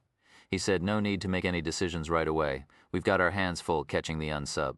But I'm thinking you ought to stay here, not a safe house. He glanced at Tom. I think we can find room for you upstairs, can't we? You bet we can. I'd rather, the girl started. Rhyme said with a smile, I think we'll insist this time. But my job, I can't afford to lose it. I'll take care of it. Rhyme got the number from her and called the girl's boss at McDonald's and explained in general terms about the attack and said that Geneva wouldn't be coming in for a few days. The manager sounded truly concerned and told him that Geneva was their most conscientious employee. She could take as much time off as she needed and could be sure that her job would be waiting for her when she returned. She's the best employee we've got, the man said over the speakerphone. A teenager who's more responsible than somebody twice that age, you don't see that very often. Rhyme and Geneva shared a smile and he disconnected the call. It was then that the doorbell rang. Bell and Sachs immediately grew vigilant, their hands slipping toward their weapons. Solito, Rhyme noted, still looked spooked, and though he glanced down at his weapon, he didn't reach for it. His fingers remained on his cheek, rubbing gently as if the gesture could conjure up a genie to calm his troubled heart. Tom appeared in the doorway. He said to Belle, There's a Mrs. Barton here from the school. She's brought a copy of some security video. The girl shook her head in dismay. No, she whispered. Send her in, Rhyme said. A large African-American woman walked in, wearing a purple dress. Belle introduced her. She nodded to everyone, and like most of the counselors Rhyme himself had met, had no reaction to his disabled condition. She said, Hello, Geneva. The girl nodded. Her face was a still mask. Rhyme could tell she was thinking about the threat this woman represented to her. Rural Alabama or a foster home. Barton continued. How you doing? Okay, fine, thank you, the girl said with a deference that wasn't typical of her. This has got to be tough on you, the woman said. I've been better. Geneva now tried to laugh. It sounded flat. She glanced at the woman once and then looked away. Barton said, I spoke to maybe a dozen or so people about that man near the schoolyard yesterday. Only 2 or 3 remember seeing anybody. They couldn't describe him except he was of color, wore a green combat jacket and old work shoes. "That's new," Rhyme said. "The shoes?" "Tom wrote this on the board, and here's the tape from our security department." She handed a VHS cassette to Cooper, who played it. Rhyme wheeled close to the screen and felt his neck straining with attention as he studied the images. It wasn't much help. The camera was aimed mostly at the schoolyard, not the surrounding sidewalks and streets. In the periphery, it was possible to see some vague images of passers-by, but nothing distinctive. Without much hope that they'd pick up anything, Rhyme ordered Cooper to send the cassette off to the lab in Queens to see if it could be digitally enhanced. The tech filled out the chain of custody card and packed it up, called for a pickup. Belle thanked the woman for her help. "Anything we can do?" She paused and looked the girl over. "But I really do need to talk to your parents, Geneva." "My parents?" She nodded slowly. "I have to say I've been talking to some of the students and teachers, and to be honest, most of them say your folks haven't been very involved in your classes. In fact, I haven't found anybody who's actually met them. My grades are fine." "Oh, I know that. We're real happy with your academic work, Geneva. But school's about children and parents working together. I'd really like to talk to them. What's their cell number?"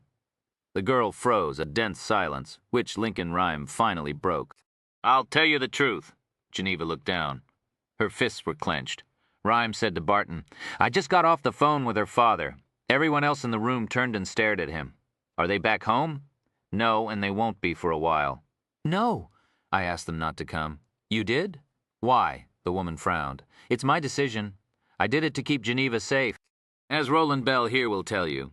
A glance at the Carolina detective, who nodded, a fairly credible gesture, considering he had no clue what was going on. "When we set up protection details, sometimes we have to separate the people we're guarding from their families." "I didn't know that." Otherwise, Rhyme continued, vamping, the attacker could use their relatives to draw them into public. Barton nodded. "Makes sense. What's it called, Roland?" Rhyme glanced at the detective again and filled in the answer himself. "Isolation of dependence, right?" "IOD," Bell said, nodding. "What we call it. Very important technique." "Well, I'm glad to know that," the counselor said. "But your uncle will be looking out for you, right?" Salido said, "No, we think it's probably best if Geneva stays here." "We're running an IOD with her uncle too," Bell said. The fabrication sounded particularly slick, coming from a law enforcer with a southern drawl. "Want to keep him out of sight." Barton bought it all. Rhyme could see. The counselor said to Geneva, "Well, when this is over, please have him call me. Seems like you're handling it pretty well. But psychologically, it has to be taking a toll. We'll all sit down together and work through some of the issues," she added with a smile. "There's nothing broke that can't be fixed," a sentence that was probably emblazoned on a desk plaque or coffee mug in her office. "Okay," Geneva said cautiously. "We'll see." After the woman was gone, Geneva turned to Rhyme.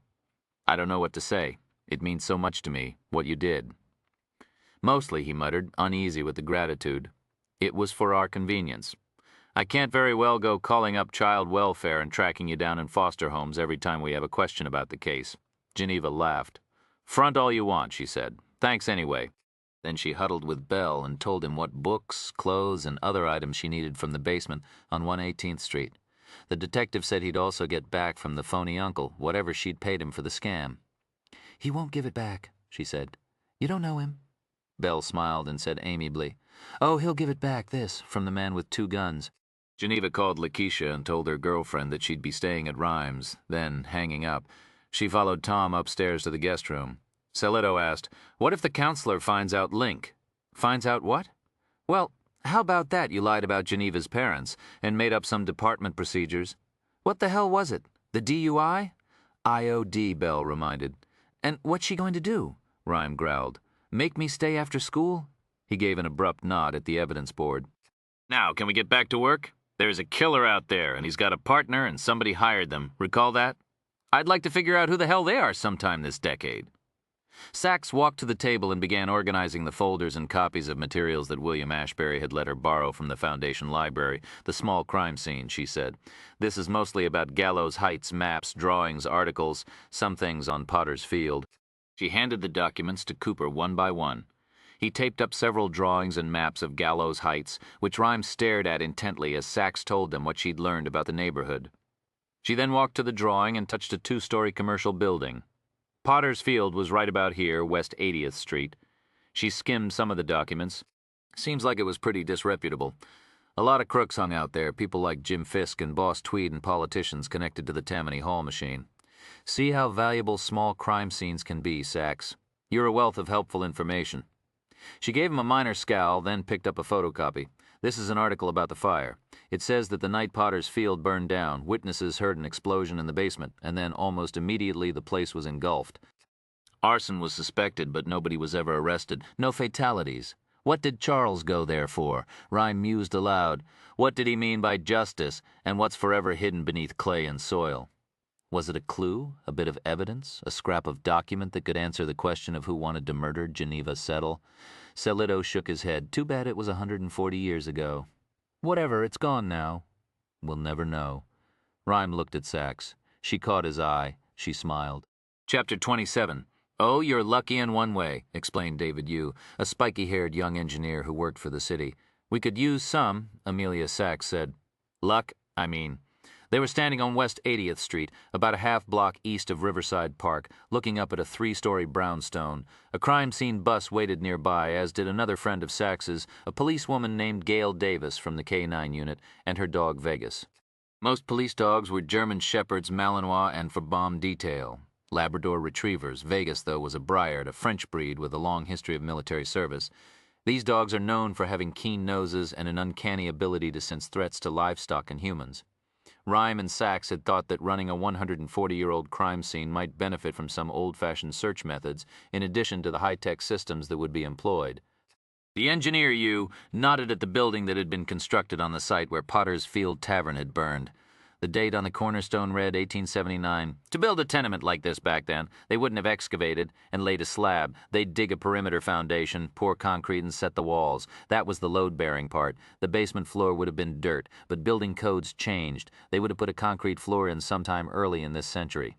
Again, though, it wouldn't be structural, it'd be for health and safety, so the contractors wouldn't have excavated for that either. So the lucky part is that whatever was under there in the 1860s might still be there, Sachs said. Forever hidden. Right, and the unlucky part is that it's under concrete, pretty much. A foot deep? Maybe less.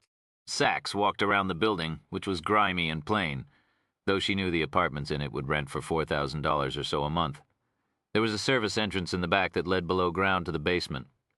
She was returning to the front of the structure when the phone rang. Detective Sachs, Lon Salita, was on the other end. He'd found the name of the building's owner, a businessman who lived several blocks away. The man was on his way to the place to let them inside. Rhyme came on the phone a moment later, and she told him what you had said. Good luck. Bad luck, he said, the scowl clear. Well, I've ordered an S&S team there with SPR and ultrasound. Just then the owner of the building arrived, a short, balding man in a suit and white shirt open at the collar. Sachs disconnected the cell call with Rhyme and explained briefly to the man that they needed to examine the basement. He looked her up and down suspiciously, then opened the basement door and stood back, crossing his arms near Vegas. The police dog didn't seem to like him very much. A Chevy Blazer pulled up and 3 members of the NYPD search and surveillance unit climbed out. S&S officers were a mixed breed of cop, engineer, and scientist, whose job was to back up the tactical forces by locating perps and victims at scenes with telescopes, night vision imagers, infrared, microphones, and other equipment. They nodded to the crime scene techs and then unloaded battered black suitcases, very much like the ones that held Sachs's own crime scene equipment. The owner watched them with a frown. The S&SE officers walked down into the dank, chill basement smelling of mold and fuel oil, followed by Sachs and the owner. They hooked up probes that resembled vacuum cleaner heads to their computerized equipment. The whole area? One asked Sachs. Yup. That's not going to hurt anything, is it? The owner asked. No, sir, a tech replied. They got to work. The men decided to use SPR first. Surface-penetrating radar sent out radio waves and returned information on objects it struck, just like traditional radar on board a ship or airplane. The only difference was that SPR could go through objects like dirt and rubble. It was as fast as the speed of light and, unlike ultrasound, didn't have to be in contact with the surface to get a reading. For an hour they scanned the floor, clicking computer buttons, making notations while Sachs stood to the side, trying not to tap her foot or fidget impatiently, figuring that it wouldn't be good for the instrument's readings. After they'd swept the floor with the radar, the team consulted the unit's computer screen and then, based on what they learned, walked around the floor again, touching the ultrasound sensor to the concrete in a half-dozen areas they'd targeted as important. When they were finished, they called Sachs and you over to the computer, flipped through some images. The dark gray screen was unreadable to her. It was filled with blotches and streaks, many of which had small boxes of indecipherable numbers and letters beside them. One of the texts said, "Most of these are what you'd expect under a building this age. Boulders, a bed of gravel, pockets of decayed wood. That's a portion of a sewer here," pointing to part of the screen. "There's an easement for a storm drain that feeds into the main drain going to the Hudson," you said. That must be it. The owner leaned over his shoulder. "You mind, sir?" Sachs grumbled. The man grudgingly stepped back. The tech nodded. "But here." He tapped a spot next to the back wall. "We got a ping, but no hit. A, when something comes back that the computer's seen before, it suggests what it might be. But this was negative." Sachs saw only a less dark area on the dark screen. "So we ran the ultrasound and got this." His partner typed in a command and a different screen appeared. One much lighter, and with a clearer image on it, a rough ring, inside of which was a round, opaque object that seemed to have a strand of something coming off it. Filling the ring, in the space below the smaller object, was what appeared to be a pile of sticks or boards, maybe. Sachs speculated, a strongbox that had broken apart over the years. One officer said, "The outer ring's about 24 inches across, the inner one's three-dimensional, a sphere. It's 8-9 inches in diameter. Is it close to the surface? The slab's about 7 inches deep, and this thing's about 6 to 8 feet below that. Where exactly?" The man looked from the computer screen to the floor and back again. He walked over to a spot right beside the wall in the back of the basement, near the door that led outside. He drew a chalk mark. The object was right against the wall. Whoever had built the wall had missed it by only inches. I'm guessing it was a well or a cistern, maybe a chimney. "What would it take to get through the concrete?" Sachs asked you. "My permission," said the owner, "which you ain't getting. You're not breaking up my floor?"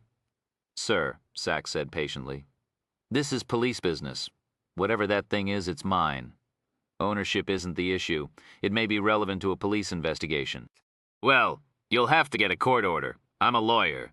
You're not breaking up my floor. It's really important we find out what that is." "Important?" the man asked. "Why?" "It has to do with a criminal case from a few years ago." "Few years?"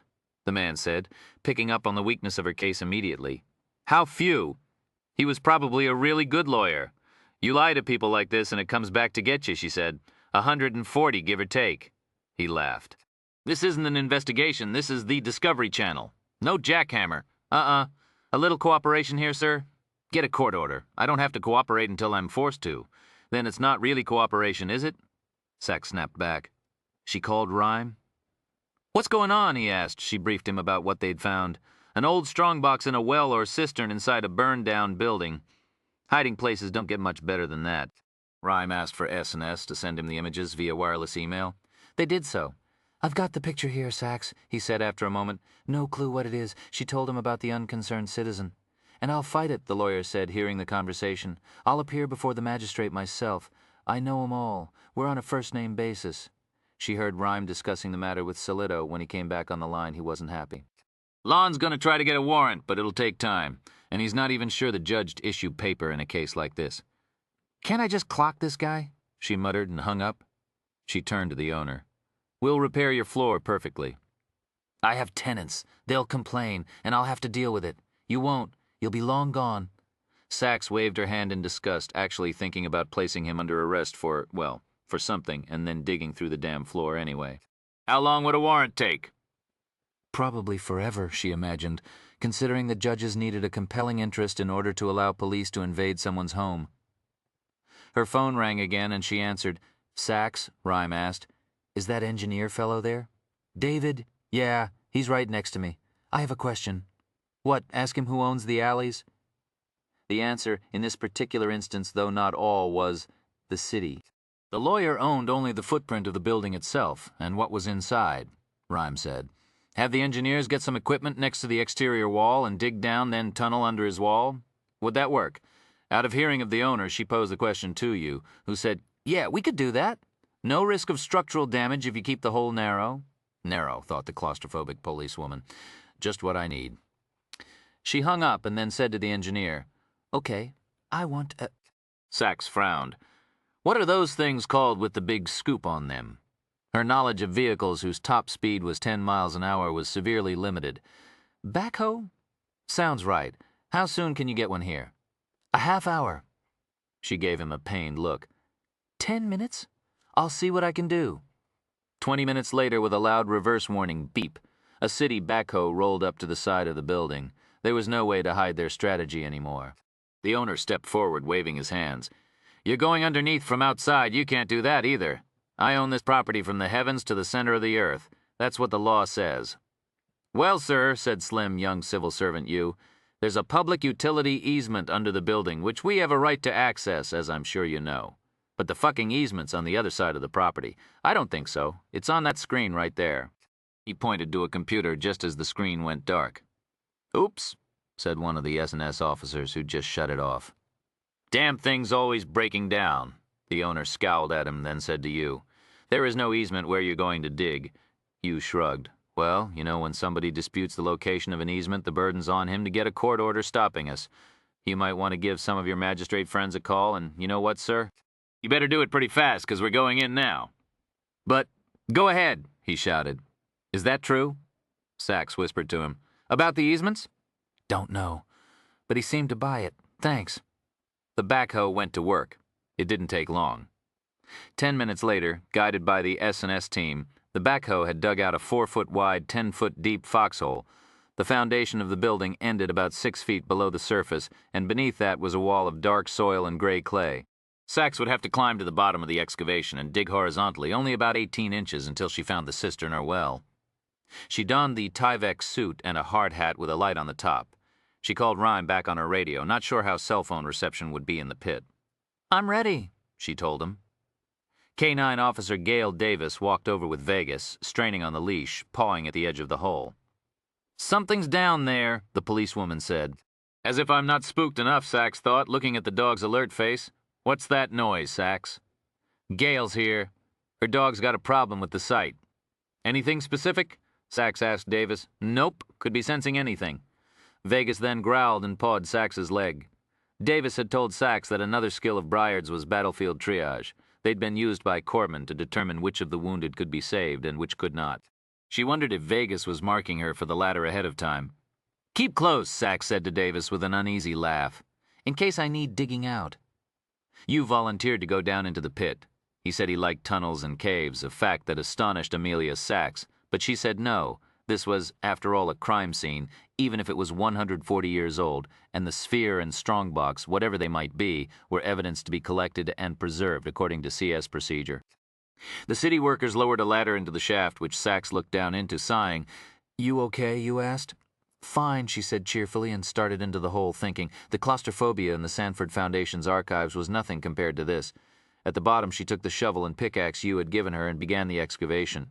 Sweating from the effort, shivering from the waves of panic, she dug and dug, picturing with every scoop the foxhole collapsing and trapping her. Pulling out rocks, dislodging the dense earth forever hidden beneath clay and soil. "What's in view, Sachs?" Rhyme asked through the radio. "Dirt, sand, worms, a few tin cans, rocks." She progressed about 1 foot under the building, then 2. Her spade gave a tink and stopped cold. She scraped away soil and found herself facing a rounded brick wall. Very old, the mortar clumsily smeared between the bricks. "Got something here." The side of the cistern. Dirt from the edges of the foxhole skittered to the floor. It scared her more than if a rat had traipsed across her thigh. A fast image came to mind, being held immobile while dirt flooded around her, crushing her chest, then filling her nose and mouth. Drowning on dirt. "Okay, girl, relax." Sachs took several deep breaths, scraped away more soil. Another gallon or so of it spilled out on her knees. "Should we shore this up, you think?" She called to Yu. "What?" Rhyme asked. "I'm taking to the engineer you called. I think it'll probably hold. The soil's damp enough to be cohesive." "Probably," the engineer continued. "If you want, we can, but it'll take a few hours to build the frame." "Never mind," she called to him. Into the speaker she asked, "Lincoln?" There was a pause. She felt a jolt, realizing she'd used his first name. Neither of them was superstitious, but there was one rule they stuck to. It was bad luck to use their first names on the job. The hesitation told her that he too was aware she'd broken the rule. Finally, he said, "Go ahead." Gravel and dry dirt again trickled down the side of the foxhole and sprayed her neck and shoulders. It hit the Tyvek suit, which amplified the sound. She jumped back, thinking the walls were coming down. A gasp. "Sachs, you all right?" She looked around. No, the walls were holding. Fine. She continued to scrape away dirt from the rounded brick cistern. With the pickaxe, she chipped away mortar. She asked Rhyme, "Any more thoughts about what's inside?" The question was meant mostly for the comfort of hearing his voice, a sphere with a tail. "No idea." A fierce bash with the axe. One brick came out. Then two, earth poured out from inside the well and covered her knees. Damn, I hate this. More bricks, more sand and pebbles and dirt. She stopped, cleared the heavy pile off her kneeling legs, and turned back to her task. "How you doing?" Rhyme asked. "Hanging in there," she said softly, and removed several more bricks. A dozen of them lay around her. She turned her head, shining the light on what was behind the bricks. A wall of black dirt, ash, bits of charcoal, and scraps of wood. She started to dig into the dense, dry earth that was inside the cistern. Nothing cohesive about this goddamn dirt, she thought, watching the loose brown rivulets stream downward, glistening in the beam from her hard hat light.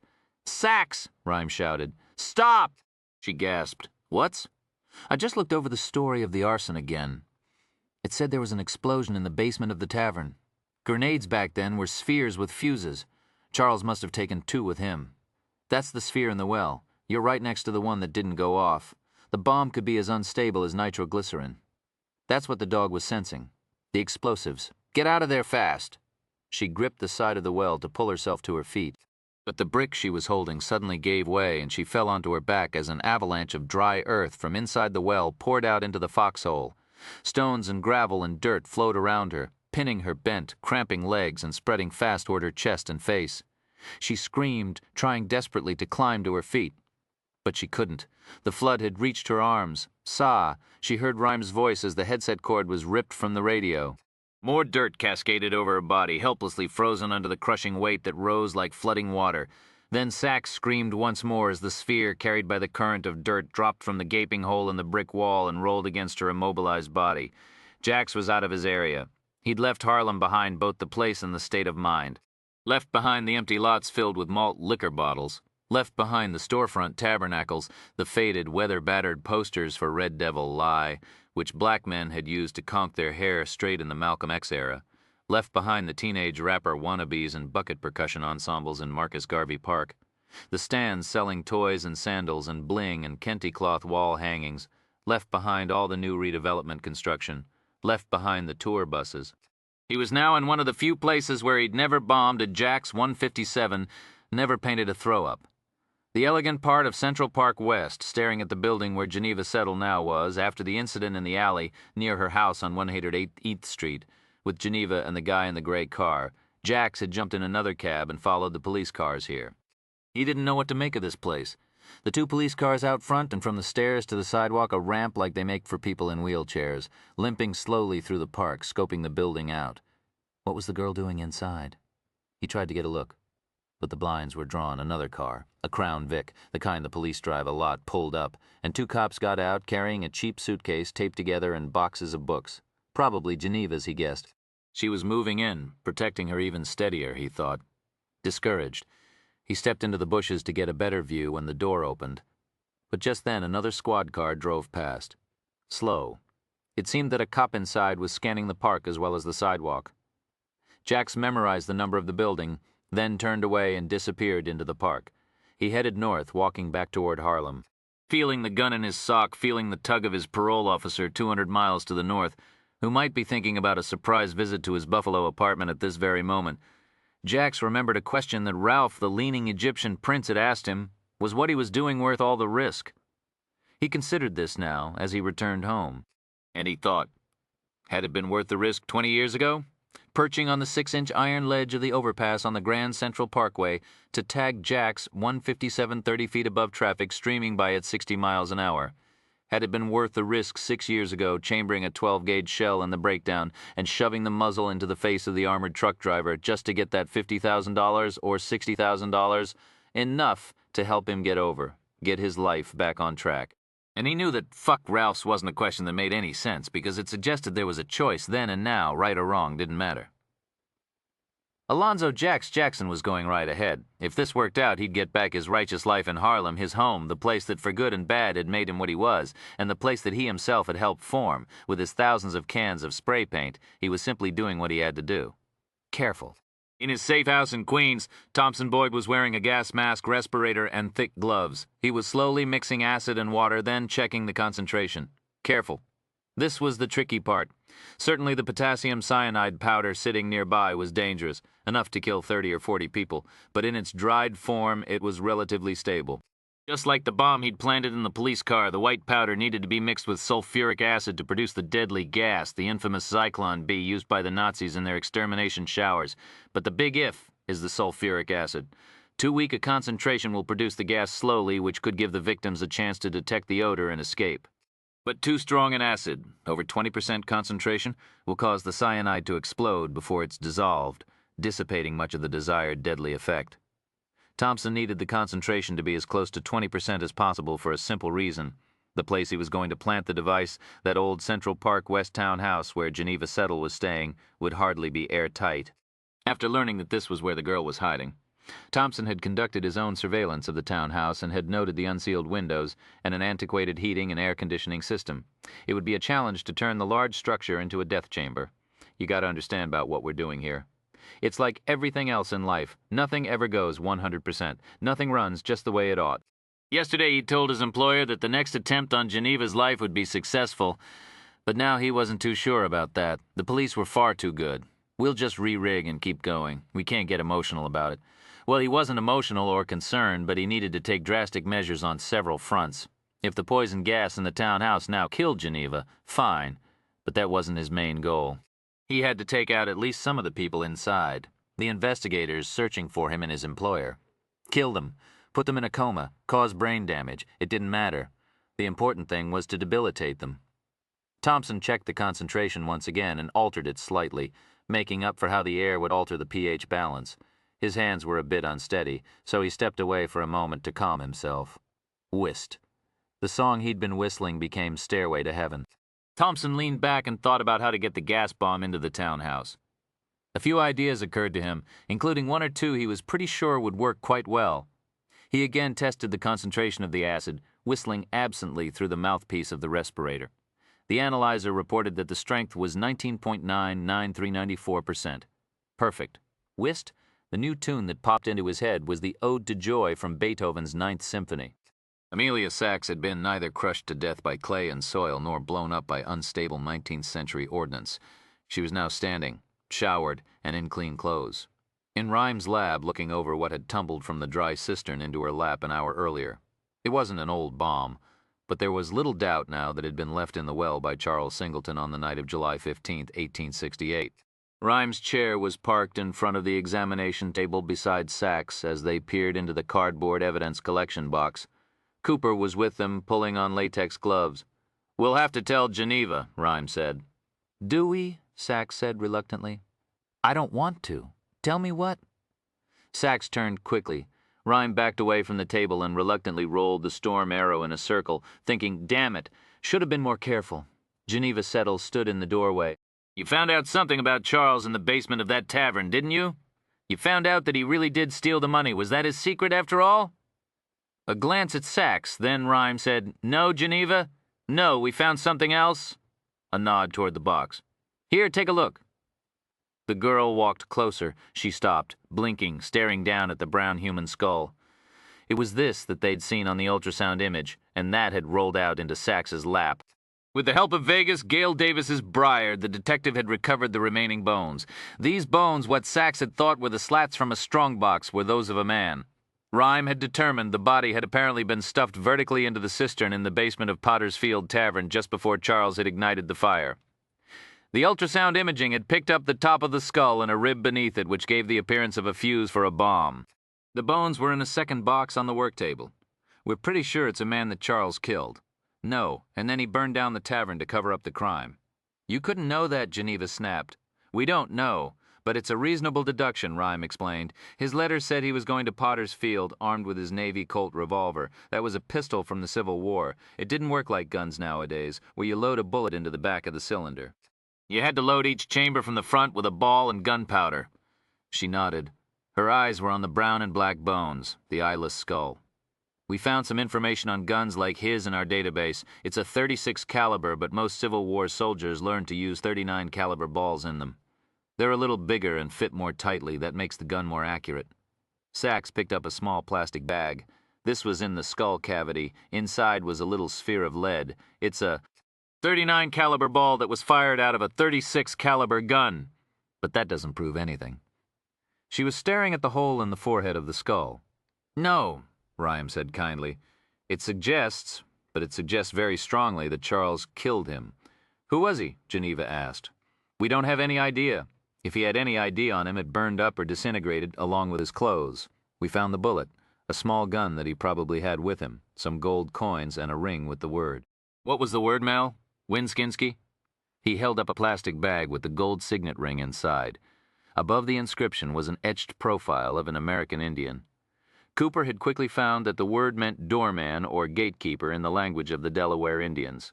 This might be the dead man's name, though his cranial bone structure suggested he wasn't Native American. More likely, Rhyme felt. It was a fraternal school or lodge slogan of some sort, and Cooper had queried some anthropologists and history professors via email to see if they'd heard of the word. Charles wouldn't do it, his descendant said softly. He wouldn't murder anyone. The bullet was fired into the forehead, Rhyme said. Not from behind, and the Derringer, the gun that Sachs found in the cistern, probably belonged to the victim. That suggests the shooting could have been in self-defense. Though the fact remained that Charles had voluntarily gone to the tavern armed with a gun, he would have anticipated some sort of violence. I should never have started this in the first place, Geneva muttered. Stupid. I don't even like the past. It's pointless. I hate it. She turned and ran into the hallway, then up the stairs. Sachs followed. She returned a few minutes later. She's reading. She said she wants to be alone. I think she'll be all right. Her voice didn't sound very certain, though. Rhyme looked over the information on the oldest scene he'd ever run. 140 years. The whole point of the search was to learn something that might lead them to whoever had hired Unsub 109. But all it had done was nearly get Sachs killed and disappoint Geneva with the news that her ancestor had killed a man. He looked at the copy of the Hanged Man tarot card, staring at him placidly from the evidence board, mocking Rhyme's frustration. Cooper said, Hey, have something here. He was looking at his computer screen. Winskinsky? Rhyme asked. No, listen. An answer to our mystery substance, the one that Amelia found in the Unsub's Elizabeth Street safe house and near Geneva's aunt's. The liquid damn well about time. What the hell is it, Toxin? Rhyme asked. Our bad boy's got dry eyes, Cooper said. What? It's murine? Eye drops. That's right, the composition's exactly the same. Okay. Add that to the chart, Rhyme ordered Tom. Might just be temporary because he'd been working with acid, in which case, won't help us. But it might be chronic, that'd be good. Criminalists loved perps with physical maladies. Rhyme had a whole section in his book on tracing people through prescription or over-the-counter drugs, disposed hypodermic needles, prescription eyeglasses, unique shoe tread wear from orthopedic problems, and so on. It was then that Sachs's phone rang. She listened for a moment. Okay, I'll be there in 15 minutes. The policewoman disconnected, glanced at Rhyme. Well, this is interesting. Chapter 28. When Amelia Sachs walked into the critical care unit at Columbia Presbyterian Hospital, she saw two Pulaskis. One was in bed, swathed in bandages and hooked up to creepy clear plastic tubes. His eyes were dull, his mouth slack. The other sat at his bedside, awkward in the uncomfortable plastic chair. Just as blonde, just as fresh-faced in the same crisp blue NYPD uniform Ron Pulaski had been wearing when Sachs had recruited him in front of the African American Museum yesterday and told him to act concerned about a pile of garbage. How many sugars? She blinked at the mirror image. I'm Tony Ron's brother, which you probably guessed. Hi, Detective, Ron managed breathlessly. His voice wasn't working right. It was slurred, sloppy. How you feeling? How is Geneva? She's all right. I'm sure you heard we stopped him at her aunt's place, but he got away. You hurting? Must be. He nodded toward the IV drip. Happy soup. Don't feel a thing. He'll be okay. I'll be okay. Ron echoed his brother's words. He took a few deep breaths, blinked. A month or so, Tony explained. Some therapy. He'll be back on duty. Some fractures. Not much internal damage. Thick skull. Which Dad always said. Skull. Ron grinned. You were at the academy together? She pulled up a chair and sat. Right? What's your house? The 6th, Tony answered. The 6th precinct was in the heart of West Greenwich Village. Not many muggings or carjackings or drugs, mostly break-ins, gay domestics and incidents by emotionally disturbed artists and writers off their meds. The 6th was also home to the bomb squad. Tony was shaken, sure, but angry too. The guy kept at him even when he was down. He didn't need to. But maybe, came Ron's stumbling words. It took more time on me, so he didn't get a good chance to go after Geneva. Sachs smiled. You're kind of a glass-is-half-full sort of guy. She didn't tell him that he'd been beaten nearly to death simply so Unsub 109 could use a bullet from his weapon for a distraction. Sorta? Am. Thanks, Geneva for me, for the book. He couldn't really move his head, but his eyes slipped to the side of the bedside table where a copy of To Kill a Mockingbird lay, Tonish reading to me. He even can read the big words. His brother laughed. You puts. So what can you tell us, Ron? This guy's smart and he's still out there. We need something we can use. I don't know, Ma. I don't know, Detective. I wash going up and down Thalley. He hid when I want to. Went to the street, came back to the back, the alley. I wasn't expecting high him. He was around the corner of the building. I got to the corner. I saw this guy in a mask like a ski mask, and then this thing, club bat, came too fast. Couldn't see it, really. Got me good. He blinked again, closed his eyes. Careless. Wash was too close to the wall. Won't do that again. You didn't know. Now you do. A whoosh. He winced. You okay? His brother asked. I'm okay. A whoosh, Sachs encouraged, nudged her chair closer. What? You heard a whoosh? Yes, I heard it, ma'am. Not ma'am, Detective. It's okay, Ray. Call me whatever. You see anything? Anything at all? This thing, like a bat. No, not Batman and Robin. Ha! A baseball bat, right at my face. Oh, I told you that, and I went down. I mean, Detective, not ma'am. That's okay, Ron. What do you remember then? I don't know. I remember lying on the ground thinking. I was thinking he was going for my weapon. I tried to control my weapon. Wash was in the book not to let it go. Always control your weapon. But I didn't. He got it anyway. I washed dead. I knew I was dead. She encouraged softly. What do you remember seeing? A tangle? A what? He laughed. I didn't mean tangle. A triangle. Cardboard on the ground. I couldn't move. It was all I could see. And this cardboard, it was the unsubs? The triangle? No. I mean triangle. No, it was just trash. I mean, it's all I could see. I tried to crawl. I don't think I did. Sachs sighed. You were found on your back, Ron. I wash? I was on my back? Think back. Did you see the sky, maybe? He squinted. Her heart beat faster. Did he get a look at something? Blah. What? Blah in my eyes by then. Blood? His brother offered. Yeah, blood. Couldn't she anything then? No triangles, no building.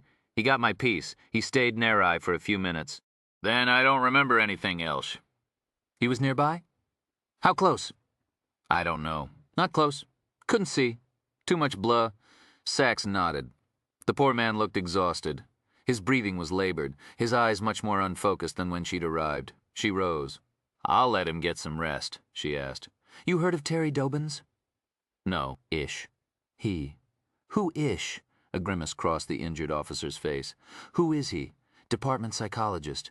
She glanced at Ron with a smile. This'll take the starch out of you for a while. You should talk to him about it. He's the man. He rules, Ron said. Don't need to. Patrolman, she said sternly. He lifted an eyebrow, winced. It's an order. Yes, ma'am. I mean, ma'am, Anthony said. I'll make sure he does. You'll thank Geneva for me? I like that book. I will. Sachs slung her bag over her shoulder and started for the door. She just stepped through it when she stopped abruptly, turned back. Ron? What's that? She returned to his bedside, sat down again. Ron, you said the unsub was near you for a few minutes. Yeah. Well, if you couldn't see him with the blood in your eyes, how did you know he was there? The young officer frowned. Oh, yeah. There's something I forgot to tell you. Our boy's got a habit, Rhyme. Amelia Sachs was back in the laboratory. What's that? He whistles. For taxis. Music. Pulaski heard him. After he'd been hit the first time and was lying on the ground, the unsub took his weapon, and I'm guessing spent a few minutes to hook the bullet to the cigarette. While he was doing that, he was whistling. Real softly, Ron said, but he's sure it was whistling. No pro's going to whistle on the job, Rhyme said. You wouldn't think, but I heard it too. At the safe house on Elizabeth Street, I thought it was the radio or something. He was good. How's the rookie doing? Salido asked. He hadn't rubbed his invisible blood stain recently, but he was still edgy. They say he'll be okay. A month of therapy or so. I told him to see Terry Dobbins. Ron was pretty out of it, but his brother was there. He'll look after him. He's a uniform, too. Identical twin. Rhyme wasn't surprised. Being on the force often ran in the family. Cop could be the name of a human gene, but Salido shook his head at the news of a sibling. He seemed all the more upset, as if it was his fault that an entire family had been affected by the attack. There was no time, though, to deal with the detective's demons. Rhyme said, "All right, we've got some new information. Let's put it to use." "How?" Cooper asked. "The murder of Charlie Tucker's still the closest lead we have to Mr. 109, so, obviously," the criminalist added, "we called Texas. Remember the Alamo?" Sachs offered and hit the speaker button on the phone. Potter's Field scene, 1868. Tavern in Gallows Heights, located in the 80s on the Upper West Side. Mixed neighborhood in the 1860s. Potter's Field was possible hangout for Boss Tweed and other corrupt New York politicians. Charles came here July 15, 1868. Burned down following explosion, presumably just after Charles's visit. To hide his secret, body in basement. Man presumably killed by Charles Singleton. Shot in forehead by .36 Navy Colt loaded with .39 caliber ball, type of weapon Charles Singleton owned. Gold coins, man was armed with Derringer. No identification. Had ring with name Winskinski on it. Means doorman or gatekeeper in Delaware Indian language. Currently searching other meanings. East Harlem scene, Geneva's great aunt's apartment. Used cigarette and 9mm round as explosive device to distract officers. Merit brand, not traceable. Friction ridge prints, none. Glove prints only. Poisonous gas device. Glass jar, foil, candle holder. Untraceable. Cyanide and sulfuric acid, neither containing markers. Untraceable. Clear liquid similar to that found on Elizabeth Street. Determined to be murine. Small flakes of orange paint. Posing as construction or highway worker. Elizabeth Street safe house scene. Used electrical booby trap. Fingerprints, none. Glove prints only. Security camera and monitor, no leads. Tarot deck, missing the 12th card, no leads. Map with diagram of museum where G. Settle was attacked and buildings across the street. Trace, falafel and yogurt. Wood scrapings from desk with traces of pure sulfuric acid. Clear liquid, not explosive. Sent to FBI lab, determined to be murine. More fibers from rope. Garrote, pure carbon found in map. Safe house was rented for cash to Billy Todd Hamill. Fits unsub 109's description but no leads to an actual Hamill.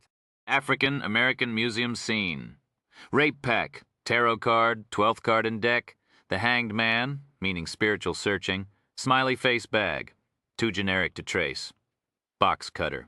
Trojan condoms, duct tape, jasmine scent. Unknown item bought for $5.95, probably a stocking cap. Receipt indicating store was in New York City. Discount variety store or drug store. Most likely purchased in a store on Mulberry Street, Little Italy. Unsub identified by clerk. Fingerprints. Unsub wore latex or vinyl gloves. Prints on items in rape pack belong to person with small hands. No IAFIS hits. Positive ID for clerk's trace. Cotton rope fibers, some with traces of human blood. Garrote. Sent to CODIS. No DNA match in CODIS. Popcorn and cotton candy with traces of canine urine. Weapons, billy club or martial arts weapon. Pistol is a North American Arms .22 rimfire Magnum, Black Widow or Mini Master. Makes own bullets, bored out slugs filled with needles. No match in ibis or drug fire. Motive, uncertain. Rape was probably staged. True motive may have been to steal microfiche containing July 23, 1868, issue of Collard's Weekly Illustrated magazine and kill G. Settle because of her interest in an article for reasons unknown. Article was about her ancestor Charles Singleton, see accompanying chart. Librarian victim reported that someone else wished to see article. Requesting librarian's phone records to verify this. No leads. Requesting information from employees as to other person wishing to see story. No leads. Searching for copy of article. Several sources report man requested same article. No leads to identity. Most issues missing or destroyed, one located, see accompanying chart. Conclusion G. Settles still at risk.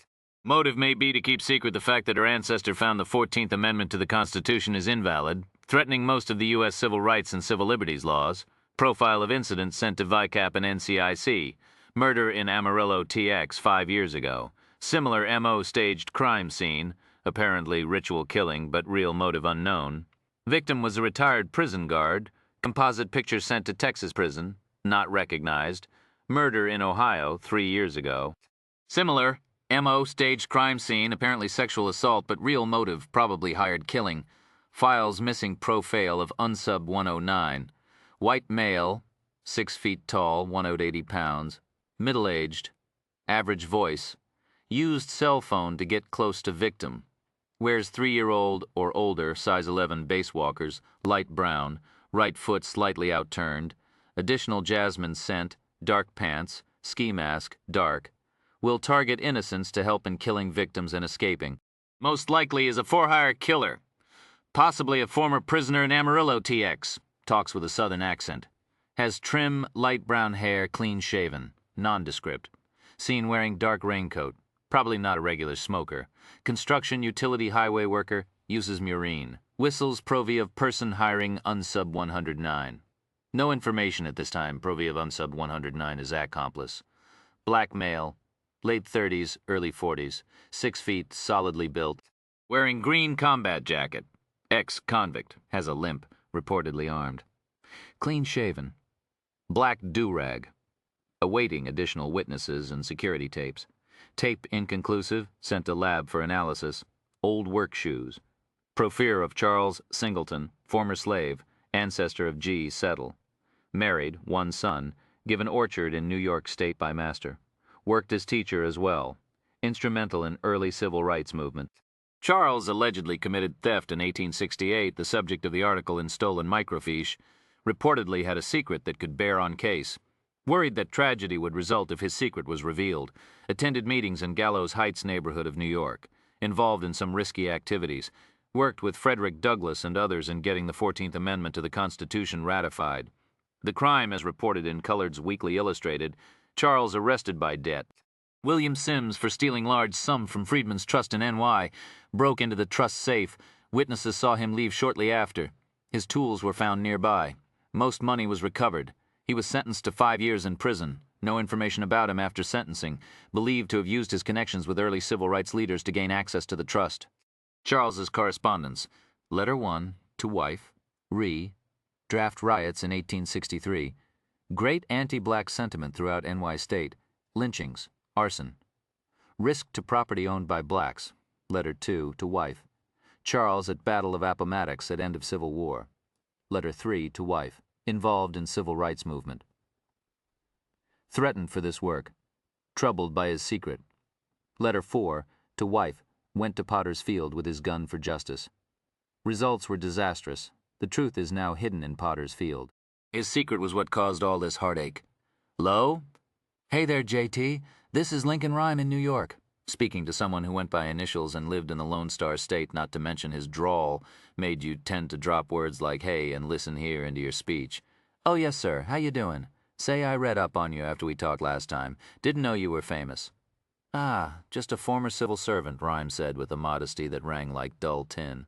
Nothing more or less than that. Any better luck with the picture we sent you? Sorry, Detective Rhyme. Fact is, he looks like half the white guys who graduated from here. Besides, we're like most correctional outfits. Got ourselves a big turnover. Aren't hardly any employees still here from the time when Charlie Tucker was killed. We've got a little more information about him. This might help narrow down the list. You got a minute? Shoot. He may have an eye problem. He uses murine regularly. That could be recent, but maybe he did it when he was a prisoner there, and then we think he may have had the habit of whistling. Whistling? Like at a woman or some such? No. Whistling a tune, songs. Oh, okay, hold on. 5 impossibly long minutes later, he came back on the line. Sorry, nobody could remember anything about anybody whistling or having bad eyes, not particular, but we'll keep looking. Rhyme thanked him and disconnected. He stared at the evidence chart in frustration.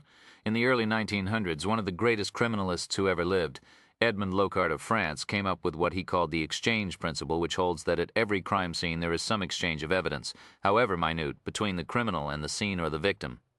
Finding that evidence was the goal of the forensic detective.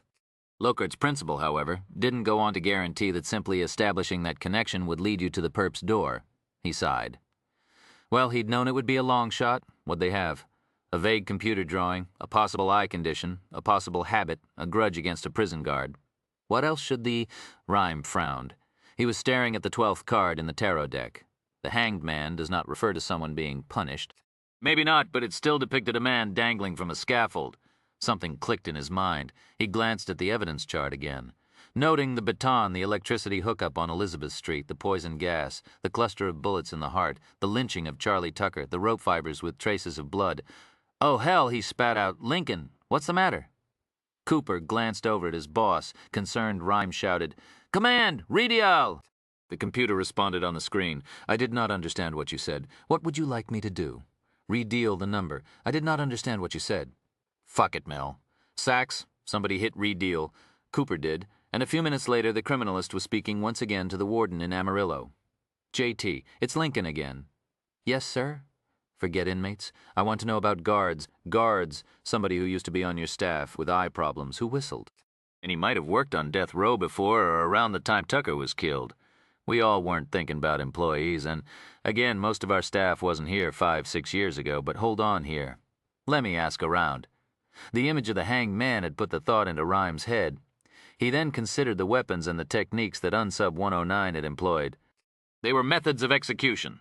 Cyanide gas, electricity, hanging, shooting a group of bullets into the heart like a firing squad, and his weapon to subdue his victims was a baton like a prison guard would carry. A moment later he heard, "Hey there, Detective Rhyme. Go ahead, JT. Sure enough, somebody said that rings a bell. I called one of our retired guards at home, worked execution detail, name of Pepper. He's agreed to come into the office and talk to you. Lives nearby. Should be here in just a few minutes. We'll call you right back." Another glance at the tarot card, a change of direction. 10 insufferably long minutes later, the phone rang. Fast introductions were made. Retired Texas Department of Justice Officer Halbert Pepper spoke in a drawl that made J.T. Beauchamp's accent sound like the Queen's English. "Thinking I might be able to help y'all out some." "Tell me," Rhyme said. "Till about 5 years ago, we had to say executions control officer fit the bill of who y'all were, describing to J.T. Had his self-eyed trouble and he whistled up a storm. I was just about to retire around then, but I worked with him some." "Who was he?" "Fella name of Thompson Boyd, IV Dead Man Walking, Chapter 29. Through the speakerphone, Pepper was explaining, Boyd grew up round these parts. Father was a wildcatter. Oil, field hand, yes, sir. Mother stayed at home. No other kids. Normal childhood sounded like pretty nice to hear tell. Always talking about his family, loved them. Did a lot for his mother, who lost an arm or leg or whatnot in a twister. Always looking out for her. Like one time I heard this kid on the street made fun of her, and Boyd followed him and threatened to slip a sidewinder into the boy's bed some night if he didn't apologize. Anyway, after high school, and a year or two of college, he went to work at his daddy's company for a spell till they had a string of layoffs. He got fired. His daddy, too. Times was bad, and he just couldn't get work round here, and so he moved out of the state. Don't know where. Got himself a job at some prison. Started as a block guard, then there was some problem. Their executions officer went sick, I think, and there was nobody to do the job, so Boyd done it. The burn went so good. The what? Sorry. The electrocution went so good they give him the job. He stayed for a while but kept on moving from state to state because he was in demand. Became an expert at executions. He knew chairs. Electric chairs? Like our old Sparky down here? Yes, sir, the famous one. And he knew gas, too, was an expert at rigging the chamber. Could also tie a hangman's noose, and not many people in the U.S. Relicensed for that line of work. Let me tell you, the ECO job opened up here, and he jumped at it. We'd switched to lethal injections like most other places, and he became a whiz at them, too. Even read up on them so he could answer the protesters. There's some people claim the chemicals are painful. I myself think that's the whale people and Democrats who don't bother to know the facts. It's hogwash. I mean, we had these... About Boyd? Asked impatient Lincoln Rhyme. Yes, sir, sorry. So he's back here and things go fine for a spell. Nobody really paid him much mind. He was just kinda invisible. Average Joe was his nickname, but something happened over time. Something changed. After a time he started to go strange. How so? The more executions he ran, the crazier he got. Kind of blanker and blanker. That makes sense? Like he wasn't quite all there. Give you a for instance. Told you he and his folks was real tight. Got along great. What happens? But they get themselves killed in this car accident. His aunt, too. And Boyd, he didn't blink. Hell, he didn't even go to the funeral. You would have thought he was in shock, but it wasn't that way. He just didn't seem to care. He went to his normal shift, and when everybody heard, they asked what he was doing there. It was 2 days till the next execution. He could have took time off, but he didn't want to. He said he'd go out to their graves later. Don't know if he ever did. See, it was like he kept getting closer and closer to the prisoners, too close. A lot of folk thought. You don't do that. Ain't healthy. He stopped hanging out with other guards and spent his time with the condemned. He called him my people. Word is that he one time even sat down in our old electric chair itself, which is in this sort of museum, just to see what it was like. Fell asleep. Imagine that. Somebody asked Boyd about it. How'd it feel, being in an electric chair, he said. It didn't feel like nothing, it just felt kinda numb. He said that a lot toward the end. He felt numb. You said his parents were killed? Did he move into their house? Think he did. Is it still there? The Texans were on a speakerphone, too, and J.T. Beauchamp called out, "I'll find that out, sir." He posed a question to somebody should see in a minute or two, Mr. Rhyme, and could you find out about relatives in the area? Yes, sir, Sachs asked. You recall he whistled a lot, Officer Pepper. Yes, I meant. He was right good at it. Sometimes he'd give the condemned a song or two to send him off. What about his eyes? That too, Pepper said.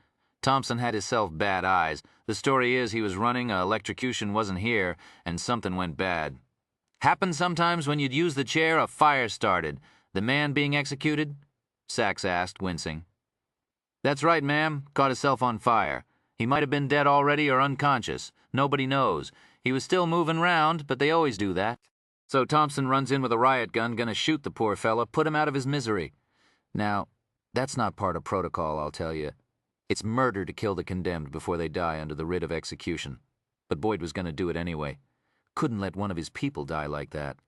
But the fire spread insulation on the wire, or some plastic or something caught, and the fumes knocked Boyd out. He was blinded for a day or two. The inmate? Sachs asked. Thompson didn't have to shoot him. The juice did the trick, and he left 5 years ago. Rhyme asked. "'Bout that?" Pepper drawled. "Quit. Think he went up to some place, some prison in the Midwest. Never heard nothing about him after that.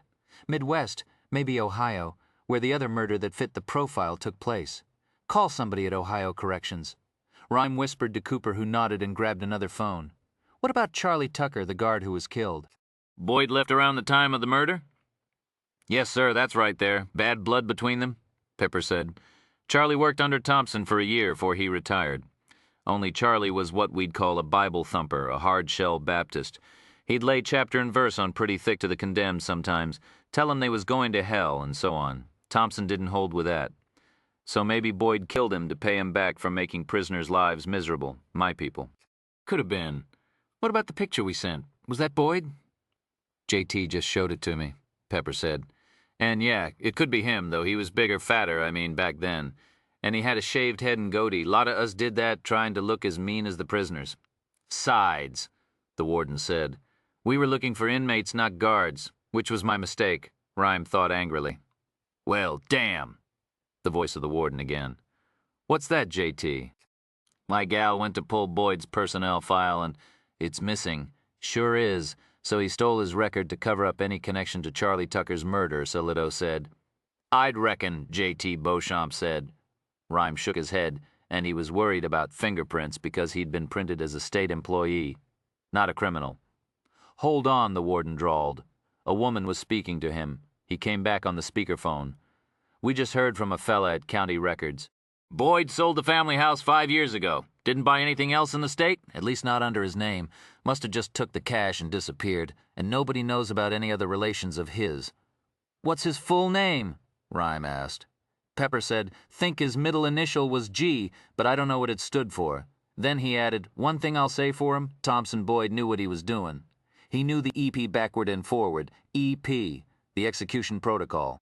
"It's a big book we have, giving all the details of how to execute somebody. He made everybody who worked the detail memorize it, and made 'em walk around reciting to themselves. I have to do it by the book. I have to do it by the book. Thompson always said you can't never cut corners when it comes to death." Mel Cooper hung up the phone. "Ohio?" Rhyme asked. The tech nodded. "Keegan Falls, maximum security. Boyd only worked there for about a year. The warden remembers him because of the eye problem, and he did whistle. He said Boyd was a problem from the beginning. Got into fights with guards about the treatment of prisoners, and spent a lot of time socializing with inmates, which was against the rules. The warden thinks he was making contacts to use later to get jobs as a hitman. Like hooking up with the man who hired him to kill that witness there. Could be, and that employment file. Stolen? Missing. Yep. Nobody knows where he lived or anything else about him. Fell off the radar, average Joe. Well, he's not Texas's or Ohio's problem anymore. He's ours. Do the full search." "Right." Cooper ran the standard search. Deeds, Department of Motor Vehicles, Hotels, traffic tickets, taxes, everything. In 15 minutes, all the results were in. There were several listings of Thompson G. Boyd and one of T.G. Boyd, but their ages and descriptions weren't close to the suspects. The tech also tried variant spellings of those names and had the same results. "Acaz?" Rhyme asked. Most professional perps, particularly contract killers, used also known as names. The ones they picked were usually like passwords for computers and ATMs. They were some variation on a name that meant something to the perp. When you found out what they were, you could kick yourself for the simplicity of the choice, but guessing them was usually impossible. Still, they tried. They transposed the given and surnames. Thompson was, of course, more common as a last name. Cooper even tried an anagram generator to rearrange the letters in Thompson Boyd, but came up with no hits in the databases. Nothing, Rhyme thought, inflamed with frustration. We know his name. We know what he looks like. We know he's in town. But we can't goddamn find him. Sachs squinted at the chart, cocked her head. She said, "Billy Todd Hamill." Who? Rhyme demanded. The name he used to rent the safe house on Elizabeth Street. What about it? She flipped through a number of sheets of paper. She looked up. Died 6 years ago. Does it say where? Nope, but I'm betting Texas. Sachs called the prison once more and asked about Hamill. A moment later, she hung up the phone and nodded. That's it. Killed a clerk in a convenience store 12 years ago. Boyd supervised his execution. Seems like he's got this weird connection with the people he killed, his M. Oh, comes from the days when he was an executioner. Why not his identities, too? Rhyme didn't know or care about weird connections, but whatever Boyd's motive, there was some logic to Sachs's suggestion. He barked. Get the list of everybody he's executed and match it to DMV here. Try Texas first, then we'll move on to other states. J.T. Beauchamp sent them a list of 79 prisoners. Thompson Boyd had put to death as an execution officer in Texas. That many? Sachs asked, frowning. Though Sachs would never hesitate to shoot to kill when it came to saving lives. Rhyme knew she had some doubts about the death penalty because it was often meted out after trials involving circumstantial or faulty and sometimes even intentionally altered evidence. Rhyme thought of the other implication of the number of executions, that somewhere along the line of nearly 80 executions, Thompson Boyd had lost any distinction between life and death. What happens? But they get themselves killed in this car accident. And Boyd, he didn't blink hell. He didn't even go to the funeral. Cooper matched the names of the male prisoners executed to government records. Nothing! Shit, Rhyme snapped. We'll have to find out the other states he worked and who he executed there. It'll take forever. Then a thought came to him. Hold on. Women. What? Sachs asked. Try the women he's executed. Variations on their names. Cooper took this, the smaller list, and ran the names and all possible spellings through the DMV computer. Okay, may have something here, the tech said excitedly. 8 years ago, a woman named Randy Ray Silling, a prostitute, was executed in Amarillo for robbing and killing 2 of her Johns. New York DMV's got one too. Same last name, but it's a male, Randy with a Y, and middle name R-A-Y, right age and right description. Address in Queens, Astoria, got a blue Buick Century, 3 years old. Rhyme ordered. Have somebody in plain clothes take the composite picture around to some neighbors. Cooper called the deputy inspector, the head of the local precinct, the 114. This house covered Astoria, a largely Greek neighborhood. He explained about the case and then emailed him the picture of Boyd. The dep inspector said he'd send some street clothes officers out to subtly canvass tenants in Randy Silling's apartment. For a tense half hour with no word from the canvass team in Queens, Cooper, Sachs, and Solito contacted public records offices in Texas, Ohio, and New York, looking for any information they could find about Boyd or Hamill or Silling. Nothing. Finally, they received a call back from the inspector at the 1114. Captain? The man asked. Many senior officers still referred to Rhyme by his old title. Go ahead. We've had 2 people confirm that your man lives at the DMV address, the man said. What are you thinking of in terms of prioritizing our approaches, sir? Brass. Rhyme sighed. He dispensed with any caustic responses to the bureaucrat talk and settled for a slightly bemused, let's go nail his ass. Chapter 30. A dozen emergency services unit tactical officers were moving into position behind Thompson Boyd's 6-story apartment building on 14th Street in Astoria, Queens. Sachs, Solito, and Bo Howman were standing at the hastily set-up command post behind an unmarked ESU van. We're here, Rhyme. Sachs whispered into the stalk mic. But is he there? The criminalist asked impatiently. We've got S&S in position. Hold on, somebody's reporting. A search and surveillance unit officer came up to them. Get a look inside, asked Howman. Negative, sir. He's masked the front windows. The SNS man in Team 1 explained he'd gotten as close to the apartment's front windows as he dared. The second team was around back. The officer now added, I could hear sounds, voices, water running. Children, it sounded like... Kids! Hell, Howman muttered. Might have been TV or radio, I just can't tell. Howman nodded. CP to SNS2 report. SNS2, little crack beside the shade, not much though. Nobody in the back bedroom I can see, but it's a narrow angle. Lights on in the front. Hear voices, I think. Music, K. See kids' toys? Anything? Negative. But I've only got a 10-degree view of the bedroom. That's all I can see, K. Movement? Negative. K. Roger. Infrared. Infrared detectors can locate the position of animals, humans, or other sources of heat inside a building. A third S&S technician was playing a monitor over the apartment. I'm getting heat indications, but they're too weak to pinpoint the source. K. Sounds, K? Creaks and moans. Could be the structure settling utilities, HVAC, or could be him walking around or shifting in a chair. Assume he's there, but I can't tell you where. He's really got the place blacked out, Kay. Okay, S&S keep monitoring out, Sachs said into her mic. Rhyme, you get any of that? And how could I get it? Came his irritated voice. They think there's activity in his apartment. Last thing we need is a firefight, he muttered. A tactical confrontation was one of the most effective ways to destroy trace and other clues at a crime scene. We've got to secure as much evidence as we can. It could be our only chance to find out who hired him and who his partner is. Howman looked over the apartment once again. He didn't seem pleased, and Sachs, who was half tactical officer at heart, could understand why. It would be a difficult takedown requiring many officers. The unsub had 2 front, 3 back, and 6 side windows. Boyd could easily leap through any one of them and try to escape. There was also a building next door, only 4 feet away, an easy jump from the roof if he made his way to the top. He could also have cover from behind the facade on the crown of the building and could target anyone below. Across the street, facing the killer's apartment, were other houses. If it came to a fight, a stray bullet could easily injure or kill a bystander. Boyd could also intentionally pepper those buildings with gunfire, hoping to inflict random injuries. Sachs was recalling his practice of targeting innocents solely for diversion. There was no reason to think he'd handle this situation any differently. They'd have to clear all these residences before the assault.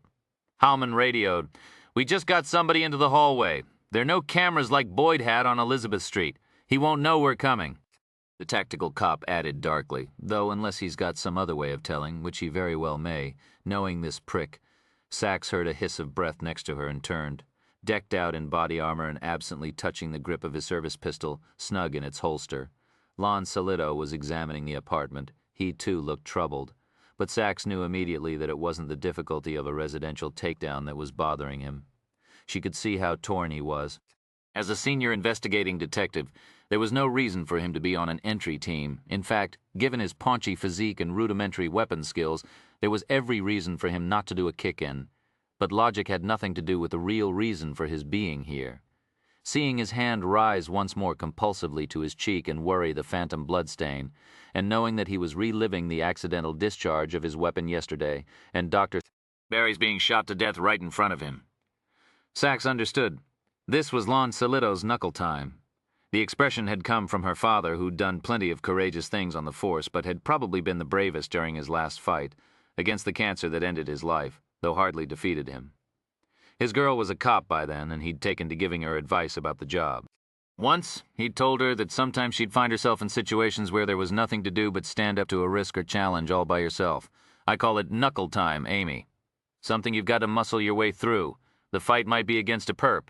It might be against a partner. It might even be against the whole NYPD. Sometimes he'd said the hardest battle was within your own soul. Solito knew what to do. He had to be the first man through the door. But after the incident at the museum yesterday, he was paralyzed with fear at the thought knuckle time. Would he stand up or not? Howman now divided his entry officers into 3 teams and sent several others to the street corners to halt traffic, and another one into the shadows beside the building's front door to intercept anybody who happened to be entering the building, and to be prepared to take down Boyd himself if he happened to wander outside on an errand unsuspecting. One officer climbed up to the roof. Several more ESU cops secured the apartments next door to Boyd's in case he tried to escape the way he'd done on Elizabeth Street. Hallman then glanced at Sachs. "You're going in with us?" "Yup," she replied. "Somebody from crime scene's got to secure the place. We still don't know who hired this SOB, and we've got to find out. Which team you want to be on, with whoever's going through the front door," she said. "That'd be Jenkins's." Yes, sir. She then explained about the residences across the street and reminded them that Boyd might target the civilians living there in an attempt to escape. Howman nodded. I need somebody to clear those places, at least get people away from the front windows and keep them off the streets. Nobody wanted this job, of course. If ESU cops had been cowboys, Howman was asking for somebody to volunteer to be cook. The silence was broken by a voice. Hell, I'll take it. It was Lon Salito. Perfect for an old guy like me. Sachs glanced at him. The detective had just flunked his knuckle time. His nerve had broken. He gave a carefree grin, maybe the saddest smile Sachs had ever seen in her life. Into his mic, the ESU head said, "All teams deploy to holding perimeter and S&S. Let me know the minute there's a change in the premises. K, Roger, out." Sachs said into her microphone, "We're going in, Rhyme. I'll let you know what happens." "Got it," he said tersely. Nothing more was said between them. Rhyme didn't like her going into combat, but he knew how driven she was, how any threat to an innocent infuriated her, how it was important for her to make sure people like Thompson Boyd didn't get away. This was part of her nature, and he'd never suggested she stand down at times like this. Didn't mean he was going to be cheerful about it, though. But then thoughts of Lincoln Rhyme faded as they started into position. Sachs and Salito were walking up the alley, she to join the entry team, he to continue on to the residences across the street and get the people there under cover. The lieutenant's phony grin was gone. The man's face looked puffy and was dotted with sweat, despite the cool temperature. He wiped it, scratched the invisible bloodstain, and noticed her looking at him. Fucking body armor? Hot. Hate it, Sachs said. They continued steadily down the alley until they got close to the back of Boyd's apartment, where the troops were deploying. Suddenly, she grabbed Salito's arm and pulled him back. "Somebody's watching." But as they stepped close to the building, Sachs tripped over a trash bag and went down hard on her leg. She gasped, wincing and cradling her knee. "You okay?" "Fine," she said, climbing to her feet with a grimace. She called into her radio in a breathless voice. 5885. I saw movement in a second-floor window, rear of the building. S&S, can you confirm?" "No hostiles. That's one of our people you're seeing, Kay." "Roger, out." Sachs started forward, limping. "Amelia, you're hurt." "Nothing. Tell Bo. It's not a problem. The fact that she suffered from arthritis was well known to the inner circle. Rhyme, Mel Cooper, and Salito. But that was about it." She went to great lengths to hide her malady, worried that the brass would sideline her on a medical if they found out. She reached into her slacks pocket and pulled out a packet of painkillers, ripped it open with her teeth, and swallowed the pills dry. Over the radio, they heard Bo Hammond's voice. "All teams form up K." Sachs moved forward to the main entry team. The limp was worse. Salito pulled her aside. "You can't go in. It's not like I'm going to run him to ground, Lon." "I'm just going to secure the scene." The detective turned toward the CP truck, hoping he'd find someone to ask about the situation, but Howman and the others had already deployed. "It's better. It's fine." She limped forward. One of the officers on Team A called in a whisper to Sachs. "Detective, you ready?" "Yeah." "No, she's not." Salito turned to the officer. "She's getting the civvies out of the way. I'm going in with you guys." "You?" "Yeah, me. They're a fucking problem?" "No, sir." "Lon," she whispered. "I'm fine," the big detective responded. "I know enough about crime scenes to secure the place. Rhyme's been busting my chops for years to get it right. I'm not going to be sprinting.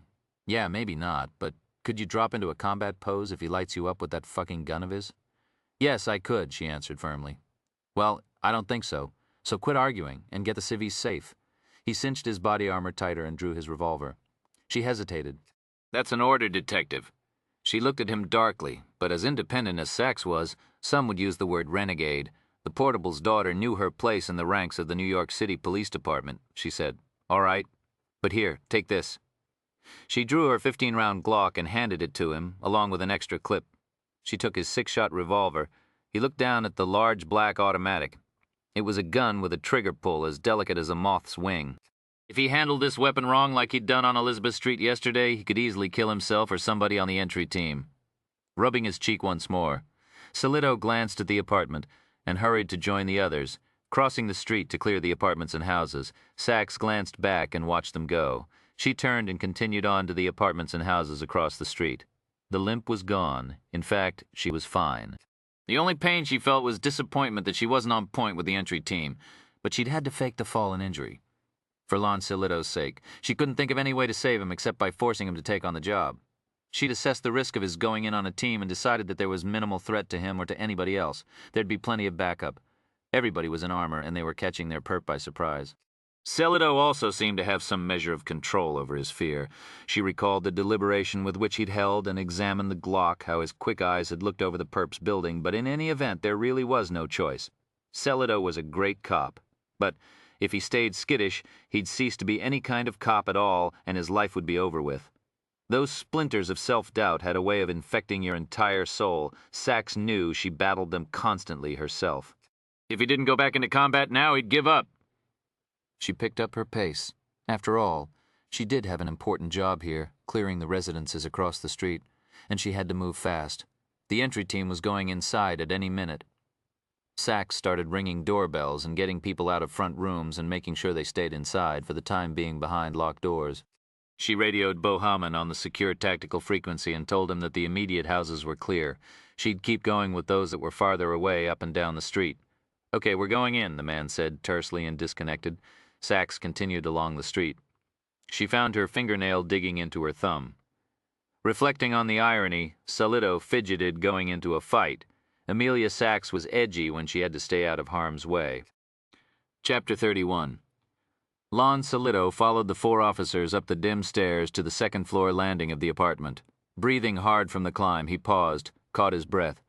The tactical cops huddled, waiting for word from Hallman that the electricity to the apartment had been cut.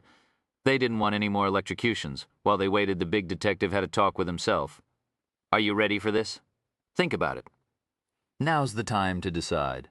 Leave or stay. Tap, tap, tap." It all swirled around in his mind, the blood spattering him obscenely, the needles from the bullet ripping apart flesh. The brown eyes that were filled with life 1 second and then glazed with death a moment later. The icy rush of absolute panic when that basement door on Elizabeth Street opened and his gun went off with a huge kicking explosion. Amelia Sachs cringing, reaching for her weapon as the bullet dug chunks of stone out of the wall just a few feet from her. The bullet from my own goddamn gun. What was happening, he wondered. Was his nerve gone?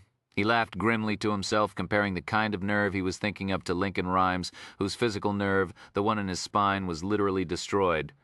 Well, Rhyme fucking well dealt with what happened to him. Why can't I? It was a question that had to be answered, because if he stepped up now and he caved or flubbed the takedown again, people might die. Probably would, given the stone-cold perp they were after. If he stayed back, took himself off the detail, his career would be over, but at least he wouldn't have jeopardized anyone else. "Can you do it?" he asked himself. The leader of the team said, "Detective, we're going in about 30 seconds. We'll batter the door, spread out, and clear the apartment. You can come in and secure the crime scene after that. All right with you? Leave or stay?" the lieutenant asked himself. "You could just walk downstairs. That'll be it. Give up your shield. Hire on as a security consultant with some corporation. Double your salary. Never get shot at again. Tap, tap, tap. Never see eyes wincing and going lifeless inches from yours. Tap. Is that okay?" the leader repeated. Selito glanced at the cop. "No," he whispered. "No." The ESU officer frowned. The detective said, "Take the door out with the ram, then I'll go in first." "But," Selito muttered, "you heard Detective Sachs. This perp isn't working alone. We need anything we can find that'll lead us to the prick who hired him. I'll know what to look for, and I can save the scene if he tries to fuck it up." "Let me call in," the ESU man said doubtfully. "Officer," the detective said calmly, "that's the way it is. I'm senior here." The team leader looked at his second in command. They shrugged. "It's your decision." Selito supposed the third word of that sentence was originally going to be funeral. As soon as they pull the juice we go in, the ESU officer said. He put on his gas mask. The team pulled on theirs. Selito, too. He gripped Sachs's Glock, kept his finger outside the trigger guard, and stepped to the side of the door. In his earpiece he heard, "We're cutting the electricity in 3, 2, 1. The leader tapped the shoulder of the officer with the battering ram. The big man swung it hard and the door crashed open. Flying on adrenaline, forgetting everything but the perp and the evidence, Selito charged inside, the tactical officers behind, covering him, kicking doors open and searching the rooms. The second team came in from the kitchen. No immediate sign of Boyd. On a small TV, a sitcom played, the source of the voices, and most likely the source of heat and noise that S&S had found. Most likely, but maybe not. Glancing left and right as he entered the small living room, seeing no one, Selito headed straight for Boyd's desk, piled high with evidence, sheets of paper, ammunition, several envelopes, bits of plastic wire, a digital timer, jars of liquid and of white powder, a transistor radio rope. Using a tissue, Silito carefully checked a metal cabinet near the desk for traps. He found none and opened it, noting more jars and boxes, 2 more guns. Several stacks of new bills, nearly $100,000, the detective estimated rooms clear. One of the ESU officers called, then another from a different room. Finally, a voice. Team Leader A to CP, we've cleared the scene, K? Silito laughed out loud. He'd done it, confronted whatever the fuck it was that had been torturing him. But don't get too cocky, he told himself, pocketing Sax's Glock. You came along on this sleigh ride for a reason, remember? You got work to do. So secure the fucking evidence. As he looked over the place, though, he realized something was nagging. What? Looking over the kitchen, the hallway, the desk, what was odd? Something was wrong. Then it occurred to him, transistor radio. Did they even make those anymore? Well, if they did, you hardly ever saw them, with all the fancier players available for cheap, boom boxes, CD players, MP3s, shit. It's a booby trap, an explosive device. And it's sitting right next to a big jar of clear liquid with a glass stopper in the top, which Silito knew from science class was what you used to store acid in. Christ! How long did he have before it detonated? A minute, 2. Silito lunged forward and grabbed the radio, stepped to the bathroom, setting it in the sink. One of the tactical officers asked, "What's?" "We got an IED. Clear the apartment," the detective shouted, ripping off his gas mask. "Get the fuck out," the officer cried. Silito ignored him. When people make improvised explosive devices, they never worry about obscuring fingerprints or other clues, because once the devices blow up, most evidence is destroyed. They knew Boyd's identity, of course, but there could be some trace or other prints on the device that might lead to the person hiring him or his accomplice. "Call the bomb squad," somebody transmitted. "Shut up. I'm busy." There was an on-off switch on the radio, but he didn't trust that to deactivate the explosive charge. Cringing, the detective worked the black plastic back off the radio. How long? How long? What's a reasonable time for Boyd to get into his apartment and disarm the trap as he popped the back off and bent down? Silito found himself staring at a half stick of dynamite, not a plastic explosive, but plenty powerful enough to blow off his hand and blind him. There was no display. It's only in the movies that bombs have easy-to-read digital timers that count down to 0. Real bombs are detonated by tiny microprocessor timing chips without displays. Silito held the dynamite itself in place with a fingernail to keep from obliterating any prints. He started to work the blasting cap out of the explosive, wondering how sophisticated the unsub had been. Serious bomb makers use secondary detonators to take out people like Silito who were fucking around with their handiwork. He pulled the blasting cap out of the dynamite. No secondary detonators or any of the explosion. A huge ringing bang echoed through the bathroom, reverberating off the tile. "What was that?" Bo Howman called. "Somebody shooting. We have gunshots. All units report." Explosion in the bathroom of the subject's unit. Somebody called medics to the scene, EMS to the scene. Negative, negative, everybody take it easy. Silito was running his burned fingers under cold water. "I just need a Band-Aid. That you, Lieutenant?" "Yeah." It was the blasting cap went off. "Boyd had a booby trap rigged to take out the evidence. I saved most of it." He pressed his hand into his armpit and squeezed. "Fuck, that stings." "How big a device?" Howman asked. Silito glanced at the desk in the other room. "Big enough to blow the shit out of what looks like a gallon jar of sulfuric acid, I'd guess. And I see some jars of powder, probably cyanide. It would have taken out most of the evidence, and anybody who was nearby. Several of the ESU officers glanced with gratitude toward Silito. One said, "Man, this one perp I want to take down personally." "Howman?" Ever the voice of a detached cop asked matter-of-factly, "Status of unsub? No sign?" "Heat on the infrared was a fridge TV and sunlight on furniture, looks like," one cop transmitted. Silito looked over the room and then radioed. "Got an idea, Bo. Go ahead. Let's fix the door fast. Leave me and a couple other guys inside. Clear everybody else off the streets. He might be back soon. We'll get him then, Roger. Lawn, I like it. Let's get moving. Who knows? Carpentry." "I'll do it," Silito said. "One of my hobbies. Just get me some tools." "And what kind of fucking entry team is this? Doesn't anybody have a goddamn Band-Aid?" Down the street from Boyd's apartment, Amelia Sachs was listening to the transmitted exchanges about the kick-in. It seemed that her plan for Silito might have worked even better than she'd hoped. She wasn't exactly sure what had happened, but it was clear that he'd done something ballsy, and she heard some newfound confidence in his voice. She acknowledged the message about the plan to pull everybody off the street and wait for Boyd to return. Then she added that she was going to warn the last residents across the street from the safe house, and after that she'd join the others on the stakeout. She knocked on the front door and told the woman who answered to stay away from the front of the house until she heard it was safe to come out. There was a police action going on across the street. The woman's eyes were wide. "Is it dangerous?" Sachs gave her the standard line. "We're just being cautious, nothing to be alarmed about, and so on. Non-committal, reassuring. Half of being a cop is public relations. Sometimes it's most of being a cop."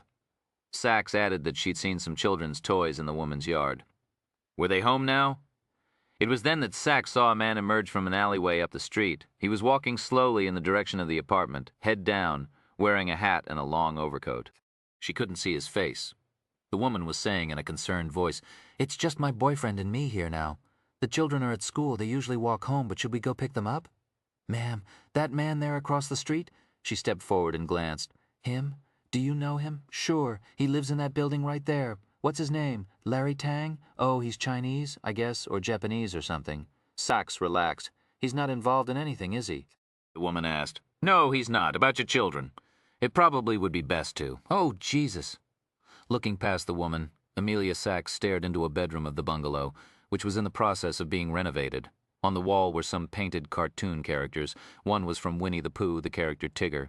The orange shade of the paint was identical to the samples she'd found near Geneva's aunt's place in Harlem. Bright orange. Then she glanced at the floor in the entry hall. On a square of newspapers was an old pair of shoes, light brown. She could just see the label inside. They were base, about size 11. Amelia Sachs understood suddenly that the boyfriend that the woman had referred to as Thompson Boyd in the apartment across the street wasn't his residence but was another of his safe houses. The reason it was empty at the moment, of course, was that he was somewhere in this very house. Chapter 32. Amelia Sachs thinking, get the woman outside. Her eyes aren't guilty. She's not part of it. Thinking, of course, Boyd's armed. Thinking, and I just traded my Glock for a fucking six-shooter. Get her out of here, fast. Sax's hand was easing toward her waistband where Solito's tiny pistol rested. "Oh, one more thing, ma'am," she said calmly. "I saw a van up the street. I wonder if you could tell me whose it is." What was that noise? Sachs wondered. Something from within the house, metallic, but not like a weapon, a faint clatter. A van? "Yeah, you can't see it from here. It's behind that tree." Sachs stepped back, gesturing her forward. "Could you step outside and take a look, please? It'd be a big help." The woman, though, stayed where she was in the entryway, glancing to her right, toward where the sound had come from. "Honey?" She frowned. "What's wrong?" The clattering, Sachs understood suddenly, had been Venetian blinds. Boyd had heard the exchange with his girlfriend and had looked out the window. He'd seen an ESU officer or squad car near his safe house. "It's really important," Sachs tried. "If you could just—" But the woman froze, her eyes wide. "No, Tom. What you, ma'am? Come over here." Sachs shouted, drawing the Smith & Wesson. "Now you're in danger. What are you doing with that, Tom?" She backed away from Boyd but remained in the corridor, a rabbit in headlights. "No, get down," Sachs said in a ragged whisper, dropping into a crouch and moving forward into the house. "Boyd, listen to me," Sachs shouted. "If you've got a weapon, drop it. Throw it out where I can see it. Then get on the floor. I mean now. There are dozens of officers out silence, except for the woman sobbing." Sachs executed a fast feint, looking low around the corner to the left. She caught a glimpse of the man, his face calm, a large black pistol in his hand, not the North American. .22 Magnum, but an automatic which would have stopping power bullets and a clip capacity of 15 rounds or so. She ducked back to cover. Boyd been expecting her to present higher, and the two slugs he fired missed her, though only by inches, blowing plaster and wood splinters into the air. The brunette was screaming with every breath, scrabbling away, looking from Sachs back to where Boyd was. "No, no, no," Sachs called. "Throw your weapon down. Tom, please, what's going on?" Sachs called to her. "Get down, miss." A long moment of complete silence. What was Boyd up to? It was as if he was debating what to do next. Then he fired a single round. The detective flinched. The bullet was wide, though. It completely missed the wall where Sachs stood. But it turned out Boyd hadn't been aiming at her at all, and the slug did indeed hit its target. The brunette was dropping to her knees, her hands on her thigh, which gushed blood. "Tom," she whispered. "Why? Oh, Tom." She rolled onto her back and lay clutching her leg, gasping in pain. Just like at the museum, Boyd had shot someone to distract the police, to give him a chance to get away. But this time, it was his girlfriend. Sachs heard the crack of glass as Boyd broke through a window to escape. The woman kept whispering words Sachs couldn't hear. She radioed Howman about the woman's condition and location, and he immediately sent medics and backup. Then she thought, but it'll take a few minutes for EMS to get here. I have to save her. A tourniquet would slow the bleeding. I can save her life. But then, no, he's not getting away.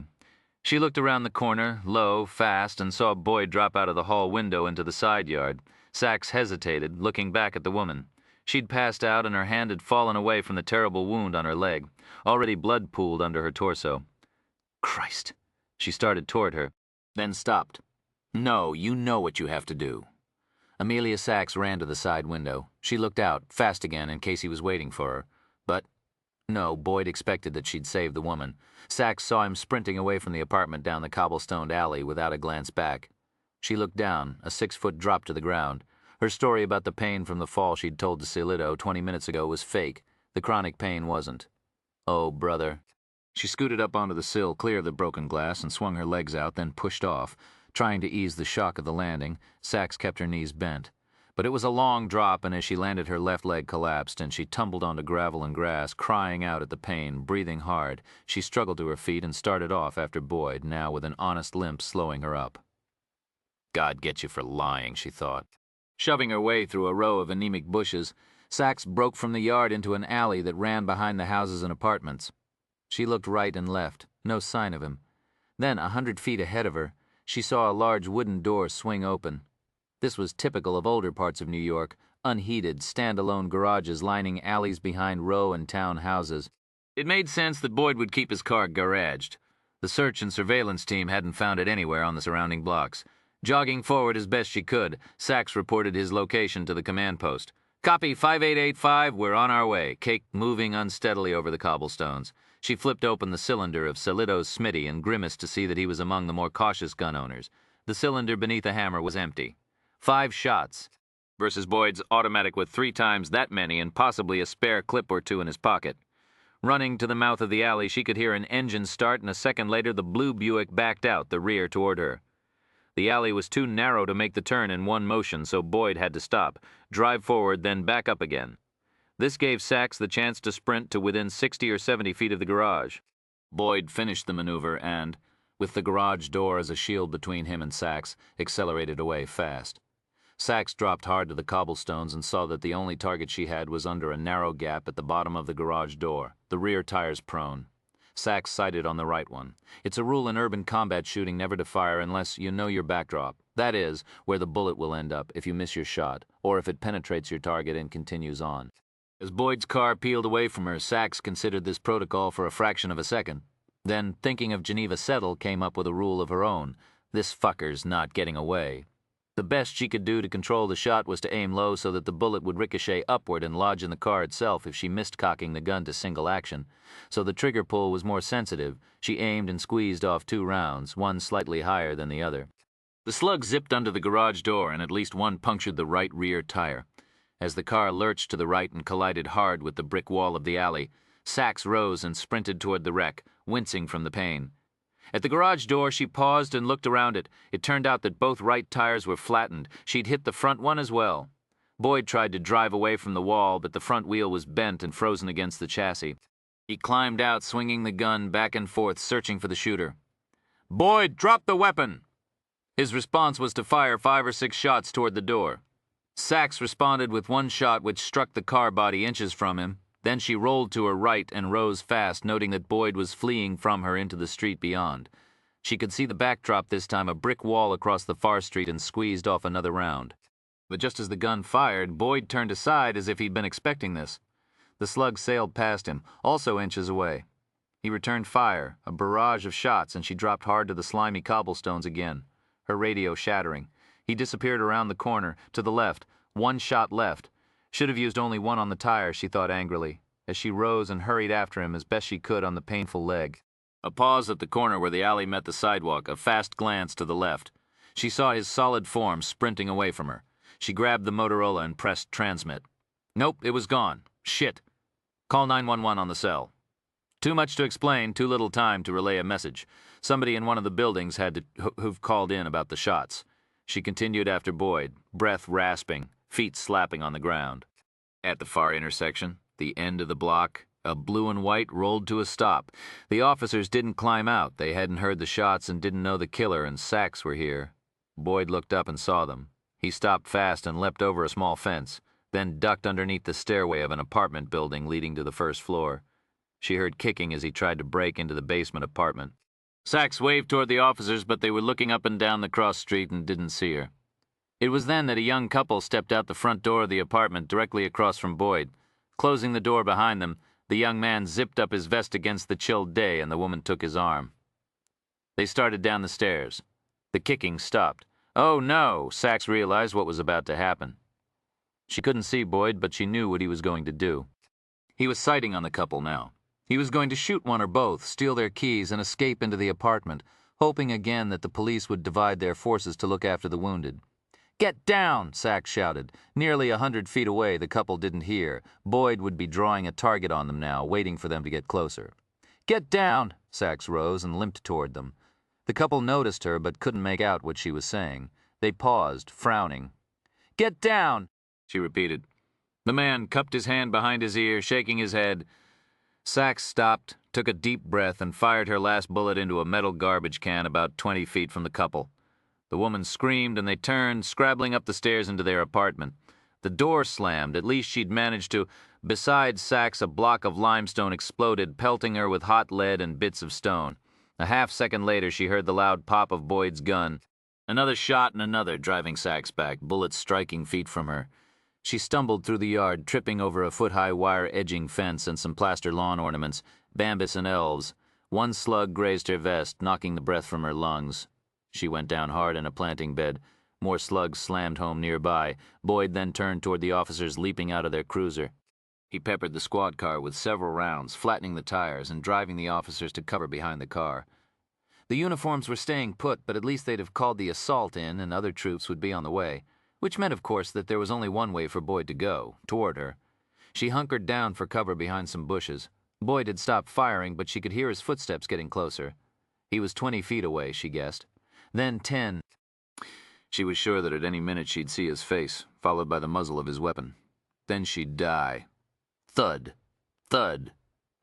Rising on an elbow, she could see the killer close, kicking at another basement apartment door, which was slowly starting to give way. His face was eerily calm, like that of the hanged man in the tarot card he'd intended to leave beside Geneva Settle's body. He must have believed he'd hit Sachs because he ignored where she'd fallen and was concentrating on breaking through the doorway, the only escape route left. He looked behind him once or twice toward the far end of the block where the uniformed officers were making their way toward him, though slowly since he'd turn and fire at them occasionally. He too would have to be out of ammo pretty soon, she figured. Boyd ejected the clip from his pistol and slipped a new one in, reloaded. Okay, well. She could stay where she was, safe, and hope that other officers would get here before he escaped. But Sachs thought of the brunette lying bloody in the bungalow, maybe dead by now. She thought of the electrocuted officer, the librarian killed yesterday. She thought of the young rookie Pulaski, his face battered and bloody, and mostly she thought of poor young Geneva Settle, who'd be at risk every minute Boyd was free and walking the streets. Clutching the empty gun, she came to a decision. Thompson Boyd delivered another powerful kick into the basement door. It was starting to give way. He'd get inside. Don't move, Boyd. Drop the weapon. Blinking his stinging eyes in surprise, Thompson turned his head. He lowered his foot, which was poised for another kick. Well, now what's this? Keeping his gun low, he turned his head slowly and looked toward her. Yes, like he'd thought, it was the woman from the crime scene at the museum library yesterday morning. Walking back and forth like the Sidewinder. Red hair, white jumpsuit. The one he'd enjoyed watching, admiring her. There was a lot to admire, he reflected, and a good shot, too. He was surprised that she was alive. He thought for sure he'd hit her in the last barrage. Boyd, I will shoot. Drop your gun. Lie down on the sidewalk. He thought a few more kicks at this door should break it in.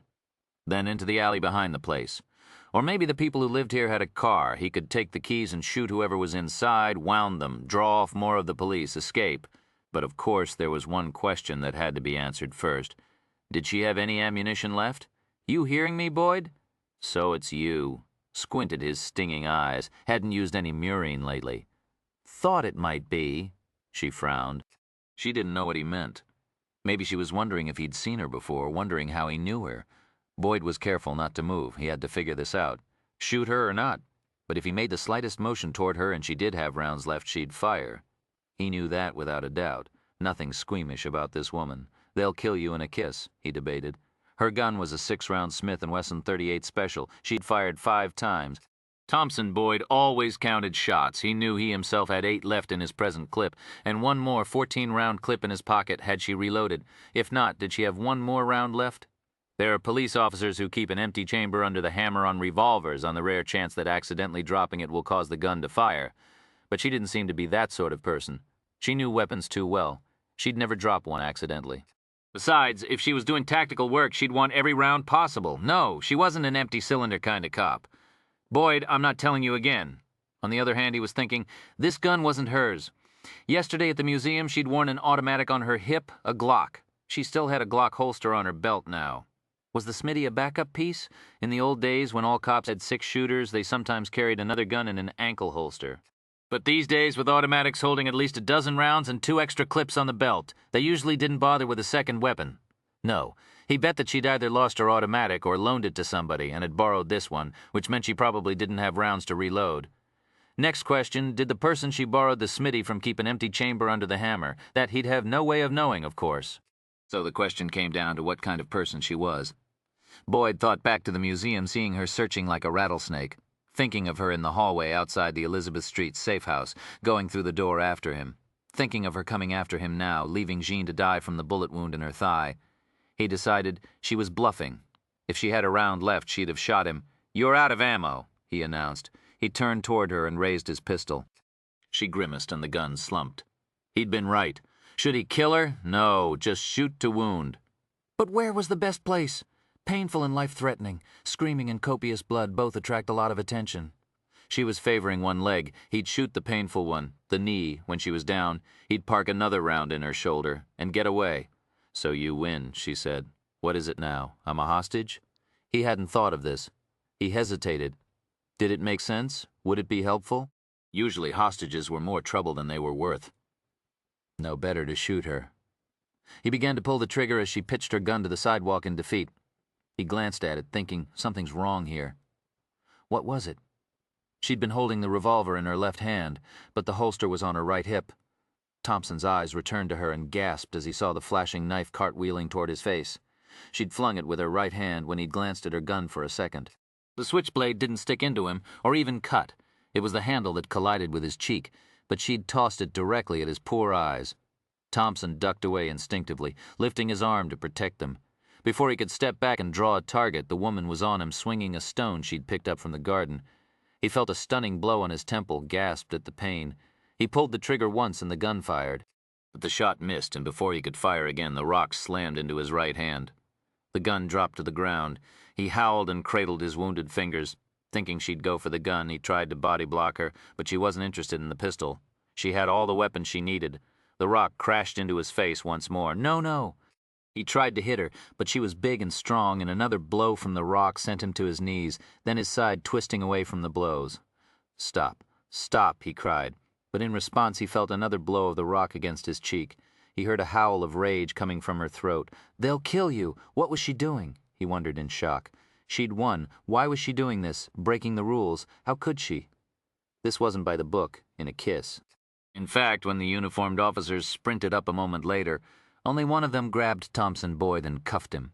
The other got his arm around the policewoman and struggled to wrestle the bloody stone from her grip. Through the pain, the ringing in his ears, Thompson heard the cop saying over and over, it's okay, you got him. Detective, it's cool, you can relax. He's not going anywhere. He's not going anywhere. He's not going anywhere." Chapter 33. Please, please. Amelia Sachs was hurrying back to Boyd's bungalow as fast as she was able, ignoring the congratulations from fellow officers and trying to ignore the pain in her leg. Sweating, breathless, she trotted up to the first EMS medic she saw and asked, "The woman in that house?" "There." He nodded to the house. "Right. The brunette who lives there. Oh, her. I've got bad news, I'm afraid." Sachs inhaled a deep breath, felt the horror like ice on her flesh. She'd captured Boyd, but the woman she could have saved was dead. She dug a fingernail into her thumb's cuticle and felt pain. Felt blood. Thinking, I did exactly what Boyd did.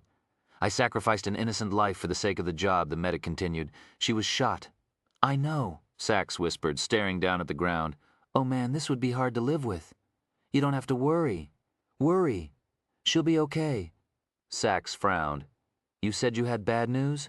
Well, like getting shot's pretty bad news. Christ, I knew she was shot. I was there when it happened. Oh, I thought you meant she died. No, was a bleeder, but we got it in time. She'll be all right. She's at St. Luke's ER, stable condition. Okay, thanks. I've got bad news. Sachs wandered off, limping, and found Solito and Howman in front of the safe house. You collared him with an empty weapon? Howman asked, incredulous. Actually, I collared him with a rock.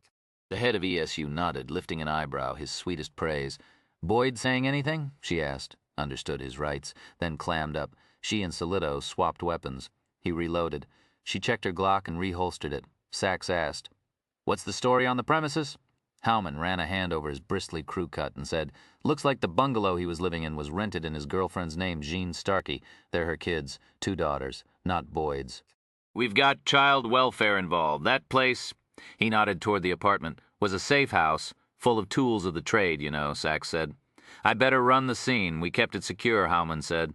"Well, he did," a nod toward Solito. The ESU head said, "I gotta debrief the brass." "You'll be around after the scene? They'll want a statement." Sachs nodded, and together she and the heavy detective walked toward the safe house. A silence thick as sand rested between them. Finally, Solito glanced at her leg and said, "Limps back." "Back? Yeah? When you were clearing the houses across the street, I looked out the window. Seemed like you were walking fine. Sometimes it just fixes itself." Solito shrugged. Funny how stuff like that happens. Funny. He knew what she'd done for him. He was telling her so. Then he added, "Okay, we got the shooter, but that's only half the job. We need the prick that hired him and his partner, who we gotta assume just took over Boyd's assignment. Get on the grid, detective." Solito said this in a voice as gruff as any that rhyme could muster. This was the best thanks he could have given her, just knowing that he was back. Often the most important piece of evidence is the last one you find. "Any good CS searcher will assess the scene and immediately target the fragile items that are subject to evaporation, contamination by rain, dissipation by wind, and so on, leaving the obvious, like the literal smoking gun, to be collected later. If the scene's secure," Lincoln Rhyme often said, "the good stuff ain't going anywhere."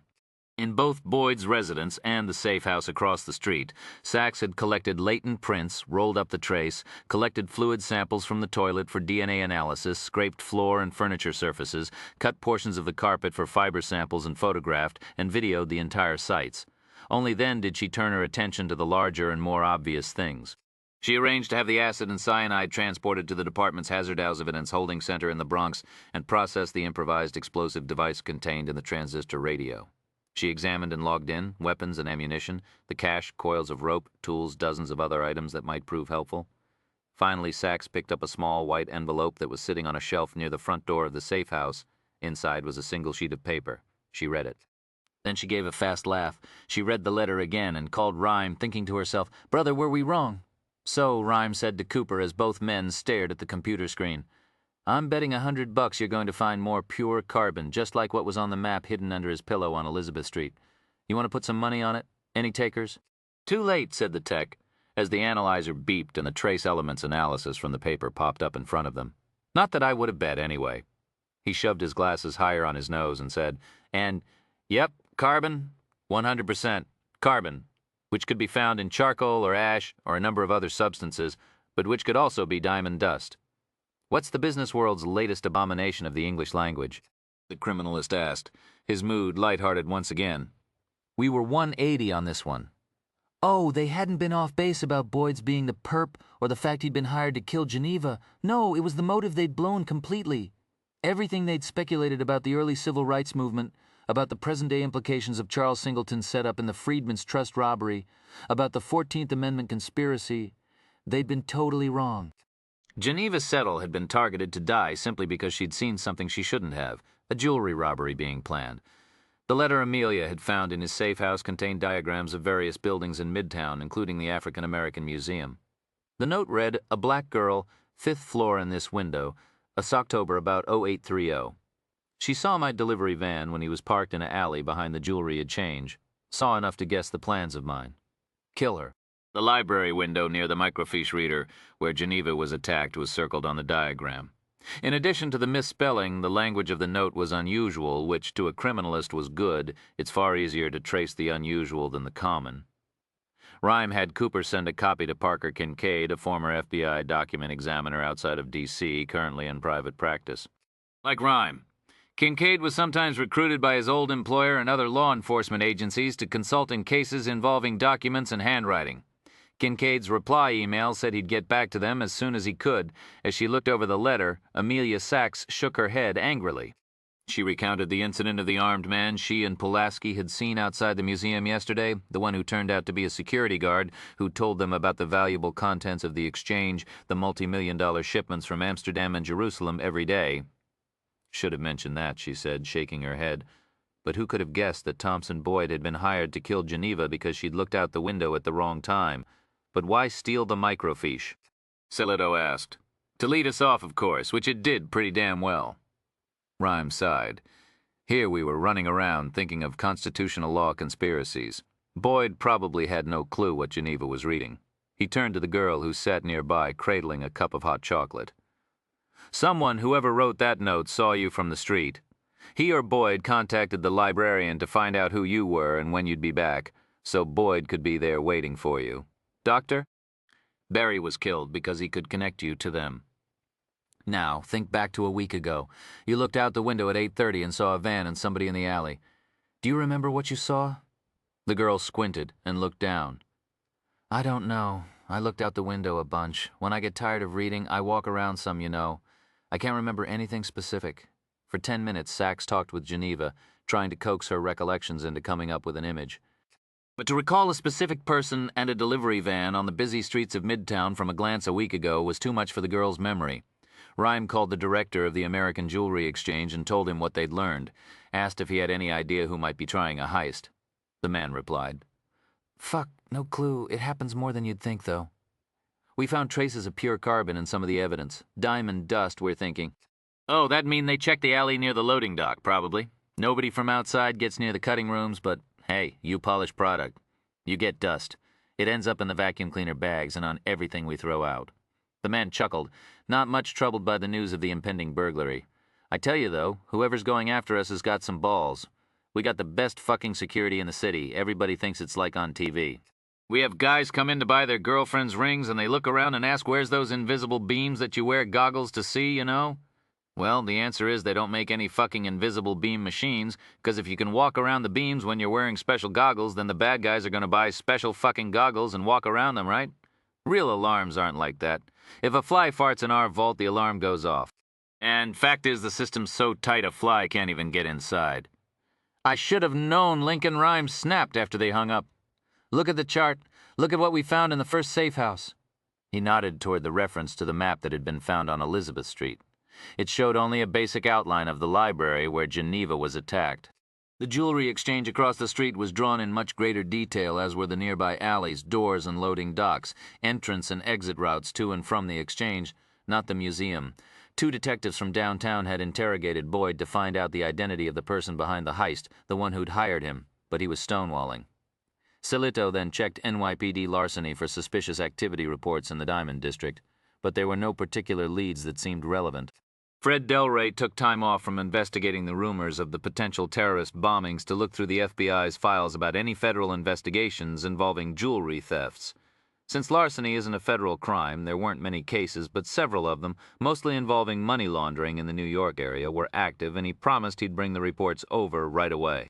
They now turned to the evidence from Boyd's safe house and residence in hopes of finding the mastermind of the theft.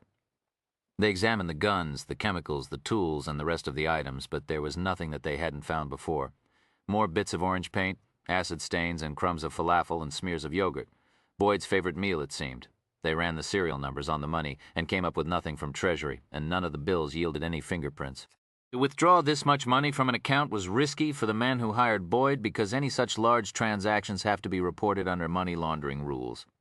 But a fast check of recent large cash withdrawals from area banks came up with no leads. This was curious, Rhyme reflected, though he concluded that the perp had probably withdrawn small amounts of the cash over time for Boyd's fee.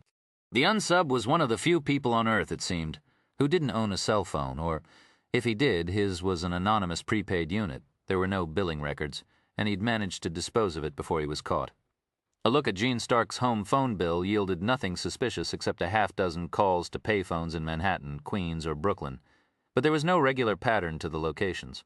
Solito's heroics had, however, yielded some good evidence. Fingerprints on the dynamite and the guts of the explosive transistor radio.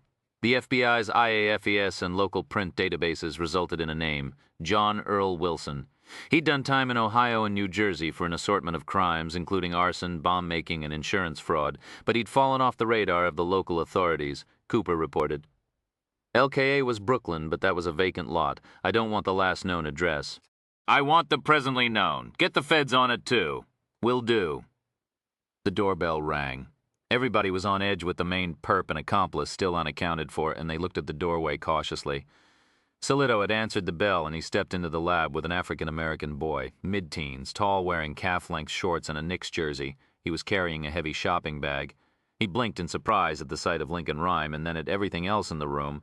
Yo, Geneva, what happening? She looked at him with a frown. Yo, I'm Rudy, he laughed. You ain't remember me? Geneva nodded. Yeah, I think so. You're Ronella's brother, the girl said to Rhyme. A girl in my class. How'd you know I was here? Word up. Roni, hear it from somebody, Quiche, probably. I told her, Geneva said to Rhyme. The boy looked around the lab again, then back to Geneva. Yo, what it is? Some of the girls got some shit together for you. You know you ain't be in school and all, so they thought you might want something to read. I say, damn, give the girl a Game Boy, but they said no, she liked books. So they got it up for you with these. Really, word, ain't no homework or nothing like that. Shit you can read for the fun of it. Who, Ronell, some other girls don't know, here weigh a ton. Well, thanks. She took the bag. Girls tell me say everything gonna be cool. Geneva gave a sour laugh and thanked him again. Told him to say hello to the other kids in her class. The boy left. Geneva glanced down into the bag. She lifted out a book by Laura Ingalls Wilder. Geneva gave another laugh. Don't know what they're thinking of. I read this. Must be 7 years ago. She dropped it back in the bag. Anyway, it was nice of them. And useful, Tom said, pointedly. Not much here for you to read, I'm afraid. A sour glance at Rhyme. I keep working on him. Music. He listens to music a lot now. Even threatens to write some tunes himself. But reading fiction? We haven't gotten that far yet. Geneva gave him an amused smile, and she took the heavy bag and walked toward the hallway as Rhyme said, Thank you for airing laundry, Tom, in any case. Now Geneva can read to her heart's content, which I'm sure she'd rather do than listening to your tedious editorializing. And as for my leisure time, I guess I don't have much of it, you know, trying to catch killers and all. His eyes returned to the evidence charts. Thompson, Boyd's residence, and primary safe house. More falafel and yogurt, orange paint trace as before. Cash, fee for job, 10 there's your dollars in new bills. Untraceable, probably withdrawn in small amounts over time. Weapons, guns, billy club, rope, traced to prior crime scenes. Acid and cyanide, traced to prior crime scenes. No links to manufacturers, no cell phone found. Other telephone records not helpful. Tools traced to prior crime scenes. Letter revealing that G. Settle was targeted because she was a witness to a jewelry heist in the planning. More pure carbon identified as diamond dust trace, sent to Parker Kincaid in Washington, D.C. for document examination. Improvised explosive device as part of booby trap. Fingerprints are those of convicted bomb maker John Earl Wilson, presently searching for him. Potter's Field scene, 1868 tavern in Gallows Heights, located in the 80s on the Upper West Side, mixed neighborhood in the 1860s. Potter's Field was possible hangout for Boss Tweed and other corrupt New York politicians. Charles came here July 15, 1868, burned down following explosion, presumably just after Charles's visit. To hide his secret. Body in basement man, presumably killed by Charles Singleton. Shot in forehead by .36 Navy Colt loaded with .39 caliber ball type of weapon Charles Singleton owned. Gold coins. Man was armed with Derringer. No identification. Had ring with name Winskinsky on it. Means doorman or gatekeeper in Delaware Indian language. Currently searching other meanings. East Harlem scene, Geneva's great-aunt's apartment. Used cigarette and 9mm round as explosive device to distract officers. Merit brand, not traceable. Friction ridge prints, none. Glove prints only. Poisonous gas device. Glass jar, foil, candle holder. Untraceable. Cyanide and sulfuric acid. Neither containing markers. Untraceable. Clear liquid similar to that found on Elizabeth Street. Determined to be Maureen. Small flakes of orange paint. Posing as construction or highway worker. Elizabeth Street safe house scene. Used electrical booby trap. Fingerprints, none. Glove prints only. Security camera and monitor. No leads. Tarot deck, missing the 12th card, no leads. Map with diagram of museum where G. Settle was attacked and buildings across the street. Trace, falafel and yogurt. Wood scrapings from desk with traces of pure sulfuric acid. Clear liquid, not explosive. Sent to FBI lab, determined to be murine. More fibers from rope. Garrote, pure carbon found in map. Determined to be additional diamond dust. Safe house was rented for cash to Billy Todd Hamill. Fits unsub 109's description, but no leads to an actual Hamill. African American museum scene. Rape pack. Tarot card, 12th card in deck. The hanged man, meaning spiritual searching. Smiley face bag, too generic to trace. Box cutter. Trojan condoms, duct tape. Jasmine scent. Unknown item, bought for $5.95 probably a stocking cap. Receipt indicating store was in New York City, discount variety store or drugstore. Most likely purchased in a store on Mulberry Street, Little Italy. Unsub identified by clerk. Fingerprints. Unsub wore latex or vinyl gloves. Prints on items in rape pack belonged to person with small hands. No IAFIS hits. Positive ID for clerks. Trace. Cotton rope fibers, some with traces of human blood. Garrote. Sent to CODIS. No DNA match in CODIS. Popcorn and cotton candy with traces of canine urine. Weapons. Billy club or martial arts weapon. Pistol is a North American Arms 22 rimfire Magnum, Black Widow or Mini Master. Makes own bullets, bored out slugs filled with needles. No match in IBIS or drug fire. Motive. G. Settle was a witness to a crime in the planning at the American Jewelry Exchange across the street from the African American Museum. Profile of incident sent to VICAP and NCIC. Murder in Amarillo, TX 5 years ago. Similar MO staged crime scene, apparently ritual killing but real motive unknown. Victim was a retired prison guard. Composite picture sent to Texas prison. Identified as Thompson G. Boyd, Executions Control Officer. Murder in Ohio 3 years ago. Similar MO staged crime scene, apparently sexual assault, but real motive probably hired killing. Files missing profile of unsub 109. Determined to be Thompson G. Boyd, former Executions Control Officer from Amarillo TX. Presently in custody profile of person hiring unsub 109. No information at this time. Profile of unsub 109's accomplice. Black male. Late 30s, early 40s. 6 feet. Solidly built. Wearing green combat jacket. Ex-convict. Has a limp. Reportedly armed. Clean-shaven, black do-rag. Awaiting additional witnesses and security tapes. Tape inconclusive, sent to lab for analysis. Old work shoes. Profile of Charles Singleton, former slave, ancestor of G. Settle, married, 1 son, given orchard in New York State by master, worked as teacher as well, instrumental in early civil rights movement. Charles allegedly committed theft in 1868, the subject of the article in Stolen Microfiche. Reportedly had a secret that could bear on case. Worried that tragedy would result if his secret was revealed. Attended meetings in Gallows Heights neighborhood of New York. Involved in some risky activities. Worked with Frederick Douglass and others in getting the 14th Amendment to the Constitution ratified. The crime, as reported in Collard's Weekly Illustrated, Charles arrested by debt. William Sims for stealing large sum from Freedman's Trust in NY. Broke into the trust's safe. Witnesses saw him leave shortly after. His tools were found nearby. Most money was recovered. He was sentenced to 5 years in prison. No information about him after sentencing. Believed to have used his connections with early civil rights leaders to gain access to the trust. Charles's correspondence. Letter 1 to wife. Draft riots in 1863. Great anti-black sentiment throughout NY State. Lynchings. Arson. Risk to property owned by blacks. Letter 2 to wife. Charles at Battle of Appomattox at end of Civil War. Letter 3 to wife. Involved in civil rights movement. Threatened for this work. Troubled by his secret. Letter 4 to wife. Went to Potter's Field with his gun for justice.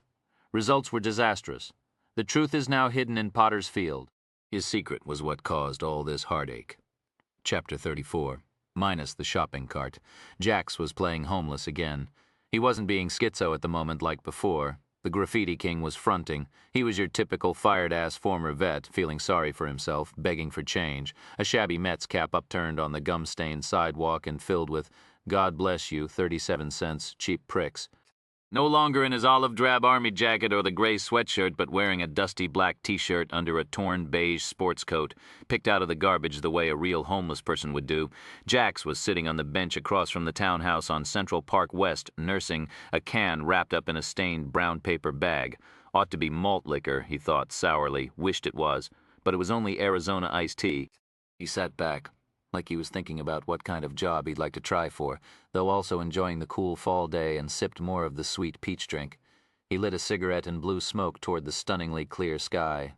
He was watching the kid from Langston Hughes walk up, the one who'd just left that townhouse on Central Park West, where he delivered the bag to Geneva Settle. Still no sign of anyone checking out the street from inside, but that didn't mean there wasn't anybody there. Besides, 2 police cars sat out front, 1 squad car and 1 unmarked right by that wheelchair ramp. So Jax had waited here, a block away, for the boy to make the delivery. The skinny kid came up and plopped down on the bench next to the not really homeless graffiti king of blood. Yo, yo, man. Why do you kids say yo all the time? Jax asked, irritated. And why the fuck do you say it twice? Everybody say it, what's yo problem, man? You gave her the bag? What up with that dude? Ain't got legs. Who? Dude in there ain't got no legs. Or maybe he got legs but they ain't work. Jax didn't know what he was talking about. He would rather have had a smarter kid deliver the package to the town house, but this was the only one he'd found around the Langston Hughes schoolyard who had any connection at all with Geneva Settle. His sister sort of knew her. He repeated, "You give her the bag?" "I give it to her, yeah. What'd she say?" "I don't know."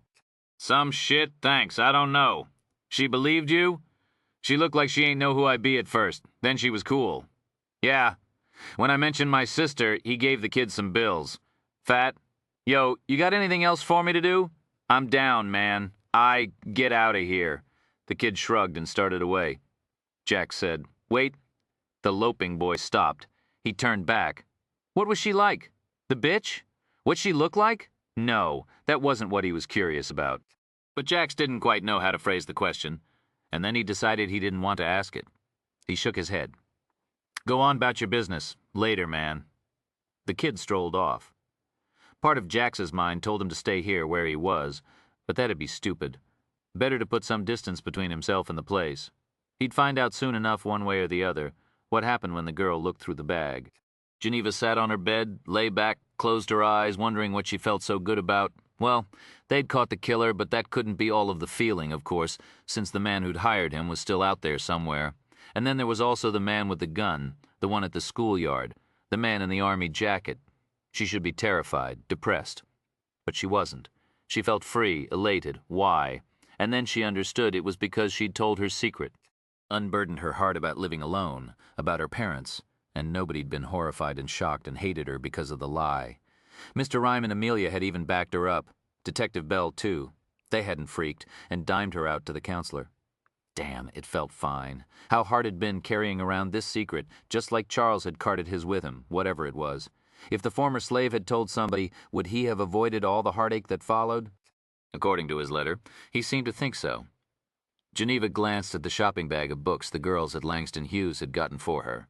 Curiosity got the better of her, and she decided to look through them. She lifted the bag onto the bed. As Rennell's brother had said, it weighed a ton. She reached inside and lifted out the Laura Ingalls Wilder book. Then the next one, Geneva laughed out loud. This was even stranger. It was a Nancy Drew mystery. Was this whack or what? She looked at a few of the other titles. Books by Judy Blume, Dr. Seuss, Pat McDonald, children's and young adult books. Wonderful authors. She knew them all. But she'd read their stories years ago. What was up with this? Didn't Rennell and the kids know her? The most recent book she'd read for pleasure had been novels for adults, The Remains of the Day by Kazuo Ishiguro and The French Lieutenant's Woman by John Fowles. The last time she'd read Green Eggs and Ham had been 10 years ago. Maybe there was something better in the bottom. She started to reach into it. A knock on the door startled her. "Come in." Tom entered carrying a tray with a Pepsi and some snacks on it. "Hi there," he said. "Hi." "Thought you'd need some sustenance." He opened the soda for her. She shook her head at the glass he was about to pour it into. "The can's fine," she said. She wanted to keep all the empties, so she knew exactly how much to repay Mr. Rhyme. And health food. He handed her a Kit Kat candy bar and they laughed. Maybe later. Everybody was trying to fatten her up. Fact was, she just wasn't used to eating. That was something you did with family around a table, not by yourself, hunched over an unsteady table in a basement as you read a book or jotted notes for a paper about Hemingway. Geneva sipped the soda as Tom took over unloading the books for her. He held them up one by one. There was a novel by C.S. Lewis, another, The Secret Garden. Still nothing for adults. There's a big one at the bottom, he said, lifting it out. It was a Harry Potter book, the first one in the series. She'd read it when it had first come out. You want it? Tom asked. She hesitated. Sure. The aide handed her the heavy volume. A jogger, a man in his 40s, approached, glancing toward Jax, the homeless vet, wearing his trash-picked jacket, sporting a hidden pistol in his sock and 37 cents of charity in his pocket. The jogger's expression didn't change as he ran past, but the man altered course just a tiny bit, to put an extra foot or so between him and the big black guy, a shift so little you could hardly see it. Except to Jax, it was as clear as if the man had stopped, turned around and fled, calling out, "Keep your distance, nigger." He was sick of this racial dodgeball shit, always the same. Is it ever going to change? Yes. No. Who the hell knew? Jax bent down casually and adjusted the pistol. It was stuffed into his sock and pressing uncomfortably against bone, then continued up the street, moving slow with his scar tissue limp. Yo, you got some change? He heard the voice from behind him as a man approached. He glanced back at a tall, hunched-over man with very dark skin, 10 feet behind him. The guy repeated, Yo, change, man! He ignored the beggar, thinking, this is pretty funny. All day he'd been fronting he was some homeless dude or another, and here comes a real one. Serves me right. Yo, change, he said brusquely.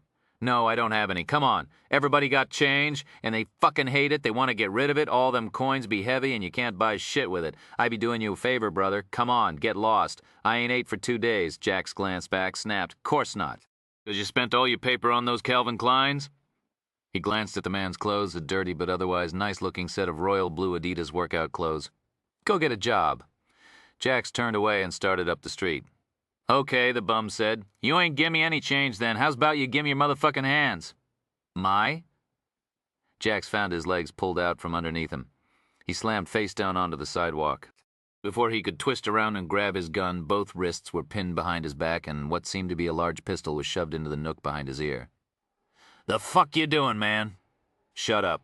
Hands patted him down and found the hidden pistol. Handcuffs ratcheted on and Jax was jerked into a sitting position. He found himself looking over an FBI identification card. The first name on it was Frederick. The second was Delray. Oh man, Jax said, his voice hollow. I don't need this shit. Well, guess what, Sonny? There a lot more manure coming your way, so you better get used to it. The agent stood up and a moment later Jax heard, This is Delray. I'm outside. I think I got Boyd's boyfriend down. I just saw him slip some bills to a kid coming out of Lincoln's townhouse. Black kid, maybe 13. What was he doing there? A bag? Fuck! It's a device, probably gas. Boyd must have given it to this piece of crap to sneak inside. Get everybody out and call in at 10:33. And get somebody to Geneva now. In Rhymes' lab, the big man sat cuffed and legs shackled in a chair, surrounded by Delray, Rhyme, Bell, Sachs, and Solido. He'd been relieved of a pistol, wallet, knife, keys, a cell phone, cigarettes, money. For a half hour, utter chaos had reigned in Lincoln Rhymes' townhouse. Bell and Sachs had literally grabbed Geneva and hustled her out the back door and into Bell's car, which sped off in case there was yet another assailant planning to move on Geneva outside. Everyone else evacuated into the alley. The bomb squad, again in biosuits, had gone upstairs and x-rayed and then chemically tested the books. No explosives, no poison gas. They were just books, the purpose being, Rhyme assumed, to make them think there was a device in the bag. After they'd evacuated the townhouse, the accomplice would sneak in through the back door or enter with firefighters or police and wait for a chance to kill Geneva. So this was the man Delray had heard rumors about yesterday, who'd almost gotten to Geneva at the Langston Hughes schoolyard, who'd found out where she lived and who'd followed her to Rhymes to carry out yet another attempt on her life. He was also the man, Rhyme hoped, who could tell them who'd hired Boyd. The criminalist now looked him over carefully, this large, unsmiling man. He'd traded in his combat jacket for a tattered tan sports coat, probably assuming that they'd spotted him at the school yesterday in the green jacket. He blinked and looked down at the floor, diminished by his arrest, but not intimidated by the crescent of officers around him. Finally, he said, "Look, you don't." "Shh," Delray said ominously and continued to rifle through the man's wallet as he explained to the team what had happened. The agent had been coming to deliver reports about the FBI's jewelry district money laundering investigations when he'd seen the teenage boy come out of Rhymes, saw the beast pass the kid some bills, then get his ass up off a bench and leave, discrepant the limp matched what we heard before. Looked funny to me, especially when I saw he had a deformed ankle. The agent nodded toward the small .32 automatic he'd found in the man's sock. Delray explained that he'd pulled off his own jacket, wrapped it around the files, and slipped them behind some bushes, then smeared some dirt on his running suit to impersonate a homeless man, a role he'd made famous in New York when he was an undercover agent. He then proceeded to collar the man. "Let me say something," Boyd's partner began. Delray wagged a huge finger at the man. "We'll give you this real clear little nod. We want any words trickling out of yo mouth. We all together on that? Al together?" He nodded grimly. The FBI agent held up what he'd found in the wallet. Money, a few family pictures, a faded, shabby photograph. "What's this?" he asked. "My tag." The agent held the snapshot closer to Rhyme. It was an old, boxy New York City subway. The colorful graffiti on the side read Jack's 157. "Graffiti artist," Sachs said, lifting an eyebrow. "Pretty good, too. You still go by Jack's?" Rhyme asked. Usually, Delray was holding up a picture ID card. "You may have been Jax to the fine folk at the Transit Authority, but it's looking like you're Alonzo Jackson to the rest of the world. Also known by the illuminating moniker Inmate 22093 hailing from the Department of Corrections in the beautiful city of Alden, New York. That's Buffalo, right?" Rhyme asked. Boyd's accomplice nodded. The prison connection again. "That how you know him?" "Who? Thompson Boyd. I don't know anybody named Boyd," Delray barked. "Then who hired you for the job?" "I don't know what you're asking." "About a job. I swear I don't." He seemed genuinely confused. "And all this other stuff, gas or whatever you're saying, You were looking for Geneva Settle. You bought a gun and you showed up at her school yesterday," Solito pointed out. "Yeah, that's right." You looked mystified at the level of their information. "And you showed up here?" Delray continued. "That's the job we're wagging our tongues about. There's no job." "I don't know what you mean. Honest? What's the story with the books?" Solito asked. "Those are just books my daughter read when she was little. They were for her," the agent muttered. "Wonderful. But explain to us why you paid somebody to deliver 'em to." He hesitated and frowned. For once words seemed to fail. "Fred Delray," Rhyme asked. "You're saying—" "That's right," Jack sighed. "Geneva. She's my little girl. Chapter 35. From the beginning," Rhyme said. "Okay, what it is. I got busted 6 years ago. Went 6 to 9 at Wenday. The DOC's maximum security prison in Buffalo. For what?" Delray snapped. "The AR and murder we heard about. 1 count armed robbery, 1 count firearm, 1 count assault. The 25-25, the murder," he said firmly. "That was not a righteous count, got knocked down to assault, and I didn't do it in the first place." "Never heard that before," Delray muttered. "But you did the robbery?" Solito asked. A grimace. "Yeah. Keep going." "Last year I got up to Alden, minimum security work release. I was working and going to school there, got paroled 7 weeks ago."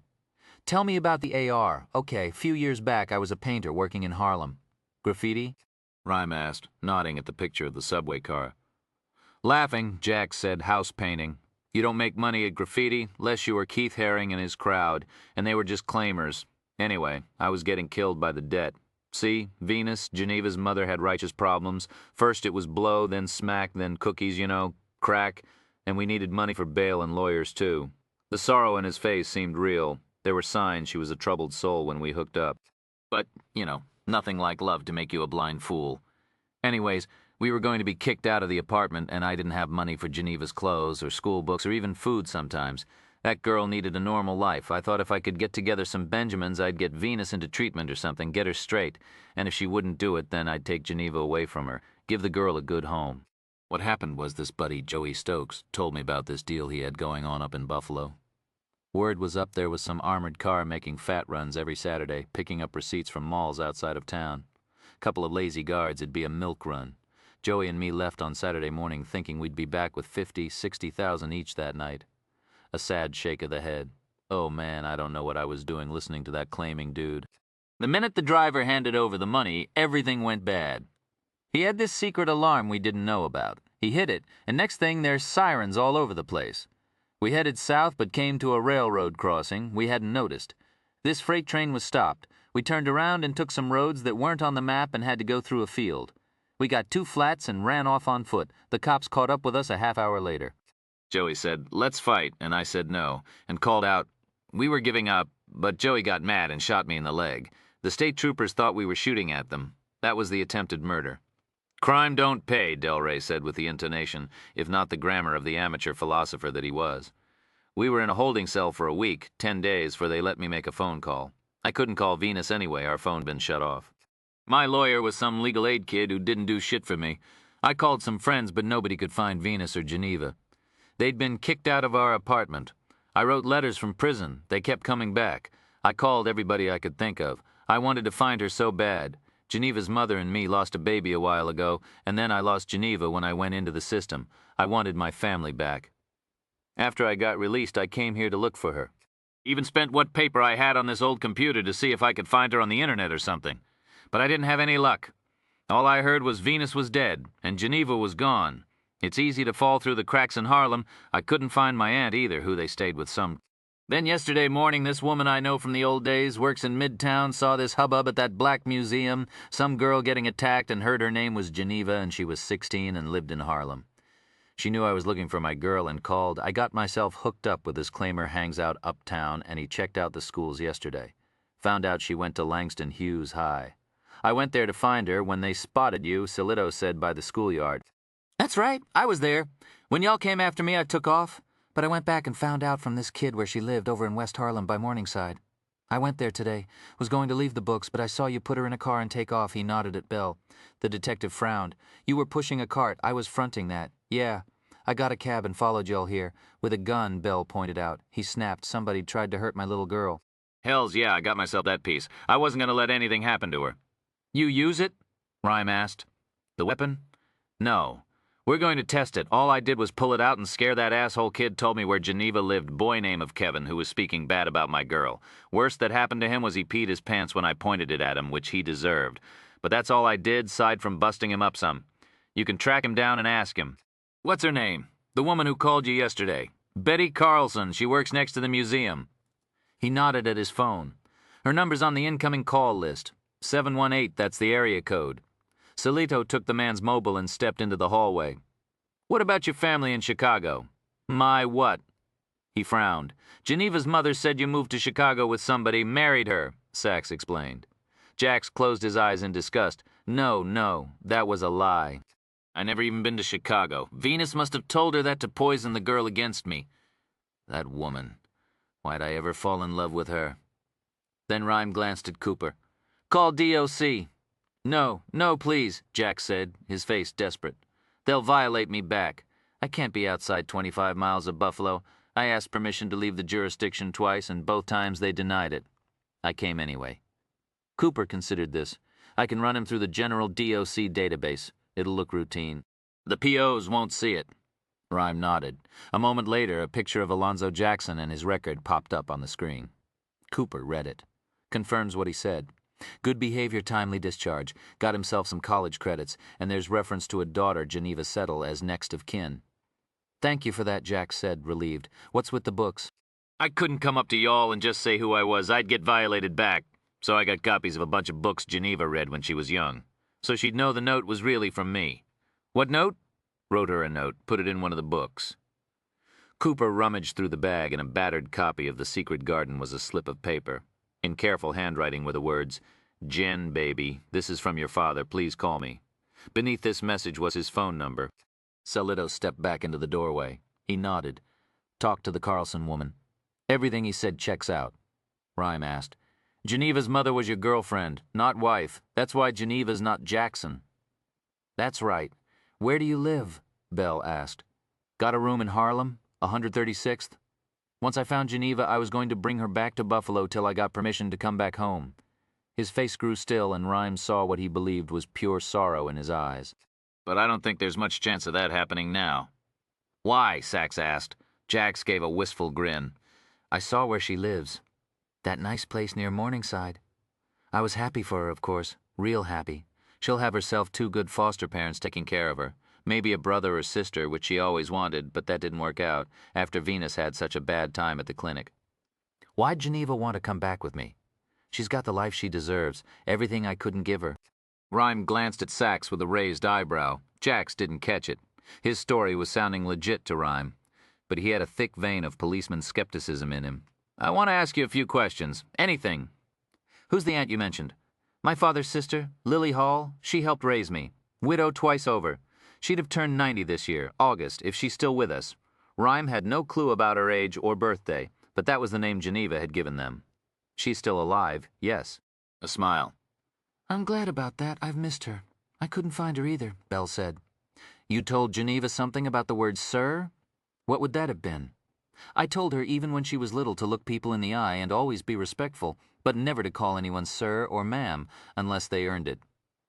The Carolina detective nodded to Rhyme and Sachs. The criminalist asked, Who's Charles Singleton? Jax blinked in surprise.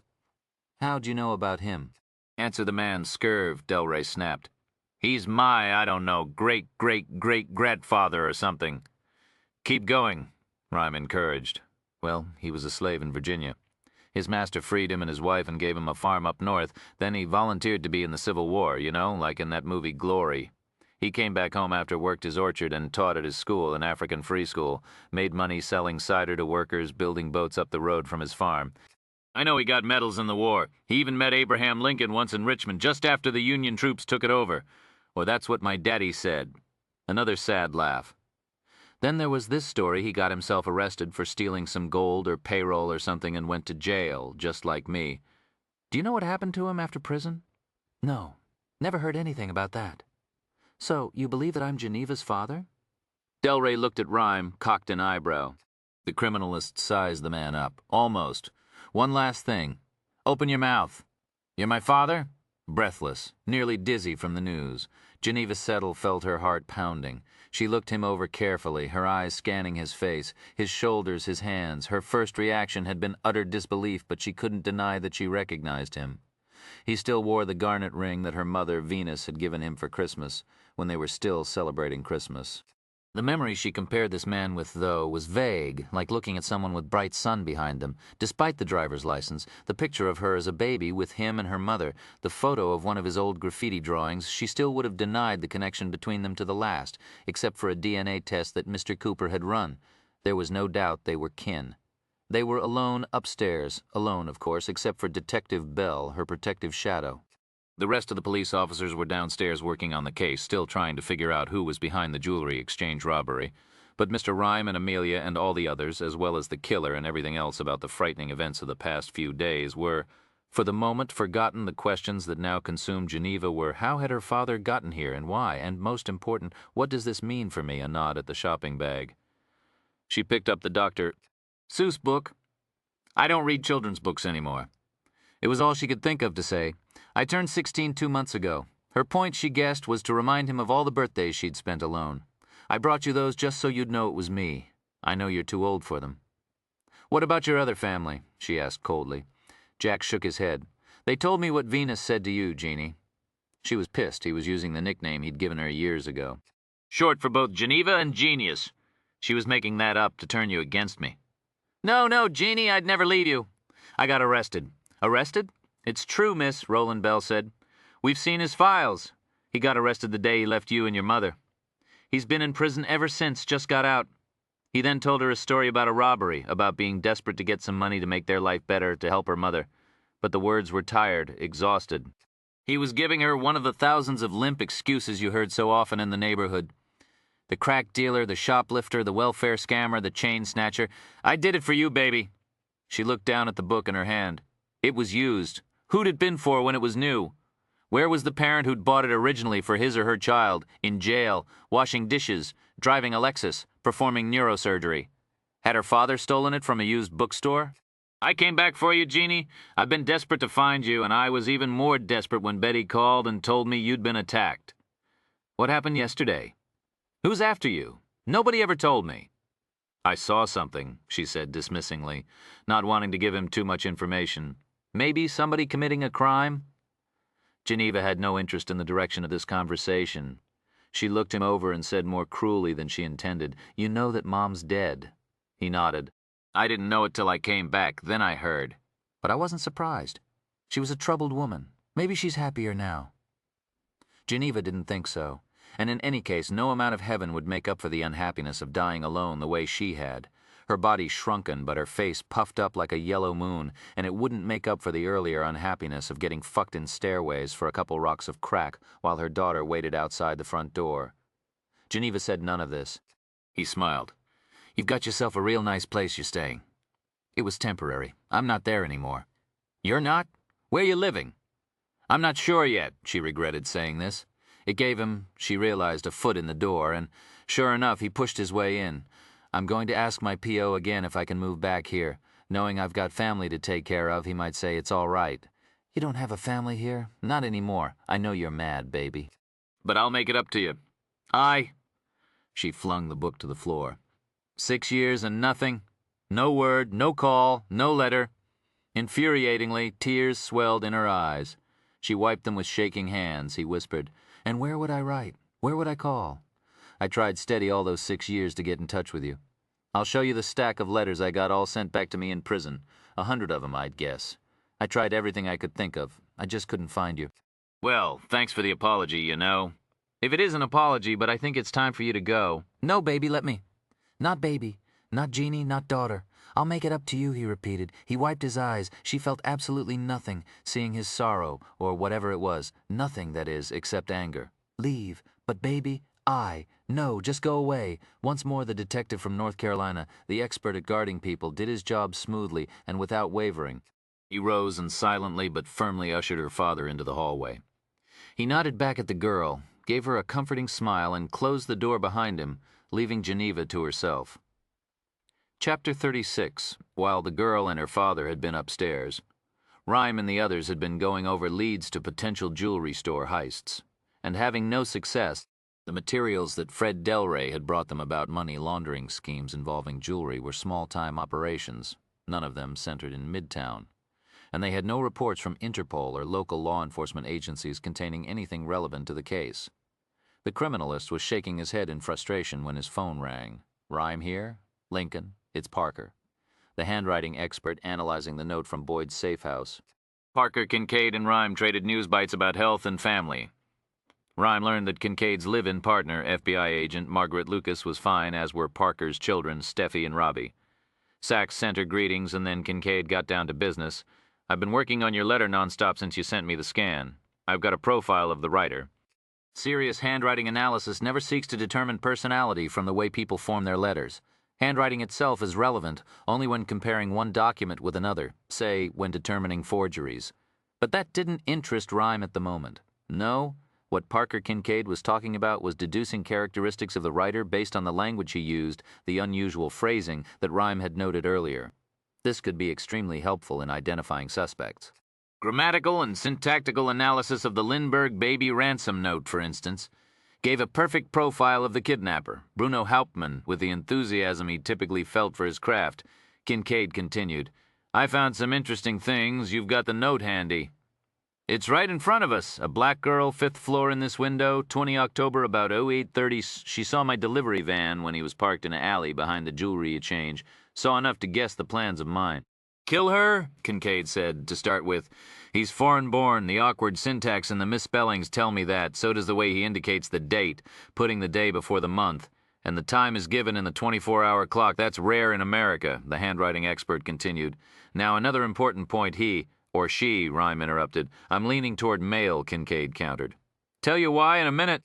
He uses the gendered pronoun he, referring, it seems, to his van. That's typical of several different foreign languages, but what really narrows it down is the two-member nominal phrase in the genitive construction. "The what?" Rhyme asked. The genitive construction, a way to create the possessive. Your unsub wrote my delivery van at one point. Rhyme scanned the note. "Got it. But later he wrote plans of mine. That makes me think your boy's first language is Arabic." "Arabic?" "I'll say it's a 90% likelihood there's a genitive construction in Arabic called idafa. The possessive's usually formed by saying, 'the car, John,' meaning, 'the car of John,' or in your note, 'the plans of mine.' But the rules of Arabic grammar require that only one word is used for the thing that's possessed. The delivery van won't work in Arabic. It's a two-word phrase, so he can't use idafa. He simply says, 'my delivery van.' The other clue is the misuse of the indefinite article a in a alley. That's common among Arabic speakers. The language doesn't use indefinite articles, only the definite the. Kincaid added. That's true of Welsh too, but I don't think this guy's from Cardiff. Good, Parker, Sachs said, very subtle, but good. A faint laugh came from the speakerphone. I'll tell you, Amelia, everybody in the business has been doing a lot of boning up on Arabic in the last few years. That's why you think it's a man. How many women Arab perps you see? Not many. Anything else? Get me some more samples and I'll compare them if you want. We may take you up on that, Rhyme thanked Kincaid, and they disconnected the call. Rhyme shook his head, staring at the evidence boards. He gave a scoffing laugh. What are you thinking, Rhyme? You know what he's up to, don't you? The criminalist asked in an ominous voice. Sachs nodded. He's not going to rob the exchange. He's going to blow it up. Yep, Delray said. Sure. Those reports we've had about terrorists going after Israeli targets in the area? Sachs said. The guard across the street from the museum said they get shipments of jewelry every day from Jerusalem. Okay. I'll get the exchange evacuated and swept. She pulled out her cell phone. Rhyme glanced at the evidence board and said to Salito and Cooper falafel and yogurt and a delivery van. Find out if there are any restaurants around the exchange that serve Middle Eastern food, and if so, who makes deliveries and when, and what kind of van they use. Delray shook his head. Half the city eats that stuff. You can get gyros and falafel on every street corner in the city. Agent stopped talking as his eyes met Rhyme's pushcarts. Salito said, there were a half dozen of them around the museum yesterday. Perfect for surveillance, Rhyme snapped. And what a cover. He delivers supplies to them every day, so nobody pays attention to him. I want to know who supplies the street vendors. Move, according to the Board of Health. Only 2 companies delivered Middle Eastern food to the pushcarts in the blocks around the jewelry exchange. Ironically, the largest of them was owned by 2 Jewish brothers with family in Israel, and who were active in their temple. They were hardly suspects. The other company didn't own the carts, but sold gyros, kebabs, and falafel, along with the condiments and sodas, as well as the heathen but ever-profitable pork hot dogs to dozens of carts in Midtown. The operation was based out of a restaurant D-Lead down on Broad Street, whose owners hired a man to make the deliveries around town, with Delray and a dozen other agents and cops surrounding them. These owners became extremely, almost tearfully cooperative. The name of their deliveryman was Bani al-Dahab, and he was a Saudi national here on a visa long expired. He'd been a professional of some sort in Jeddah and had worked as an engineer for a time in the U.S., but after he went illegal, he'd taken what work he could, cooking occasionally and delivering food to pushcarts and other Middle Eastern restaurants around Manhattan and Brooklyn. The jewelry exchange had been evacuated and swept. No devices were found there. And an emergency vehicle locator was out on al-Dahab's delivery van, which, according to the owners, might be anywhere in the city. The man was free to set his own delivery schedule. It was at moments like this that Rhyme would have paced, had he been able to, where the hell is he? Is the man driving around with a van full of explosives at the moment? Maybe he'd given up on the jewelry exchange and was going after a secondary target, a synagogue or an El Al Airlines office. Let's get Boyd down here, put some pressure on him, he snapped. I want to know where the hell this guy is. It was at that moment that Mel Cooper's phone rang. Then Salito's, followed by Amelia Sax's. Finally, the main laboratory phone began to chirp. The callers were different, but the message was virtually the same. Rhyme's question about the bomber's whereabouts had just been answered. Only the driver died, which, considering the force of the explosion and the fact that the van was in the intersection of 9th Avenue and 54th surrounded by other cars, was pretty miraculous.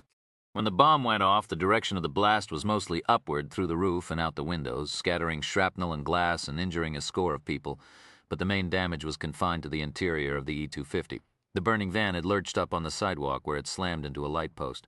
A crew from the fire station up the street on 8th Avenue got the flames out fast and kept the crowd back. As for the driver, there was no point in even trying to save him. The 2 largest pieces of his remains were separated by several yards. The bomb squad had cleared the scene, and the main job of the police now was to wait for the medical examiner, tour doctor, and the crime scene crew. What's that smell? The detective from Midtown North asked. The tall, balding officer was creeped out by the stink, which he took to be burnt human flesh. The problem was that it smelled good. One of the detectives from the bomb squad laughed at the green-faced detective. Gyros! Gyro! What? The detective asked, thinking it was short for something, like FUBAR, meaning fucked up beyond all recognition. Look! The bomb squad cop held up a chunk of burnt meat in his latex-gloved hands. He smelled it. Tasty. The Midtown North detective laughed and didn't reveal how close to puking he was. It's lamb. The driver was delivering food. That was his job. The back of the van's filled with meat and falafel and shit like that. Oh, the cop still didn't feel any less nauseous. It was then that a bright red Camaro SS, One hell of a car, skidded to a stop in the middle of the street, just kissing the yellow police tape. Out climbed a stunning redhead, who looked over the scene, nodding to the detective. "Hey," he said, as the woman detective hooked a headset onto her Motorola and waved to the crime scene bus, just pulling up as well. She sniffed the air, taking several deep breaths. She nodded. "Haven't run the scene yet," she said into the microphone. "But from the smell, Rhyme, I'd say we've got him." It was then that the tall, bald detective swallowed and said, "You know, I'll be right back." He jogged to a nearby Starbucks, praying he'd make it to the restroom in time. With Detective Bell at her side, Geneva walked into the laboratory portion of Mr. Rhyme's townhouse, downstairs. She glanced at her father, who looked at her with those big puppy dog eyes of his. Damn it. She looked away. Mr. Rhyme said, "We've got some news. The man who hired Boyd's dead." "Dead? The jewelry store robber?" "Things weren't quite what they seemed," Mr. Rhyme said. Well, I was wrong. I was thinking whoever it was wanted to rob the jewelry exchange. But no, he wanted to blow it up. "Terrorists?" she asked. Mr. Rhyme nodded toward a plastic folder that Amelia was holding. Inside was a letter addressed to the New York Times. It said the bombing of the jewelry exchange was yet another step in the holy war against Zionist Israel and its allies. It was the same paper that was used for the note about killing Geneva and the map of West 55th Street. "Who is he?" she asked, trying to remember a van and a Middle Eastern man in the street outside the museum a week or so ago. She couldn't. "An illegal Saudi national, Detective Salido said, worked for a restaurant downtown. The owners are pretty freaked, of course. They think we think they're a cover for Al-Qaeda or something," he chuckled. "Which they might be. We'll keep checking, but they all come up clean citizens. Been here for years, couple kids in the army even. I will say they're a bunch of very nervous folks at the moment." The most important aspect about the bomber, Amelia went on to say, was that this man, Bani al-Dahab, didn't appear to associate with any suspected terrorists. The women he'd dated recently and co-workers said that they didn't know of any times he'd met with people who might be in a terrorist cell. And his mosque was religiously and politically moderate. Amelia had searched his Queens apartment and found no other evidence or connections to other terrorist cells. His phone records were being checked for possible links to other fundamentalists, though. "We'll keep looking over the evidence," Mr. Rhyme said, "but we're 99% sure he was working alone. I think it means you're probably safe." He wheeled his chair to the evidence table and looked over some bags of burnt metal and plastic. He said to Mr. "Cooper, add it to the chart, Mel. Explosive was Tovex, and we've got pieces of the receiver, the detonator, the casing wire, a bit of blasting cap, all contained in a UPS box addressed to the jewelry exchange. Attention of the director." "Why'd it go off early?" Jackson asked. Mr. Rhyme explained that it was very dangerous to use a radio-controlled bomb in the city because there were so many ambient radio waves from construction site detonators, walkie-talkies, and 100 other sources. Detective Salido added, "Or he may have killed himself. He might have heard that Boyd was arrested or that the jewelry exchange was being searched for a bomb. He must have thought it was only a matter of time until he'd be nabbed." Geneva felt uneasy, confused. These people around her were suddenly strangers. The reason they'd come together in the first place no longer existed. As for her father, he was more alien to her than the police. She wanted to be back in her room in the Harlem basement with her books and her plans for the future. College, dreams about Florence and Paris. But then she realized Amelia was looking at her closely. The policewoman asked, "What are you going to do now?" Geneva glanced at her father. What would happen? She had a parent, true, but one who was an ex-con who couldn't even be here in the city. They'd still probably try to put her in a foster home. Amelia glanced at Lincoln Rhyme. "Until things get sorted out, why don't we stick with our plan? Have Geneva stay here for a while." "Here?" the girl asked. "Your father's got to get back to Buffalo and take care of things there. Not that living with him is an option anyway," Geneva thought, but kept this to herself. "Excellent idea. This came from Tom. I think that's what we'll do." His voice was firm. "You'll stay here. Is that all right with you?" Amelia asked Geneva. Geneva wasn't sure why they wanted her to stay. She was initially suspicious, but she constantly had to remind herself that, after living alone for so long, suspicion trailed her like a shadow. She thought of another rule about lives like hers. You take your family how you find them. "Sure," she said, shackled. Thompson Boyd was brought into Rhyme's lab, and the two guards deposited him in front of the officers and Rhyme. Geneva was once again upstairs in her room, guarded at the moment by Barb Lynch. The criminalist rarely did this, meeting the perpetrators face to face. For him, a scientist, the only passion in his job was the game itself, the pursuit, not the physical incarnation of the suspect. He had no desire to gloat over the man or woman he'd captured. Excuses and pleas didn't move him. Threats didn't trouble him. Yet now he wanted to make absolutely certain that Geneva Settle was safe. He wanted to assess her attacker himself. His face bandaged and bruised from his confrontation with Sachs at the arrest. Boyd looked around the laboratory.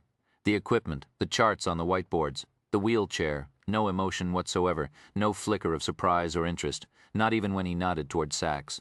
It was as if he'd forgotten that she'd brained him repeatedly with a rock. Somebody asked Boyd about it. How'd it feel? Bain in an electric chair, he said. It didn't feel like anything. It just felt kinda numb. He said that a lot toward the end. He felt numb. He asked, "How'd you find me?" "A couple of things," Rhyme answered. "For one, you picked the wrong tarot card to leave as evidence. It put me in mind of executions. The Hanged Man," Boyd said, nodding. "Right, you are. I never thought about that. Just seemed like kind of a spooky one, to lead you off, you know." Rhyme continued, "What got us your name, though, was your habit." "Habit? You whistle." "I do that. I try not to on the job." But sometimes it slips out, so you talk to... Yep, some people in Texas, nodding. Boyd glanced at Rhyme with red, squinting eyes. "So you knew about Charlie Tucker, that unfortunate excuse for a human being, making the last days of my people's time on Earth miserable, telling them they were going to burn in hell. Nonsense, talk about Jesus and whatnot. My people," Sachs asked, "was Bani al-Dahab the only one who hired you?" He blinked in surprise. It seemed the first true emotion to cross his face. "How?" He fell silent. The bomb went off early or he killed himself. A shake of the head. No, he wasn't any suicide bomber. It would have gone off by accident. Fellow was careless, too, hot-headed, you know. Didn't do things by the book. He probably armed it too early. How'd you meet him? He called me, got my name from somebody in prison. Nation of Islam connection. So that was it. Rhyme had wondered how a Texas prison guard had hooked up with Islamic terrorists. "They're crazy," Boyd said. "But they have money, those Arab people. And John Earl Wilson, he was your bomb maker? Johnny, yes, sir." He shook his head. "You know about him, too? You people are good, I must say. Where is he?" "That, I don't know. We left messages from payphones to a voicemail box and met in public. Never traded more than a dozen words. The FBI will be talking to you about al-Dahab and the bombing. What we want to know about is Geneva." "Is there anybody else who'd want to hurt her?" Boyd shook his head. "From what he told me, al-Dahab was working alone. I suspect he talked to people over in the Middle East some, but nobody here. He didn't trust anyone." The Texas drawl came and went, as if he'd been working on losing it. Sachs said ominously, "If you're lying, if something happens to her, we can make sure the rest of your life's totally miserable." "How?" Boyd asked, genuinely curious it seemed. "You killed the librarian, Dr. Barry. You attacked and tried to kill police officers. You could get consecutive lifetimes. And we're looking into the death of a girl yesterday on Canal Street. Somebody pushed her in front of a bus near where you were escaping from Elizabeth Street. We're running your picture past witnesses. You'll go away forever." A shrug. "Doesn't hardly matter. You don't care?" Sachs asked. "I know you people don't understand me. I don't blame you. But see, I don't care about prison. I don't care about anything. Y'all can't really touch me. I'm dead already. Killing somebody doesn't matter to me. Saving a life doesn't matter." He glanced at Amelia Sachs, who was staring at him. Boyd said, "I see that look." "You're wondering what kind of monster is this fella? Well, fact is, y'all made me who I am." "We did?" she asked. "Oh, yes, ma'am. You know my profession. Executions Control Officer," Rhyme said. "Yes, sir. Now something I'll tell you about that line of work. You can find the names of every human legally executed in these United States, which is a lot. And you can find the names of all the governors who waited up till midnight or whenever to commute them if the inclination was there. You can find the names of all the victims the condemned murdered, and much of the time the names of their next of kin. But do you know the one name you won't find?" He looked at the officers around him. Us people who push the button, the executioners, we're forgotten. Everybody thinks about how capital punishment affects the families of the condemned, or society, or the victims' families. Not to mention the man or woman gets put down like a dog in the process. But nobody ever spends a drop of sweat on us executioners. Nobody ever stops and thinks what happens to us. Day after day, living with our people, men, women too, course, who are going to die, getting to know 'em, talking to 'em, about everything under the sun. Hearing a black man ask how come is it the white guy who did the exact same crime gets off with life, or maybe even less, but he himself's going to die. The Mexican swearing he didn't rape and kill that girl. He was just buying beer at 7-Eleven, and the police come up and next he knows he's on death row. And a year after he's in the ground, they do a DNA test and find out they did have the wrong man, and he was innocent all along. Of course, even the guilty ones are human beings, too, living with all of them day after day, being decent to them because they're decent to you, getting to know him, and then you kill him, you all by yourself. With your own hands, pushing the button, throwing the switch. It changes you. You know what they say? You heard it. Dead man walking. It's supposed to mean the prisoner, but it's really us, the executioners. We're the dead men. Sachs muttered, "But your girlfriend, how could you shoot her?" He fell silent. For the first time a darkness clouded his face. I pondered firing that shot. I'd hoped maybe I'd have this feeling that I shouldn't do it, that she meant too much to me. I'd let her be and run, just take my chances. But he shook his head. Didn't happen. I looked at her, and all I felt was numb, and I knew that it'd make sense to shoot her. And if the children had been home and not her, Sachs gasped, you'd have shot one of them to escape? He considered this for a moment. Well, ma'am, I guess we know that would have worked, wouldn't it? You would have stopped to save one of the girls instead of coming after me. Like my daddy told me, it's only a question of where you put the decimal point. The darkness seemed to lift from his face as if he'd finally received some answer or come to some conclusion in a debate that had been troubling him for a long time, the hanged man. The card often foretells a surrendering to experience, ending a struggle, accepting what is. He glanced at Rhyme. Now you don't mind, I think it's time for me to get back home. Home? He looked at them curiously. Jail.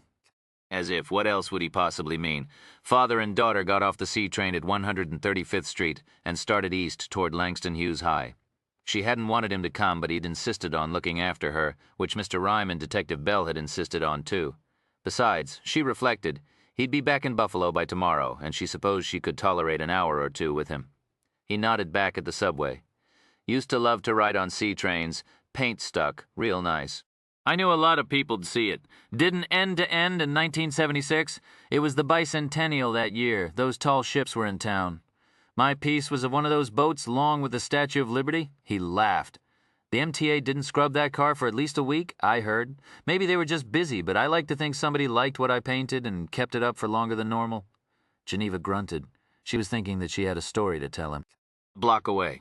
She could see the construction scaffolding in front of the same building she'd been working on when she'd been fired. How'd her father like to know that her job had been scrubbing graffiti off the redeveloped buildings? Maybe she'd even erased some of his. Tempted to tell him, but she didn't. At the first working pay phone they found on Frederick Douglass Boulevard, Geneva stopped, fished for some change. Her father offered her his cell phone. That's okay. Take it. She ignored him, dropped the coins in and called Lakeisha, while her father pocketed his cell and wandered to the curb, looking around the neighborhood like a boy in front of the candy section in a bodega. She turned away as her friend answered. Lo, it's all over with Quiche. She explained about the jewelry exchange, the bombing. That what was going on? Damn. A terrorist? That's some scary shit? But you okay? I'm down, really? Geneva heard another voice, a male one, saying something to her friend who put her hand over the receiver for a moment. Their muted exchange seemed heated. You there, Quiche? Yeah. Who's that? Nobody. Where you at? You not in that basement crib no more, right? I'm still where I told you with that policeman and his girlfriend, the one in the wheelchair. You there now? No, I'm uptown, going to school now. Pick up my homework. The girl paused. Then listen, I'ma hook up with you at school. Want to see you, girl, when you be there? Geneva glanced at her father, nearby, hands in his pockets, still surveying the street. She decided she didn't want to mention him to Keisha or anybody else just yet. Let's make it tomorrow, Quiche. I don't have any time now. Dame, girl. Really? Better tomorrow? Whatever. Geneva heard the click of the disconnect. Yet she stayed where she was for some moments, delaying going back to her father. Finally, she joined him and they continued toward the school. You know what was up there? 3 or 4 blocks, he asked, pointing north. Strivers Row. You ever seen it? No, she muttered. I'll take you up there sometime. 100 years ago, this land developer fellow named King, he built these 3 big apartments and tons of townhouses, hired 3 of the best architects in the country, and told them to go to work. Beautiful places. King Model Homes was the real name, but they were so expensive and so nice. This is the story. The place was called Strivers Row because you had to strive to live there. W.C. Handy lived there for a time. You know him? Father of the blues. Most righteous musician ever lived. I did a piece up that way one time. I ever tell you about that? Took me 30 cans to do. Wasn't a throw-up, I spent 2 days on it. Did a picture of W.C. himself. Photographer from the Times shot it and put it in the paper. He nodded north. It was there for. She stopped fast. Her hands slapped her hips. Enough?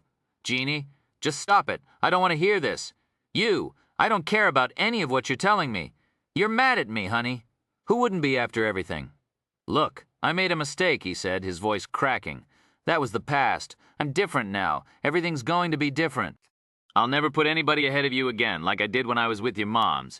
You're the one I should have been trying to save, and not by taking that trip to Buffalo. No, you don't get it. It's not about what you did. It's your whole goddamn world I don't want any part of. I don't care about Strivers, whatever it is. I don't care about the Apollo or the Cotton Club or the Harlem Renaissance. I don't like Harlem. I hate it here. It's guns and crack and rapes and people getting fended for a cheap-ass plated bling and drugstore hoops. It's girls. All they care about is extensions and braids and Wall Street's got insider traders, and New Jersey's got the mob, and Westchester's got trailer parks, he replied. She hardly heard him. It's boys. All they care about is getting girls in bed. It's ignorant people who don't care how they talk. It's, what's wrong with AAV? She blinked. How do you know about that? He himself had never talked ghetto. His own father had made sure he'd worked hard in school, at least until he dropped out to start the career of defacing city property. But most people who lived here didn't know that the official name for what they spoke was African American Vernacular English. When I was inside, he explained, I got my high school diploma and a year of college. She said nothing. I mostly studied reading and words. Maybe won't help me get a job, but it's what drew me. I always liked books and things, you know that. I'm the one had you reading from Jump. I studied standard, but I studied vernacular too.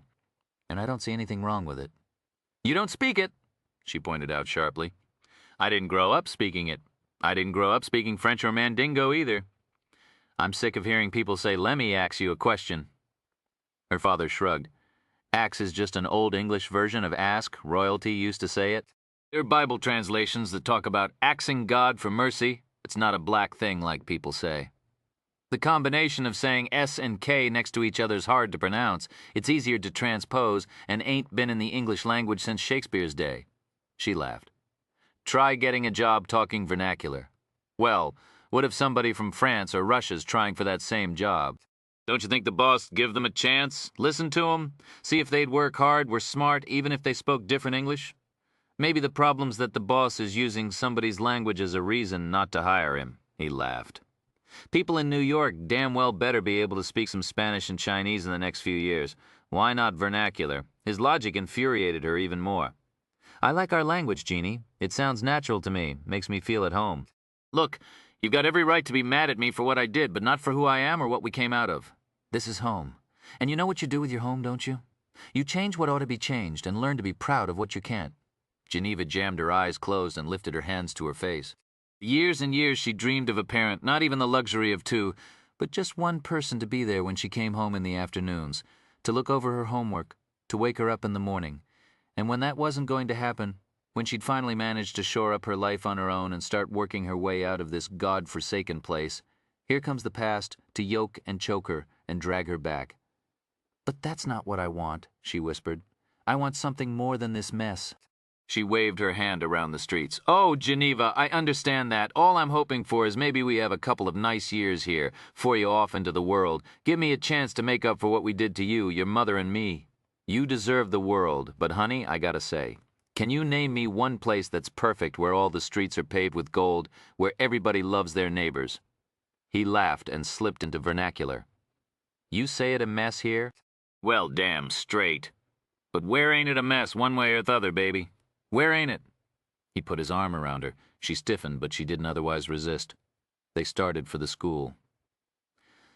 Lakeisha Scott sat on the bench in Marcus Garvey Park, where she'd been for the past half hour after she'd come back from her counter job in the restaurant downtown. She lit another Merit, thinking, there are things we do because we want to and things we do because we gotta survival things. And what she was about now was one of those had to things. Why the fuck didn't Geneva say that after all this shit she was booking on out of town and never coming back? She was going to Detroit or Bama. Sorry, Quiche, we can't see each other anymore. I'm talking forever. Bye. That way, the whole fucking problem be gone for good. Why? And it was worse than that. Jen had to go and tell her exactly where she was going to be for the next few hours. Quiche had no excuse to miss the girl now. Oh, she'd kept up her ghetto patter when they'd been talking a while ago, so her friend wouldn't hop to something going down. But now, sitting alone, she sank into sorrow. Man, I'm feeling bad, but ain't got no choice here. Things we do 'cause we gotta... Come on, Keisha said to herself. Got to get over. Let's go. Bring it on. She crushed out her cigarette and left the park, headed west, then north on Malcolm X, past church after church. They were everywhere. Mount Morris, Ascension, Bethelite Community, Ephesus Adventist Church, Baptist, plenty of those. A mosque or two, a synagogue, and the stores and shops. Papaya King, a Botanica, a tuxedo rental shop, a check-cashing outlet. She passed a gypsy cab garage, the owner sitting outside holding his taped-together dispatch radio, the long cord disappearing into the unlit office. He smiled at her pleasantly. How Lakeisha envied them. The reverends in the grimy storefronts under the neon crosses, the carefree men slipping hot dogs into the steamed buns, the fat man on the cheap chair with his cigarette and his fucked-up microphone. They ain't betraying nobody, she thought. They ain't betraying the person was one of their best friends for years. Snapping her gum, gripping her purse strap hard with her pudgy fingers tipped in black and yellow nails, ignoring 3 Dominican boys. Pissed. She heard booty. She heard bitch. Piss. Pissed. Quiche reached into her purse and gripped her spring knife. She nearly flicked it open just to see him flinch. She glared but left the long, sharp blade where it was, deciding she'd have a world of trouble when she got to the school. Let it go for now. Pissed. She moved on, her nervous hands opening a pack of gum, shoving 2 fruity pieces into her mouth. Lakeisha struggled to find her angry heart. Get yourself mad, girl. Think of everything Geneva done to piss you off. Think of everything she be that you ain't and never gonna be. The fact the girl was so smart it hurt, that she came to school every single fucking day, that she kept her skinny little white girl figure without looking like some AIDS hoe, that she managed to keep her legs together and told other girls to do the same like some prissy moms, acting like she better than us all. But she wasn't. Geneva Settle was just another kid from a mommy-got-a-habit, daddy-don't-run-off family. She one of us. Get mad at the fact that she'd look you in the eye and say, "You can do it, girl. You can do it. You can do it. You can get out of here. You got the world ahead of you." Well, no, bitch. Sometimes you just can't do it. Sometimes it's just too fucking much to bear. You need help to get over. You need somebody with Benjamins, somebody watching your back. And for a moment the anger at Geneva boiled up inside her and she gripped the purse strap even tighter. But she couldn't hold it. The anger vanished, blew away like it was nothing more than the light brown baby powder she'd sprinkle on her twin cousins' buns when she changed their diapers. As Lakeisha walked in a daze past Lenox Terrace toward their school, where Geneva Settle would soon be, she realized that she couldn't rely on anger or excuses. All she could rely on was survival. Sometimes you gotta look out for yourself and take the hand somebody offers you. Things we do 'cause we gotta. Chapter 37. At school, Geneva collected her homework, and wouldn't you know it, her next language arts assignment was to report on Claude McKay's Home to Harlem, the 1928 book that was the first best-selling novel by a black author. Can't I have E.E. Cummings, she asked, or John Cheever? It's our African-American sequence, Jen, her language arts teacher pointed out, smiling. Then Frank Yerby, she bargained, or Octavia Butler. Ah, they're wonderful authors, Jen, her teacher said, but they don't write about Harlem. That's what we're studying in this segment. But I gave you McKay because I thought you'd like him. He's one of the most controversial writers to come out of the Renaissance. McKay took a lot of flack because he looked at the underside of Harlem. He wrote about the primitive aspects of the place. That upset Dubois and a lot of other thinkers at the time. It's right up your alley. Maybe her father could help her interpret, she thought cynically, since he loved the neighborhood and its patois so much. Try it, the man offered. You might like it? Oh, no, I won't, Geneva thought.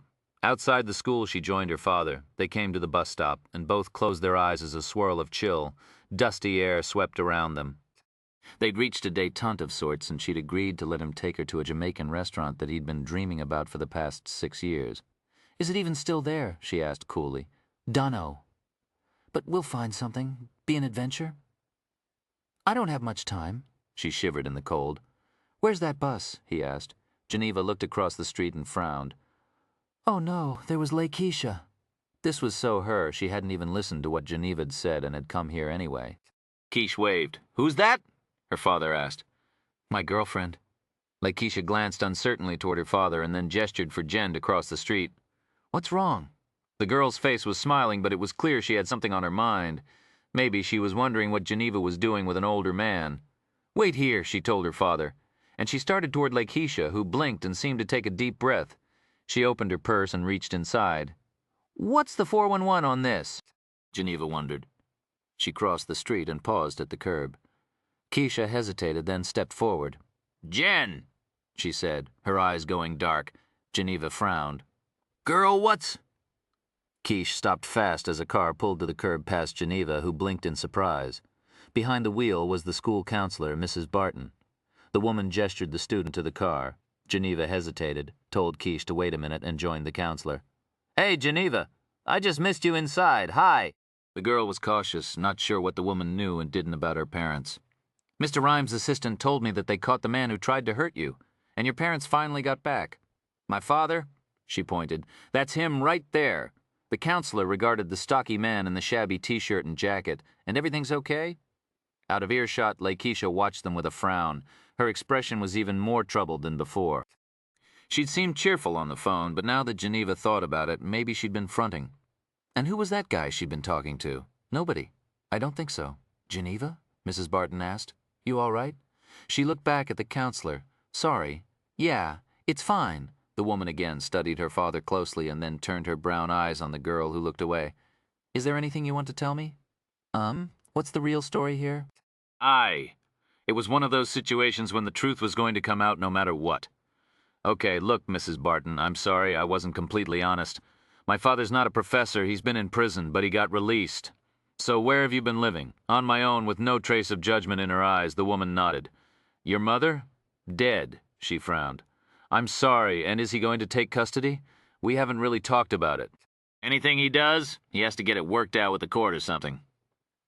She said this to buy time. Geneva had half-formulated a plan for her father to come back, technically take custody, but she'd continue to live on her own. For a few days, I'm going to stay with Mr. Rhyme and Amelia at their place. The woman looked once more at her father, who was offering a faint smile toward the pair. This is pretty unusual, Geneva said defiantly. I won't go into a foster home. I won't lose everything I've been working for. I'll run away. Whoa! Slow up. The counselor smiled. I don't think we need to make an issue of anything now. You've been through enough. We'll talk about it in a few days. Where are you going now? To Mr. Rhymes. I'll give you a ride. Geneva gestured her father over. The man ambled up to the car, and the girl introduced them. Nice to meet you, ma'am. And thanks for looking out for Geneva. Come on, get in. Geneva looked across the street. Quiche was still there. She shouted, I gotta go. I'll call you. She mimicked, holding a phone to her ear. Lakeisha nodded uncertainly, withdrew her hand from her purse. Geneva climbed into the back seat, behind her father. A glance through the back window at Keisha's grim face. Then Mrs. Barton pulled away from the curb, and her father started up with another ridiculous history lesson, rambling on and on. You know I did a piece once about the Collier brothers? Homer and Langley lived at 128th and 5th. They were recluses and the weirdest men ever lived. They were terrified of crime in Harlem and barricaded themselves in their apartment, set up booby traps, never threw a single thing out. One of them got crushed under a pile of newspapers he'd stacked up. When they died, police had to cart over 100 tons of trash out of their place. He asked, You ever hear about them? The counselor said she thought she had. No, Geneva replied. And thought, Asked me if I care. Lincoln Rhyme was directing Mel Cooper to organize the evidence that they'd collected from the bombing scene. In between reviewing some of the evidence analysis reports that had returned, a federal team, under Delray's direction, had tracked down John Earl Wilson, the man whose fingerprints were on the transistor radio bomb in Boyd's safe house. He'd been collared, and a couple of agents were going to bring him over to Rhymes for interrogation to shore up the case against Thompson Boyd. It was then that Bell's phone rang, he answered. Bell here. Luis, what's up? He cocked his head to listen. Luis. This would be Martinez, who had been tailing Geneva and her father on foot since they'd left Rhymes to go to Langston Hughes. They were convinced that Alonzo Jackson, was her father and no threat to the girl, and that the terrorist had been working alone. But that didn't mean Bell and Rhyme were going to let Geneva go anywhere in the immediate future without protection, but something was wrong. Rhyme could read it in Bell's eyes. The detective said to Cooper, We need a DMV check fast. He jotted a tag number on a post-it note, then hung up, handed the slip of paper to the CS tech. What's happening? Sachs asked. Geneva and her father were at the bus stop near the school. A car pulled up. They got inside. Luis wasn't expecting that and couldn't get across the street fast enough to stop them. Car? Who was driving? Heavy-set black woman. Way he described her. Sounds like it might have been that counselor, Barton. Nothing to worry about necessarily. Rhyme reflected maybe the woman just saw them at the bus stop and offered them a ride. Information from the DMV flickered over his screen. What do we have, Mel? Rhyme asked. Cooper squinted as he read. He typed some more. He looked up. eyes wide through his thick glasses. "A problem. We have a problem." Mrs. Barton was heading into South Central Harlem, moving slowly though the early evening traffic. She slowed as they drove past yet another real estate redevelopment project. Her father shook his head. "Look at all this." He nodded at the billboard. "Developers, banks, architects." A sour laugh. "Betcha there's not a single black person running any of them." Lame, Geneva thought. She wanted to tune him out, whining about the past. The counselor glanced at the site and shrugged. "You see that a lot around here?" She braked and turned down an alley between one of the old buildings being gutted and a deep excavation site.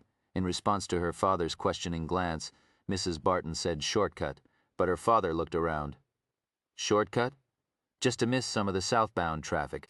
He looked again, squinted, then spat out. "Bullshit!"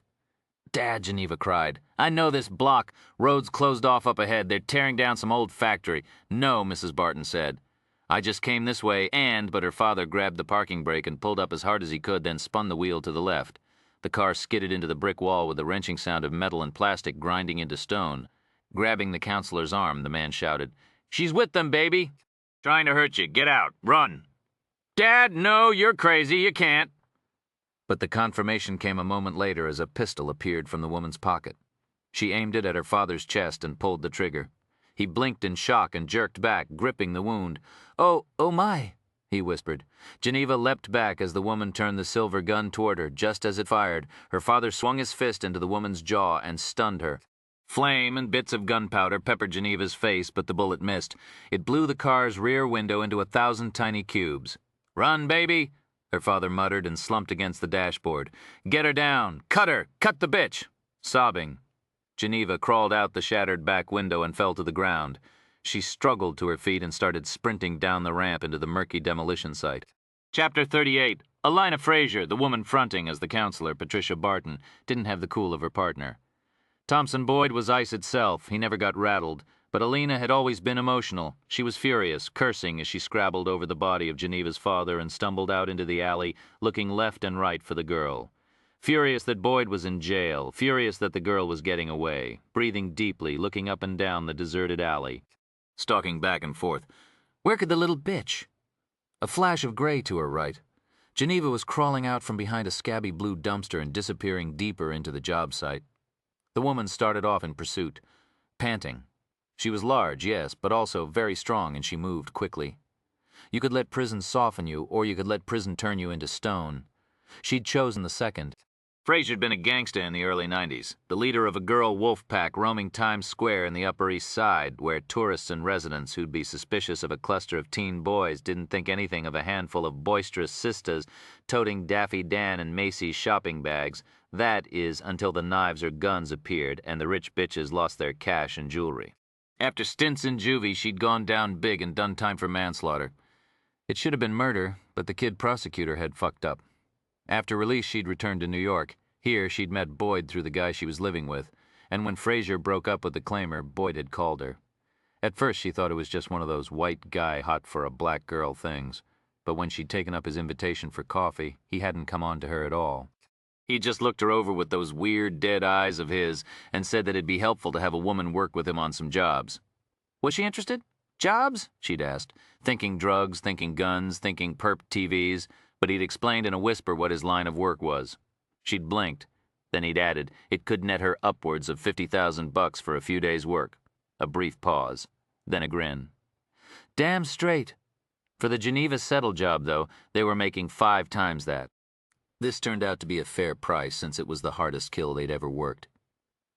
After the hit at the museum yesterday morning hadn't worked out, Boyd had called her and asked for her help, even offering an extra $50,000 if she killed the girl herself.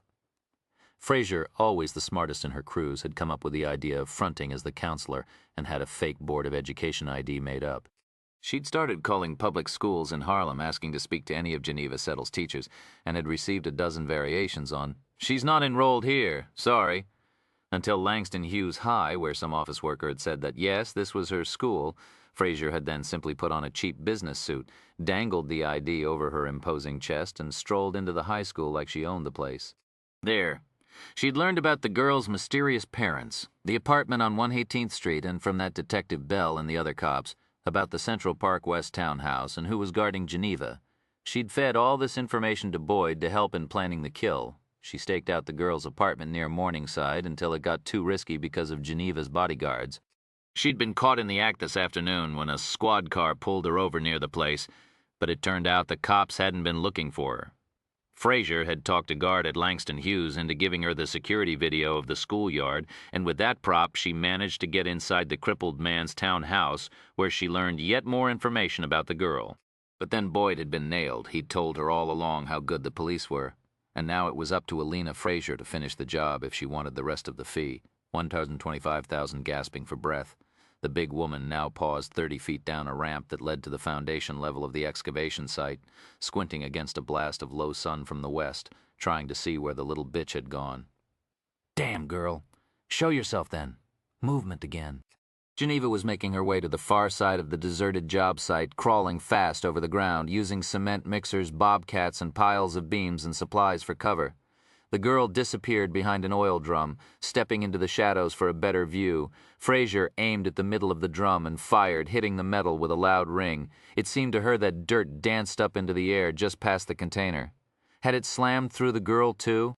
But no, she was up and moving fast to a low wall of rubble, brick, stone, pipes. Just as she vaulted it, Frazier fired again. The girl tumbled over the other side of the wall with a shrill scream.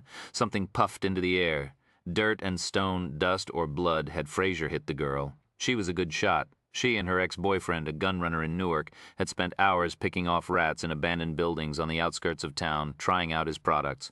She thought she'd been on the mark now. But she couldn't wait long to find out. People would have heard the gunshots. Some'd ignore them, sure. And some that'd think the workers were still on the job with heavy equipment. But at least one or two good citizens might be calling 911 just about now. Well, go see. She started slowly down the truck ramp, making sure she didn't fall. The incline was very steep. But then a car horn began blaring from the alley, behind and above her. It was coming from her car. Fuck, she thought angrily. The girl's father was still alive.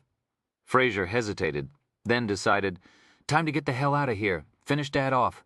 Geneva was probably hit and wouldn't survive long. But even if she wasn't wounded, Frazier could track her down later. There'd be plenty of opportunities. Fucking horn. It seemed louder than the gunshot and had to be attracting attention. Worse, it would cover up the sound of any approaching sirens. Frazier climbed to the street level up the dirt ramp, gasping from the effort. But as she got to the car, she frowned, seeing that it was empty. Geneva's father wasn't in the driver's seat, after all. A trail of blood led to a nearby alleyway, where his body lay. Frazier glanced inside her car. That's what happened. Before he'd crawled away, he'd pulled out the car's jack and wedged it against the horn panel on the steering wheel. Furious, Frazier yanked it away. The piercing sound stopped. She tossed the jack into the back seat and glanced at the man. Was he dead? Well, if not, he soon would be. She walked toward him, her gun at her side. Then she paused, frowning. How had a man as badly wounded as this poor motherfucker opened the trunk, unscrewed the jack, lugged it to the front seat, and rigged it against the wheel? Frazier started to look around and saw a blur to her. Right. Heard the whoosh of air as the tire iron swept down and crashed into her wrist, sending the gun flying and shooting a breathtaking jolt of pain through her body. The big woman screamed and dropped to her knees, lunging for the gun with her left hand just as she grabbed it. Geneva swung the iron again and caught the woman in the shoulder with a solid clonk. Frazier rolled to the ground, the gun sliding out of her reach. Blinded by the pain and the rage, the woman lunged and tackled the girl before she could swing the rod again. Geneva went down hard, the breath knocked out of her. The woman turned toward where the pistol lay, but choking and gasping. Geneva crawled forward, grabbed her right arm, and bit Frazier's shattered wrist. The pain that could be no worse rose like a shriek through her. Frazier swung her good fist into the girl's face and connected with her jaw. Geneva gave a cry and blinked tears as she rolled, helpless, onto her back. Frazier climbed unsteadily to her feet, cradling her bloody, broken wrist, and kicked the girl in the belly. The teenager began to retch. Standing unsteadily, Frazier looked for the gun, which was 10 feet away. Don't need it, don't want it, the tire iron do just fine. Seething with anger, she picked it up and started forward. She looked down at the girl with undiluted hate and lifted the metal rod above her head. Geneva cringed and covered her face with her hands. Then a voice from behind the big woman shouted, "No!" Frazier turned to see that red-headed policewoman from the crippled man's apartment walking slowly forward, her large automatic pistol held in both hands. Alina Frazier looked down at the revolver nearby. "I'd like the excuse," the policewoman said. "I really would." Fraser slumped, tossed the tire iron aside, and, feeling faint, dropped into a sitting position. She cradled her shattered hand. The cop moved close and kicked the pistol and tire iron away as Geneva rose to her feet and staggered toward a duo of medics who were running forward. The girl directed them toward her father, tears of pain in her eyes. Fraser demanded, "I need a doctor."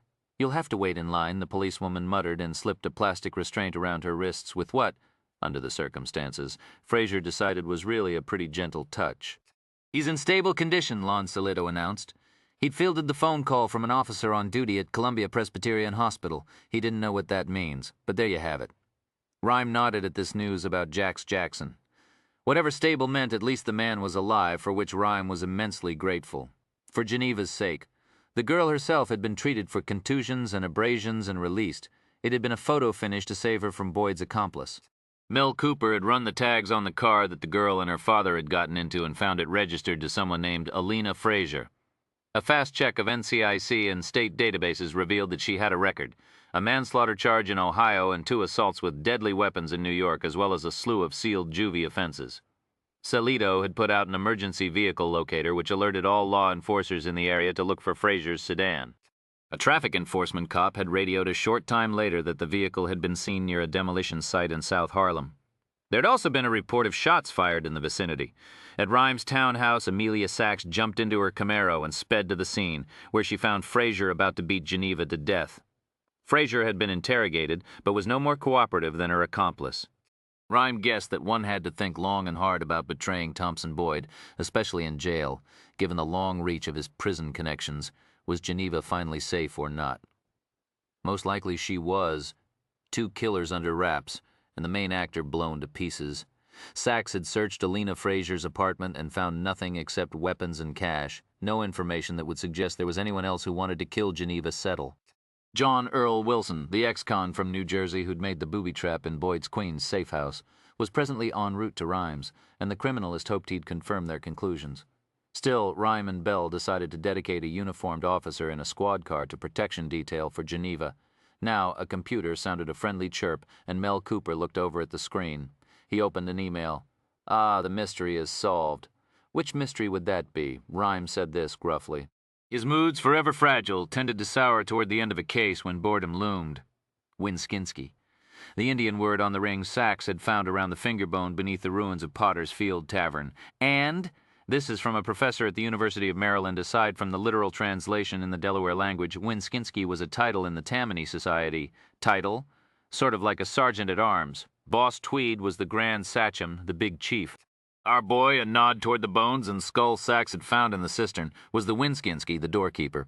Tammany Hall Rhyme nodded as he considered this, letting his mind wander back in time, past this case, into the smoky sepia world of 19th century New York.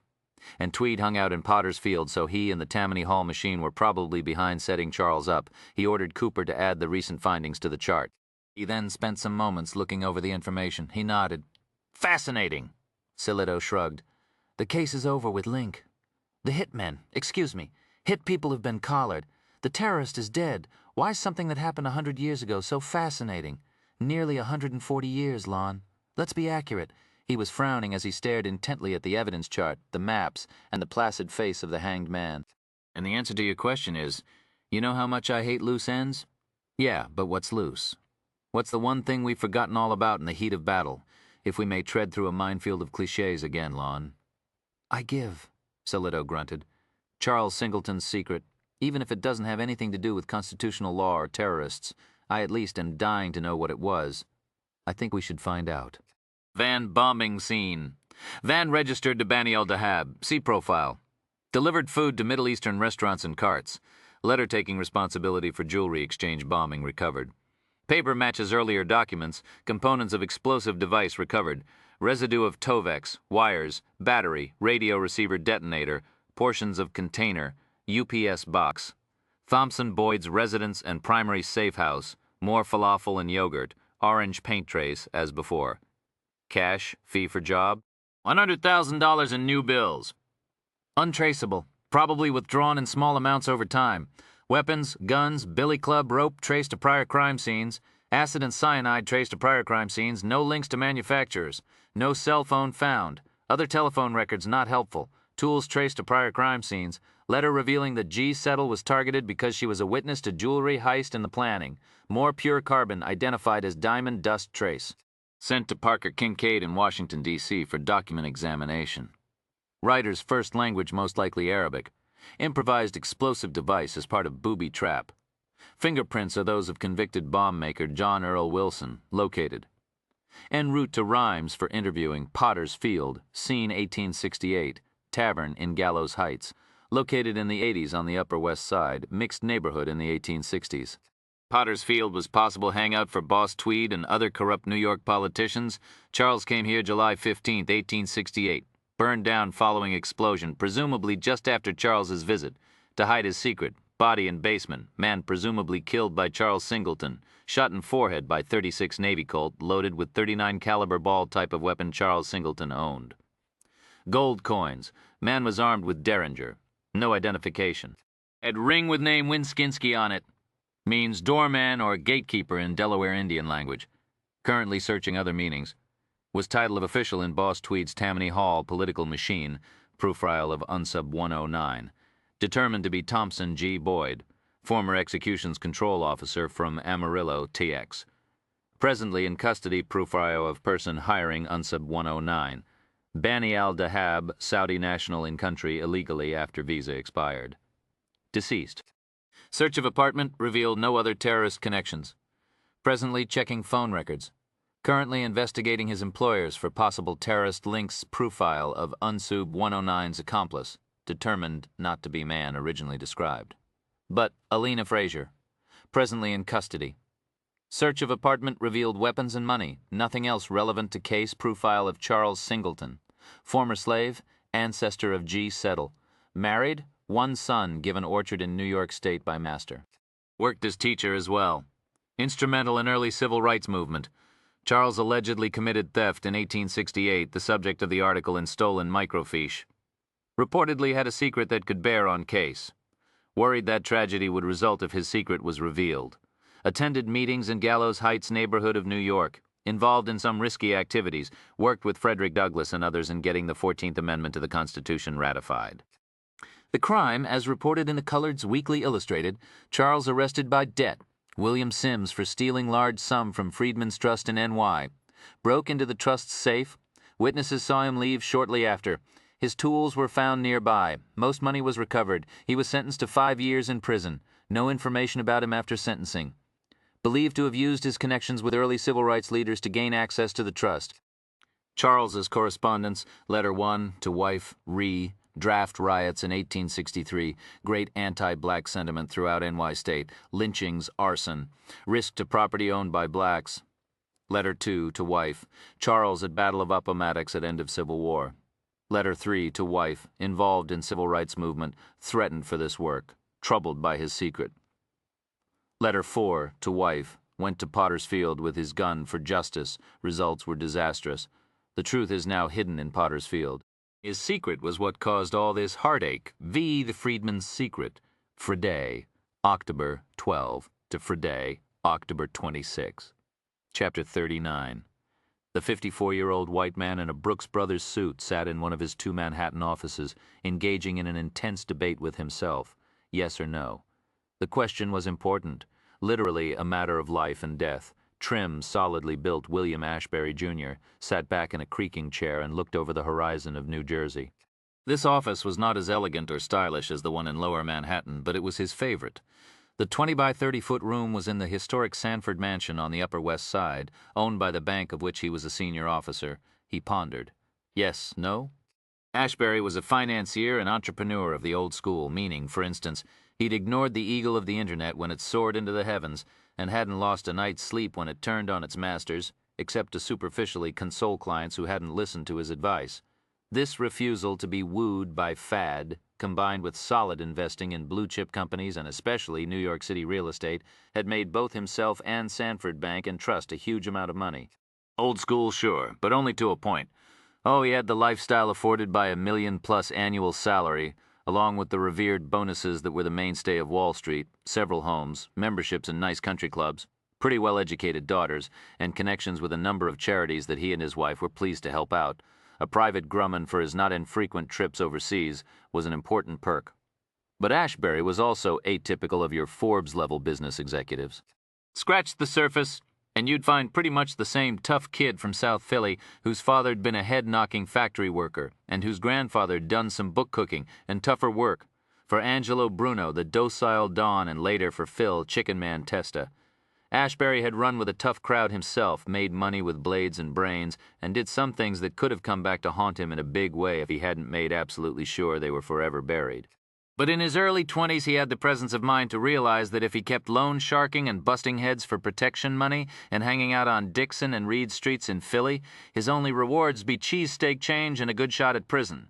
If he did more or less the same thing in the world of business and hanging out on Lower Broadway and the Upper West Side of Manhattan, he'd get fucking rich and have a good shot at Albany or Washington. He might even try to fill Frank Rizzo's shoes. Why not? So it was law school at night, a real estate license, and eventually a job at Sanford Bank. First on a cash drawer, then moving his way up through the ranks. The money did indeed start coming in. Slowly at first, then in a steady stream. He rose fast to be head of the bank's hottest division, the real estate operation, rolling over competitors, both within the bank and outside, with his bare-knuckle approach to business. Then he'd finagled the job as head of the Sanford Foundation, the philanthropic side of the bank, which was he'd learned the best way to make political connections. Another glance at the Jersey horizon, another moment of debate, rubbing his hand compulsively up and down his thigh, solid from his tennis sessions, jogging, golf, yachting, yes or no, life and death, calculating, one foot forever rooted on South Philly's 17th Street. Bill Ashbury played with the big boys. Men, for instance, like Thompson Boyd. Ashbury had gotten the killer's name from an arsonist who'd made the mistake of burning down one of Ashbury's commercial properties and got caught in the process some years ago. After Ashbury realized he had to kill Geneva Settle, he'd hired a private eye to track down the paroled burn man and had paid him $20,000 to put him in touch with a professional killer. The scruffy man, for God's sake, a mullet, had suggested Boyd. Ashbury had been impressed with the choice. Boyd was fucking scary, yes, but not in some over-the-top ballsy South Philly way. What was scary was that he was so calm, so flat, not a spark of emotion behind his eyes, never spitting out a single fuck or prick. The banker had explained what he needed, and they'd arranged for payment. $250,000, even that figure hadn't gotten a rise out of Boyd. He seemed more interested. You couldn't say excited about the prospect of killing a young girl, as if he'd never done that before. It looked for a time like Boyd would be successful and the girl would die, and all of Ashbury's problems would be over with. But then disaster. Boyd and his accomplice, that Fraser woman, were in jail. Hence the debate, yes, no. Should Ashbury kill Geneva Settle himself? With his typical approach to business, he considered the risks. Despite his zombie personality, Boyd had been as sharp as he was frightening. He knew the business of death, knew about investigating crimes too, and how you could use motive to point the police in the wrong direction. He'd come up with several phony motives to mislead the cops. First, an attempted rape which hadn't worked. The second was more subtle. He'd planted seeds where they'd be sure to grow nowadays, a terrorist connection. He and his accomplice had found some poor raghead who delivered Middle Eastern food to carts and restaurants near the Jewelry Exchange, the building that was across the street from where Geneva Settle was to be killed. Boyd located the restaurant he worked for and staked out the place. Learned which van was his. Boyd and his partner set up a series of clues to make it seem that the Arab loser was a terrorist planning a bombing and that he wanted Geneva dead because she'd seen him planning the attack. Boyd had gone to the trouble of stealing sheets of scrap office paper from the trash behind the exchange. He'd drawn a map on one sheet and on another written a note about the girl in Arabic-tinted English. An Arabic language website had been helpful there, to fool the cops. Boyd was going to leave these notes near crime scenes, but had worked out even better than that.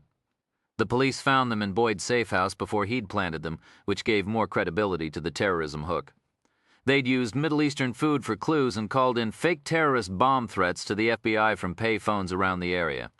Boyd hadn't planned to go any further with the charade than this. But then a goddamn policewoman, that Detective Sachs, showed up right here at the Foundation to dig through their archives. Ashbury still remembered how he'd struggled to stay calm, making small talk with the beautiful redhead and offering her the run of the stacks. He'd used all his willpower to keep from heading downstairs himself and casually asking her what she was looking into. But there was too great a chance that this would arouse suspicion. He'd agreed to let her take some materials, and when he looked over the log after she left, he didn't see anything too troubling. Still, her presence alone at the Foundation, and the fact she wanted to check out some materials, told the banker that the cops hadn't caught on to the terrorist motive. Ashbury had immediately called Boyd and told him to make the story more credible. The hitman had bought a working bomb from the arsonist who'd put Ashbury in touch with Boyd. He'd planted the device in the delivery van, along with a ranting letter to the Times about Zionists. Boyd was arrested just after that, but his partner, that black woman from Harlem, had detonated the bomb. And finally the police got the message: terrorism. And since the raghead was dead, they'd pulled back the protection on the girl. This gave Alina Frazier the chance to finish the job. But the police had outsmarted her too, and she'd been caught. The big question now was, did the police believe the threat to the girl was finally gone with the mastermind dead and the two professional killers arrested? He decided they might not be completely convinced, but their defenses would be lowered. So what was the level of risk if he went ahead? Minimal, he decided. Geneva Settle would die. Now he only needed an opportunity. Boyd had said she'd moved out of her apartment in West Harlem and was staying someplace else. The only connection Ashbury had was her school. He rose, left his office, and took the ornate elevator downstairs. Then walked to Broadway and found a phone kiosk. Always pay phones, never private landlines, and never ever mobile phones. Thank you, Thompson. He got a number from directory assistants and placed the call. Langston Hughes High, the woman answered. He glanced at the side of a nearby retail store delivery truck and said to the receptionist, "This is Detective Steve Macy with the police department. I need to speak to an administrator." A moment later he was put through to an assistant principal. "How can I help you?" the harried man asked. Ashbury could hear a dozen voices in the background. The businessman himself had detested every minute he'd spent in school. He identified himself again and added, "I'm following up on an incident that involved one of your students, Geneva Settle." "Oh, she was that witness, right?"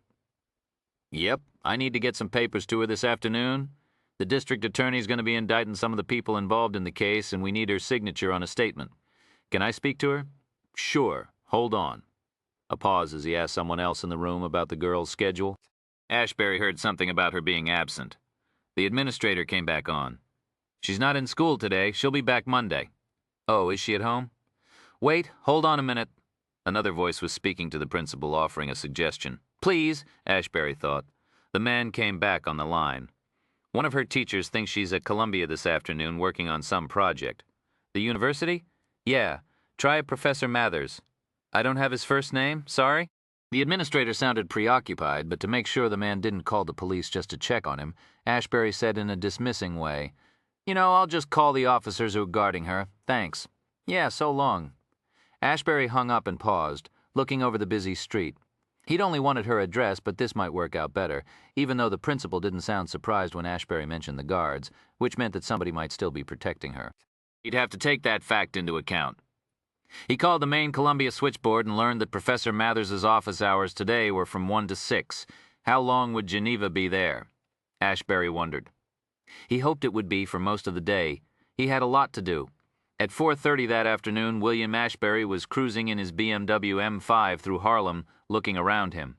He didn't think of the place in racial or cultural terms. He saw it as an opportunity.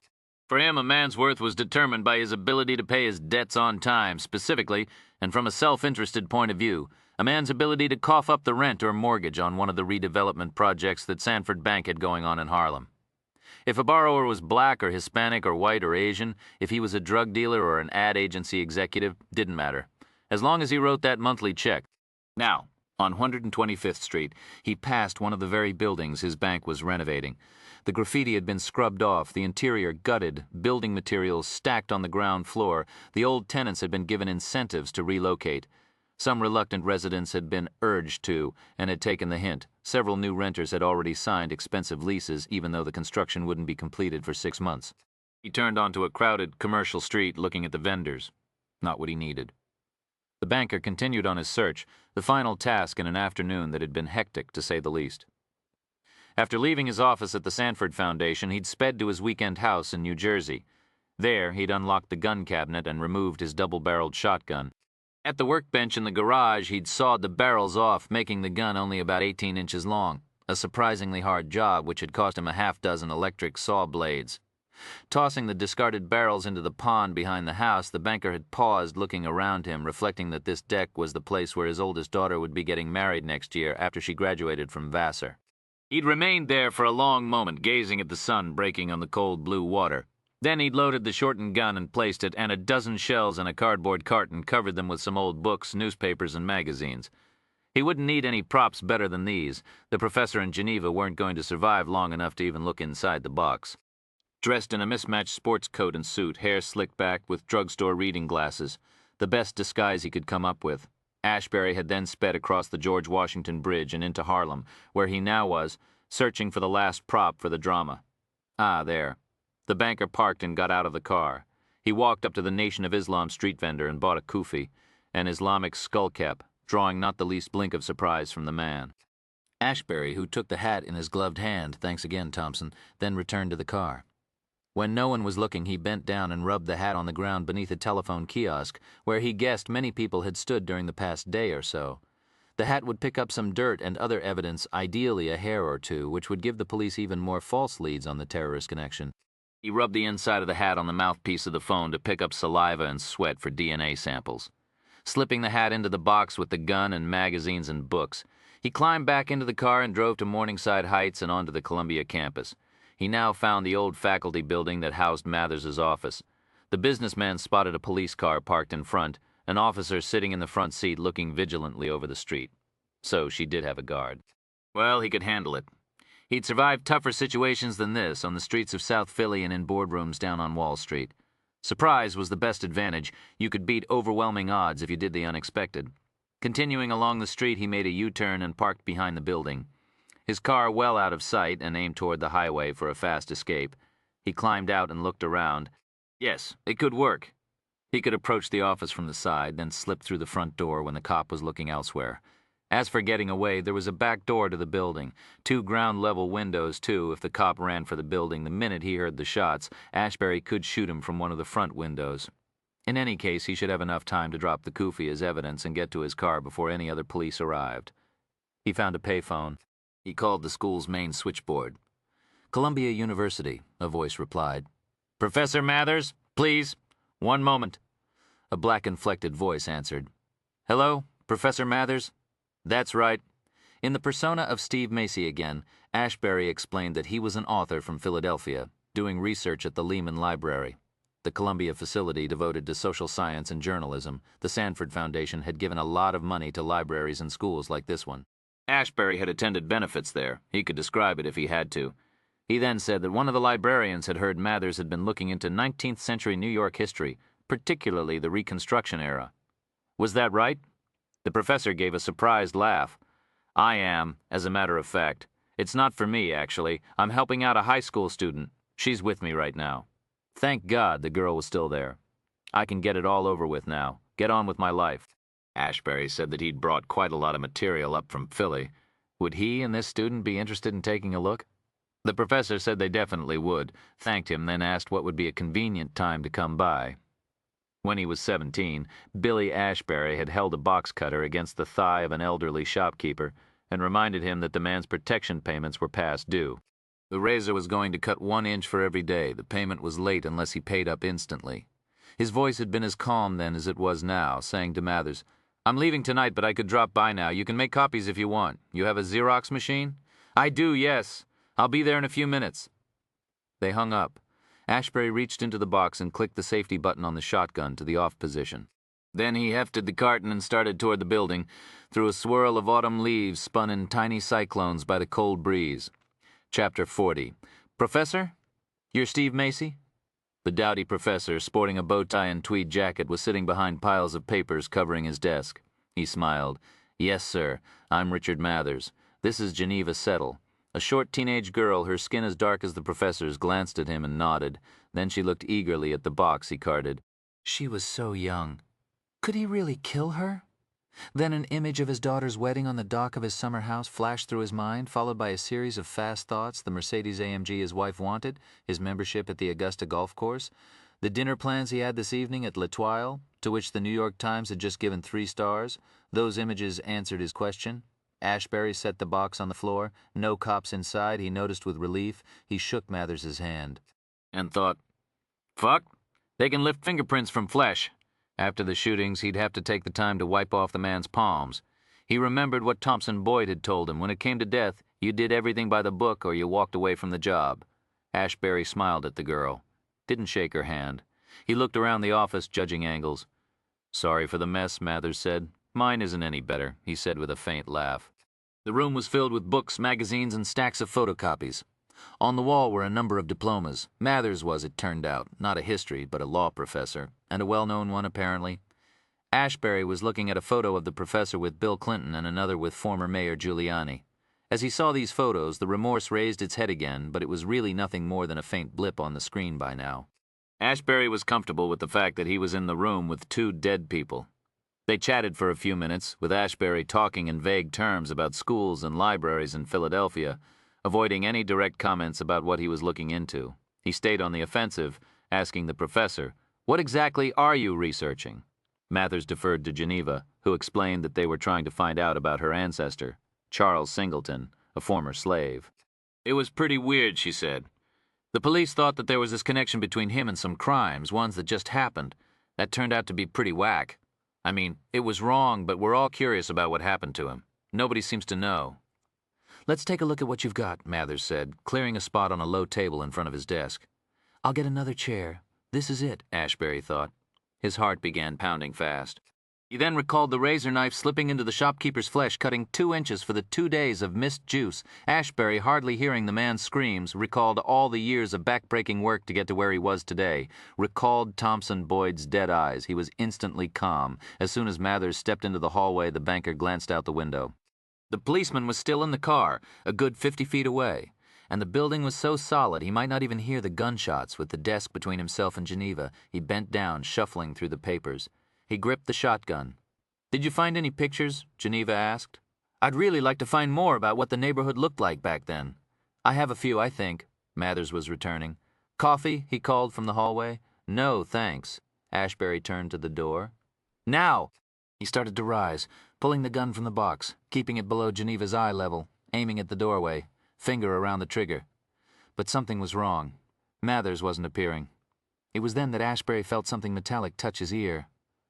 "William Ashbury, you're under arrest. I have a weapon." It was the girl's voice, though a very different sound, an adult voice. "Set that breakdown on the desk. Slow." Ashbury froze. "But—" "The shotgun? Set it down." The girl nudged his head with the pistol. "I'm a police officer, and I will use my firearm." "Oh, Lord, no, it was all a trap. Listen up, now. You do what she's telling you."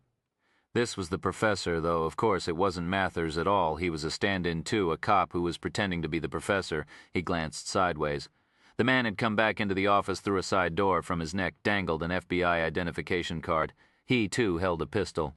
How the hell had they gotten onto him? Ashbury wondered in disgust. And Don moved that muzzle so much as skinny little millimeter.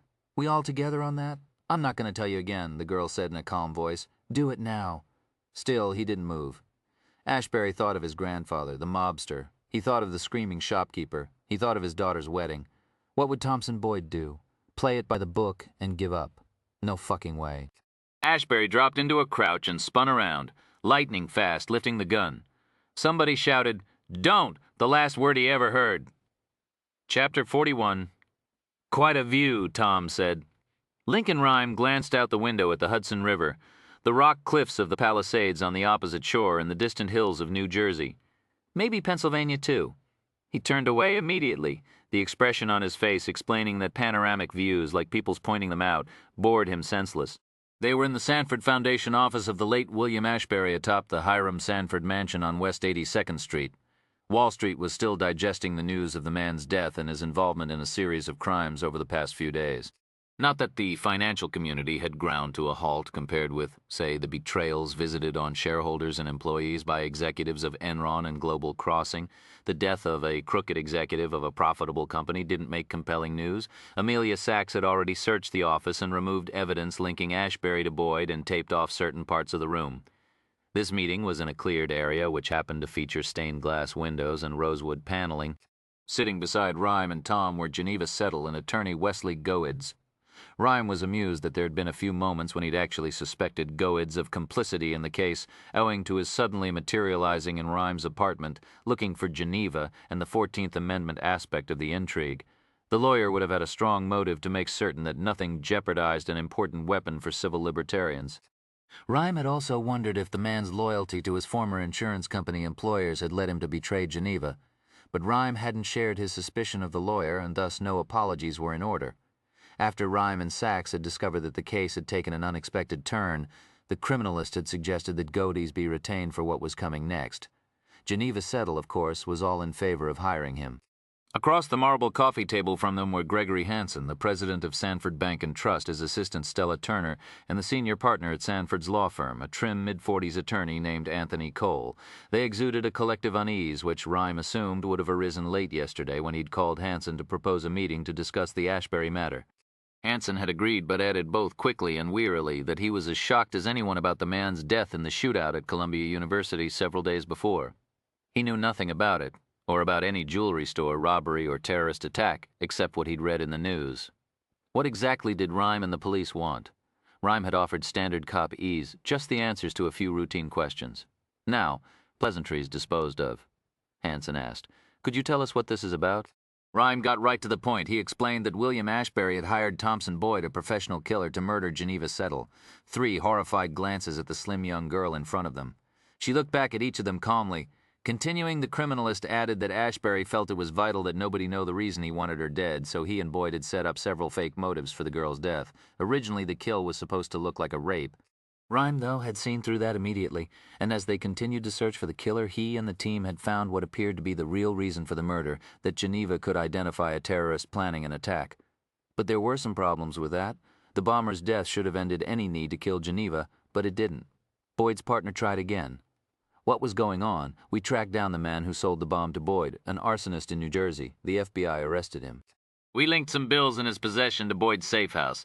That made him an accomplice to murder, and he copped a plea. He told us that he put Ashbury and Boyd together in this terrorist thing, though. The bank's lawyer said skeptically with a sour laugh. Bill Ashbury and terrorists at getting there? Rhyme said, equally sour. Maybe more so, he continued his explanation. The bomb maker's statement wasn't enough for a warrant to arrest Ashbury.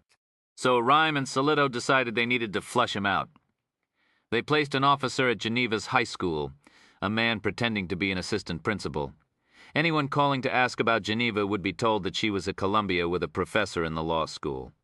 The real professor agreed to let them use not only his name, but his office as well. Fred Delray and Jonette Monroe, the undercover gangster girl from Geneva's high school, were more than happy to play the roles of the professor and student. They'd done a fast but thorough job setting up the sting, even having some fake Photoshop pictures made up of Delray with Bill Clinton and Rudy Giuliani to make sure Ashbury didn't tip to the scam and bolt.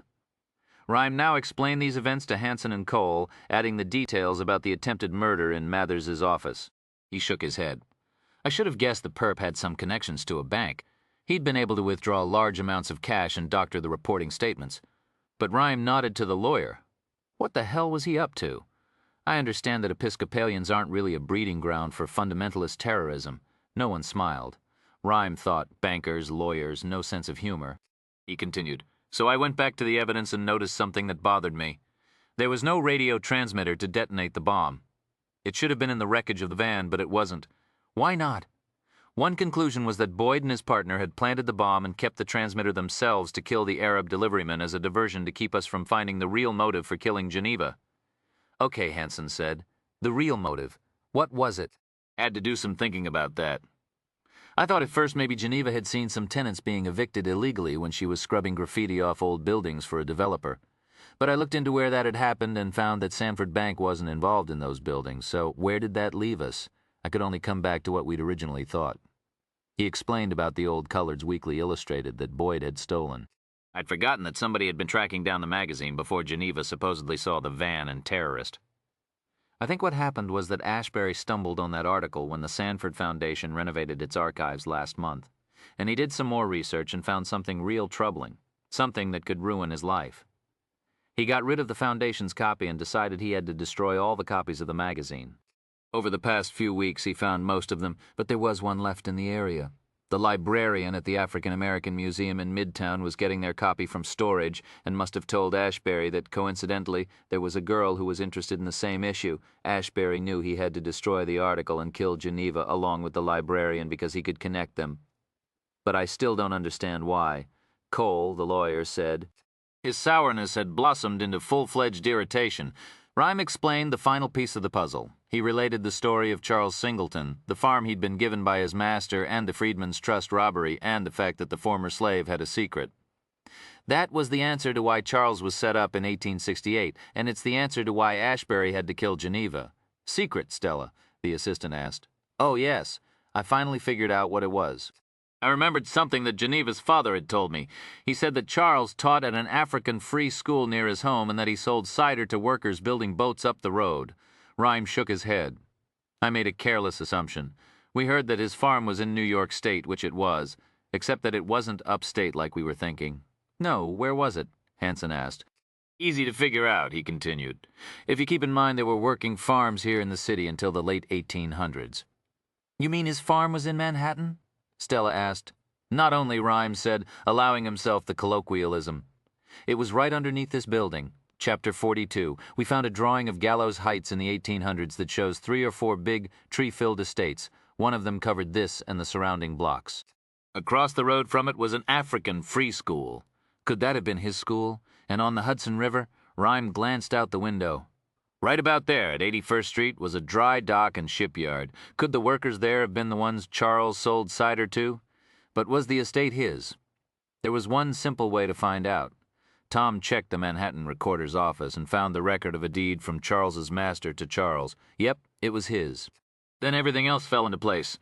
All the references we found to meetings in Gallows Heights with politicians and civil rights leaders. It was Charles's house they were meeting in. That was his secret, that he owned 15 acres of prime land in Manhattan. But why was it a secret? Hanson asked. Oh, he didn't dare tell anyone he was the owner. He wanted to, of course. That's what he was so tormented about. He was proud that he owned a big farm in the city. He believed he could be a model for other former slaves, show them that they could be treated as whole men, respected, that they could own land and work it, be members of the community, but he'd seen draft riots, the lynchings of blacks, the arson, so he and his wife pretended to be caretakers. He was afraid that somebody would find out that a former slave owned a large plot of choice property and destroy it, or, more likely, steal it from him, which, Geneva said, is exactly what happened. Rhyme continued. When Charles was convicted, all his property was confiscated, including the farm, and sold.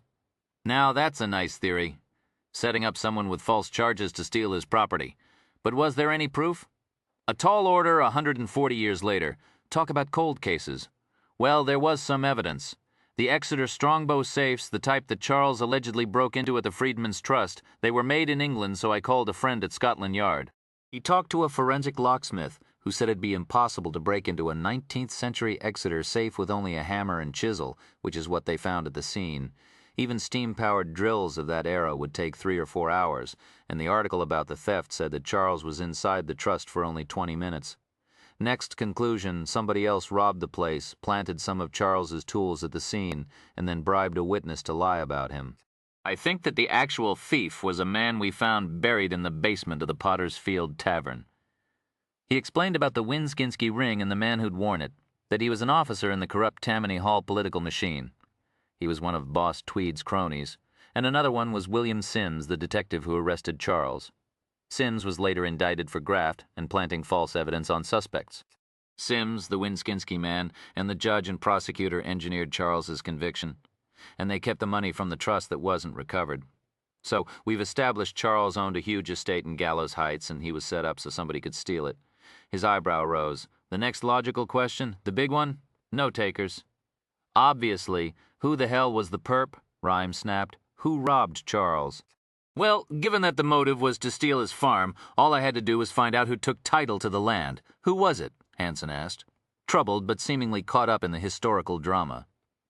The assistant smoothed her skirt and suggested, Boss Tweed? No, it was a colleague of his, a man who was seen regularly at the Potter's Field Tavern, along with some of the other notorious figures back then. Jim Fisk, Jay Gould, and Detective Sims, a glance at each of the people across the table. His name was Hiram Sanford. The woman blinked. After a moment. She said, the founder of our bank. The one and only. This is ridiculous, said Cole, the attorney. How could he do that? He was one of the pillars of New York society. Just like William Ashbury, the criminalist asked, sarcastically. The business world wasn't really any different then than it is now. Lots of financial speculation. One of Charles's letters quoted the New York Tribune referring to the bursting bubbles on Wall Street. Railroads were the internet companies of the 1800s. Their stocks were overvalued and crashed. Sanford probably lost his fortune when that happened, and Tweed agreed to bail him out. But being Tweed, he naturally wanted to use somebody else's money to do it. So the two of them set up Charles. and Sanford bought the orchard at a rigged auction for a fraction of its value. He tore down Charles's house and built his mansion on it, where we're sitting right now, a nod out the window toward the blocks nearby. And then he and his heirs developed the land, or sold it off little by little. Didn't Charles claim he was innocent? Tell them what happened, Hanson asked. Rhyme scoffed. A former slave against the anti-black Tammany Hall Democratic machine. How successful would that have been? Besides, he'd killed the man in the tavern, so he was a murderer, the attorney Cole pointed out quickly. Of course not, Rhyme snapped. He needed the Winskinsky man alive to prove his innocence. The death was self-defense, but Charles had no choice but to hide the body and cover up the shooting. If they'd found out, he'd be hanged. Hanson shook his head. Only there's one thing that doesn't make any sense. Why would what Hiram Sanford did way back then affect Bill Ashbury? Granted, it's bad PR, a bank founder stealing a former slave's property. That'd be an ugly 10 minutes on the nightly news. But frankly, there are spin doctors who can handle that sort of thing. It's not worth killing somebody for. Ah. Rhyme nodded. Very good question. We've done a little research. Ashbury was in charge of your real estate division, right? That's right. And if it were to go under, he'd lose his job and most of his fortune. I suppose so, but why would it go under? It's our most profitable unit. Rhyme looked at Wesley Goad. You're up? The lawyer glanced briefly at the people across the table, then down again. The man simply could not hold eye contact, nor was he given to Rhyme's pointed explanations and occasional digressions. He said simply, We're here to inform you that Ms. Settle intends to file a lawsuit against your bank seeking restitution for her loss. Hanson frowned and looked at Cole, who gave them a sympathetic look. On the facts that you've given me, making a tortious claim against the bank for infliction of emotional distress probably wouldn't get very far. See, the problem is that Mr. Ashbury was acting on his own, not as a bank officer. We're not responsible for his actions. A glance toward Goedes, which may or may not have been condescending. As your fine counsel here will tell you, Hanson added quickly to Geneva, but we're very sympathetic to what you went through. Stella Turner nodded. They seemed to mean this sincerely. We'll make it up to you, he offered a smile. I think you'll find we can be pretty generous. His lawyer added what he had to. Within reason. Rhyme regarded the bank president closely. Gregory Hanson seemed nice enough, boyishly 50s, an easy smile. Probably one of those natural-born businessmen, the sort who was a decent boss and family man, did his job competently, worked long hours for the shareholders, flew coach on the company dime, remembered his employees' birthdays. The criminalist almost felt bad about what was coming next. Wesley Goades, however, exhibited no remorse whatsoever as he said, Mr. Hanson, the loss we're talking about isn't your corporate officer's attempted murder of Ms. Settle, which is how we phrase the act, not emotional distress. No, her suit is on behalf of Charles Singleton's heirs to recover the property stolen by Hiram Sanford as well as monetary damages. Wait, the president whispered, giving a faint laugh. Damages equal to the rents and profits that your bank has made from that property from the date the court transferred title. He consulted a piece of paper. That'd be August 4, 1868. The money will be placed in a trust for the benefit of all of Mr. Singleton's descendants, with distribution to be supervised by the court. We don't have the actual figure yet. Finally, Goedes looked up and held Hanson's eye, but we're ballparking it conservatively at around $970 million. Chapter 43. That's what William Ashbury was willing to kill for, Rhyme explained, to keep the theft of Charles's property a secret. If anybody found out and his heirs made a claim, it would be the end of the real estate division, and might even drive the entire Sanford Bank into bankruptcy. Oh, well, now this is absurd. The lawyer across the table from them blustered. The two legal opponents were equally tall and skinny, though Cole had a better tan. Rhyme suspected that Wesley Goedes didn't get out on tennis courts or golf courses very often. Look around you. The blocks are developed. Every square inch is built on. We have no claim to the construction, Goedes said. As if this were clear. We only want title to the land and the rents that have been paid with respect to it. For 140 years? It's not our problem that that's when Sanford robbed Charles, but most of the land's been sold off, Hanson said. The bank only owns the 2 apartment buildings on this block and this mansion. Well, naturally, we'll be instituting an accounting action to trace the proceeds of the property your bank illegally sold.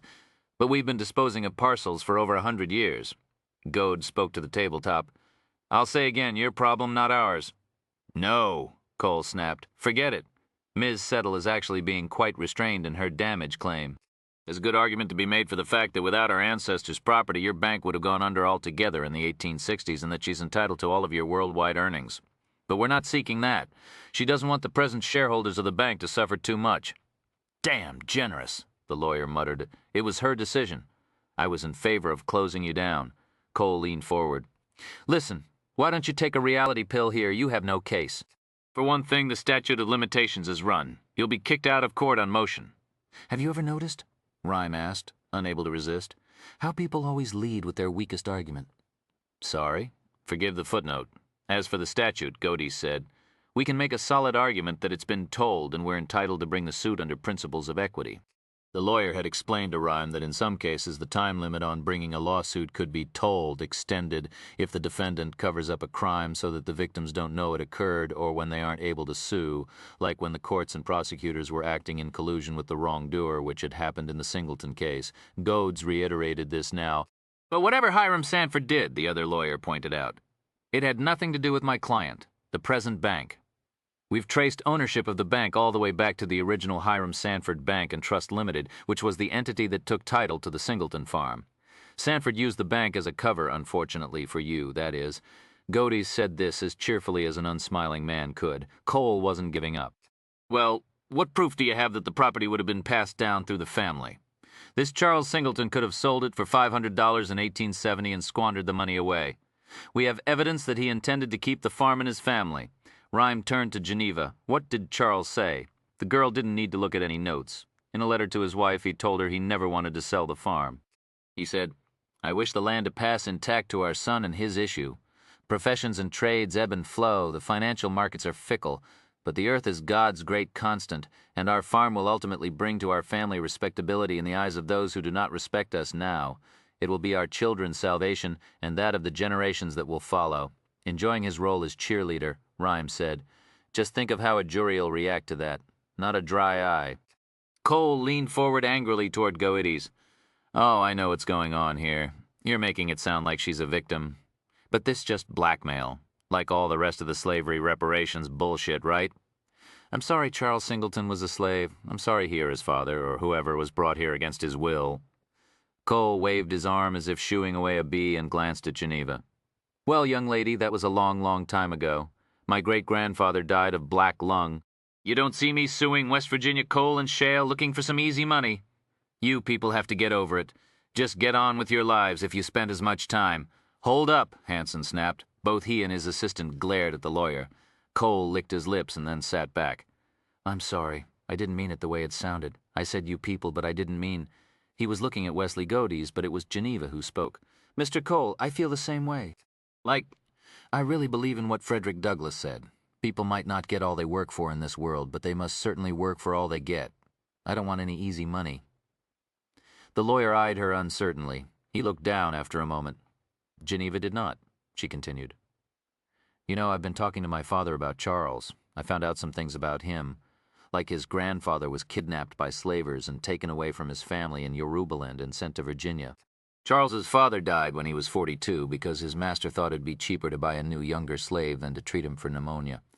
I found out that Charles's mother was sold to a plantation in Georgia when Charles was 12 and he never saw her again. But, you know what? She asked calmly.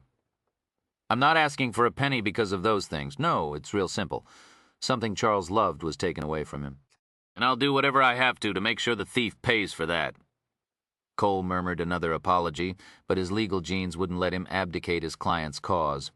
He glanced at Hanson, then continued, I appreciate what you're saying and will offer a settlement based on Mr. Ashbury's actions. But as for the claim to the property, we can't go there. We don't even know that you have legal standing to bring the suit. What proof do you have that you're really Charles Singleton's descendant? Lincoln Rhyme eased his finger across the touchpad and steered his chair imposingly close to the table. Isn't it about time somebody here asked why I tagged along? Silence.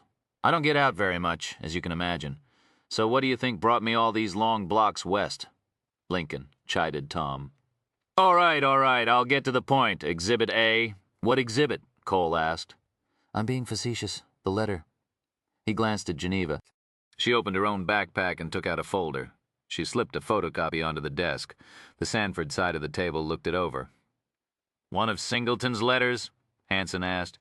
Nice handwriting, Rhyme observed. That was important back then, not like nowadays all this typing and careless jotting. All right, sorry, no more digressions. Here's the point. I had a colleague, fellow named Parker Kincaid, down in D.C. Compare that handwriting to all the existing samples of Charles Singleton's exemplars, including legal documents and archives down in Virginia. Parker's former FBI. He's the handwriting expert the experts go to when they have a questioned document. He's executed an affidavit stating that this is identical to the known samples of Singleton's handwriting. Okay, Cole conceded. it's his letter. So, Geneva, Rhyme said, what does Charles say? She nodded at the letter and recited again from memory. And yet the source of my tears, the stains you see on this paper, my darling, are not from pain but from regret for the misery I have visited upon us. The original letter contains several stains, Rhyme explained. We analyzed them and found lysozyme, lipocalin, and lactoferrin proteins, if you're interested, and assorted enzymes, lipids, and metabolites. Those, and water, of course, make up human tears.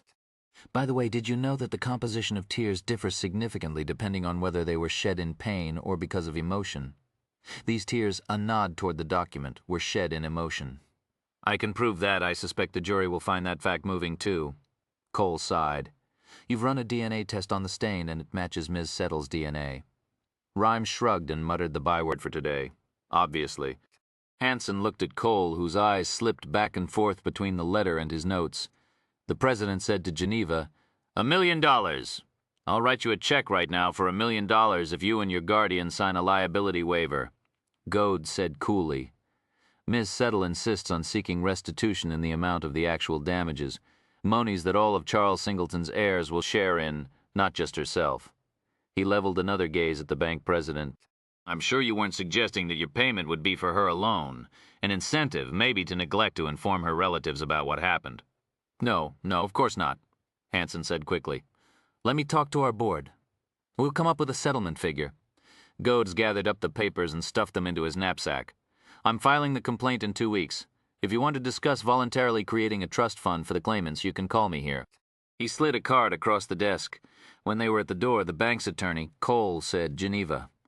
Wait, please, look, I'm sorry about what I said before. Truly, it was inappropriate. I honestly feel bad for what happened to you and to your ancestor, and I do have your interest in mind here.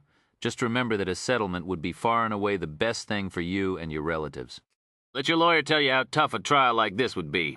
How long it could take. How expensive. He smiled. Trust me, we are on your side here. Geneva looked him over. Her reply was, the battles are the same as they've always been.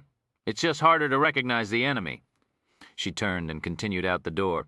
The attorney clearly had no idea what she meant, which Rhyme supposed more or less proved her point. Chapter 44. Early Wednesday, the autumn air, cold and clear as fresh ice. Geneva had just visited her father at Columbia Presbyterian Hospital and was on her way to Langston Hughes High. She'd finished the paper on Home to Harlem. It turned out not to be such a bad book, though she'd still rather have written about Octavia Butler. Damn, that woman could write, and she was pretty pleased with her report. What was especially fat, though, was that Geneva had written it on a word processor, one of the Toshibas in Mr. Rhyme's lab, which Tom had showed her how to use. At school, the few computers that worked were so overbooked that you couldn't get more than 15 minutes of time on one, let alone use it to write a whole paper, and to find facts or research, all she had to do was minimize WordPerfect and call up the internet. A miracle. What would have otherwise taken her 2 days to write? She finished in mere hours. Crossing the street, she aimed for the shortcut through the schoolyard of PS 288 Elementary School, which took a few minutes off the trip from the 8th Avenue train station to Langston Hughes. The chain-link fence around the schoolyard cast a gridded shadow on the bleached gray asphalt. The slim girl slipped easily through the gap in the gate, which had long ago been wedged open wide enough for a teenage boy and a basketball to pass through. The hour was early, the yard deserted. She was 10 feet across the grounds when she heard a voice calling from the other side of the fence. "Girlfriend, yo!" She stopped. Lakeisha stood on the sidewalk, decked out in tight green stretch pants, a long orange blouse taut over her boobs, book bag dangling, bling and braids glistening in the sun. Her face had the same somber expression as when Genevia'd seen her last week, when that whack bitch Frazier tried to kill her and her father. "Hey, girl, where have you been?" Quiche looked doubtfully at the gap in the chain link. She'd never fit. "S'mon here. Meet me at school. Naw. Want to talk just us?" Geneva debated. Her friend's face told her this was important. She slipped out through the gate and walked up to the big girl. They fell into a slow walk side by side. "Where have you been, Quiche?" Geneva frowned. You cut class? Ain't feeling good? Monthlies? Naw, not that. My mom sent a note. Lakeisha looked around. Who that old dude you with the other day? She opened her mouth to lie and instead said, My father. No. Word, Geneva said. He be living in Chicago or something, you tellin' me. My mom's lied. He was in the system. He got released a couple months ago, came to find me. Where he at now? In the hospital? He got hurt. He down? Yeah, he'll be okay. And him and you fat? Maybe. Hardly know him. Damn, him showing up. Must have been freaky. You got that right, girl. Finally, the big girl slowed, then stopped. Geneva looked at her friend's evasive eyes and watched her hand disappearing into her purse, gripping something inside, a hesitation. What? Geneva asked. Here, the girl whispered fast, lifting her hand and thrusting it forward. In her fingers, which ended in black and white checkered acrylic nails, was a silver necklace, a heart on the end of a chain. That's Geneva began. What you give me last month, my birthday. You're giving it back. I can't keep it, Jen. You be needin' Benjamins anyway. You can hock it. Don't be whack, girl. Not like it came from Tiffany's. Tears were welling in the big girl's eyes, the prettiest part of her face. Her hand lowered. I be movin' next week. Moving? Where? BK, Brooklyn, your whole family? The twins? They ain't goin'. None of the family be goin'. The girl's eyes swept the sidewalk. What's this all about, Quiche? Aim'a tell you something that happened. I'm not in the mood for drama, girl, Geneva snapped. What are you talking about? Kevin Lakeisha continued in a soft voice. Kevin Cheney? Quiche nodded. I'm sorry, girl. Me and him, we in love. He got this place he moving to. I'm a go with him. Geneva's silent for a moment. Then, was he the one you were talking to when I called last week? She nodded. Listen, I didn't want it to happen, but it just did. You gotta understand, we got this thing, him and me. It ain't like nothing I never felt. I know you want to be with him. You talking about him all the time, looking him over every day. You're so happy that time he walk you home. I know all that, and still I done move in on you. Oh, girl, I've been worried steady, thinking about telling you. Geneva felt a chill in her soul, but it had nothing to do with her crush on Kevin, which had vanished the instant he showed his true self in math class. She asked, You're pregnant, aren't you? Wasn't feeling good. Quiche lowered her head and stared at the dangling necklace. Geneva closed her eyes for a moment. Then she asked, How far down? 2 months. Hook yourself up with a doctor. We'll go to the clinic, you and me. I'll. Her friend frowned. Why I do that? It ain't like I laid no baby on him. He say he use protection if I say so, but he really want to have a baby with me. He say it be like part of both of us. It was a line, Quiche. He's working you. Her friend glared. Oh, that cold. No, that's word, girl. He's been fronting. He's working some angle. Geneva wondered what he wanted from her. It wouldn't be grades, not in Quiche's case. Probably money. Everybody in school knew she worked hard at her 2 jobs and saved what she earned. Her parents had income, too. Her mom's worked for the Postal Service for years, and her father had a job at CBS and another 1 nights at the Sheraton Hotel. Her brother worked as well. Kevin'd have an eye on the whole family's Benjamins. You loan him any money? Geneva asked. Her friend looked down, said nothing. Meaning, yes? We had a deal, you and me. We were going to graduate, go to college. Lakeisha wiped tears from her round face with her round hand. Oh, Jen, you a trip. What planet you be living on? We talk you and me 'bout college and fancy jobs, but me. It just talk you write yo papers like they nothing, and take yo tests and you be number 1 at everything. You know I ain't like that. You were going to be the successful one with your business, remember, girl? I'll be a poor professor somewhere eating tuna out of a can and having Cheerios for dinner. You're the one going to kick ass. What about your store, your TV show, your club? Quiche shook her head, her braids dangling. Shit, girl, that's just claiming. I ain't going nowhere. Best I can hope for is what I doin' now, serving up salads and burgers at TGI, Fridays, or doing braids and extensions till they go out of style, which you ask me'll be all of 6 months. Geneva gave a weak smile. We always said fro's be coming back in. Keisha laughed. Word. All you need them is a pick and spray. Ain't no need no fresh artist like me. She twined her own blonde extensions around her finger, then lowered her hands, her smile fading. By myself, I'll end up a played-out old bag. Only way I'ma get over is with a man. Now who's talking trash 'bout herself, girl? Kevin's been feeding you crap. You never used to talk this way. He take care of me, he be looking steady for work. And he promised he help me take care of the baby. He different. He not like them other boys he hang with. Yes, he is. You can't give up, Quiche. Don't do it. Stay in school at least. You really want a baby, fine, but stay in school. You can. You ain't my mom's girl, Quiche snapped. I know what I'm about. Anger flashed in the girl's eyes, all the more heartbreaking because it was the very same fury that had filled the girl's round face when she stepped up to protect Geneva from the Delano or St. Nicholas Project girls moving on her in the street. Get her down, cut her, cut the bitch. Then Quiche added softly, "What it is, girl," he's saying. "I can't hang with you no more." "You can't. Kevin say you treat him bad at school. Treated him bad?" A cold laugh. "He wanted me to help him cheat." I said no. I told him it was fucked up. What he was saying, me and you being so tight and everything, but he wouldn't listen. He say, "I can't see you none, so you're choosing him," Geneva said. "I ain't got no choice." The big girl looked down. "I can't take no present from you." "Here," she thrust the necklace into Geneva's hand and released it fast, as if she were letting go of a hot pan. It fell to the filthy sidewalk. "Don't do it, Quiche. Please." Geneva reached for the girl, but her fingers closed on nothing but cool air. Chapter 45. 10 days after the meeting with Sanford Bank President Gregory Hansen and his lawyer.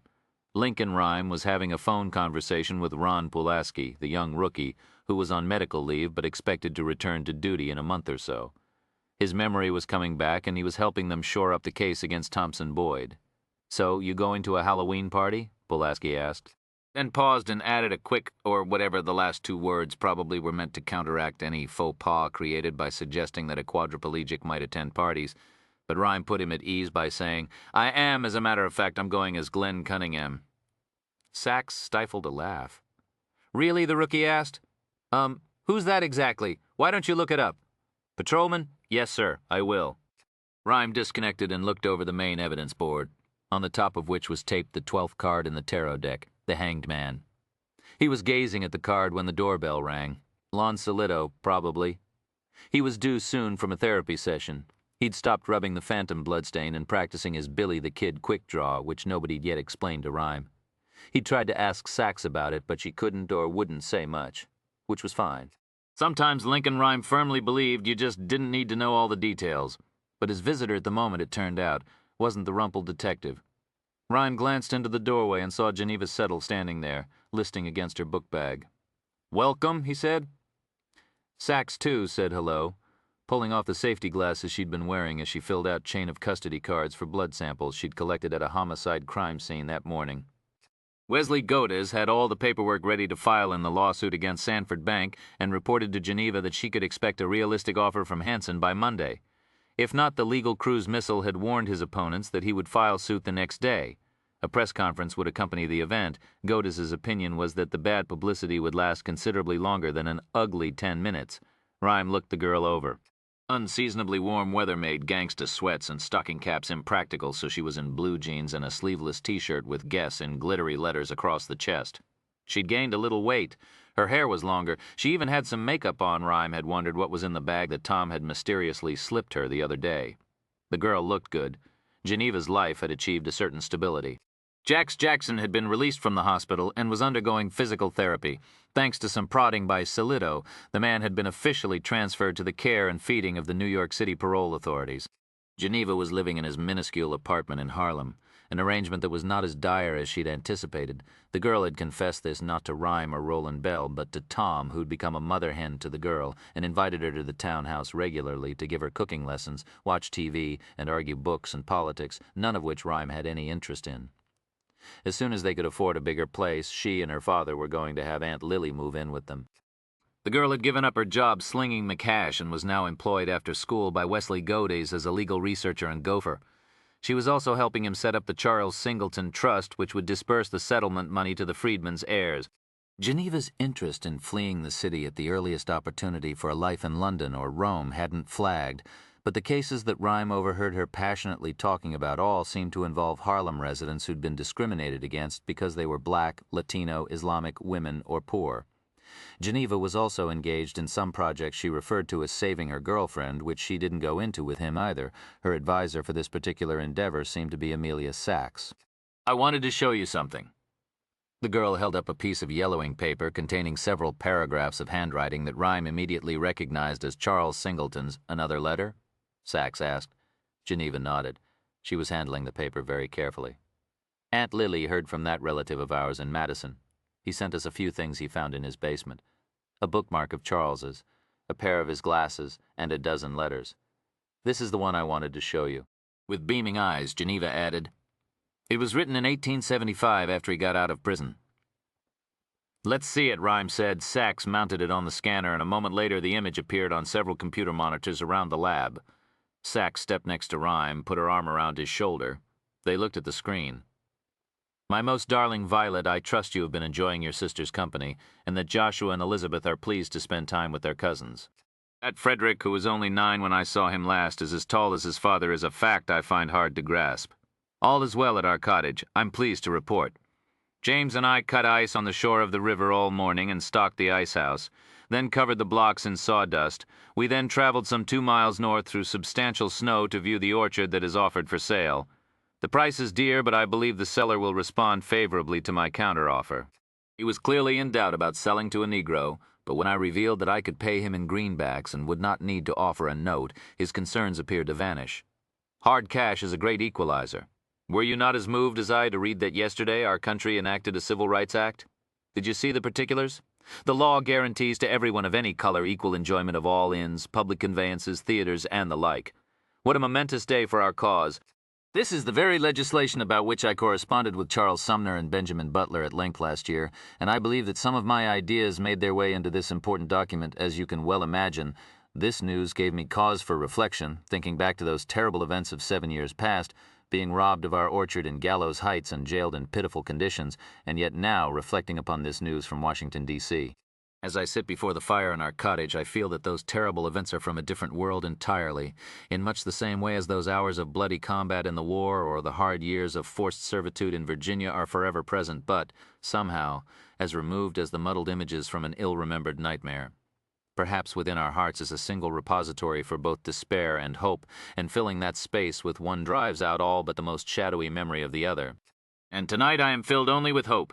You will recall that for years I vowed that I would do whatever I might to cast off the stigma of being regarded as a 3/5 man.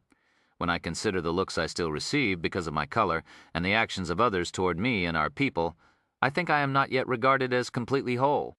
But I would venture to say that we have progressed to the point where I'm viewed as a 9/10 man." James laughed heartily when I told him this over supper tonight, "and I continue to have faith that we will come to be seen as whole within our lifetimes, or in Joshua's and Elizabeth's at least. Now, my dearest, I must say good night to you, and prepare a lesson for my students tomorrow. Sweet dreams to you and our children, my darling. I live for your return."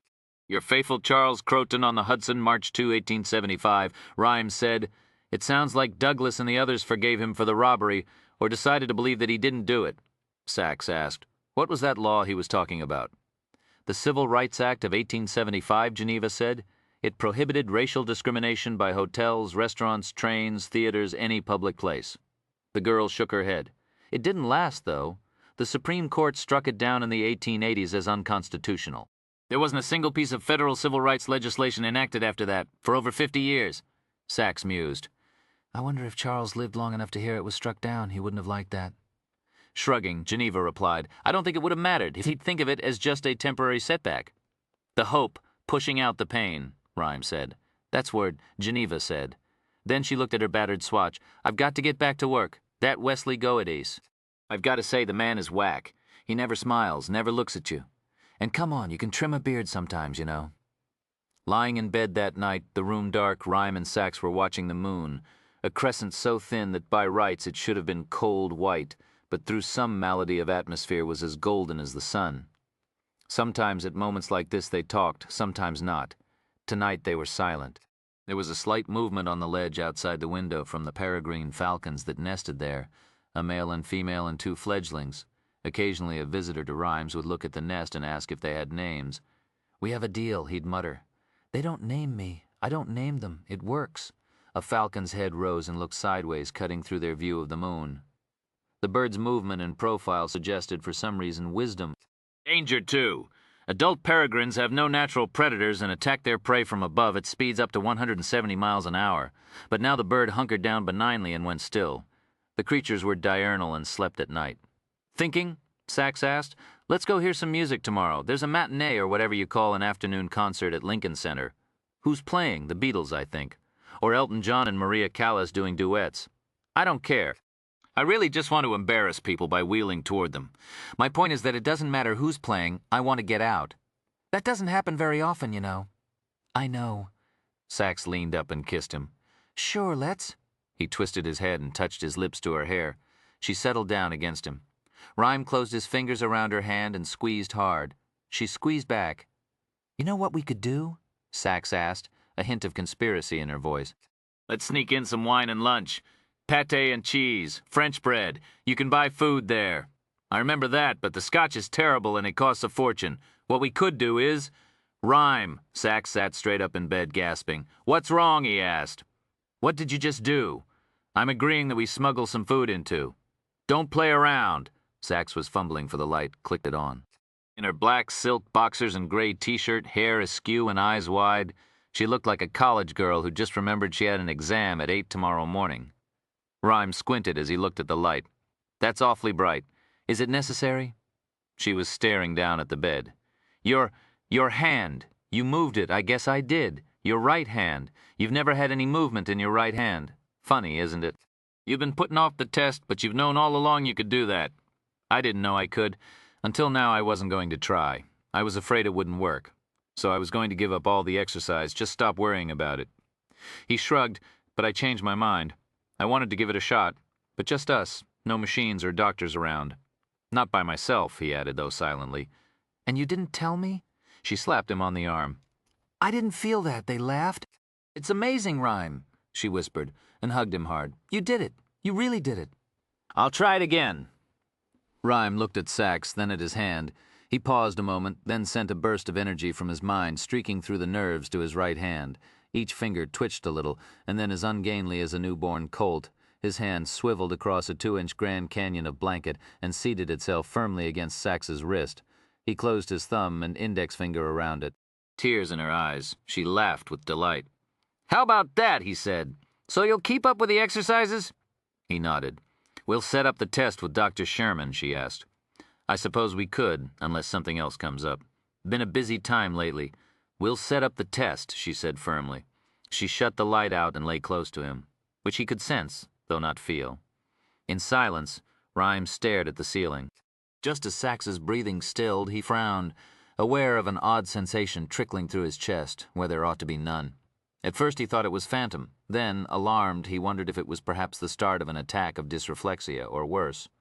But he realized that no, this was something else entirely, something not rooted in nerve or muscle or organ. A scientist always. He analyzed the sensation empirically and noted that it was similar to what he'd felt watching Geneva settle face down the bank's attorney. Similar, too, to when he was reading about Charles Singleton's mission to find justice at the Potter's Field Tavern that terrible night in July so many years ago, or about his passion for civil rights. Then suddenly Rhyme understood what he was feeling. It was simple pride. Just like he'd been proud of Geneva and of her ancestor, he was proud of his own accomplishment by tackling his exercises and then tonight testing himself. Lincoln Rhyme had confronted the terrifying, the impossible. Whether he'd regained any movement or not was irrelevant. The sensation came from what he had undeniably achieved, wholeness, the same wholeness that Charles had written of. He realized that nothing else, not politicians or fellow citizens or your haywire body, could make you a 3/5 man. It was solely your decision to view yourself as a complete or partial person and to live your life accordingly. All things considered, he supposed this understanding was as inconsequential as the slight movement he'd regained in his hand. But that didn't matter. He thought of his profession, how a tiny flake of paint leads to a car that leads to a parking lot where a faint footprint leads to a doorway that reveals a fiber from a discarded coat with a fingerprint on the sleeve button, the one surface that the perp forgot to wipe clean. The next day a tactical team knocks on his door, and justice is served, a victim saved, a family reunited, all thanks to a minuscule bit of paint. Small victories, that's what Dr. Sherman had said. Small victories. Sometimes they're all you can hope for, Lincoln Rhyme reflected, as he felt sleep closing in. But sometimes they're all you need.